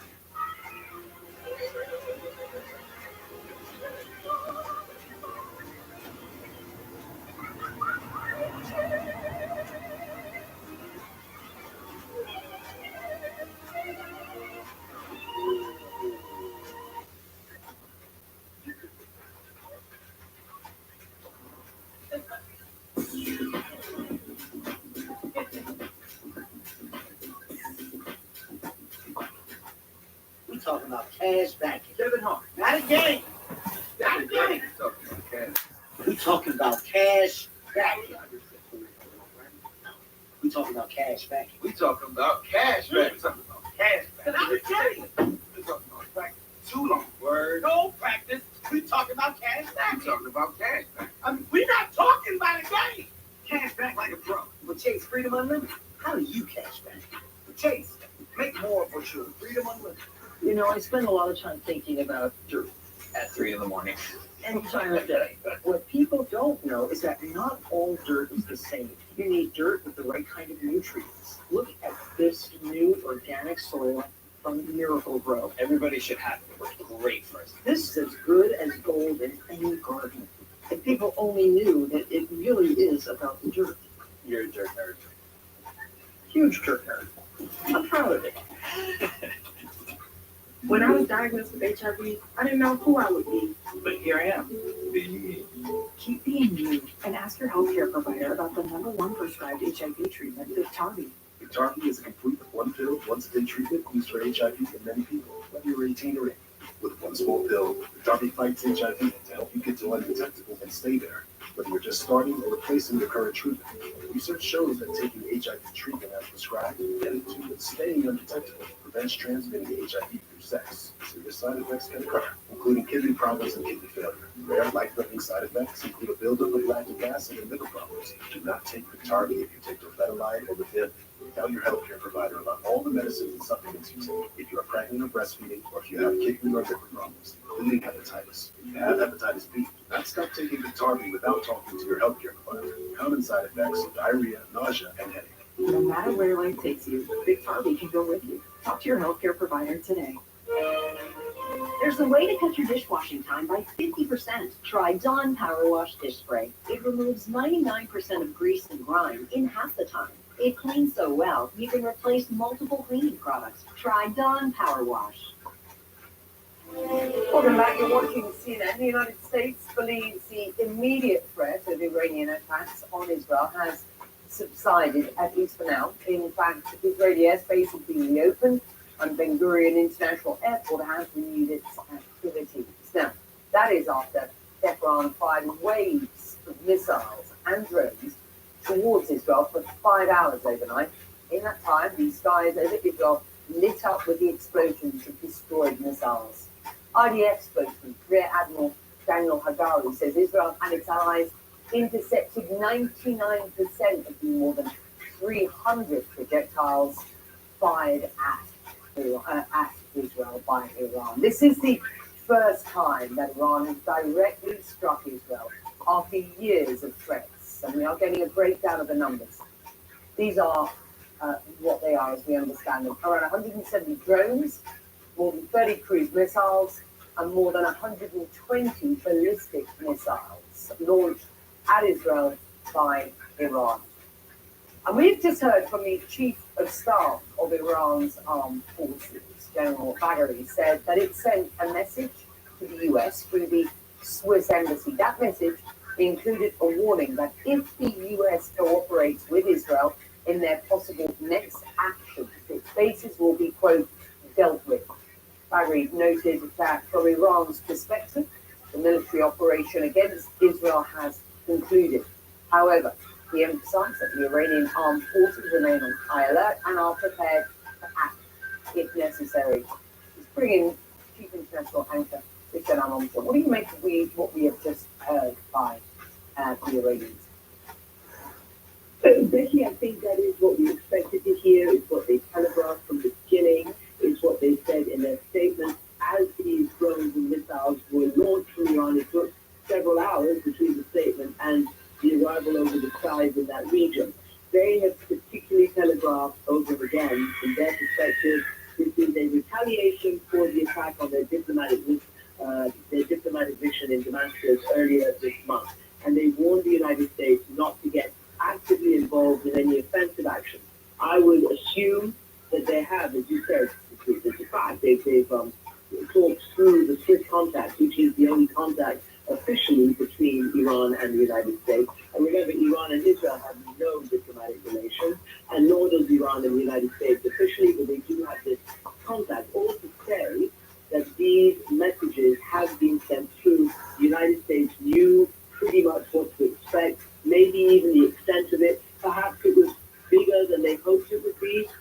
It is, of course, the first time in 45 years since the Islamic Republic was formed in 1979, and the mounting tensions between Iran and Israel, that this has been now a direct attack, but 99% of them were stopped. As you heard from Israel itself, very, very little damage. Sadly, one child has been damaged by shrapnel, but it could have been different. They say they targeted specific targets. I assume we're going to see the battle damage assessment once the Israelis are ready to show it, and once satellite imagery can perhaps show it. But this is part of, it's a horrible way to say it, but the theater of the rising tensions in that region since October 7th. Iran was deemed not to have had any operational knowledge or planning of October 7th, both by Israeli intelligence and security officials and by the United States. Iran has been warned over and again not to get involved. If you remember at the very beginning, Iran practically bent over backwards saying this wasn't us, this was Hamas. But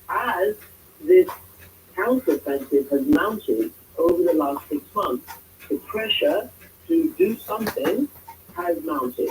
And you've had certain activities of Iran proxy attacking Americans, attacking shipping in the Red Sea. America dealt with the death of three of its personnel, and there's been no more direct conflict. Now, it has to be said that Israel has been waging a shadow war with Iran for many, many years. As you know, Israel has been, either directly or through its proxies inside Iran on the ground, taking care of various nuclear facilities, for instance, assassinations of nuclear scientists and that lot. So it has been a very dangerous proxy and shadow war for a long time. The question is now, what is the response? And the United States says there mustn't be a big offensive reaction. And the U.S. has said, we're not going to take part in it. I mean, if this action by Iran was inevitable, how Israel responds now is not. That is your point, I think. And, just how much pressure is the Biden administration really bringing to bear on Benjamin Netanyahu at this point? Certainly there is no ceasefire, not even a temporary ceasefire in Gaza at this point. And despite the fact that the Americans have been hugely supportive, critically supportive overnight in providing air defense, it is still ultimately in the ballpark of the Prime Minister, Benjamin Netanyahu's war cabinet, and his cabinet that involves a number of very right-wing parliamentarians, one of whom is the national security head, Ben Gvir, who has said today we need a crushing response to Iran. Itamar Ben-Gvir has been on the record saying things like that from the beginning, whether it's about Gaza, leveling Gaza, expelling the people, whether it's about Iran, whether it's about anything. He is an extremist in that coalition, as is, described by the United States and Israel's allies and the Israeli opposition. So too is Smotrich, and these are the people who are keeping Benjamin Netanyahu in power. However, it has to be said that it is black and white evidentiary through Netanyahu's conversations with his own people, with diplomats, ever since he was elected prime minister, which I covered in 1996 for the first time.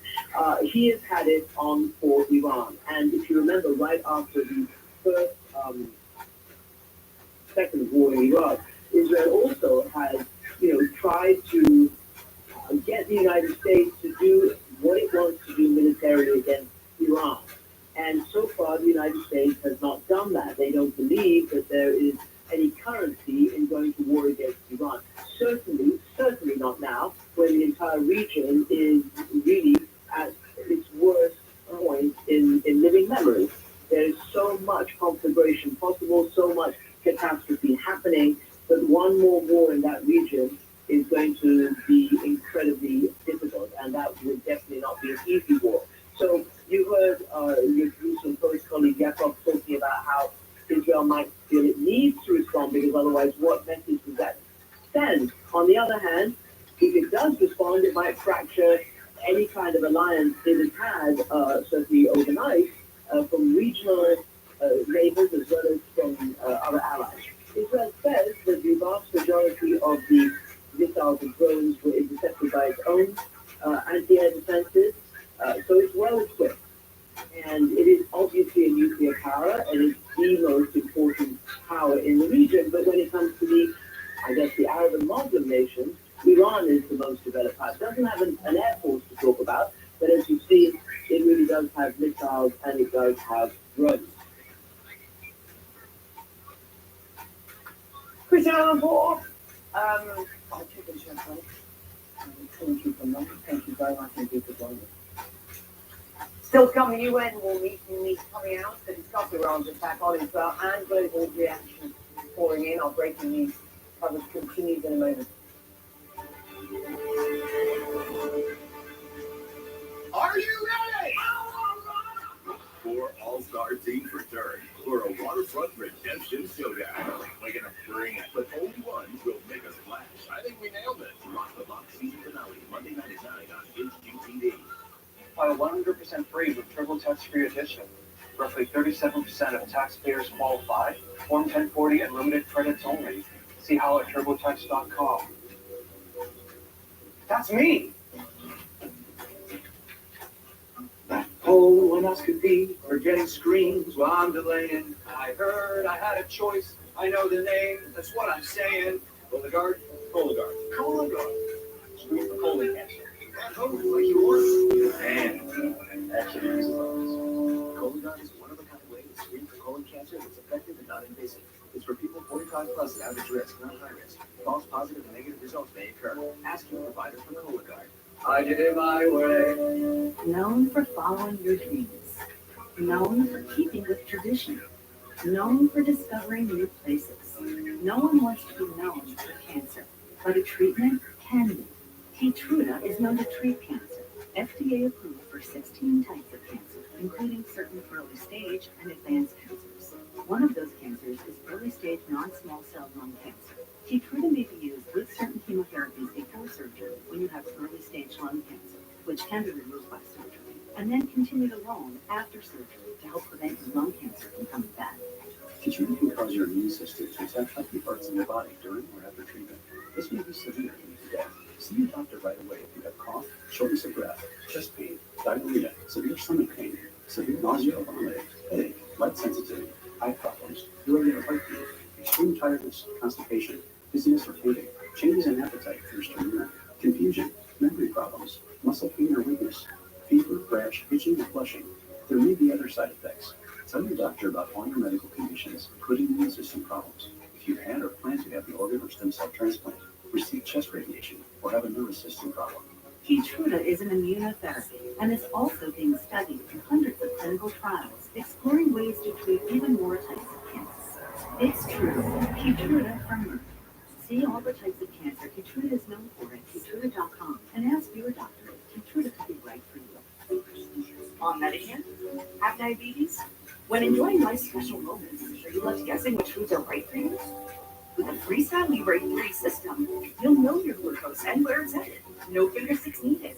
Freestyle Libre 3. Manage your diabetes with more confidence and lower your A1C so you can focus on those special moments. Now covered by Medicare for more people managing diabetes with insulin. Talk to your provider or visit freestylelibre.us/Medicare. The UN Security Council will meet later today in the wake of Iran's large-scale attack on Israel overnight. It comes after Israel's ambassador to the United Nations, Gilad Erdan, wrote a letter requesting the meeting, quote, immediately to unequivocally condemn Iran. Meanwhile, Israel's war cabinet is weighing its response to the aerial attack as strikes have totally stopped for now. The Israeli military says 99% of the more than 300 projectiles fired at Israel by Iran were intercepted, and only a quote small number of ballistic missiles actually reached Israel. Well, Israeli Prime Minister Benjamin Netanyahu says, "We have intercepted, we have contained, together we shall win." And reactions to the strikes are coming in from across Europe. For example, the European Union's foreign policy chief, Josep Borrell, condemned the attack as unacceptable.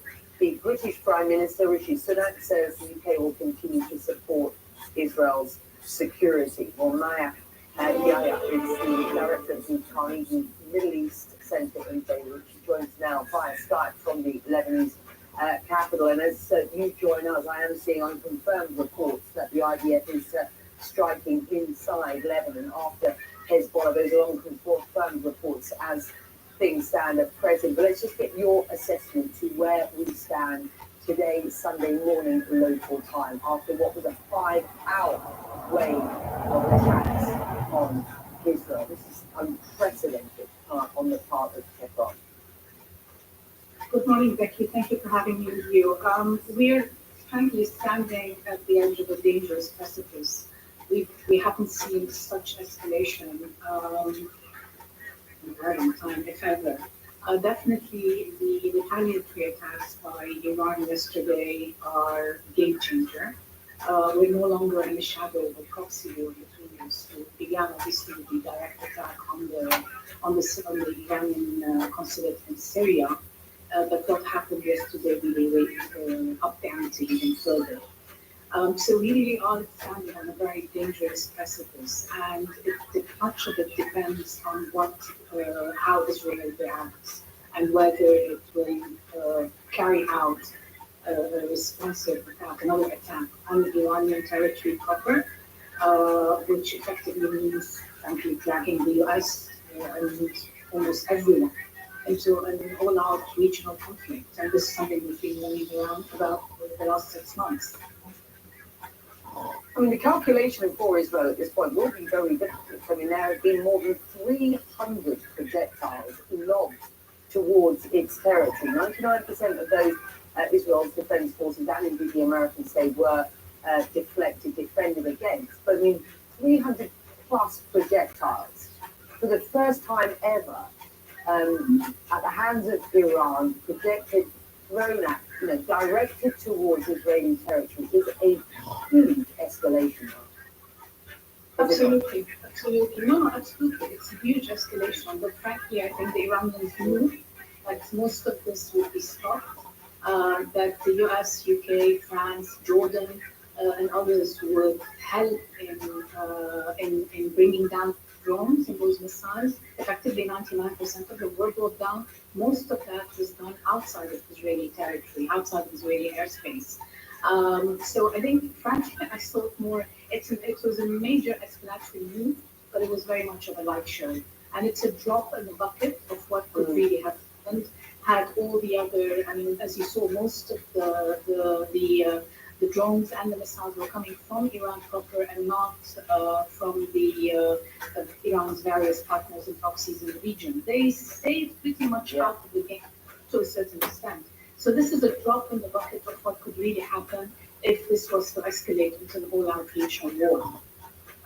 So yes, it was a major escalation. Not least on that northern Israeli front, which is the south of Lebanon, a country where you are at present. And we know the sort of firepower that Hezbollah, the Iran-backed militant group on the Lebanese side of the border has. And there are obviously real concerns about an uptick in the conflict spilling much further, because already we have seen that spilling, but spilling further on that northern front. Maya, let me just read you what I've just got into CNN here. Israeli Finance Minister Bezalel Smotrich, on the very right wing of this Israeli government coalition, he had this to say just in the past few minutes. As I warned, giving up on Israel's red lines and chasing after Hamas for a deal, and he's talking about a deal in Gaza, of course, only decrease the chances of bringing everyone home. It is time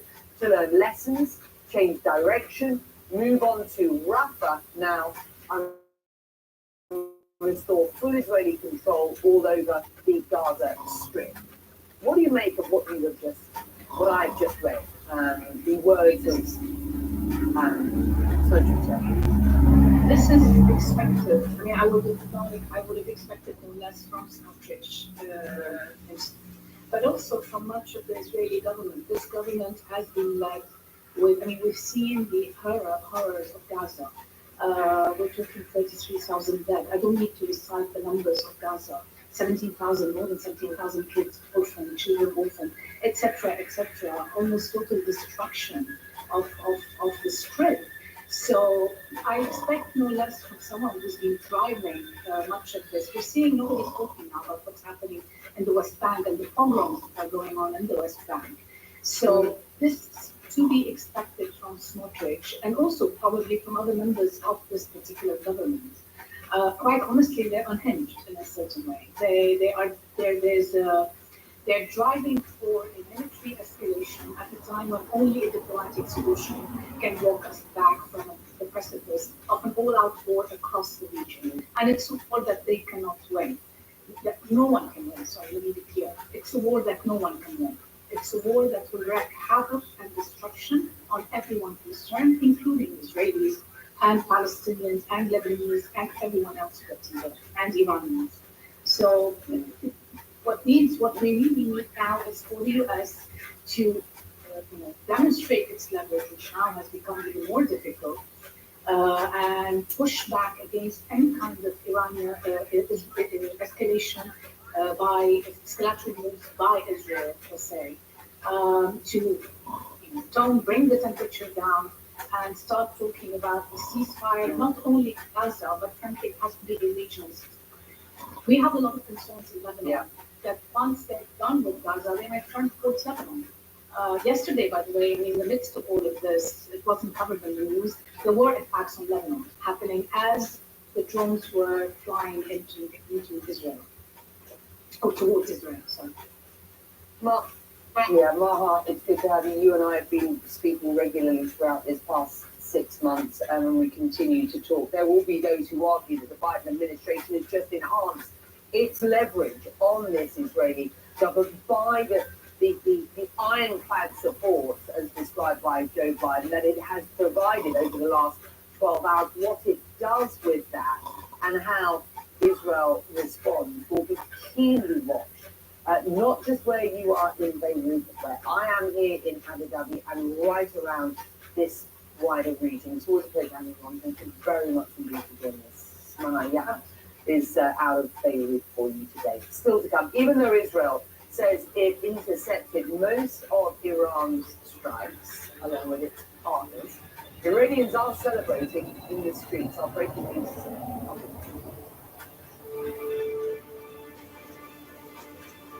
Tomorrow, A Night of Space, first on the whole story with Anderson Cooper, the James Webb Telescope, Are You Alone? Followed by the two-part finale of the Space Shuttle Columbia, The Final Flight. Tomorrow, starting at 8 on CNN.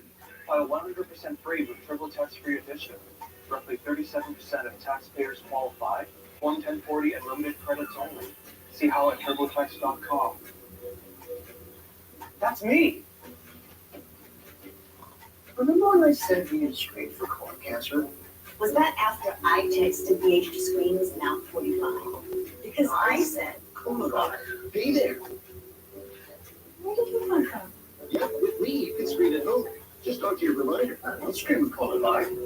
Do it. My name. Cologuard is one of a kind way to screen for colon cancer. It's effective and non-invasive. It's for people 45 plus at average risk, not high risk. False positive and negative results may occur. Ask your provider for me. Cologuard.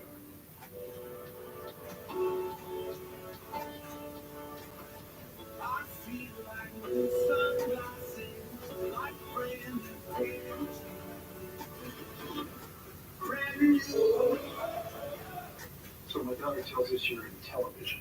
You can say streaming. Yeah. And you're at $40 a month for live sports, news, and entertainment. Slim's quite a catch. Please. What? We love that you found someone that is so smart with money. I'm like that last bloated bundle you brought home. Why can't you just be happy I can stream my favorite channels for less? Your family has values. Sling is value. Where did you understand?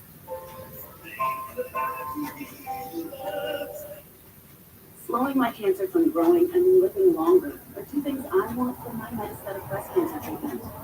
And with Kisqali, I can have both. Kisqali is a pill that, when taken with an aromatase inhibitor, helps delay cancer from growing and has been proven to help people live significantly longer across 3 separate clinical trials.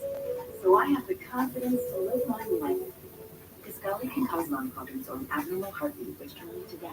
It can cause serious skin reactions, liver problems, and low white blood cell counts that may result in severe infections. Avoid grapefruit during treatment. Tell your doctor right away if you've got new or worsening symptoms, including breathing problems, cough, chest pain, a change in your heartbeat, dizziness, yellowing of the skin or eyes, dark urine, tiredness, loss of appetite, abdomen pain, bleeding, bruising, fever, chills, or other symptoms of an infection, a severe or worsening rash, or plan to become pregnant or breastfeeding. Long live life, and long live you. Ask your doctor about Kisqali today. You need T-Mobile. Going together with 5G. Wait, T-Mobile that's home internet? What a feeling! To have T-Mobile now.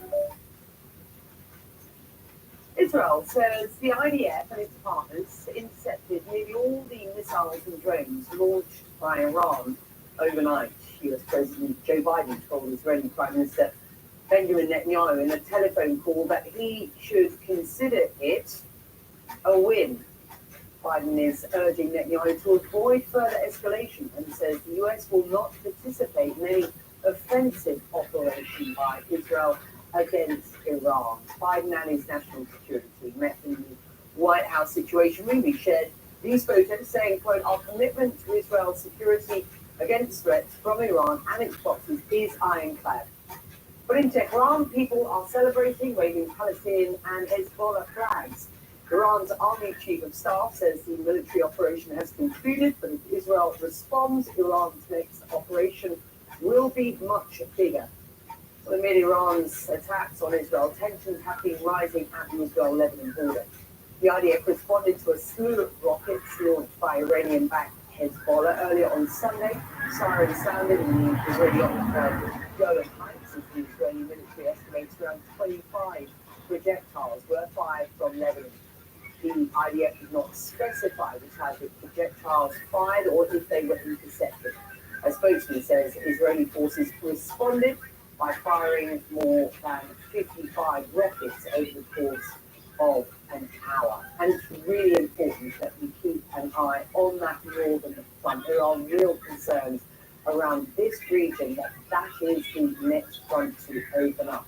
How Israel will respond to these Iranian strikes by retaliation with Hezbollah and over that border needs to be keenly watched. Relations have been strained lately between the US President and the Israeli Prime Minister, but they seem to put aside their differences during that phone call about Iran's attack on Israel. CNN's MJ Lee has details on what else was said. President Biden speaking on the phone with Israeli Prime Minister Benjamin Netanyahu on the heels of Iran's significant attacks against Israel Saturday night.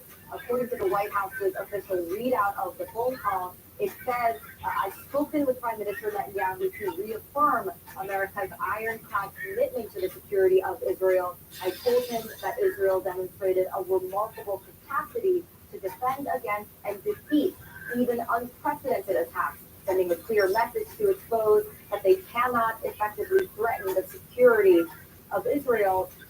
We are also learning from a senior administration official that the president told the Israeli prime minister that he should consider tonight a win, that the U.S.'s assessment right now is that Iran's attacks have been largely unsuccessful. And the reason that this is the U.S.'s assessment right now, according to this official, is that almost all of the drones and missiles that Iran launched Saturday, including more than 100 ballistic missiles, were successfully knocked out of the sky, we are told, and no cruise missile made impact in Israel. And we are told essentially that nothing of value was hit. Again, this is the U.S.'s current assessment of the situation.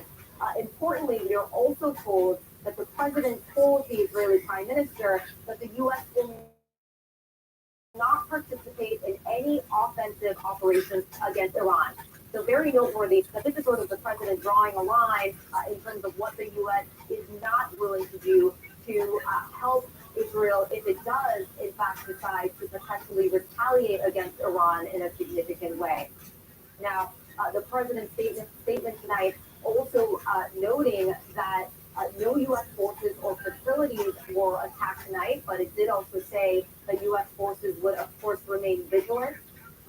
Deterring this was a very important goal for U.S. officials in recent days, with the U.S. actually directly communicating with Iran and basically warning them that they should not come after U.S. personnel and assets in the region.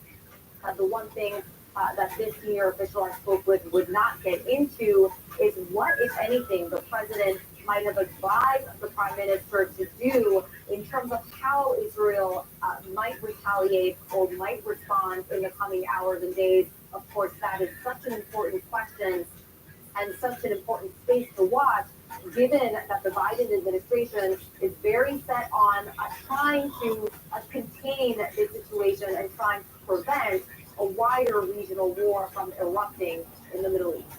MJ Lee, CNN, at the White House. I'm Becky Anderson in Abu Dhabi for you. CNN's Alex Marquardt takes up our coverage of the Iranian strikes on Israel after this.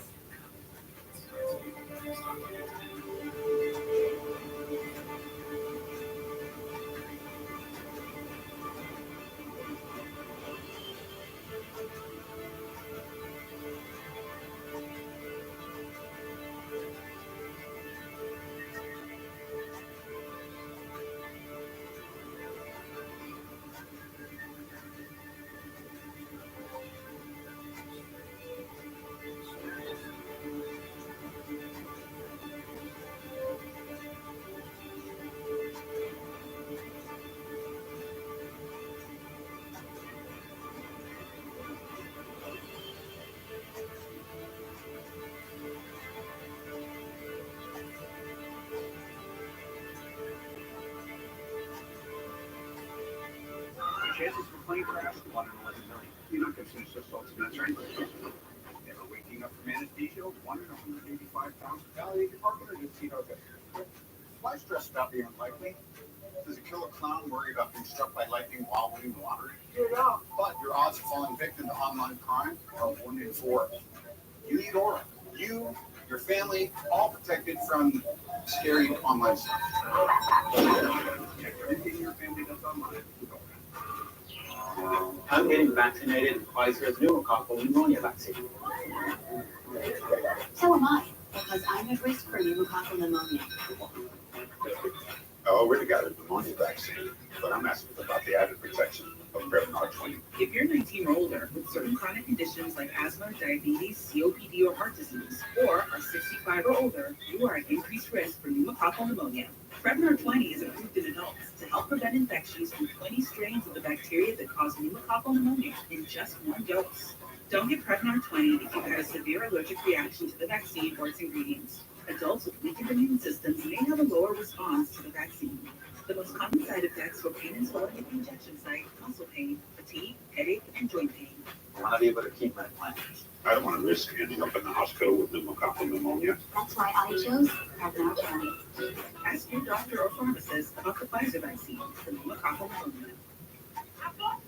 Yeah? I bought the team. I put it on the Chase Freedom Unlimited card. And I'm a cash back on a few other things too. Starting with the sound system. All right, Rob T. That's I'm ready to hold it through. I'm ready to know. One more thing. The team only gets 5 minutes to get. Cash rolls? Woo! I like it. I'll break the play. Cash back like a pro. With Chase Freedom Unlimited. How do you cash back? Chase, make more for choose.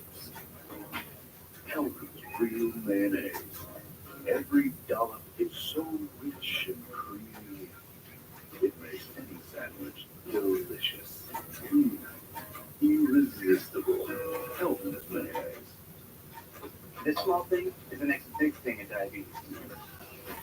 It shows your glucose and predicts where it's headed. Just like that. Not that. It just feels like that. Dexcom. Powerful, simple diabetes management. Itch, scratch, must not itch. Stop the itch sanity with Cortisone 10 for bug bites, poison ivy, and other itches. Cortisone 10 is #1 doctor recommended. It works fast and lasts for hours. Cortisone 10. Allergies? With Allegra, they won't stop me. Nothing beats Allegra. It's the fastest, non-drowsy, 24-hour allergy relief. Live your greatness. This is CNN's Breaking News. Hello and welcome to our viewers here in the United States and all around the world. I'm Alex Marquardt, live in Washington this morning with our continuing breaking news coverage of Iran's overnight strike on Israel. In Israel, it is now 11 a.m. and there is an uneasy calm. Life getting back to normal following a massive, historic, and unprecedented Iranian attack overnight. The IDF says that more than... You can hear there the sirens going off. Interceptors in the sky. The IDF says that more than 300 missiles and drones were fired on Israel overnight. 99% of them, according to Israel, were shot down. Those few that got through hit an air base in the Negev, that's in southern Israel, but they just caused minor damage.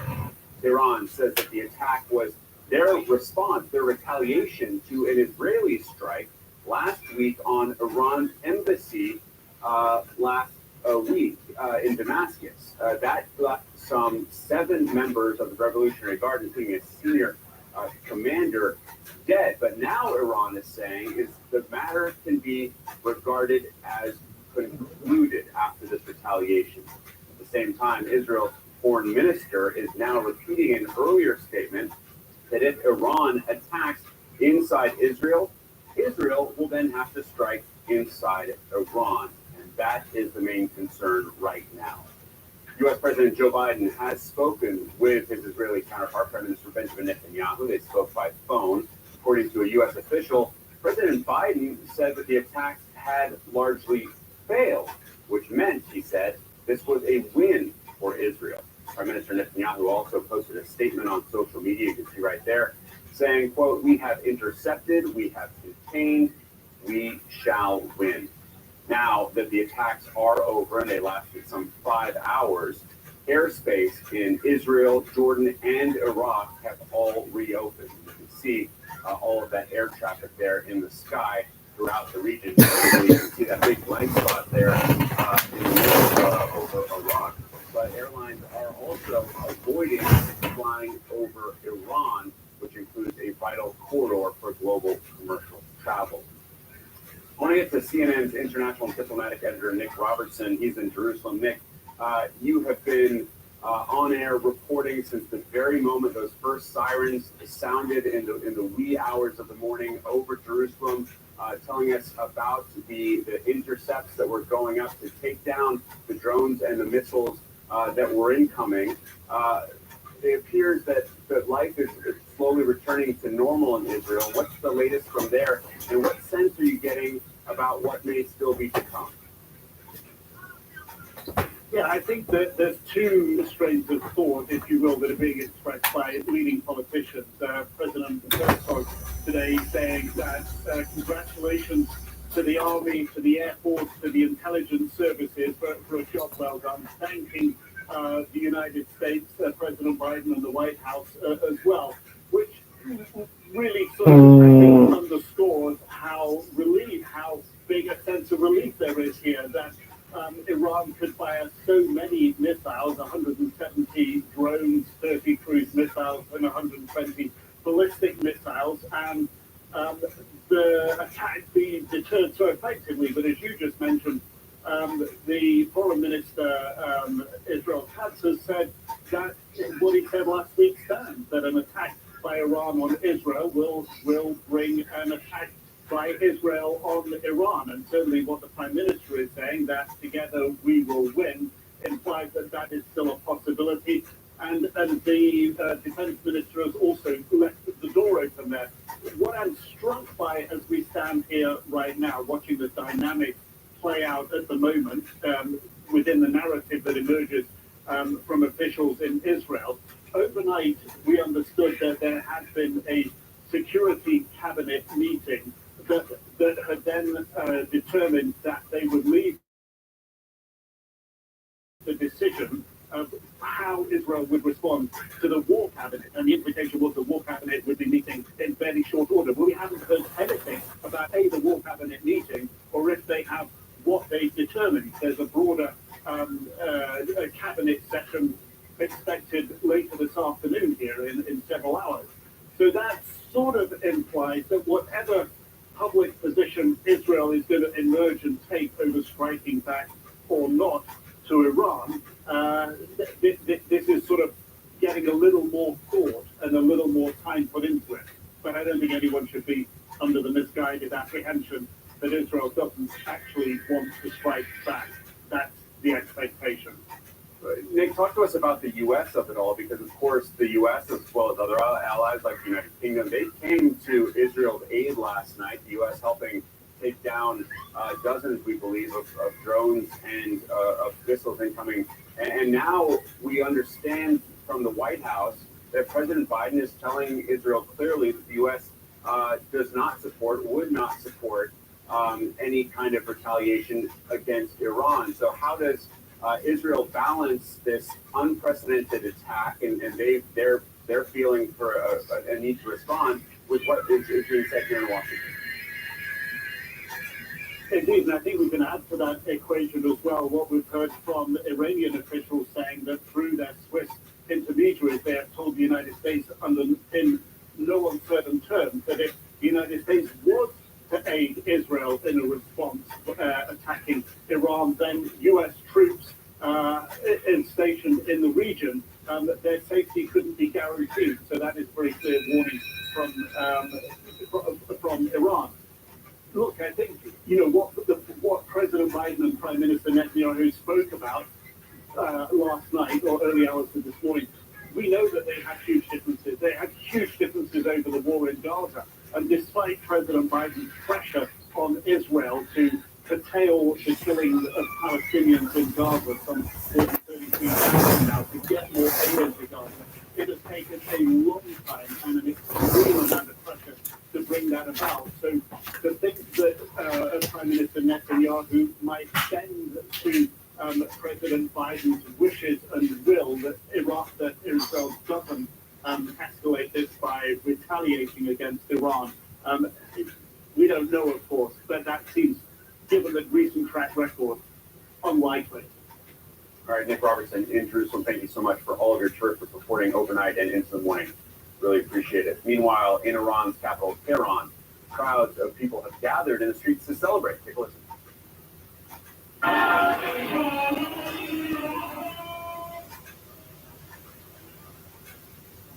Iran's state-aligned and trusting news agency showed that demonstration with people chanting, honking car horns, waving Palestinian flags in Tehran's Palestine Square, showing their support for that attack by Iran against Israel. I want to bring in CNN's Paula Hancock, who joins us now live from Abu Dhabi. So we've seen those scenes of celebration, Paula, despite the fact that there was no real success, if you will, in this attack against Israel. What are we hearing from Iranian news?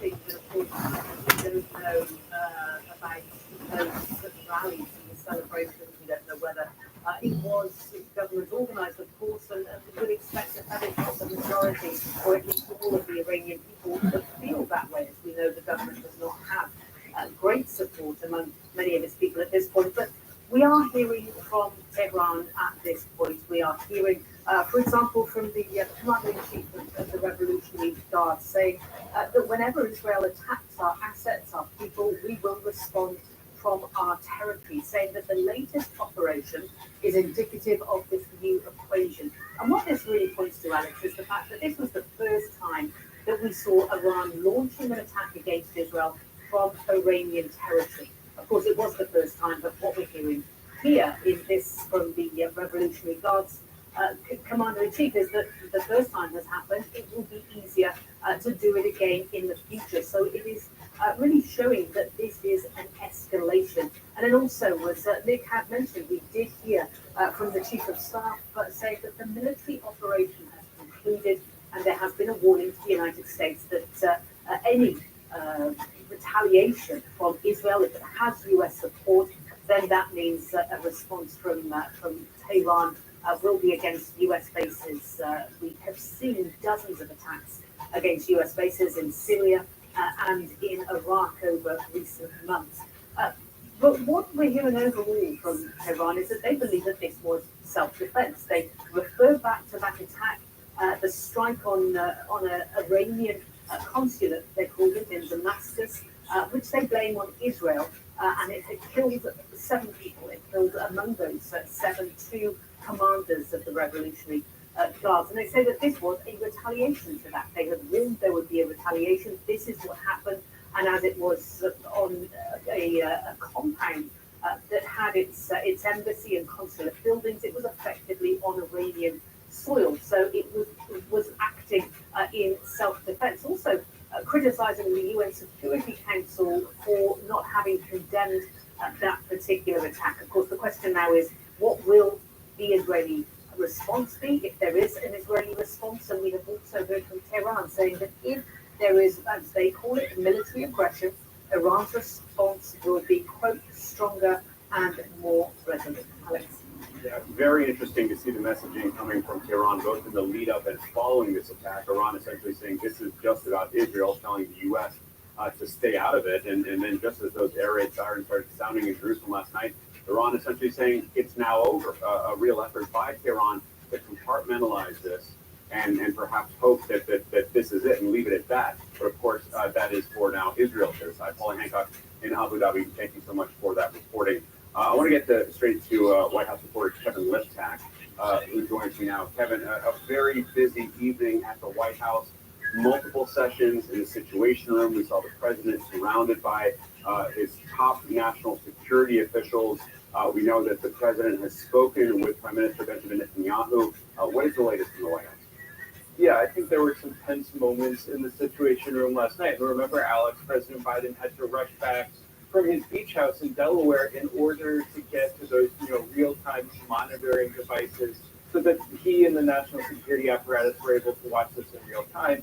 Of course, President Biden is in something of a tenuous situation here. He is hoping to prevent a wider conflict from exploding in the region, while also demonstrating stalwart support for Israel and its defense against Iran. And of course, this does come at a moment of heightened tensions between himself and the Prime Minister Benjamin Netanyahu. But I think in a statement that the president put out last night, he is trying to make clear that there is no daylight between himself and Israel on this particular issue of defending the country against Iran. And in a statement, the president said, "I've just spoken with Prime Minister Netanyahu to reaffirm America's ironclad commitment to the security of Israel." The president goes on to say, "I've told him that Israel demonstrated a remarkable capacity to defend itself and against and defeat even unprecedented attacks, sending a clear message to its foes that they cannot effectively threaten the security of Israel." And so I think reading between the lines of that statement and also talking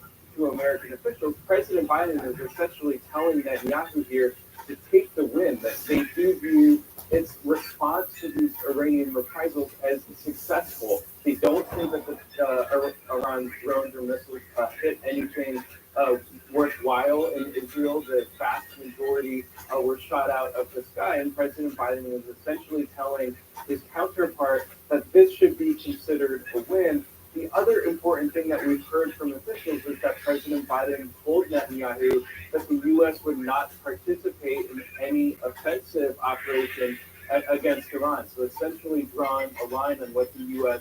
is willing to do going forward, and certainly what American officials are going to be looking for Sunday and heading into the next week is how Israel will respond to this attack. And certainly that has been a topic of discussion since even before these drones were launched yesterday. Now, President Biden in the statement does say that he will convene a meeting with members of the G7 later on Sunday to discuss the diplomatic efforts to contain this crisis in the region. And he also notes that he hasn't seen any attacks on U.S. forces in the region, but that he will remain vigilant to all threats and will not hesitate to take all necessary action to protect our own people.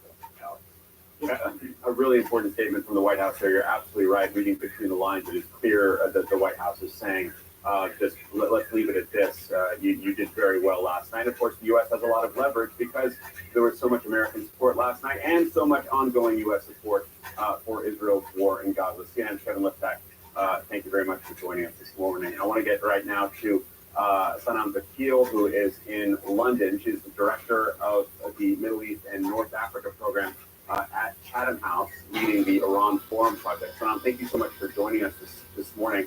I just want to get your sense broadly, now that the dust is settling, we know what Iran fired at Israel. We know to what extent some of the proxies got involved. Is this what you expected would unfold? What is your sense of where things will go from here? Good morning. I'm sure it's been quite a long night for you. The reaction, I think, right now is that Iran pushed back against Israel, but tried to make it clear that the past number of months of Israeli efforts at degrading Iran across the region and pushing back against the axis of resistance has been achieved from Iran's purposes. Iran has directly attacked Israel, which was a bit of a surprise from my take. I think this really changes the nature of Israel and Iran's confrontation, which for the past number of decades has been very shadowy and gray, as is often described. And now, with this attack, everything is out in the open, and the onus is now on the Israeli leadership to decide if they are going to counterattack. We've been talking about how Iran has now crossed this Rubicon in terms of directly attacking Israel from its own territory onto Israeli territory, but how does that shift things? Well, it is a big escalation. Iran, for the second time in 3 months, has launched strikes against another country breaching their sovereignty. From Iran's perspective, this is in response to the Damascus consulate attack on its own territory, and so it sees this attack on Israel as legitimate, but this changes things because What we can really see, we are at the brink of a potential broader regional war, and one where Israel and Iran can keep going back and forth, trying to reestablish red lines and deterrence. And if Israel does respond to what it sees as a serious escalation, Iran has attacked Israeli territory for the first time ever directly. This will see Israel perhaps doing the same, and who's going to de-escalate in this moment? So now, when you look at the public statements, I'm struck by how even in the lead up to this, it appeared that Iran wanted to retaliate and send a message and save face. But that, last night, as the rockets and drones were kind of entering Israeli airspace, they said, okay, this is over. And to me, that says that they don't want their role at least to expand. They've been more than happy to have their proxies going after Israel and going after U.S. interests throughout the region for the past 6 months. But do you think that Iran it does now want to expand its role and have more of a direct role in this conflict, or does it still want to sort of lurk in the shadows? Iran, since October 7th, has been abundantly clear it doesn't seek a direct role in this Gaza war. It's been quite happy to operate behind the scenes and have the axis of resistance continue to pressure Israel. Why this moment is so dangerous is that we are now in a new frontier. There has been a direct strike on Israel, and I do expect Israel to counter-strike. What was quite interesting is, as you mentioned, that immediately after the strikes were launched in the middle of the night, Iran did say the operations are over, and they tried to draw a line on where they are. But and it's important to note that Iran's attacks were very calibrated. It took over 2 weeks to plan this operation. They picked their targets relatively carefully. There was no loss of life, very minimal damage, and Israel's deterrence capabilities succeeded. There was an international coalition that worked alongside the Israelis to make sure nothing got through. So this is potentially billed as much more of a success for Israel than it is for Iran. But Iran can tick the boxes of showing strength, changing the nature of the adversarial relationship with Israel, and at the same time try to walk back into its defensive position. So now the United States has essentially said that Iran's response was disproportionate compared to what Israel did in Damascus. Why did Iran feel the need to carry out something like this so dramatic, more than 300 drones and missiles in response to that Israeli strike against the consulate in Damascus? Well, since the war in Gaza began, Israel has been simultaneously been looking to degrade Iran's positioning across its borders in Lebanon, in Syria, and Iraq. And over the past 6 months, we have seen over 18 IRGC commanders killed, some of them very senior, alongside this strike on the Damascus consular facilities. So for Iran, this was really a red line. If it didn't draw a line in the sand on Israel's persistent attacks designed to push back against Iran's role in the region, I think from Iran's perspective, it saw Israel continuing this campaign against Iran. So this was really about restoring deterrence, but we just don't know if that has been achieved just yet. Yeah, it's certainly the most significant strike against an Iranian figure since Qasem Soleimani was killed by the U.S. Some 4 years ago. Sanam Vakil from Chatham House in London, thank you so much for joining us this evening. Really appreciate your time and your thoughts. Thank you. And still to come, it wasn't just Iran. Hezbollah in Lebanon also launched dozens of rockets at Israel overnight. So will these tensions now grow into a broader, more full-blown regional conflict? We'll take a look at that just ahead. Stay with us.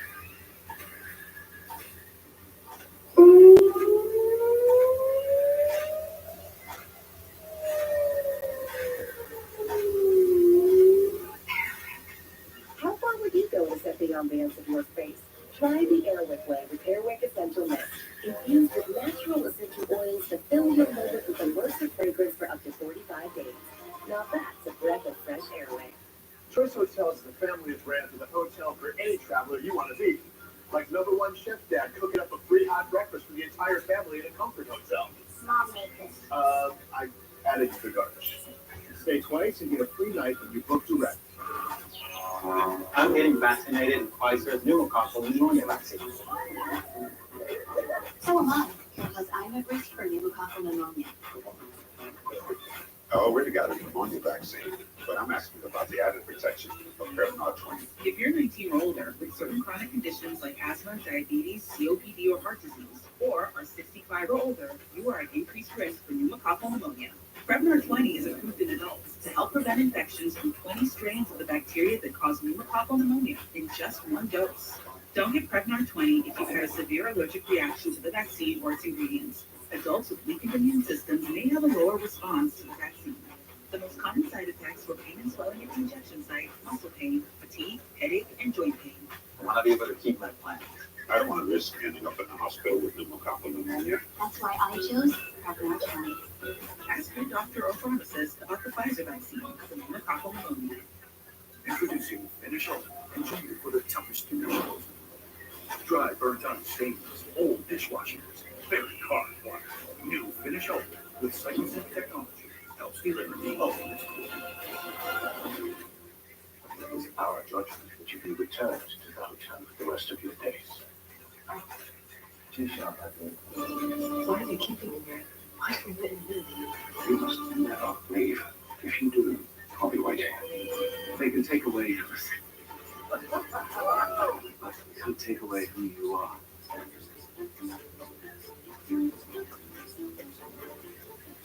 Try Paramount Plus with Showtime. Visit us now.com to learn more. Managing your diabetes just got easier. The powerful new Dexcom G7 lets you see the numbers on your watch and phone and without a screen to stick. And because you always know which way your glucose is headed, you can make better diabetes decisions. And all those little decisions can lead to big results, like more time in range and lower A1C. Manage your diabetes with confidence with Dexcom G7, the most accurate CGM. Learn more at Dexcom.com. Closed captioning brought to you by Gilt. Visit Gilt.com today for up to 70% off designer brands. Guilt has the designers that get your heart racing. Add insider prices, new every day. Hurry, they'll be gone in a flash. Designer sales at up to 70% off. Shop Guilt.com today. Those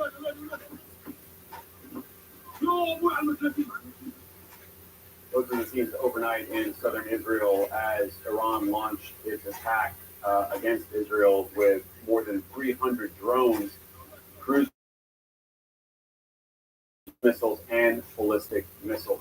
U.S. President Joe Biden is now expected to meet with G7 leaders to coordinate what's being called a united diplomatic response after that retaliation by Iran against Israel for Israel's attack last week against the Iranian embassy in Damascus. President Biden also making it clear that the U.S. will not participate in offensive operations against Iran. That is according to a U.S. official. But the U.S. did help Israel dramatically during the Iranian attack last night. U.S. officials saying that American forces intercepted more than 70 Iranian drones and at least 3 ballistic missiles that were heading for Israel. U.S. fighter jets and warships in the eastern Mediterranean Sea were also part of that effort. CNN State Department reporter Jennifer Hansler joins me now. Jennifer, what more are we hearing from U.S. officials today?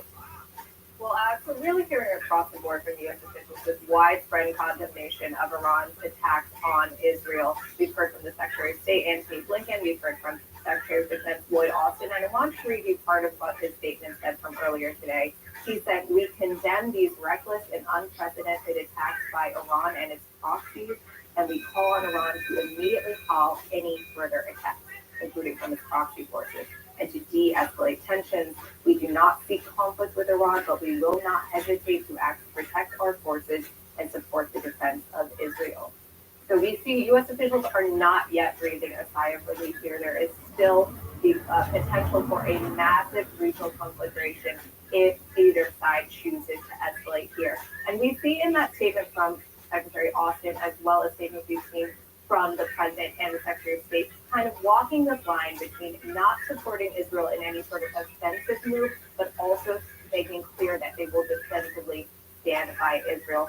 So, Alex, we expect to see a flurry of diplomatic activity to try to deter any sort of military response on either side. The Secretary of State said he would be calling partners in the region and around the world in the coming hours and days to discuss this. President Biden will be convening his G7 partners to discuss the situation. And there is a meeting later today of the UN Security Council that was called by Israel to also discuss the situation. So tensions still remain very high here, Alex. So Jennifer, we did see or hear about several hours of conversations in the Situation Room between President Biden and his top national security advisors. One of the reasons we understand is because they were monitoring what was going on in real time. You cover the State Department, you cover Secretary of State Antony Blinken. He was seated just to the right, I believe, of President Joe Biden. Can you give us a bit more of a sense of what kinds of things the Secretary of State will be doing in the coming hours and the coming days, as you say, the U.S. is trying to walk this line of reiterating its ironclad support for Israel, but at the same time hoping that Israel does not go farther when it comes to Iran. Yeah, I expect Blinken to continue to engage with all the parties here to try to ensure that this does not explode into a really wide regional situation. We saw in the lead up to this strike, Blinken was on the phone with a number of counterparts from China, from Saudi Arabia, Egypt, Jordan, to Turkey, to get them to press Iran not to do anything escalatory. Obviously, those messages fell on semi-deaf ears because we did see Iran launch this barrage of attacks against Israel. So in the coming hours and days, we expect Blinken to once again be engaging with people to ensure that this does not further escalate. We expect him to be calling partners in the region as well as European counterparts. He'll be heading to the G7 later this week, so we will expect this to be at the top of the agenda there too, Alex. All right, Jennifer Hanslow here in Washington. Thank you very much for your reporting. Now I want to bring in CNN Chief International Anchor Christian Amanpour. Christian, thank you so much for joining us. I wonder to what extent you think the U.S. is going to be successful at convincing Israel that they should now not retaliate against Iran. What leverage the U.S. has in light of the help that they gave Israel last night, and of course, the ongoing support, at least in terms of weaponry, in the war in Gaza. You know, this is the question, frankly, Alex, because the United States has been urging Israel, throughout the war in Gaza since October 7th, to abide by the, rules of the international road. And that has proven something that Israel has not wanted to do in terms of how it's targeting Gaza. So if you flash now to this extra, potential regional escalation, the very real question is there a division between what the U.S. wants, which is not to escalate? The United States, from the White House, they've said that President Biden will not, and they've told Netanyahu he will not join any offensive action against Iran. Is there a division between him and Netanyahu on this? We know that for many, many years, the Israeli government under Netanyahu, and frankly previous ones, have wanted to drag the U.S. into their conflict with Iran. And so far, that hasn't happened. The U.S. provided defensive help overnight, so did the U.K., so did France, to try to head off the worst possibilities of the Iran barrage. But now this is a real Rubicon that is being crossed. Iran, in the 45 years of the Islamic Revolution and its conflict with Israel and Israel's conflict with it, has never attacked inside Israel. Now, let's face it, this one was heavily, heavily telegraphed. It was very, very clear that this was going to happen. The United States knew, Israel knew, everybody in the region knew. It is a retaliation for, frankly, an unprecedented attack by Israel on a diplomatic facility of Iran. We still don't know the casus belli, if there was one. Why did Israel make that attack inside Damascus? Also, we know that for many, many years, there has been a shadow war between Israel and Iran, whether it's on cyber, whether it's Israel taking out various targets inside Iran, like the scientists, and remember centrifuge malfunctions at Natanz, etc., on its nuclear program.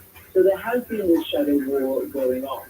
Now Iran says that it took its defensive measure, it called it, its UN mission set out a a statement last night saying that it was abiding by the UN Charter on the right to self-defense. So now everybody is covering themselves in this right to self-defense. And if Israel continues to do that in terms of retaliation, it's very unclear where this will lead, but nowhere good, that's for sure. Christian, this was absolutely telegraphed. When we were considering what scenarios Iran would undertake, I think this was probably one of the most dramatic. And I wonder to what extent you're surprised by what we saw in terms of the launch of these 300 drones and missiles, and what you make of the Iranian messaging ahead of the attack, essentially telling the U.S., stay out of it, this is between us and Israel, and then saying very clearly in the middle of the night, at least our time, that now this attack is over. Indeed.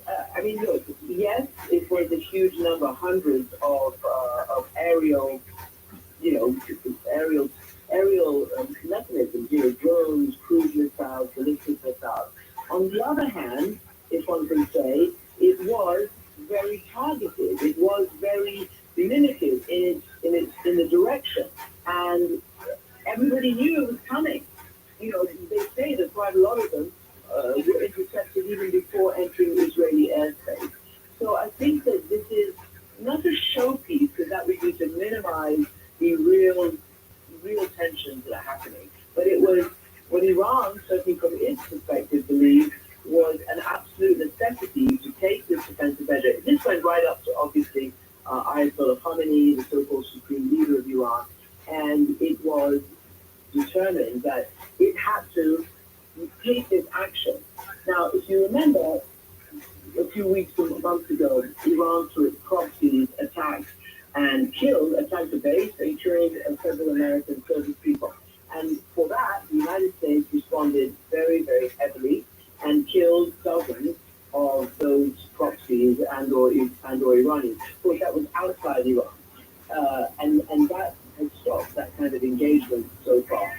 So if Iran is saying now, you did this thing to us in Damascus, in our diplomatic headquarters, we don't know why Israel did it, other than it potentially could have been simply a target of opportunity, because there were military people there, as you saw. And now the question is this going to be an endless cycle of retaliating for retaliations and on and on and on? And that is clearly what the United States and the neighboring countries are trying to avoid. It is also, and we mustn't forget, sort of moving the spotlight and the energy away from trying to stop the disastrous situation in Gaza and trying to get the hostages out, because that is, as far as we know, not proceeding in the way that certainly the United States wants, and certainly, the people in the region want. No, that's right. That ceasefire deal that would see those hostages released appears to be stalled, at least for now. Christian Amanpour, thank you so much for your time and for your expertise today. Still to come, Israel and its allies are looking at their options after a night of those Iranian air attacks with drones and missiles. We'll be bringing in a noted military analyst to look at those options. Stay with us. Are you ready? 4 all-star teams return for a waterfront redemption showdown. Like an during, but only one will make us laugh. I think we nailed it. Lock the Box season finale Monday night at 9 on HGTV. A heart attack? Do they have life insurance? No, But we have life insurance. John. I'm trying to find something we can afford. Fortunately, in only a few minutes, SelectQuote found John a $500,000 policy for only $29 a month, and his wife Ann a $500,000 policy for only $21 a month. Go to SelectQuote.com now and get the insurance your family needs At a price you can afford. SelectQuote. We shop, you save. Did you know that most cars today have a cabin air filter that cleans the air you breathe while you're driving? Well, this is what a dirty filter looks like. In just months, it fills with dust, exhaust fumes, and moldy buildup, restricting the airflow inside your car, or filling the air with contaminants that can create an unhealthy environment for you and your passengers. What you need is a PureFlow Advanced Cabin Air Filter. PureFlow's premium advanced cabin air filters block dust, pollen, and more, filtering up to 99% of airborne contaminants before they enter your ventilation system, ensuring that the air circulating through your car is clean and healthy. We changed the filter in our house, but I didn't even know my car had a cabin adult culture, disgusting. It's so dirty. Look at that. I cannot believe we've been breathing air out of this. PureFlow's unique advanced four-layer filtration technology is engineered with a powerful activated charcoal system to absorb harmful gases and unpleasant odors. PureFlow's cabin air filters are easy to buy and easy to install yourself in minutes. It's springtime, there's a lot of pollen in the air, and my allergies get really bad this time of year. I didn't know my car even had a cabin air filter in it, but I went to the PureFlow website and they had a video for my make and model, and it made it really simple to do. PureFlow acts as a shield to keep the pollutants out of my car. The options to click on an air freshener to your filter is such a game changer. It's hidden, but it's so effective, and it's a nice subtle scent that just makes the car smell fresh and clean. I noticed the musty odor coming out of the vents, and the airflow is weak. I thought it was going to cost me a fortune to fix. Turns out all I could do was change my cabin air filter, and now the air is blasting out of me. PureFlow's cabin air filters are available for most types of cars and are delivered right to your door. Order yours today at pureflowair.com to receive free shipping and start breathing cleaner, healthier air everywhere you drive. PureFlow. Breathe better air. Look at all those snacks. You must be a king. I did just pay 60% less for my ticket with the Game Time app. It's the best place to get last minute deals on tickets. I guess I'm just a better fan than you. I got the Game Time app. Download the Game Time app to get great deals on last minute tickets. Welcome back to our viewers here in the United States and all around the world. I'm Alex Marquardt in Washington, D.C. A quick update on the latest developments out of Israel. Of course, the big question is what will happen next. But Israel may be dropping its first hint about what it may do in response to those Iranian attacks overnight.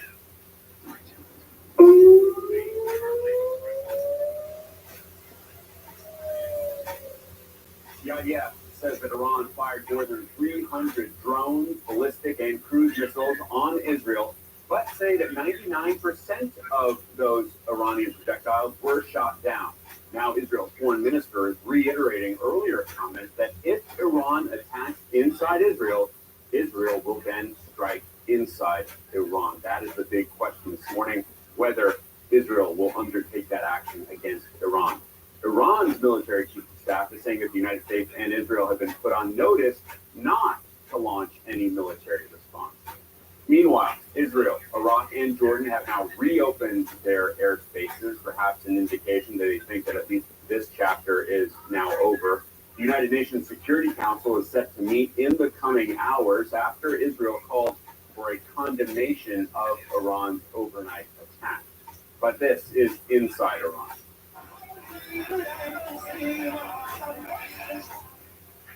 Celebrations, as you can see there, breaking out in the streets of Tehran after word of the Iranian attack against Israel got out. Joining me now is retired Major General Mick Ryan of the Australian Army.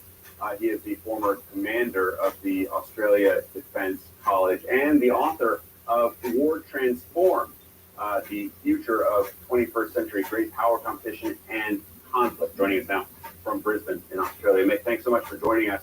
I want to get your sense of what you make of the Iranian attack. It could have been bigger, if you will. It was very significant. There was some proxy involvement, but not all that intense. So what do you think the message that Iran was trying to send was with these 300 drones, cruise, and ballistic missiles?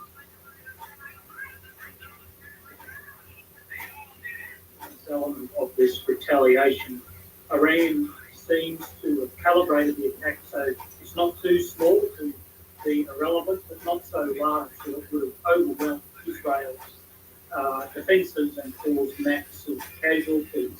It's worth noting that the tactics Iran used are very, very similar to those used by Russia in Ukraine in combining multiple different types of drones and missiles in attacks against Ukrainian infrastructure. General, do you think there will be an Israeli response? Obviously, there's a lot of concern here in Washington and in fact, direct messaging to Israel, to Prime Minister Netanyahu, that the U.S. would not support a retaliation against Iran. You know, I'm not sure the U.S. messaging to Israel and Gaza has worked well, and it may not in this case. The Israeli cabinet is probably considering a variety of options that would extend from not responding all the way through to a massive hammer blow. The Israelis will be wanting, as they did after 7 October, to do what they call re-establish deterrence. So that will be a guiding principle in their response. And that is something they could do asymmetrically as well, right? I mean, they have so many different options, whether it's special forces or cyber, or as we saw in Damascus last week, they could attack Iranian interests elsewhere. Aside from a direct strike against Iran and military targets inside Iran, what else could Israel do if not a full-blown, very high-profile attack against Iran? Well, they could surprise everyone and do nothing. They could say, hey, we easily fended off that blow and seek to humiliate Iran that way. I don't sense that will be the option they choose. And given they've normalised strikes against Iranian proxies in the region, it's more likely than not that some kind of activity in Iran, be it an airstrike or special forces mission or cyber strikes, will be included in what they're going to do. Generally, it's one thing, I think, for the Israeli public to get attacked by Hamas with, rocket fires, but, those rockets pale in comparison to what they were facing last night. And I wonder to what extent you think this extraordinary attack by Iran, historic, will play into the war in Gaza. What will be the impact there? Well, I think, as Christian Amanpour said in the previous report, this really has crossed the Rubicon for Iran. It has not, in its modern history, attacked Israel directly, always preferring to use proxies. So this has changed the game somewhat in the Middle East. It's a change in Iranian strategy, and the Israelis are probably going to have to shift their strategy and how they deal with Iran. All right, retired Major General Nick Ryan in Brisbane, Australia. Thank you very much for your time today. I really appreciate it. Thank you. And still ahead, reaction to Iran's attack on Israel continues to come in from around the world. We will have those responses. Stay with us.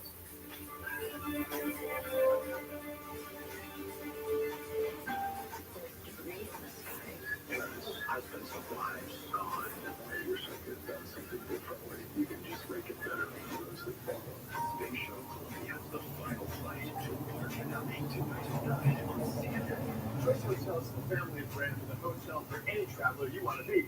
Like #1 Chef Dad cooking up a free hot breakfast for the entire family in a comfort hotel.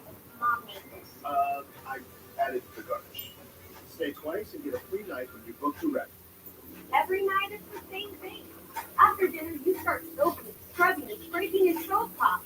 It's a nightmare. Well, now you can wake up to a clean, green kitchen every day with Stove Guard, the slide-on stovetop protector that stops all the messes before they start. Boxes are rinsed and sayonara, gone in seconds. Sticky messes are no challenge for Stove Guard. Macaroni and cheese comes off in a breeze. Even baked on, caked on oils, boiled, fats, and flat are no match for Stove Guard. The fun part of cooking is the eating, not the cleaning up. The time that it takes to clean a stove, especially from oily products, is so long. Stove Guard is super easy to clean. You just rinse it, and there's literally nothing left to clean up on the stove. Each Stove Guard is custom designed and precision cut to fit your stove model. We cook a lot of spaghetti, like, the water can boil over and stay in the stove top, and then the tomato sauce that will bubble up. If you really gotta. Now, I just pick up the Stove Guard, take it to the sink, wash it off. I couldn't imagine an easier way to do it. Stove Guard has thousands of 5-star reviews. It's ignited a revolution in kitchens. And it's so easy to order. Simply locate your model number behind the door or drawer of your stove and enter it into StoveGuard.com. And our US-based team will send you your custom-cut, perfect fit, beautiful Stove Guard. Don't settle for cheap imitations that are weak. Stove Guard Premium is 6 times thicker than the competition and stronger. Go to StoveGuard.com right now to order your custom-fit Stove Guard and get free shipping. And if you order now, we'll also send you the Stove Gas Guard, free, to help you say goodbye to that hard-to-clean gunk between your stove and countertop. Just pay a separate processing.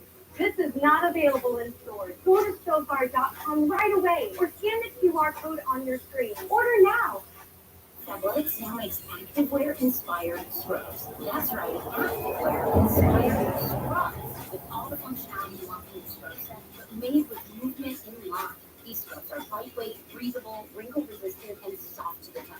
Our signature Motion Tech fabric gives a flexible four-way stretch for a full range of motion. And the best part, right now you can get your first scrub set for just $24. So if you don't believe us, try it for yourself. Go to fabletics.com and shop today. Reaction is pouring in around the world to Iran's overnight attack against Israel. The president of France, Emmanuel Macron, is condemning what he is calling the unprecedented attack launched by Iran towards Israel, warning in a statement that the attack, quote, threatens to destabilize the region. And then China, meanwhile, is expressing what it calls deep concern and is calling for calm and restraint. A statement released by the Ministry of Foreign Affairs says, quote, China calls on the international community, especially countries with influence, to play a constructive role for the peace and stability of the region. And then there's a similar statement from the government of Qatar in Doha, expressing what it calls profound concern. The Ministry of Foreign Affairs saying that Qatar has, quote, called on all parties to cease escalation, calm tensions, and exercise maximum restraint. And then in Germany, foreign minister of that country, writing on X, we condemn the ongoing attack in the strongest possible terms, adding that the attack risks plunging the region, quote, into chaos. For more, joining us is international correspondent Scott McLean in Istanbul. So, Scott, what else are we hearing from around the world?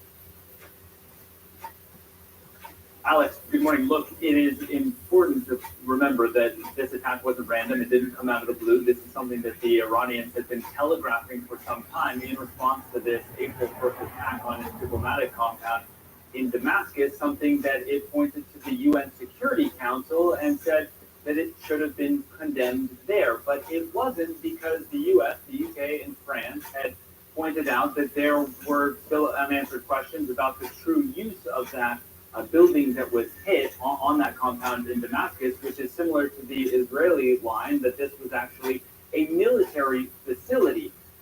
When it comes to this latest attack, though, there has been very swift condemnation from those countries and from the West more broadly. The British Prime Minister, Rishi Sunak, wrote this. He said that Iran has once again demonstrated that it is intent on sowing chaos in its own backyard. The UN Secretary General, Antonio Guterres, who had actually condemned that strike on the Damascus diplomatic facility, said this: I am deeply alarmed about the very real danger of a devastating region-wide escalation. I urge all parties to exercise maximum restraint. Some of those parties involved in Israel's defense are the ones that I mentioned. US, UK, and France are all part of the Security Council, and that is who the Saudi Foreign Ministry is directing its statement towards, saying, this region is crucial for global peace and security, and the Security Council must act to prevent the crisis from escalating, which would have grave consequences if it expands. And of course, the countries in this region would be the ones to feel those consequences. Countries, many of whom are already struggling with very poor economic circumstances, like here in Turkey, like the Egyptians, who are also trying to broker peace between the Israelis and Hamas. And the Foreign Ministry of Egypt wrote this: this escalation is nothing but a direct result of what Egypt has repeatedly warned about regarding the dangers of expanding the conflict in the region as a result of the Israeli war on the Gaza Strip and the provocative military actions being exercised in the region. That last line could easily be a reference to both the Israelis and some of their strikes in the region on Iran and on Iranian proxy forces, I should say, in the region. It could also be a reference to the actions that we're seeing from Iran through its proxies, whether it's the Houthis or Hezbollah or some of its other groups aligned with Tehran in Iraq or with Syria. And in the past week, Alex, we've seen the U.S. and the West really trying to send a message, either directly or through diplomatic back channels, to the Iranians not to strike and to try to turn down the temperature on this conflict. And now we're seeing the opposite. The Iranians trying to very clearly send a message to the West and to Israel that, look, if there's no more strikes, this is over. But of course, it's not the West that's going to be deciding whether this is over. It is going to be Israel. And Israel, as we've learned since October the 7th, since this war began, Israel has been very reluctant to take advice, even from its allies. That's one through line in all of those statements from around the world. The hope that essentially this is it and that this does not escalate from here. Scott McLean in Istanbul, thanks very much. And stay with us. We will have much more of our breaking news coverage of Iran's direct attack on Israel just a moment right here on CNN.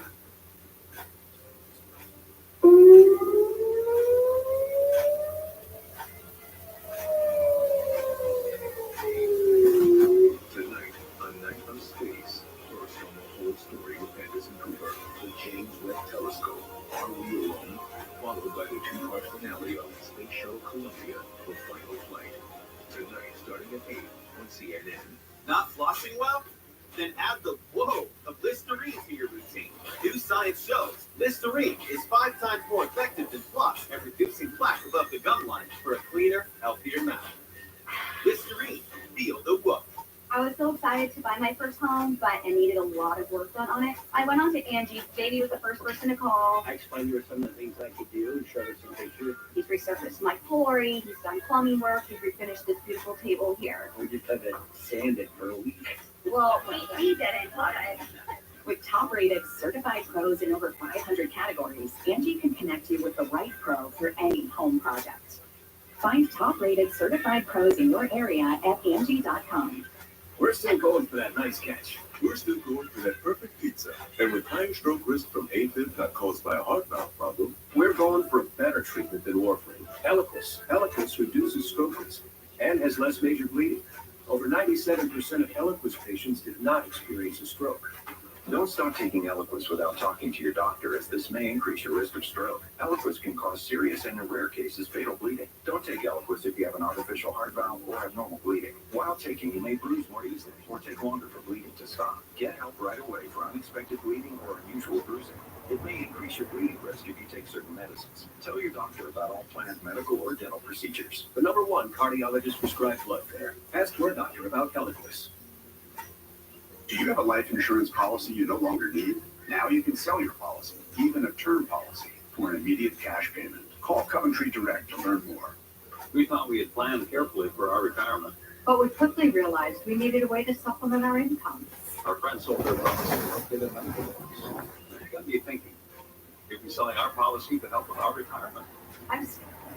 So I did some research and called Coventry Direct. They explained life insurance is a valuable asset that can be sold. We learned we could sell all of our policy or keep part of it with no future payments. Good news. We sold our policy. Now we can relax and enjoy our retirement as we had planned. If you have $100,000 or more of life insurance, you may qualify to sell your policy. Don't cancel or let your policy lapse without finding out what it's worth. Visit CoventryDirect.com to find out if your policy qualifies, or call 1-800-651-0200. Coventry Direct, redefining insurance. that smell could be 8 million odor-causing bacteria. Good thing adding Lysol laundry sanitizer kills 99.9% of bacteria that detergents leave behind. Clean is good, sanitize is better.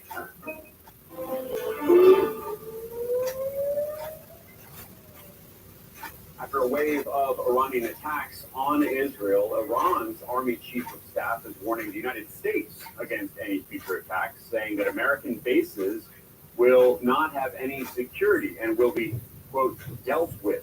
Prime Minister Benjamin Netanyahu has spoken on the phone in the past few hours with U.S. President Joe Biden. Biden urged Prime Minister Netanyahu to avoid escalation and said that the United States, and this is very notable, will not participate in any offensive operation against Iran. That is the main concern right now. To what extent Israel will feel the need to respond to this. On the streets of Tehran, you can see right there people celebrating, waving Palestinian and Hezbollah flags. The commander of Iran's Revolutionary Guard Corps saying that if Israel attacks Iranian interests or assets, that Iran, again, will respond directly. Now, so much of the focus has been, of course, understandably, on this attack by Iran against Israel overnight. And as these regional tensions explode, we can't forget the very dire humanitarian situation in Gaza that has unfolded over the past few months. There's also swift reaction from Capitol Hill on the attacks in Israel. Congress saying that they could consider legislation supporting Israel sometime this week. Meanwhile, roughly 1,000 U.S. troops are en route to help set up a floating pier that will be used to deliver humanitarian aid from the sea into Gaza. It is expected to be up and running by the end of April or early May. I'm Alex Marquardt here in Washington, D.C. We will have more of our breaking news coverage in just a moment. Hope you stay with us.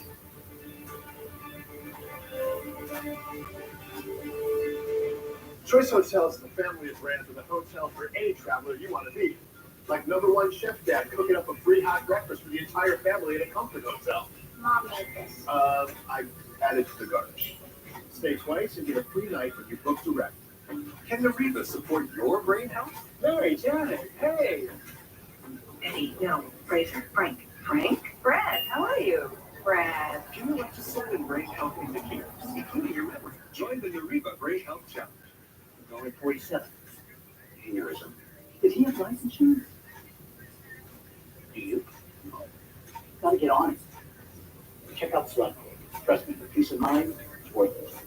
Life insurance is too important to put off another day. That's why Select Quote makes getting coverage you need easy for less than $1 a day. Now get up to a $2 million policy with no medical exam and same-day coverage. Visit SelectQuote.com. You shop, you save. But for years, there is a walking light. I'm sorry, what? She watches a lot of true crime. Welcome. There's so much new stuff happening out there. You just can't keep up. And it's too far to swim right now. This is amazing. I promise you, I'll not let you down. Stream the best of British TV. Only on BritBox. Watch with a free trial at BritBox.com. Look at all those snacks. I did just pay 60% less for my ticket at the Game Time app. It's the best place to get last minute deals on things. I guess I'm just a better fan than you. I got the Game Time app. Download the Game Time app and use promo code DIVA to get $20 off your first purchase. Introducing Finish Ultimate, engineered for the toughest conditions. Dry, burnt-on stains, old dishwashers, very hard water. New Finish Ultimate with cyclosine technology helps deliver the ultimate tool. Itch, scratch, bust up, itch. Stop the itch sanity with Cortisone 10 for bug bites, poison ivy, and other itches. Cortisone 10 is #1 doctor recommended. It works fast and lasts for hours. Cortisone 10. Good morning. We felt relaxed. Good morning. Yeah. Try Docalax Chewy Fruit Bites for fast and gentle constipation relief in as little as 30 minutes. Making your good morning even better with Docalax. With Dexcom G7, managing your diabetes just got easier. So, what's your glucose number right now? Good thing you don't need a finger there. How about that food affect your glucose? Oh, the answer's like a phone. What if you're getting low at night? Wow, it can alert you. And you can even track your goals. Manage your diabetes with confidence with Dexcom G7, the most accurate CGM. Learn more at Dexcom.com. This is CNN Breaking News. Hello and welcome to our viewers here in the United States and all around the world. I'm Alex Marquardt, live in Washington with our continuing CNN breaking news coverage of Iran's unprecedented strike inside Israel overnight. It is noon in Israel, the country getting back to normal following that historic, never-before-seen attack by Iran against Israel. Take a listen.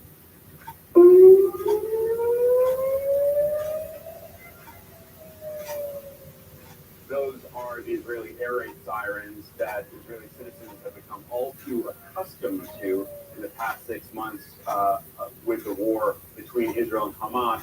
But those were not Hamas rockets flying at Israel. Those were Iranian drones, ballistic and cruise missiles. The Israeli military is saying that more than 300 of those projectiles were fired at Israel over the course of 5 hours.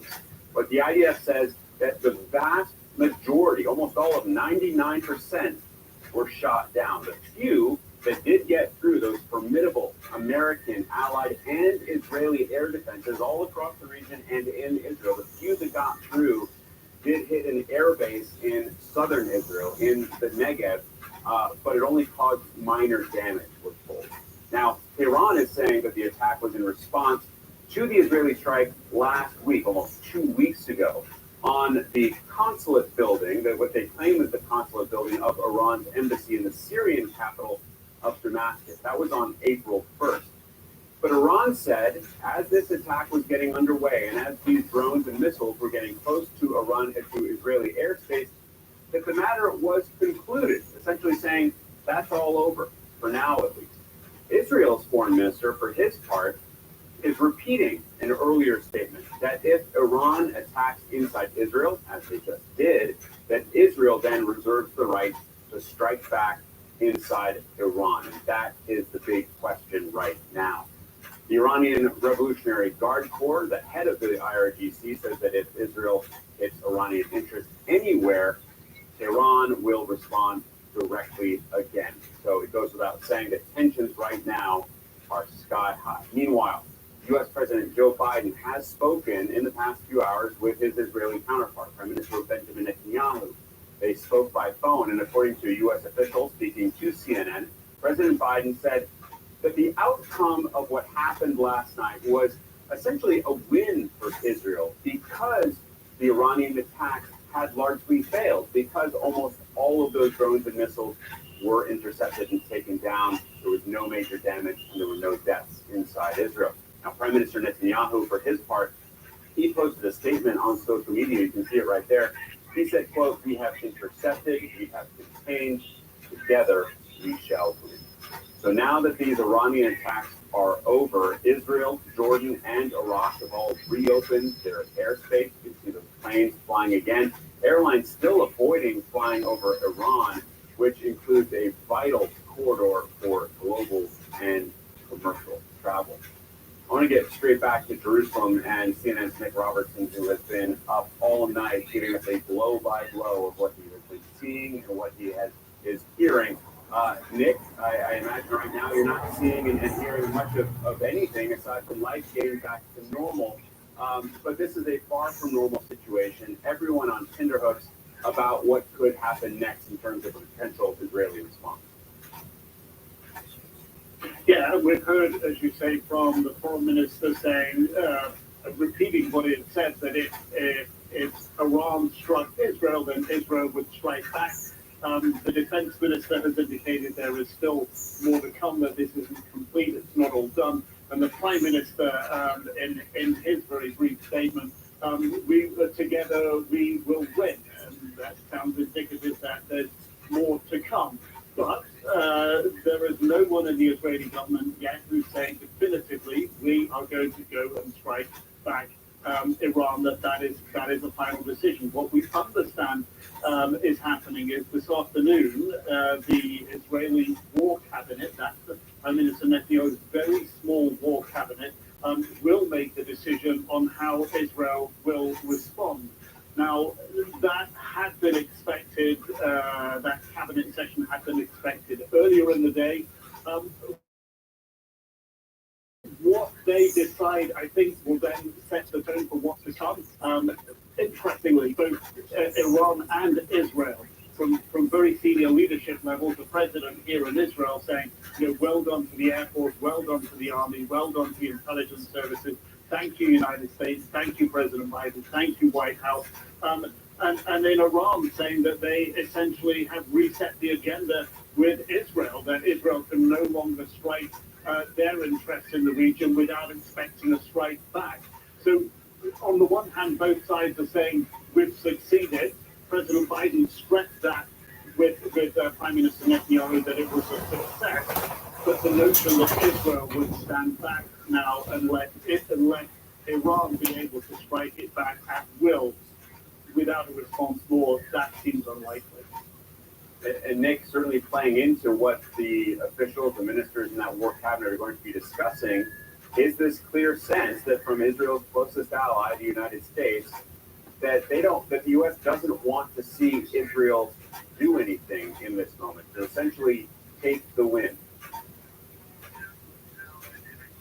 Yeah, and Iran has also made it very clear to the United States, if they do support Israel and Israel strikes back, then U.S. troops in the region won't be safe. So the lines are being drawn, but the track record of Prime Minister Netanyahu listening to President Biden's wishes, as we've seen in Gaza, more than 33,000 Palestinians killed there, serious food shortages, lack of humanitarian aid in the north of Gaza, in particular, people close to starvation. President Biden pressing for many months for Israel to change that dynamic, and only marginal changes coming. President Biden's will and wish that is expressed to Prime Minister Netanyahu may not influence Prime Minister Netanyahu's decision. I mean, it isn't clear at this moment, but if you study the track record, it is likely that the Prime Minister will operate in what he thinks is Israel's interest. The concern in the population here is that the more he turns his face away and ignores what President Biden says, the weaker the U.S. support for Israel going forward. And very significantly, the United States has made very clear that it was their support for Israel that helped them have a successful defense last night. So any growing risk, that's a big worry for a big part of the population here. Yeah, to what extent Prime Minister Netanyahu feels indebted to President Biden because of that significant support, that, of course, remains to be seen. Nick Robertson, terrific reporting in Jerusalem, as always. Thank you very much. Meanwhile, in Iran's capital, crowds of people have been gathering in the streets to celebrate.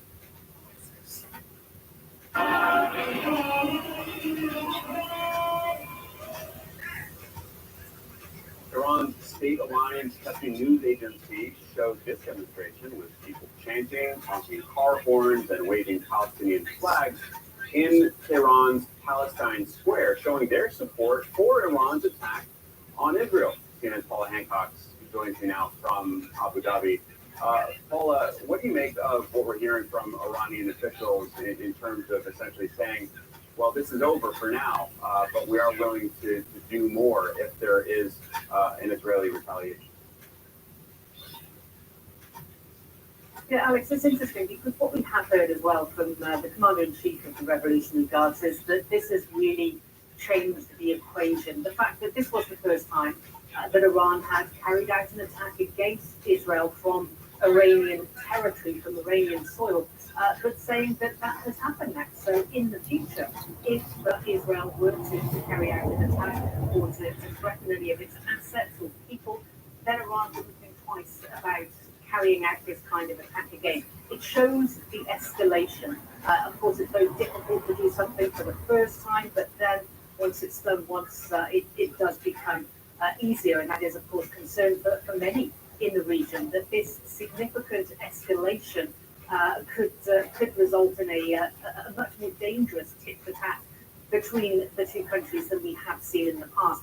Now, we also heard from Tehran that they believe now that this has concluded. We heard this messaging from the UN, the Iranian representation to the UN, saying that this has concluded. This was in response to what we saw earlier this month on April 1st, when there was a strike against an Iranian consulate in Damascus. Now, they say 7 were killed, including 2 commanders, 1 senior within the Revolutionary Guards. And they say that they believe this is over. That was repeated again today, this Sunday. They believe that this has been concluded. Of course, it's not up to the Iranians at this point. It really is a wait and see scenario to see if Israel is going to carry out any kind of response. What we're also seeing from Tehran is that they are very keen for this to be seen as between Iran and Israel. They gave very clear messaging before this happened that the US should stay out of it. And they have also given messaging after the attacks and missile launches overnight, saying that they have given a message to the United States, through the Swiss embassy, that they should not get involved. If they do, then US bases in the region could be targeted. We have seen dozens of attacks against US bases in Syria and in Iraq over recent months, certainly since October 7th. So this is really Tehran trying to message that they believe this is over, potentially say they hope they don't necessarily want to see this escalate too far, and they also hope that the US does stay on the sidelines. Alex? Yeah, the ball very much back in Israel's court, so it's not necessarily for Iran to say right now, so they may be bracing for what may come next from Israel. Paula Hancock in Abu Dhabi, thank you very much. I want to get straight to CNN senior White House reporter Kevin Liftak. Kevin, we saw hours of meetings in the Situation Room last night. President Biden meeting with his top national security advisors. What are we hearing from the White House? Yeah, certainly some tense moments there. Inside the White House, as President Biden was really monitoring this event in real time. And you'll remember, Alex, President Biden actually rushed back from his beach house in Delaware to be in the Situation Room with all of sort of the monitoring equipment that is necessary for this kind of event. Of course, President Biden is in something of a tenuous situation here as he works to contain the situation, prevent it from exploding into a regional conflict, while also demonstrating support for Israel, the kind of support that was necessary for preventing a much worse attack from happening last night. And the president did speak with Prime Minister Benjamin Netanyahu. Of course, there have been tensions between these two men over the war in Gaza, but certainly last night, President Biden seeking to diminish any daylight between them. In a statement, the president said, "I've just spoken with Prime Minister Netanyahu to reaffirm America's ironclad commitment to the security of Israel." The president goes on to say, "I told him that Israel demonstrated a remarkable capacity to defend against and defeat even unprecedented attacks, sending a clear message to its foes that they cannot effectively threaten the security of Israel." And I think reading between the lines of that statement and also talking to American officials, President Biden is saying here, you won. You just take the win. The U.S. does view Israel's response to this attack as successful. They don't see any targets of value having been struck. The vast majority of Israeli drones and missiles shot down before making impact. And President Biden essentially telling Netanyahu here that this should be considered a success. We also heard from an American official that President Biden told his counterpart that the U.S. Would not participate in any offensive operations against Iran. So essentially drawing a line here, certainly mindful of the effect that a reprisal from Israel and the United States would have on U.S. forces in the region. President Biden today plans to confer with the leaders of the G7 on a diplomatic path forward, and certainly the emphasis is on diplomacy and not necessarily on military actions in the days ahead. I'm sure that he'll be speaking again quite soon with his Israeli counterpart after such a dramatic attack by Iran. CNN's Kevin Liftak, White House reporter, thank you very much. We're bringing in Stephen Cook, a senior fellow of Middle Eastern Studies at the Council on Foreign Relations, joining us live now from Athens in Greece. Stephen, thanks so much for joining us. I want to start where Kevin left off there. What do you make of this White House statement and the reporting that we're getting from the White House that is essentially telling Israel, take the win, you did very well at defending yourselves, and also if you decide to go after Iran now, we're not going to join you? Yeah, I think from the perspective of the White House, the Israelis demonstrated their rather extraordinary technical capacity, of course, with the help of the United States and other regional powers. But that it's not necessary now demonstrating, given that Israel demonstrated this technical capability to escalate and risk a major conflict. The Israelis, from their perspective, looked at it differently, that Iran attacked Israel directly. This is the third time in the last 5 years that Iran has used drones to attack regional partners of the United States. These are the same drones that are being used in Ukraine, that it is time to bring this threat to an end, which is why you see that the Israelis have not yet said that they'll down. What is your interpretation? Do you think that they will carry out some kind of retaliation? I mean, you've got two extraordinary forces competing with each other here. One, the Iranian attack against Israel that we've never seen before. And at the same time, Israel's biggest ally essentially saying, don't do it. Yeah, I think it puts Prime Minister Netanyahu in a very, very difficult position. Certainly, the Israelis could not have done this had the United States not played a central role in coordinating the regional response to the Iranian threat. At the same time, there's going to be significant political pressure within Israel to strike back at Iran for a direct attack on Israel something that has never happened before. It may not be spectacular in the sense that the Israelis fired their own missiles on Iranian territory, but at some point, it seems likely, given the politics in Israel right now, that the Israelis will respond in kind. What do you make of the fact, Stephen, that this was almost entirely an attack by Iran against Israel, that the proxies essentially did not get involved here? We didn't see anything major from Hezbollah or the Houthis. I should say there were some projectiles fired from Yemen, from Lebanon, but this was not a concerted effort by all of the pro-Iran forces in the region. It really was Iran essentially by itself. It is somewhat a surprise that the proxies did not get involved as well.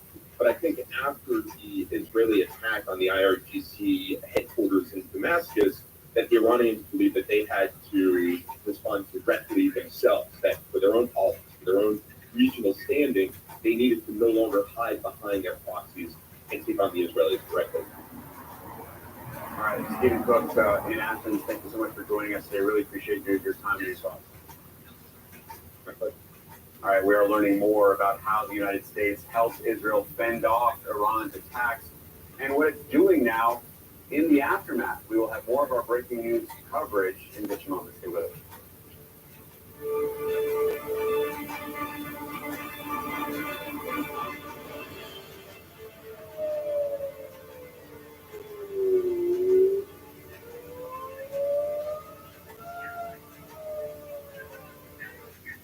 If you have Graves' disease and blurry vision, you need clear answers.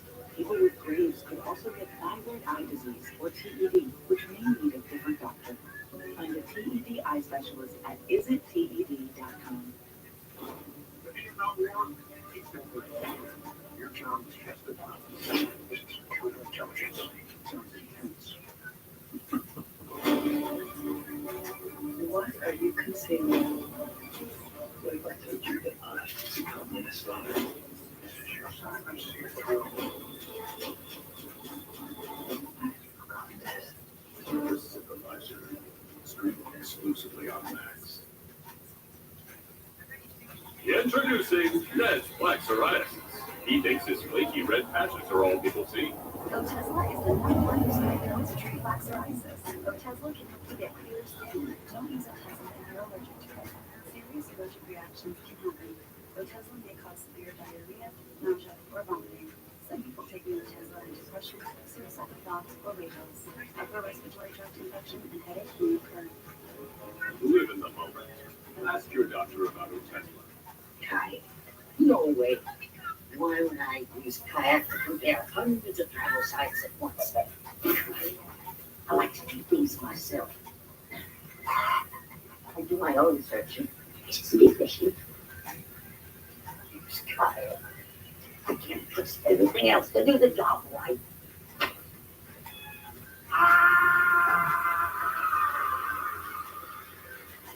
Kayak. They're fun, I'm telling you. What does it mean to be out front?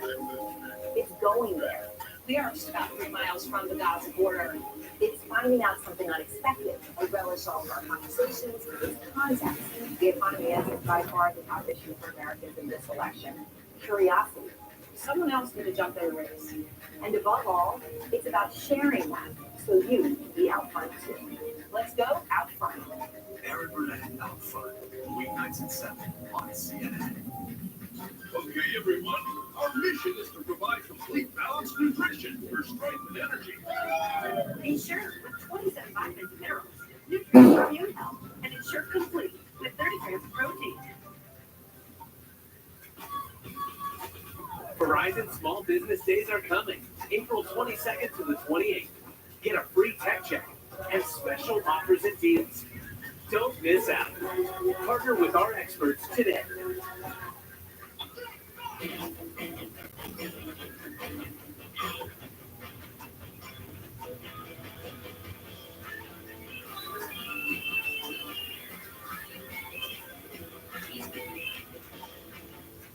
A heart attack? Do they have life insurance? No, But we have life insurance. John, I'm trying to find something we can afford. Fortunately, in only a few minutes, SelectQuote found John a $500,000 policy for only $29 a month, and his wife Ann a $500,000 policy for only $21 a month. Go to SelectQuote.com now and get the insurance your family needs At a price you can afford. SelectQuote. We shop, you save. Salonpas Lidocaine Flex, a super thin, flexible patch with maximum OTC strength lidocaine that contours to the body to relieve pain right where it hurts. And did we mention it really, really sticks? Salonpas, it's good medicine.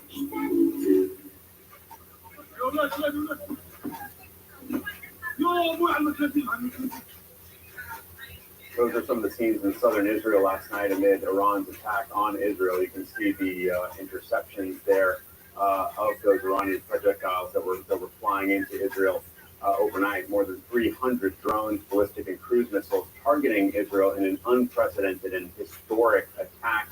Major questions now about how Israel will respond. United States President Joe Biden is expected to meet with G7 leaders today to coordinate what's being called a united diplomatic response to Iran's attack against Israel. Biden also making it clear that the U.S. will not be participating in any offensive operations by Israel against Iran. That's according to a U.S. official speaking with CNN. But the U.S. did help Israel in a very significant way during the Iranian attack overnight. Officials saying that U.S. forces intercepted more than 70 Iranian drones and at least 3 ballistic missiles that were all heading for Israel. U.S. fighter jets were scrambled, and U.S. warships in the eastern Mediterranean Sea were also part of the effort. Iran's mission to the UN is warning that if Israel commits what it called any further military aggression, that Iran's response will be, quote, stronger and more resolute. CNN's Fred Pleitgen has more on that. The Iranians have said that the massive strikes that they unleashed on Israeli territory were a direct retaliation for the strikes on the Iranian embassy compound in Damascus that, of course, the Iranians say killed several top-level members of the Islamic Revolutionary Guard Corps. Now, the Israelis, of course, have not claimed responsibility for those strikes in Damascus, but the Iranians have said that they do hold Israel accountable for it. And so they say that right now the retaliation was for exactly that. The Iranians put out a statement earlier where they said that with this retaliation, as they put it, the matter can be deemed to be concluded. In other words, it could stop there, but the Iranians are also saying that all of that, of course, depends on the United States and depends very much on Israel as well. In fact, the Iranians are saying that if Israel does decide to take this further, to retaliate once again, that then the Iranians would, for their part, also launch what they call a proportional response to all that. The Iranians were saying that the strikes that they conducted, which of course involved a lot of drones, ballistic missiles, and cruise missiles, that they considered that to be an act of self-defense, as they put it. At the same time, they warned both the United States and Israel not to take things even further. One nuance that was very important in all of this is that the Islamic Revolutionary Guard Corps actually put out a statement as well, where they also said that they hold the U.S. accountable for any actions that Israel would take and told the U.S., as they said, to stay out of the matter. Of course, the Iranians threaten the United States quite frequently in the Middle East. One of the things that we've heard repeatedly from Iranian officials, also from former members of the IRGC, is that they say the United States needs to understand that next to every military base, or almost every military base that the U.S. has in the Middle East, that there is an Iranian-backed militia out there that could attack U.S. assets in the Middle East. So certainly the Iranians are saying that for the U.S. this could get very real, but at the same time they also say that they don't want this matter to be taken any further. However, they do say that if the Israelis do launch attacks against Iranian territory, that Iran will be ready. So like in CNN for Lebanon. Thanks to Fred Pleitgen. Now we'll bring in CNN senior international correspondent Ben Wiedemann, who joins us now from Beirut. Ben, one of the big questions amid this Iranian attack last night was to what extent the Iranian proxies in the region, the Iranian-backed groups, would join in this attack on Israel. Hezbollah being the most formidable among them. So what did Hezbollah do overnight, and what is the reaction there today?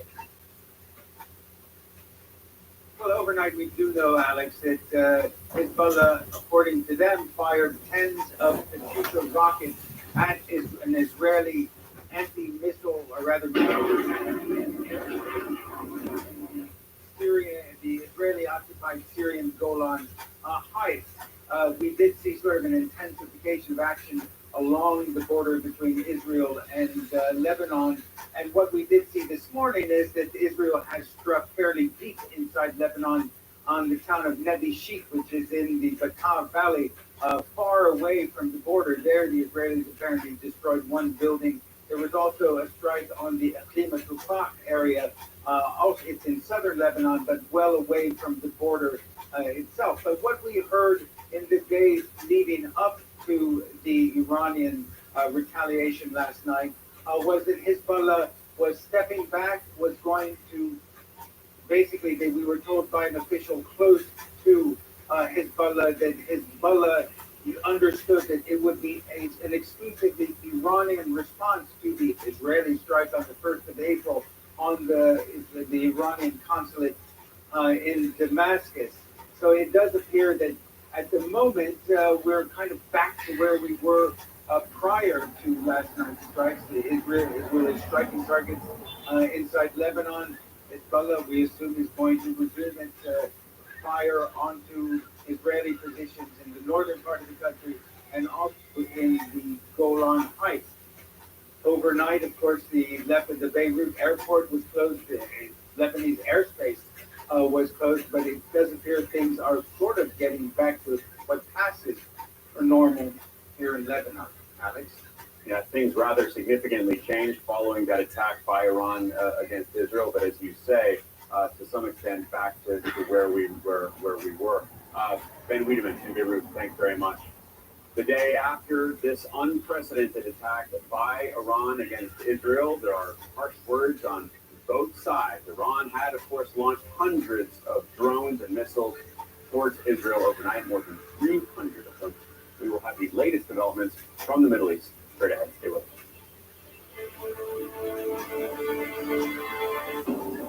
It's a new day when our shared values propel us towards a more secure future. Through August, a partnership built upon cutting-edge American, Australian, and British technologies, will develop state-of-the-art next-generation submarines and builds these stronger together, securing decades of peace and prosperity for America and our allies. We are going forward and stepping forward together.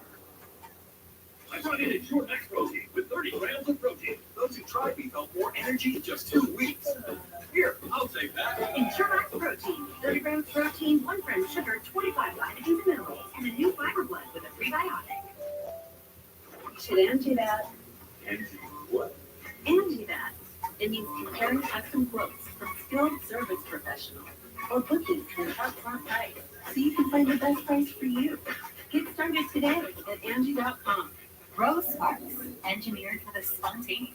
The dual-action formula with the active ingredients of Viagra and Cialis. Faster acting and long-lasting. Grab the moment. Get started at ro.com/sparks. Right now, pet dander, skin cells, mold spores, pollen, and dirt are being sucked into your air ducts. Get cleaner air and system efficiency now with Stanley Steamer. Your air ducts are clean until they're Stanley Steamer clean. Stanley Steamer gets your home cleaner. All the North is ready to conquer the world. There is a general and genuine feeling of hope coming from people. There is a legend here that when it comes from Golan to the Kwanzaa River and drink from its water, you never want to leave.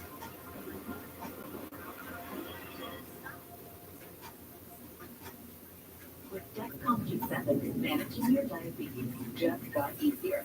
So, what's your glucose number like? Good thing you don't need a finger click. How about 3 to affect your glucose? Oh, the answer's like, oh, what if you're getting low at night? Wow, it can alert you. And you can even track your goals.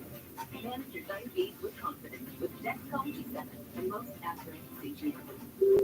Learn more at Dexcom.com. Did you know taking Zyzol at night relieves allergies while you sleep? So you wake refreshed or more productive day. Get 24-hour continuous relief that does not fade. Rewise all, take Zyzol. At night, itch, scratch, bust nose, itch. Stop the itch sanity with Cortisone 10 for bug bites, poison ivy, and other itches. Cortisone 10 is #1 doctor recommended. It works fast and lasts for hours. Cortisone 10. Closed captioning is brought to you by Skechers Hands-Free Slip-Ins. Just slip in. That's all I need to do with my new hands-free Skechers slip-ins. It's like slip-ins have an invisible built-in shoehorn, so my foot slides into place. What could be better? Welcome back to our viewers here in the United States and around the world. I'm Alex Marquardt in Washington. A quick update on the latest developments out of Israel. The U.S. president and other leaders are advising restraint, but Israel's foreign minister is not walking away from warnings that he has made before.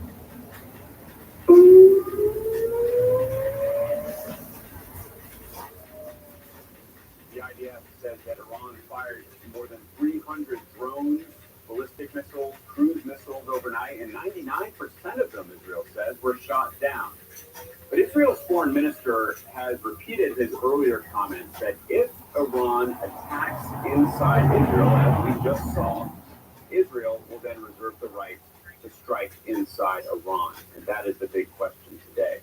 The chief of the Iranian Revolutionary Guard Corps says that if Israel targets any Iranian interests, that Tehran will respond directly against. The tensions are sky high right now.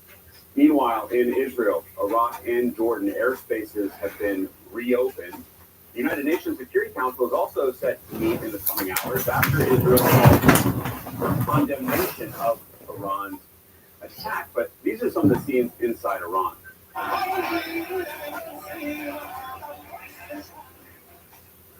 Celebrations breaking out in the streets of Tehran after word of the Iranian attack against Israel reached the masses. Joining us now is the former Israeli Prime Minister Ehud Barak. Prime Minister, thank you so much for joining us on such an important day. We understand that the Israeli War Cabinet is going to be meeting. The big question we all have right now is whether Israel will respond to this unprecedented attack against Israeli territory from Iran itself. Look, we actually Damascus and killed one of the leaders of the Quds force. They responded by this dramatic missile attack.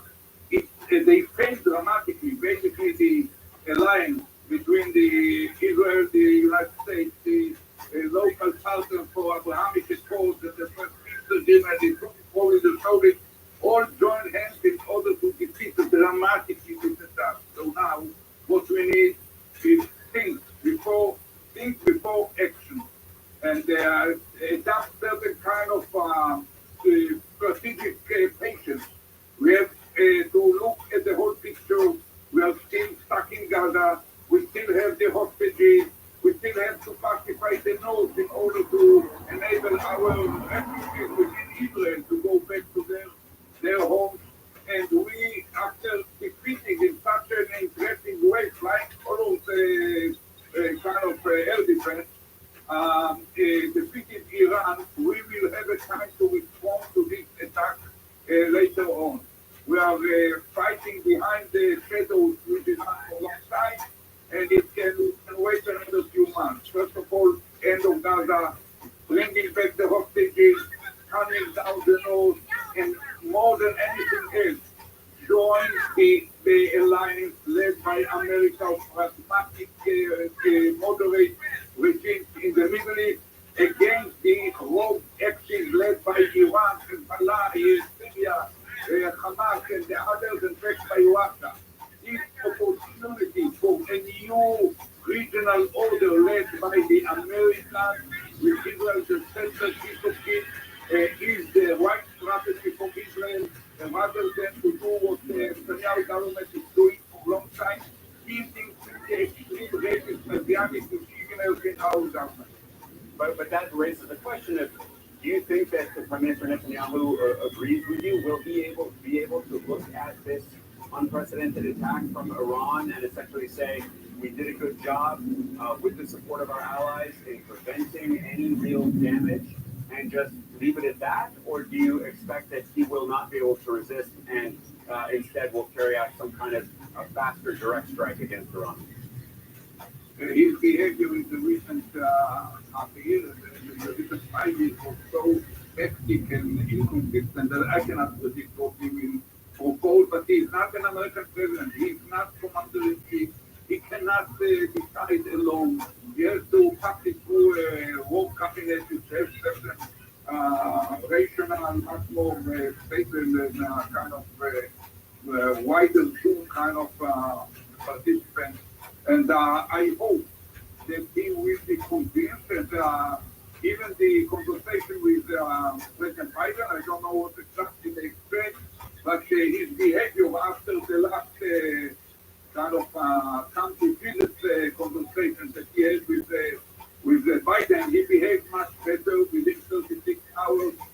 We pulled out from the Gaza the last division level units, and we opened the road for triple volume humanitarian aid, and even kind of were ready to consider flexibility that were not shown before in regard to the hostages. So somehow Netanyahu is not totally independent, is not just hovering in the air.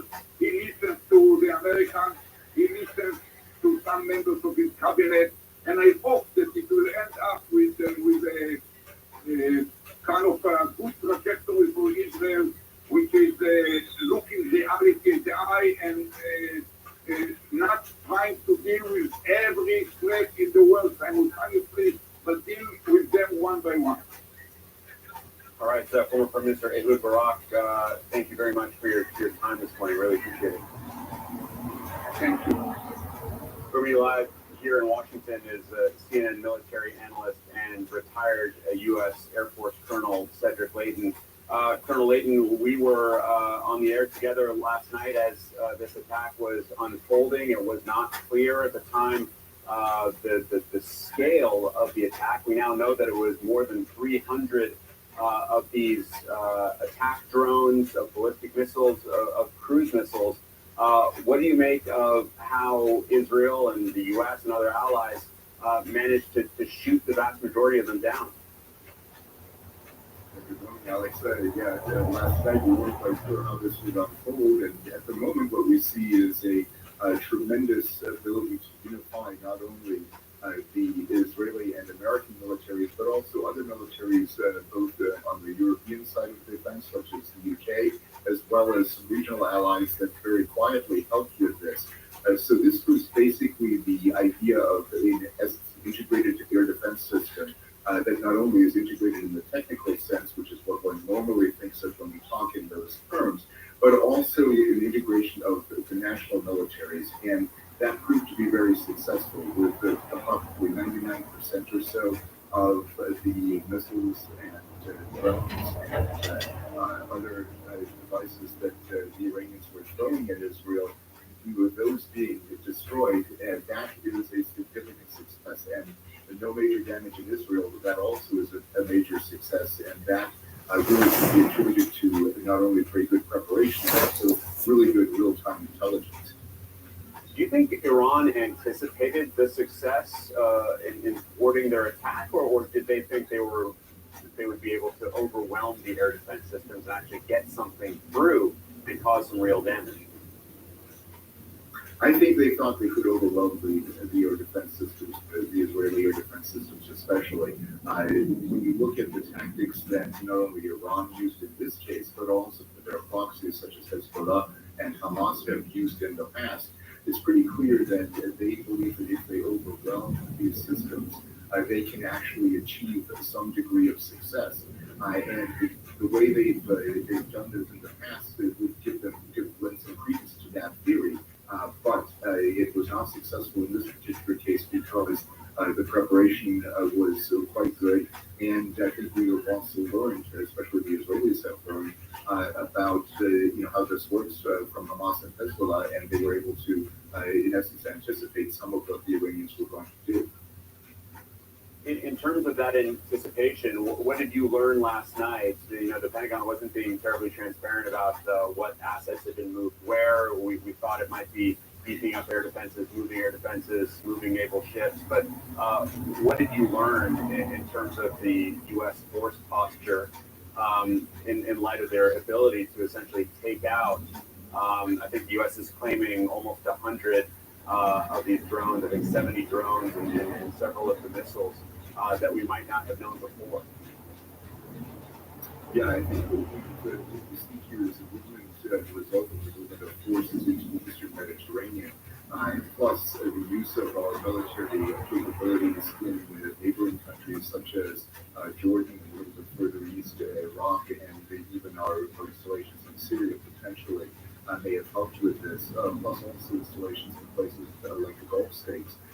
So all of this came together, and in essence, we cast a very wide net using resources that were in place in theater, plus national level resources such as satellites, both for imagery and signals intelligence, and also other sources that we were able to glean from normal technical means. So that is the kind of thing that I think really helped. But yes, the forces were postured and positioned in a correct way. And I think the fact that General Capella, the commander of CENTCOM, was in Israel in the run-up to this event also indicates there was a high degree of cooperation between the two militaries that resulted in a very successful countering of this Iranian attack.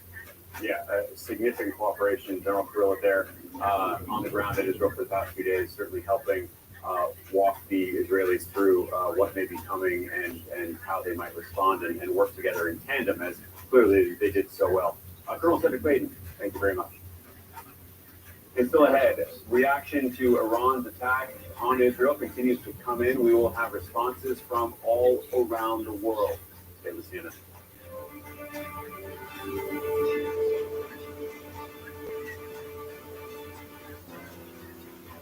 The special 2-hour Titanic premiere of How It Really Happened, Sunday, April 28th at 9 on CNN. I brought in a Pure Max protein with 30 grams of protein. Those who tried me felt more energy in just 2 weeks. Here, I'll take that. In Pure Max protein, 30 grams protein, 1 gram sugar, 25 vitamins and minerals, and a new fiber blend with a prebiotic.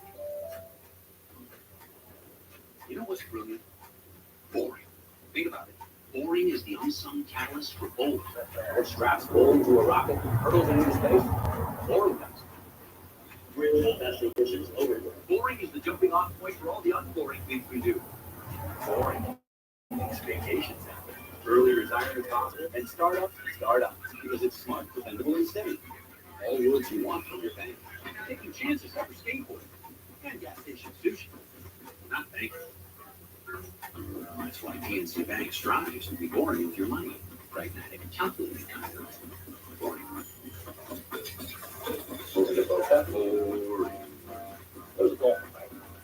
It's simple, really. For nearly 160 years, PNC Bank has had one goal: to be brilliantly boring with your money, so you can be happily fulfilled with your life, which is pretty unboring if you think about it. Thank you, boring. He's only 47. In Arizona. Did he have life insurance? Do you? Gotta get on it. Check out Flood. Trust me, peace of mind, it's worth it. Life insurance is too important to put off another day. That's why SelectQuote makes getting coverage you need easy for less than $1 a day. Now get up to the $2 million policies with no medical exam and same-day coverage. Visit SelectQuote.com. We shop, you save. Did you know taking Zyzol at night relieves allergies while you sleep? So you wake refreshed for a more productive day. Get 24-hour continuous relief that does not fade. Be wise old, take Zyzol. At night, itch, scratch, must not itch. Stop the itch sanity with Cortisone 10 for bug bites, poison ivy, and other itches. Cortisone 10 is #1 doctor recommended. It works fast and lasts for hours. Cortisone 10. With Dexcom G7, managing your diabetes just got easier. So, what's your glucose number right now? Good thing you don't need to take it. How's all that food affect your glucose? Oh, the answer's everywhere. Oh, what if you're getting low at night? Wow, it can alert you. And you can even try to manage your diabetes with confidence with Dexcom G7 and most after CGM. Learn more at Dexcom.com. Laura comes live, weeknights at 11 Eastern on CNN.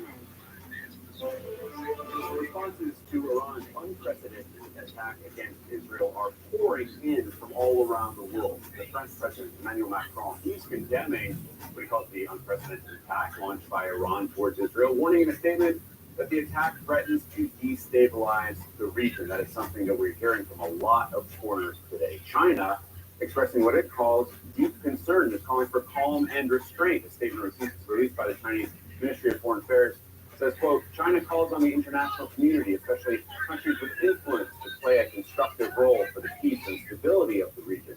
Similar statement from the government of Qatar, expressing what it calls profound concern. The Qatari Ministry of Foreign Affairs saying that Qatar has, quote, called on all parties to cease escalation, calm tensions, and exercise maximum restraint. Joining us with more is international correspondent Scott McLean in Istanbul. So, Scott, who else are we hearing from on this? Alex, I think it's worth remembering that the Iranians made quite clear in the last few days that, look, this could all potentially be avoided if there hadn't been a very strong condemnation of the initial strike on April 1st against the diplomatic compound belonging to Iran in Damascus, but there was not that condemnation because the U.S., the UK, France all pointed to questions about the true use of that building in Damascus. Of course, the Israelis claimed that that building was not an embassy or a consulate, that it was for military purposes. In this case, though, there has been a very strong widespread condemnation coming from the West.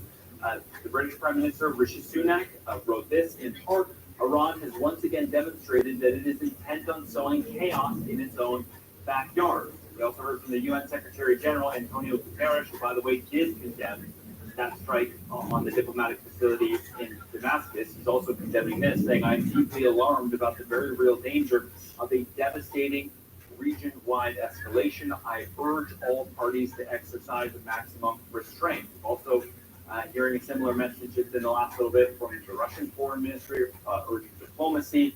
The messages coming out of the Middle East is also sounding quite measured, like this one from the Saudis, saying this region is crucial for global peace and security, and the Security Council, the UN Security Council, must act to prevent the crisis from escalating, which would have grave consequences if it expands. Of course, Middle Eastern countries would have the most to lose if it does. That's why you have the Jordanians urging restraint on all sides. You have the Emiratis warning about new levels of instability, and you have the Egyptians saying that this all was relatively predictable, saying, quote, this escalation is nothing but a direct result of what Egypt has repeatedly warned about regarding the dangers of expanding the conflict in the region as a result of the Israeli war on the Gaza Strip and the provocative military actions being exercised in the region. That last line, of course, could be a reference easily to both Iranian actions or Israeli reactions in the last few weeks and even prior to that. We have seen very clearly over the past weeks, two weeks almost, the United States, other countries, Western allies urging Iran directly and indirectly to turn down the temperature on all of this. Now it's the Iranians trying to get those other countries not to respond. But of course, ultimately, any response will be up to the Israelis. And you know, Alex, that the Israelis have not been keen since the war began months ago to take advice even from some of its closest allies. Got profound concern pouring in from all around the world, really hoping that there's no escalation from here. Scott McLean in Istanbul, thank you very much. And you stay with us. We will have much more of our breaking news coverage of Iran's unprecedented attack on Israel in just a moment.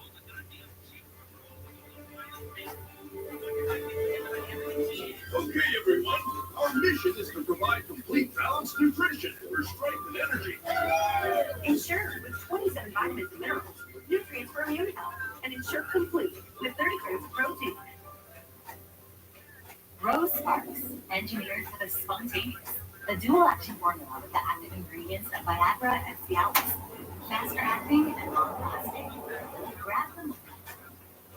Get started at rogue.co/sparks. Stay tuned to get this ultra non-stick bakeware set and these razor sharp chef's knives free from Granite Stone. Has your old set of pans lost their slick? Does everything get baked on, burned on, and stick? You know you need a new set, but the prices are so high it's obscene.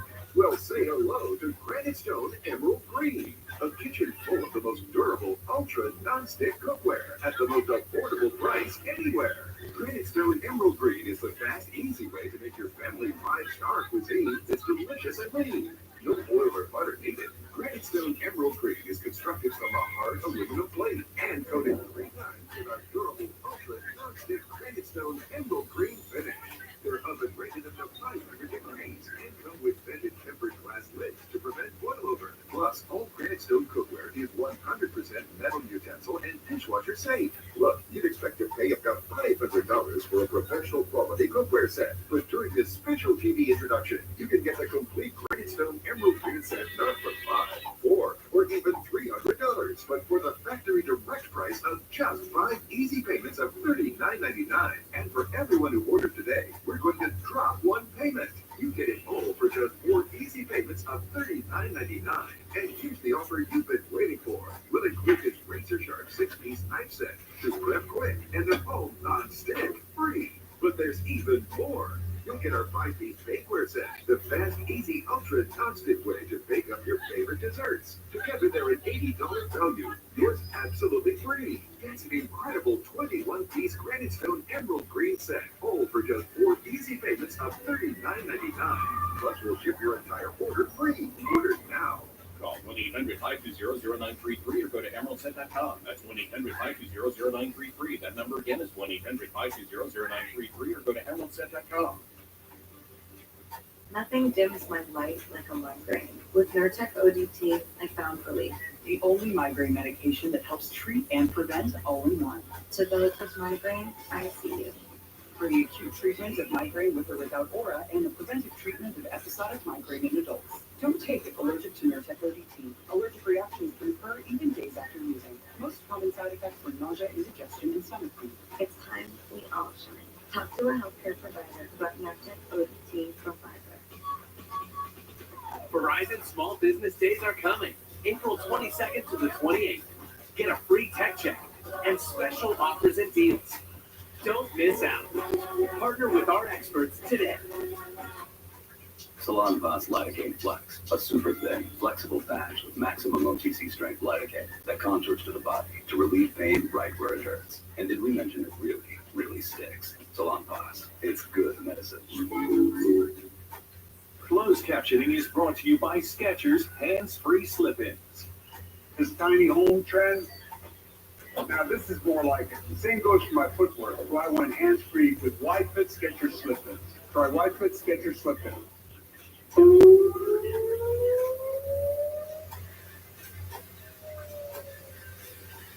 After a wave of Iranian attacks on Israel that you can see right there overnight, Iran's Army Chief of Staff is warning the United States against cooperating in any future Israeli attacks, saying American bases will not have any security and will be dealt with. Of course, for months we saw attacks by Iranian-backed proxy groups against U.S. bases that then ended back in February. Those could resume, is what Iran is saying. And this comes as Prime Minister Benjamin Netanyahu had spoken on the phone in the past 2 hours with U.S. President Joe Biden. He urged Prime Minister Netanyahu to avoid escalation and said that the U.S. will not participate in any offensive Israeli operation against Iran. But on the streets of Tehran, people are celebrating. They are waving Palestinian and even Hezbollah flags, the flag of that militant group in Lebanon. And the commander of Iran's Revolutionary Guard Corps says that if Israel attacks Iranian interests or assets, Iran will respond directly again. Now, as regional tensions explode, let's please not forget the dire humanitarian situation in Gaza. The innocent civilians were caught in the middle as well, and there are ways to help.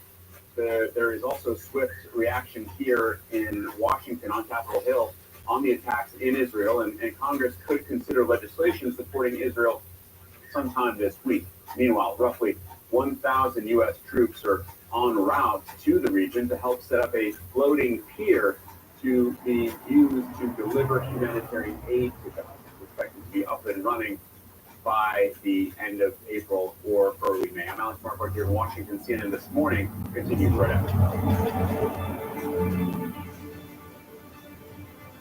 I've been touring the world with my music, and now I want to focus on what's happening to our planet. Blue Carbon, a CNN film, next Sunday at 9. This is Patrick's look of pure bliss, and this is his John Deere 3 Series tractor. It connects to every tool he needs to complete any task. But above all, it delivers total confidence. Just have to get in the seat. If you have Graves' disease, gritty eyes could be more than a rough patch. People with Graves could also get thyroid eye disease, or TED, which may need a different doctor. Find a TED eye specialist at isitted.com. A heart attack? Do they have life insurance? No, But we have life insurance. John, I'm trying to find something we can afford. Fortunately, in only a few minutes, SelectQuote found John a $500,000 policy for only $29 a month, and his wife Ann a $500,000 policy for only $21 a month. Go to SelectQuote.com now and get the insurance your family needs At a price you can afford. SelectQuote. We shop, you save. Right now, pet baby, skin cells and dirt are settling deep in your carpet fibers. Stanley Steamer removes the dirt you see and the dirt you don't. Your carpets aren't clean until they're Stanley Steamer clean. Stanley Steamer gets your home cleaner. It's a new day when our shared values propel us towards a more secure future. Through August, a partnership built upon cutting-edge American, Australian, and British technologies, will develop state-of-the-art next-generation submarines and build something stronger together, securing decades of peace and prosperity for America and our allies. We are going forward and staying forward together. I run in at Short Max Protein with 30 grams of protein. Those who tried me felt more energy in just 2 weeks. Here, I'll take that. In Short Max Protein, 30 grams protein, 1 gram sugar, 25 vitamins, minerals, and a new fiber blend with a prebiotic. Managing your diabetes just got easier. The powerful new Dexcom G7 lets you see the numbers on your watch and phone and follow the frequency sticks. And because you always know which way your glucose is headed, you can make better diabetes decisions. And all those little decisions can lead to big results, like more time range and lower A1C. Manage your diabetes with confidence with Dexcom G7, the most accurate CGM. And learn more at Dexcom.com. With Dexcom G7, managing your diabetes just got easier. So, what's your glucose number right now? Good thing you don't need a finger here. How does that food affect your glucose? Oh, the answer's on your phone. What if you're getting low at night? Wow, it can alert you. And you can even track your goals. Manage your diabetes with confidence with Dexcom G7, the most accurate CGM. Learn more at Dexcom.com. I'm Jeff Zillany on the campaign trail in Omaha, and this is CNN. Hello and welcome to our viewers in the United States and around the world. This is CNN's continuing breaking news coverage of Iran's strike on Israel. I'm Christiana Manford in London alongside my colleague Alex Marquardt in Washington. Now this morning, Israel remains on high alert after Iran launched an unprecedented 5-hour attack on Israel.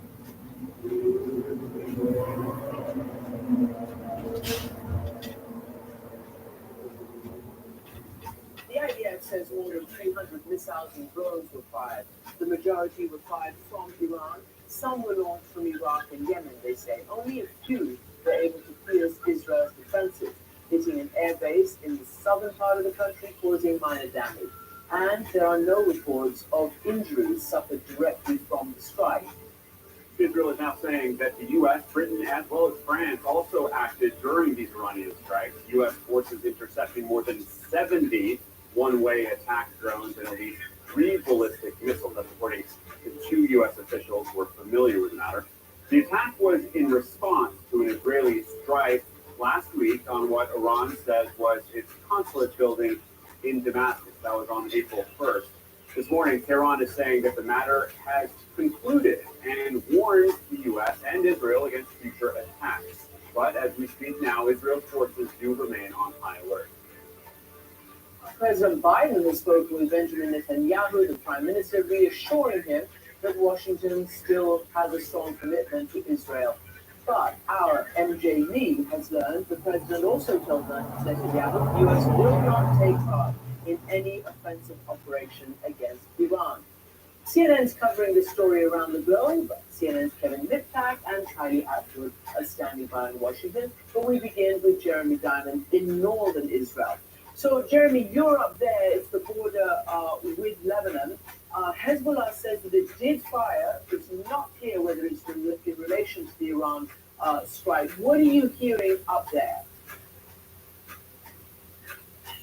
Well, listen, we saw a significant barrage of rockets being fired from southern Lebanon into northern Israel late last night, or early this morning, I should say.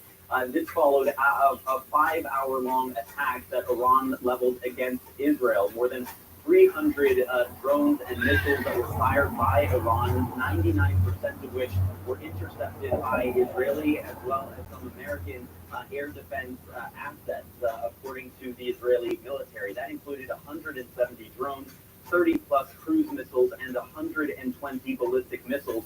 Only some of those ballistic missiles, according to the Israeli military, actually made it to their target, with several of those ballistic missiles hitting the Nevatim air base in southern Israel, causing what the Israeli military described as light damage. Following that barrage, Hezbollah fired at least 55 rockets directed at northern Israel and the Golan Heights. Iran's military chief of staff now saying that this military response by Iran has been concluded, but there's no question that both Israel and Iran are on high alert. And the question now is, how will Israel respond to this attack by Iran, as well as its proxy forces? Already we've seen overnight that Israel retaliated for those latest strikes, striking deep inside Lebanon, in northern Lebanon, which is rarer than the typical Israeli response that we see. Israel's war cabinet convened overnight to discuss potential responses. So far, they have yet to publicly say what that response will look like. We know that in recent days before this attack happened, Israel effectively said that an Iranian attack on Israeli soil would result in a commensurate response, suggesting a response on Iranian soil itself. That much remains unclear at this hour, but certainly this is a significant inflection point. And while the wave of Iranian drones and missiles has now concluded, much more still remains to be seen. Christian, Alex. Jeremy, just a quick question. It appears that the targets were a military base. That is according at least to a fragmentary commentary that we've already had from Israeli officials. Now, you have been up there and you've obviously been covering this since the high convention, since October 7th. One of the areas of great concern for America is Israel potentially getting into a war with Hezbollah. Let's leave Iran aside for a moment.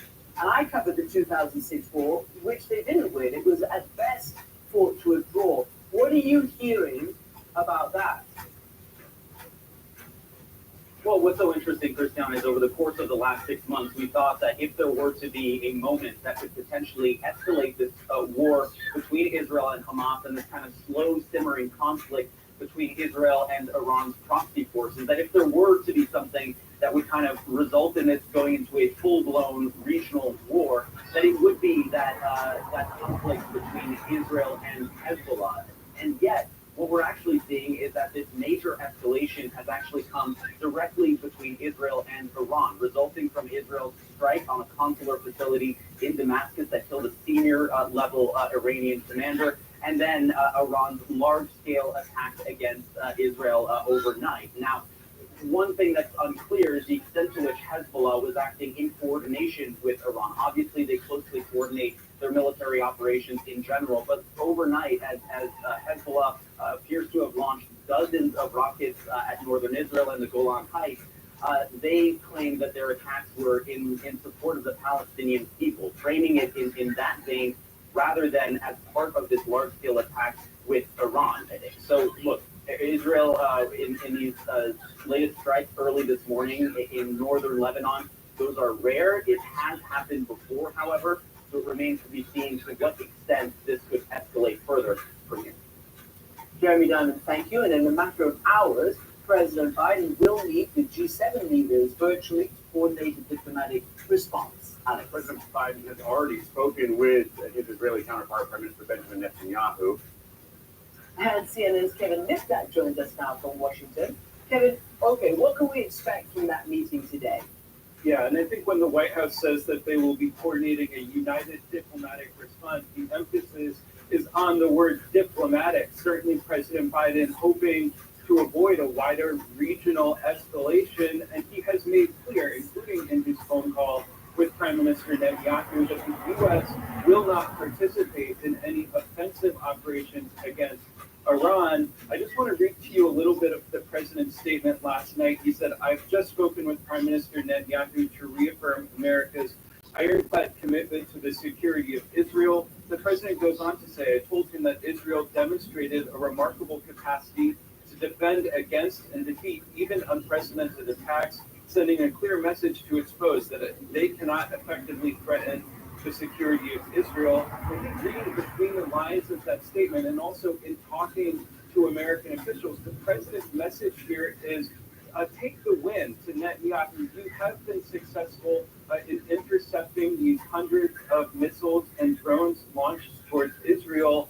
They did not strike anything of significance. Most of them were shot down, effectively saying that this was a success, and the president certainly trying to avoid this conflict from exploding into a wider regional conflagration. That is something that he had been trying to do since the start of this conflict. Certainly now tensions are at among their highest point. The president, in his talks with Netanyahu, trying to emphasize the importance of not letting this spiral out any further. And certainly today, as President Biden returns to the Situation Room to discuss the conflict with the leaders of the G7, his message will be on the diplomatic front to try and find ways to coordinate against Iran without turning this into a regional war. Now, we know yesterday President Biden returned urgently from his beach house in Rehoboth for these crisis meetings in the Situation Room.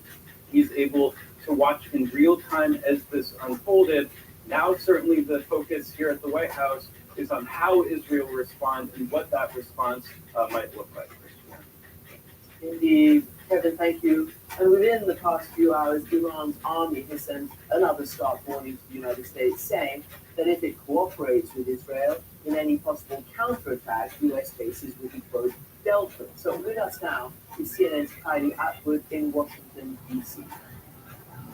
Yeah, that's right. What we learned overnight from U.S. officials was that the U.S. was heavily involved in the response, the defense of Israel, alongside Israel, over the course of these 5 hours, with U.S. officials telling CNN that 70 drones and at least 3 ballistic missiles were intercepted by the U.S. over the course of this attack. And we should also note that according to President Biden in that statement, there were not any U.S. personnel or U.S. facilities that were struck at all. And that is significant. It obviously contributes to the defense that the U.S. was able to put up, the defense that Israel was able to put up, to the U.S. assessment. This was a largely unsuccessful attack by Iran. And of course, the U.S. officials, President Biden himself, have reiterated that the U.S. support for Israel, U.S. defense of Israel remains ironclad. But of course, it is important to point out that in that phone call between Prime Minister Netanyahu and President Biden, according to reporting from our colleague M.G. Lee, President Biden said very clearly that the U.S. would not participate in offensive operations against Iran. So the U.S. is standing on Israel's side here, but also essentially saying, we're not going to go with you if you decide any counterattack is necessary here. The U.S. is pushing in conversations with allies in the region, as they have been doing over the course of the last week or so, to try and de-escalate this situation. Secretary of State put out a statement last night, of course, condemning this attack by Iran. He's also saying that he would be in touch with his partners in the region and around the world as the U.S. is pushing not to escalate this conversation. And it's also worth noting that today, all eyes will be on that diplomatic response. As you guys were saying, the G7 will be meeting today, and we'll watch to see what the White House says out of that. Indeed, Kylie, because everybody knows that while Iran may be outdone by both Israel and Iran, a war with Iran would be a massively serious prospect. Thanks so much. Now, as we said, Hezbollah has taken the opportunity to launch rocket strikes on the IDF, and Israel has retaliated. We'll take you live to Beirut for details.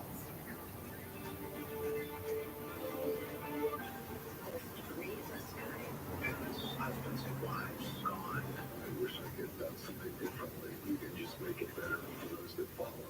Space Shuttle Columbia, the final flight, 2-part finale tonight at 9 on CNN. With Fast Stars, create factory-grade visual solutions to perfect your process.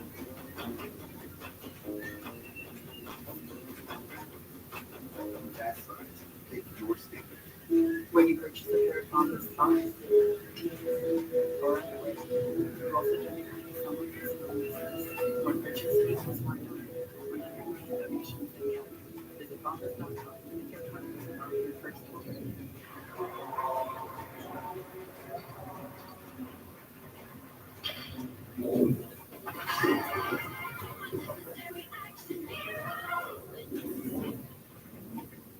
Necessary? No. Neither is missing your daughter's competition to do payroll. With Paycom, employees do their own payroll, so you don't have to miss your daughter's big day. Time to shine. Get Paycom and make the unnecessary unnecessary. No.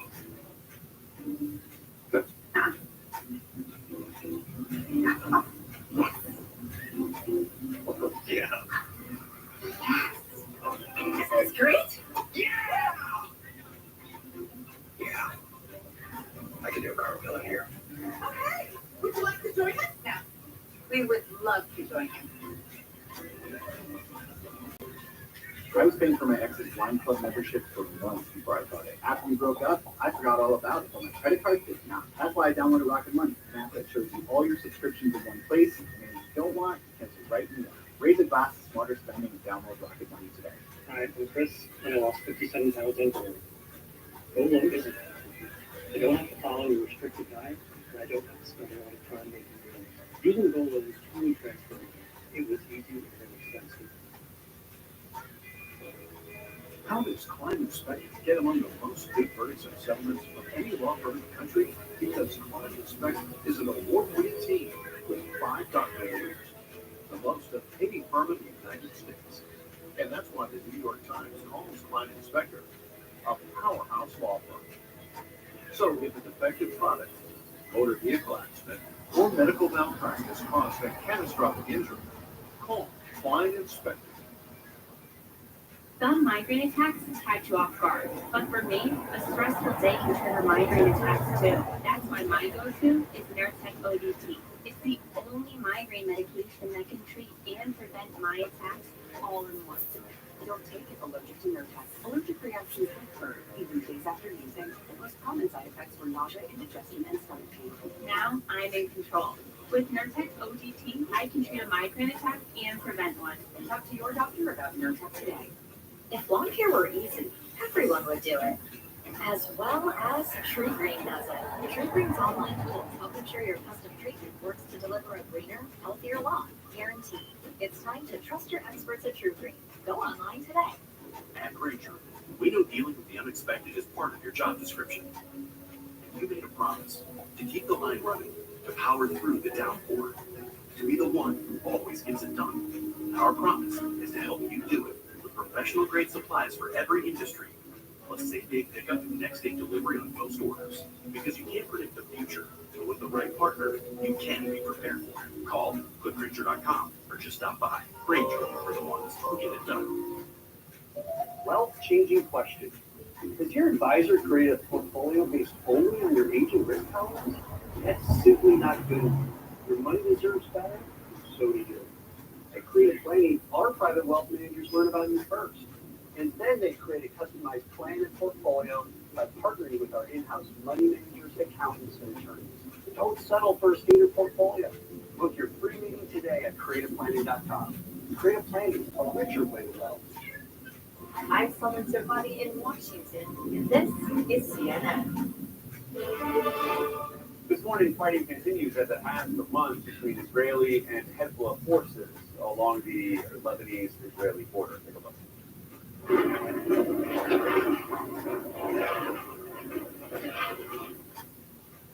That is dramatic video of outgoing Hezbollah rocket fire from Lebanon into the occupied Golan Heights. Now, following the attack, the group, Hezbollah, which is backed by Iran, they issued a statement declaring its support of the Palestinian people in Gaza. Now, Israel has already retaliated in the hours since that Hezbollah strike, hitting Hezbollah targets in southern Lebanon. And Lebanon is where we find our senior international correspondent, Ben Wiedemann, who's going to knock now from Beirut. So, Ben, in that statement about its support for the Palestinian people, Hezbollah appears to be making clear that its actions have to do with the war in Gaza and are independent of Iran's attack on Israel. Yeah, the beginning of that statement is really the standard statement that Hezbollah puts out every time it launches strikes against Israel. And we know that from speaking with sources very close to Hezbollah, and we heard in his speech from Hassan Nasrallah, the Secretary General of Hezbollah himself, that the response to the Israeli strike on the diplomatic complex in Damascus belonging to the Iranians on the 1st of April would be Iranian. Now, it's interesting that I think the video that you just showed was Katyusha rockets being fired by Hezbollah from southern Lebanon toward air and missile defense positions belonging to the Israelis on the Golan Heights, which might indicate that they were trying to disable those as the Iranian strikes were taking place. Nonetheless, what we're seeing is that this is what, and certainly today, is really a continuation of the back and forth between Hezbollah and Israel that we've seen since the 8th of October. And therefore, we've heard President Biden saying that the United States will not participate in any Israeli offensive action against Iran, excuse me. So it does appear that we've sort of gotten over what last night looked like what was really threatening to be a regional war. It's gone back to really where we were. Where we were, of course, is there's a war going on in Gaza. 6 months now, more than 33, almost 34,000 people dead, according to the UN, 70% of whom are women and children. Now, we know that the Israelis have long wanted the United States to participate in some sort of military action against Iran. President Biden's statement would indicate that that's not going to happen. So I think what we're seeing here in Lebanon, in Gaza, is it's just back to the war that's been going on for 6 months. And the hope certainly here in Lebanon is that this country will not be drawn into any sort of war. Last night we saw a lot of panic buying of petrol and stations, particularly in the south of the country. The airport was closed for a few hours, but now everything is going back to, as I said before, what's passing for normal. That's it, Alex. Ben, you've just spent time in southern Lebanon along the border with UN forces, I believe. The U.S. is trying to help broker a diplomatic deal to prevent a further flare-up, perhaps an Israeli incursion into southern Lebanon. What are the prospects of avoiding further war and a second front essentially being opened up? How are those conversations going? Well, what we've seen is Amos Hochstein, who's a special envoy from the White House, has been coming here on a regular basis, trying to work out some kind of arrangement whereby Hezbollah fighters who are along the border in southern Lebanon would be pulled back to north of the Litani River. So far, they haven't had much success in this regard, and we understand that the Israelis are getting impatient. The government of Benjamin Netanyahu is under intense pressure from the tens of thousands of Israelis who have fled their homes in the northern part of the country, and therefore increasingly there are messages being sent that Israel's tolerance is wearing thin and that they could launch some sort of operation in the southern part of the country to try to drive Hezbollah out. But if we go back to history, in 2006, there was a more than month-long war between Israel and Hezbollah. Israel was really failed in achieving its objective of destroying Hezbollah, and there's no reason to believe that it wouldn't be the same if Israel to work to launch a similar military operation today. Alex? All right, then we have been a day, Ruth. Thanks very much. John? It's an important point, as we said, that war in 2006, which we both covered, at best was fought through war with Hezbollah. A war against Iran would be much, much more serious, of course. Now, Israel's military worked with the US, the UK, and France to defend against Iran's retaliatory strike. And while President Biden says the US won't join any offensive operations against Iran, he reaffirmed America's commitment to Israel's security. In a post on X this morning, French President Emmanuel Macron said, quote, "I condemn in the strongest terms the unprecedented attack launched by Iran against Israel, which threatens to destabilize the region." The UK and Canadian Prime Ministers also condemned Iran's actions and pledged ongoing support for Israel's security.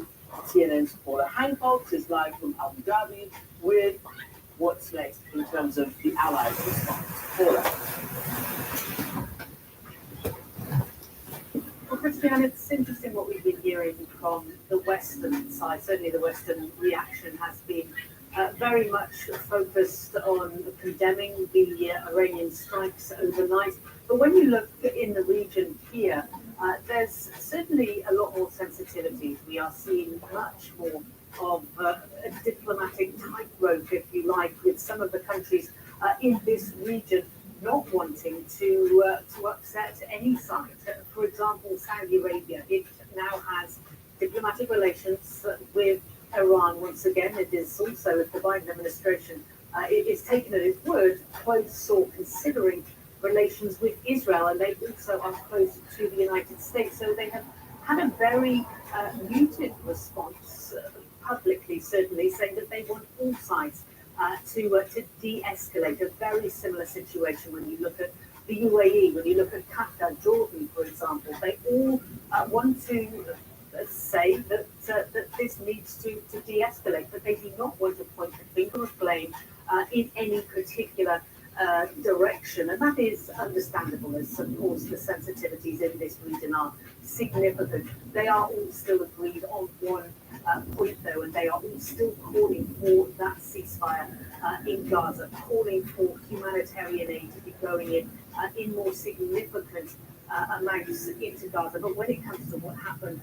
overnight, they are certainly not aligning themselves with any side, simply saying that they are worried about potential severe repercussions. Qatar saying there is deep concern, and that is really the line that they are trying to focus on at this point. But it goes to show the concern in this particular region that this may be a significant escalation if indeed it becomes once again a tit for tat, a response to a response that we have seen in the past. And many of these countries in the region simply do not want to see an escalation. They cannot afford an escalation, and they are the countries that could potentially be brought in if this conflict does spread into a more wider regional escalation. Christian? Paula, some of those countries, as you say, are involved in attempting to mediate an end to the catastrophe in Gaza. We see 33,000 or more dead, so many of them women and children, civilians. According to the United States, famine has set in, starvation is happening there. The reality is terrible. But I also wondering whether you're hearing that some of those countries are concerned that this escalation with and by Iran could move the focus from the important business of ending the war in Gaza, getting the hostages back, and having a plan for the day after.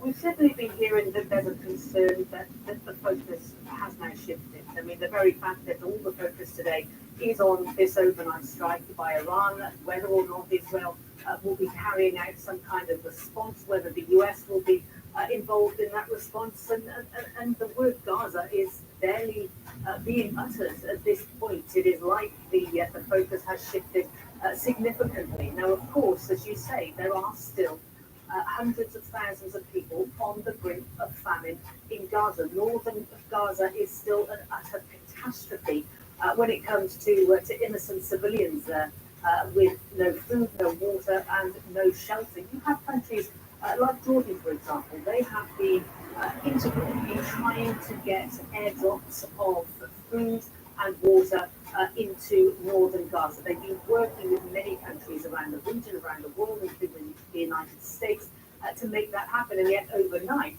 they were embroiled in what was happening with these Iranian strikes. They say that they had to shoot down what they called some foreign objects flying into their airspace. We had eyewitness accounts sending us videos as well in Amman, in Jordan, of what appear to be these projectiles being intercepted overhead. Christian. Paula Hancock, thank you so much. And our continuing breaking news coverage of Iran's strike against Israel continues after a short break. And we'll talk more about the reaction around the region. That's coming up. Tonight, A Night of Space, first on the whole story with Anderson Cooper, the James Webb Telescope, Are We Alone? Followed by the two-part finale of Space Shuttle Columbia, The Final Flight. Tonight, starting at 8 on CNN. Are you certainly okay? Sure. Are you for imprint certain? Certainty matters. Need promo gear? For Imprint certainly got it. Apparel, drinkware, bags, and more. Go get it at forimprint.com. For Imprint, for certain. At Grainger, we know dealing with the unexpected is part of your job description. We're here to help with professional-grade supplies, plus same-day pickup and next-day delivery of most orders. Call quickgrainger.com or just stop by. Grainger, for the ones who get it done. Home and Lowe's showed up right on time and did my dishes, my laundry, they even cleaned my windows. I love that you just pick a date, pick a cleaner, and enjoy a spotless house for $19. I started Bright Star Care to provide a higher standard of care. It's been my goal for 20 years, and it always will be. If you're an experienced caregiver with that same passion, join the brand that supports you most. Only Purple's Gel Flex Grid passes the raw egg test. No other mattress creates your body and simultaneously supports your spine. Memory foam doesn't come close. Get your best sleep guaranteed. Right now, save up to $400. Visit purple.com or a store near you. This that lightheaded, up all night, this or nothing. Gotta have it kind of feeling. Okay, everyone, our mission is to provide complete balanced nutrition for strength and energy. Ensure what is in 5 different minerals, nutrients for immune health, and Ensure Complete with 30 grams of protein.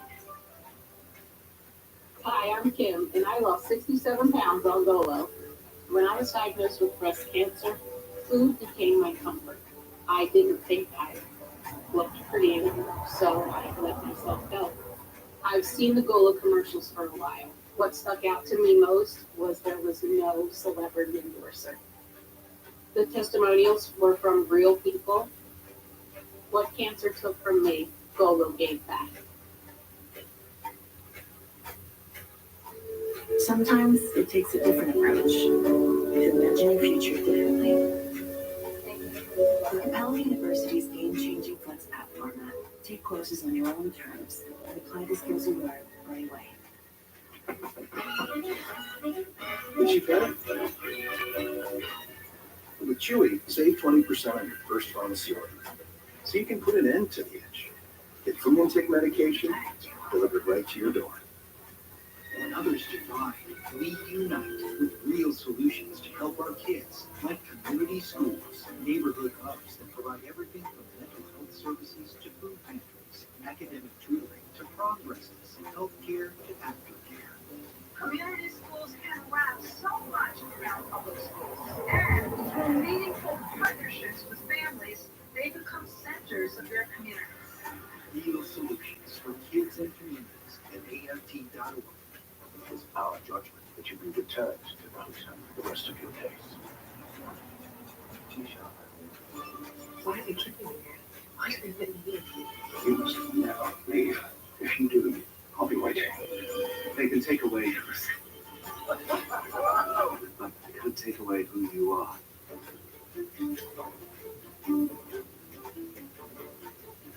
Try Paramount Plus with Showtime. Visit astound.com to learn more. This is CNN, Lowe's News Network. Closed captioning brought to you by Feel Away Optimum. Enhanced calming for cats. If your cat sprays outside the litter box, fights with other cats, or scratches the furniture, they could be telling you they're stressed. To help them feel more calm, try Feel Away Optimum. Iranians are celebrating last night's attack on Israel. The new video into CNN shows pro-Palestinian demonstrations taking place in Tehran's Palestine Square. Often these are state-managed. This is following Iran's launch of more than 300 projectiles in retaliation for Israel's strike on an Iranian consulate in Syria earlier this month. Israel's military says 99% of the missiles and drones fired overnight were shot down, and damage was only minimal. Joining me now from Tel Aviv is the former director of Mossad, who led Israel's national security, Ephraim Halevi. Welcome back to the program, Mr. Halevi. Can I just ask you first to evaluate what happened overnight? Did Iran do damage, or did Israel show that it actually came out ahead? I think that Israel came out ahead. As you said before, the percentage of success was over 99%. I think this is unprecedented in this kind of warfare. I think that we suffered no real damage except for the injury of one person, and that is after hundreds and hundreds of these missiles and other AUVs were fired against Israel, and Israel was able to neutralize almost all of them, I say. I don't remember any such operation ever in recent years with such a success of this type. So therefore, Mr. Halevi, do you believe that Israel should not retaliate for this round? And if it does, putting itself in direct confrontation with the United States, what will that bring to your country?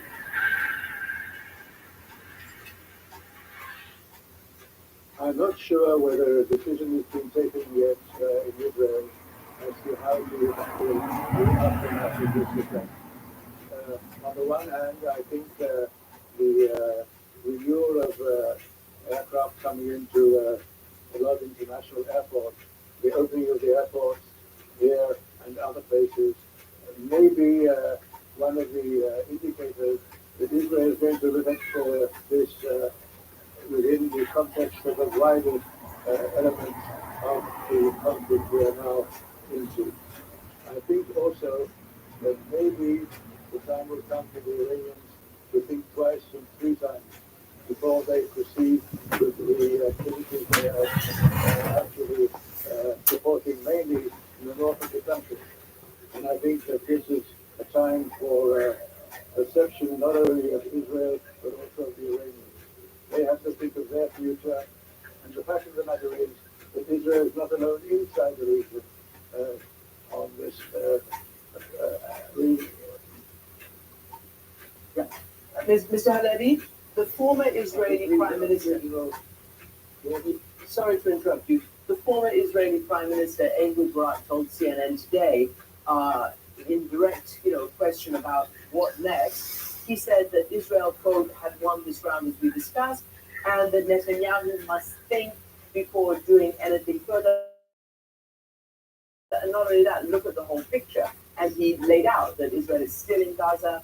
That is not, finished. Hostages are still captive. And as you mentioned, the Lebanon-Israel border is volatile. What would your advice be if you were still in that position?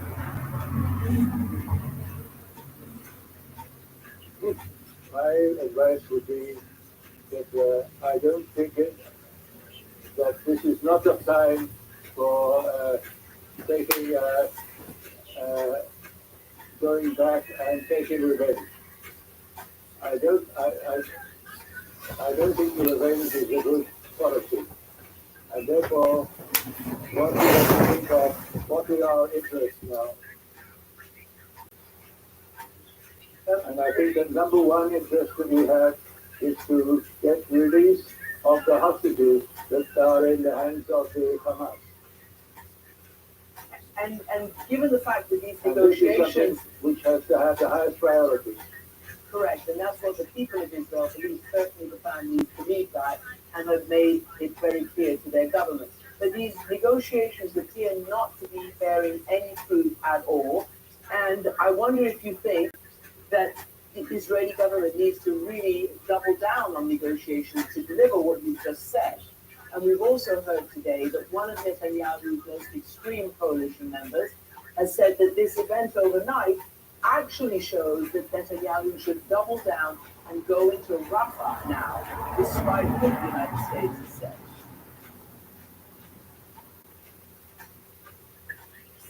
I think that the opinion of one particular individual in the cabinet should not be something which has to be taken anywhere notice of.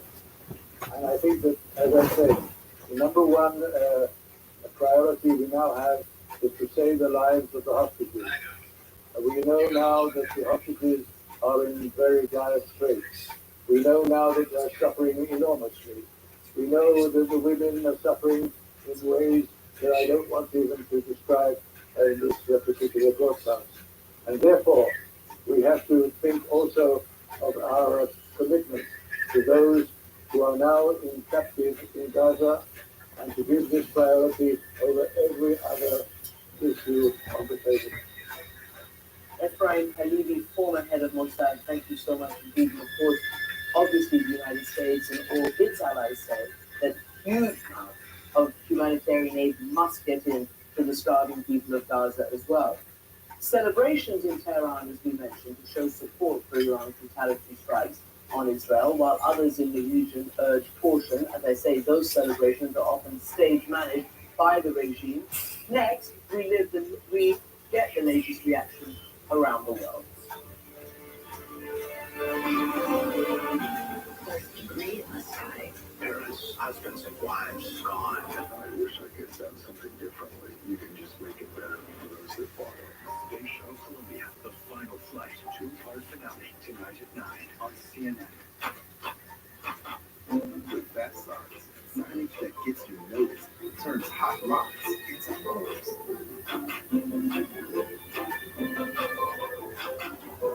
That signs make your statement. I had no idea I was still paying for like Wi-Fi. So I finally checked my credit card statement, 14 months and $600 later.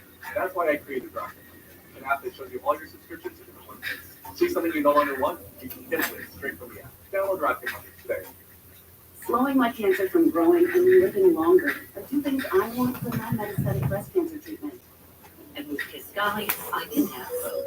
Kisqali is a pill that, when taken with an aromatase inhibitor, helps delay cancer from growing and has been proven to help people live significantly longer across 3 separate clinical trials. So I have the confidence to live my life. Kisqali can cause lung problems or abnormal heart rate, which can lead to death. It can cause serious skin reactions, liver problems, and lower blood cell counts that may result in skin infections. Avoid briefly during treatment. Tell your doctor right away if you have new or worsening symptoms, including breathing problems, cough, chest pain, a change in your heartbeat, dizziness, yellow of the skin, dark urine, tiredness, loss of appetite, abdomen pain, bleeding, bruising, fever, chills, or other symptoms of an infection, a severe or worsening rash, or plan to become pregnant or breastfeeding. Long live life, and long live you. Ask your doctor about Kisqali today. Thrombosis is surgically comfortable under the not one purchase equals one million. Visit Bombers.com and get thrombosis your first order. The future is not just going to happen. You have to make it. And if you want a successful business, all it takes is an idea. And now becomes the future. A future where you grew a dream into a reality. It's waiting for you mere minutes away. The future is nothing but power, and it's all yours. The all-new GoDaddy Arrow. Take your business online in minutes with the power of AI. And see what influence of the health insurance company. You hold your breath. Will they pay for your child's treatment this time? You open the letter and find that you've been denied again. A month later, another letter arrives. And premiums going up again. They're making record profits and still plan on increasing their rates by 12%. How can the health insurance companies handle this? Like grinding film on your teeth. Dr. G.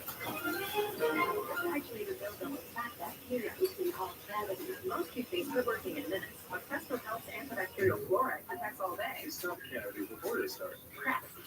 Rose Quartz, engineered for the strong teeth. The dual-action formula with the active ingredients of Viagra and Cialis.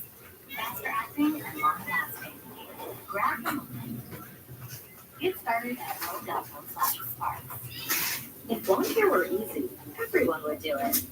As well as True Green does it. True Green's online tools help ensure your custom healthier well, guaranteed. It's time to trust your experts at True Green. Go online today. Ego, the #1 rated brand in cordless outdoor power, brings you the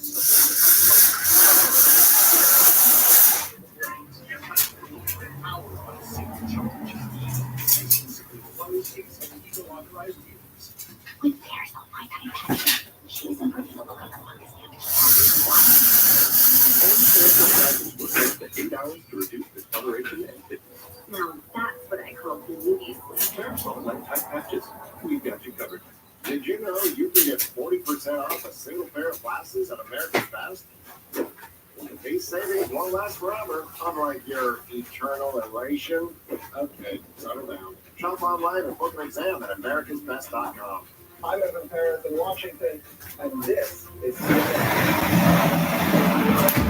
In just a matter of hours, President Joe Biden will be meeting with fellow G7 leaders after Iran's 5-hour barrage of missiles and drones that were fired against Israel overnight. Joining me now to discuss is CNN Global Affairs analyst Kimberly Dozier and CNN military analyst and retired Air Force Senator Leighton is back with us. Kim, to you first.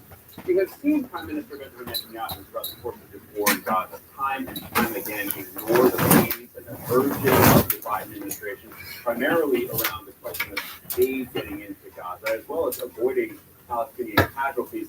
So in this moment, as Israel considers its response, to what extent do you think the U.S. now has leverage over Israel as it tells Israel that it would not support a strike against Israel? Well, from that, Israel has proven itself perfectly willing and capable of strikes without U.S. support. That said, it has been the common thinking that Israel would need some sort of refueling if it were to do a direct attack on Iran of any sort of sustained sort. The problem also is that Israel's deterrence has been, in the past, if someone strikes Israel, it strikes back twice as hard. I had Israeli officials and Middle East officials explain that to me. They were watching what was unfolding in Gaza, that after the Hamas attacks of October 7th, Israel felt the need to message the Middle East writ large that this cannot happen again, and to make them feel pain. So that's what's going on in the war cabinet in Israel. The decision to strike now or strike covertly later, now that Iran has crossed this divide and attacked openly, something it hasn't done before, there was a shadow and that changes all the rules. Will Israel be content to do another deniable attack on Iran like that in a complex way? And we will know that by watching what they do in the coming hours and days. To your point, Kim, it may be hard to see what they do in the coming days. Cedric,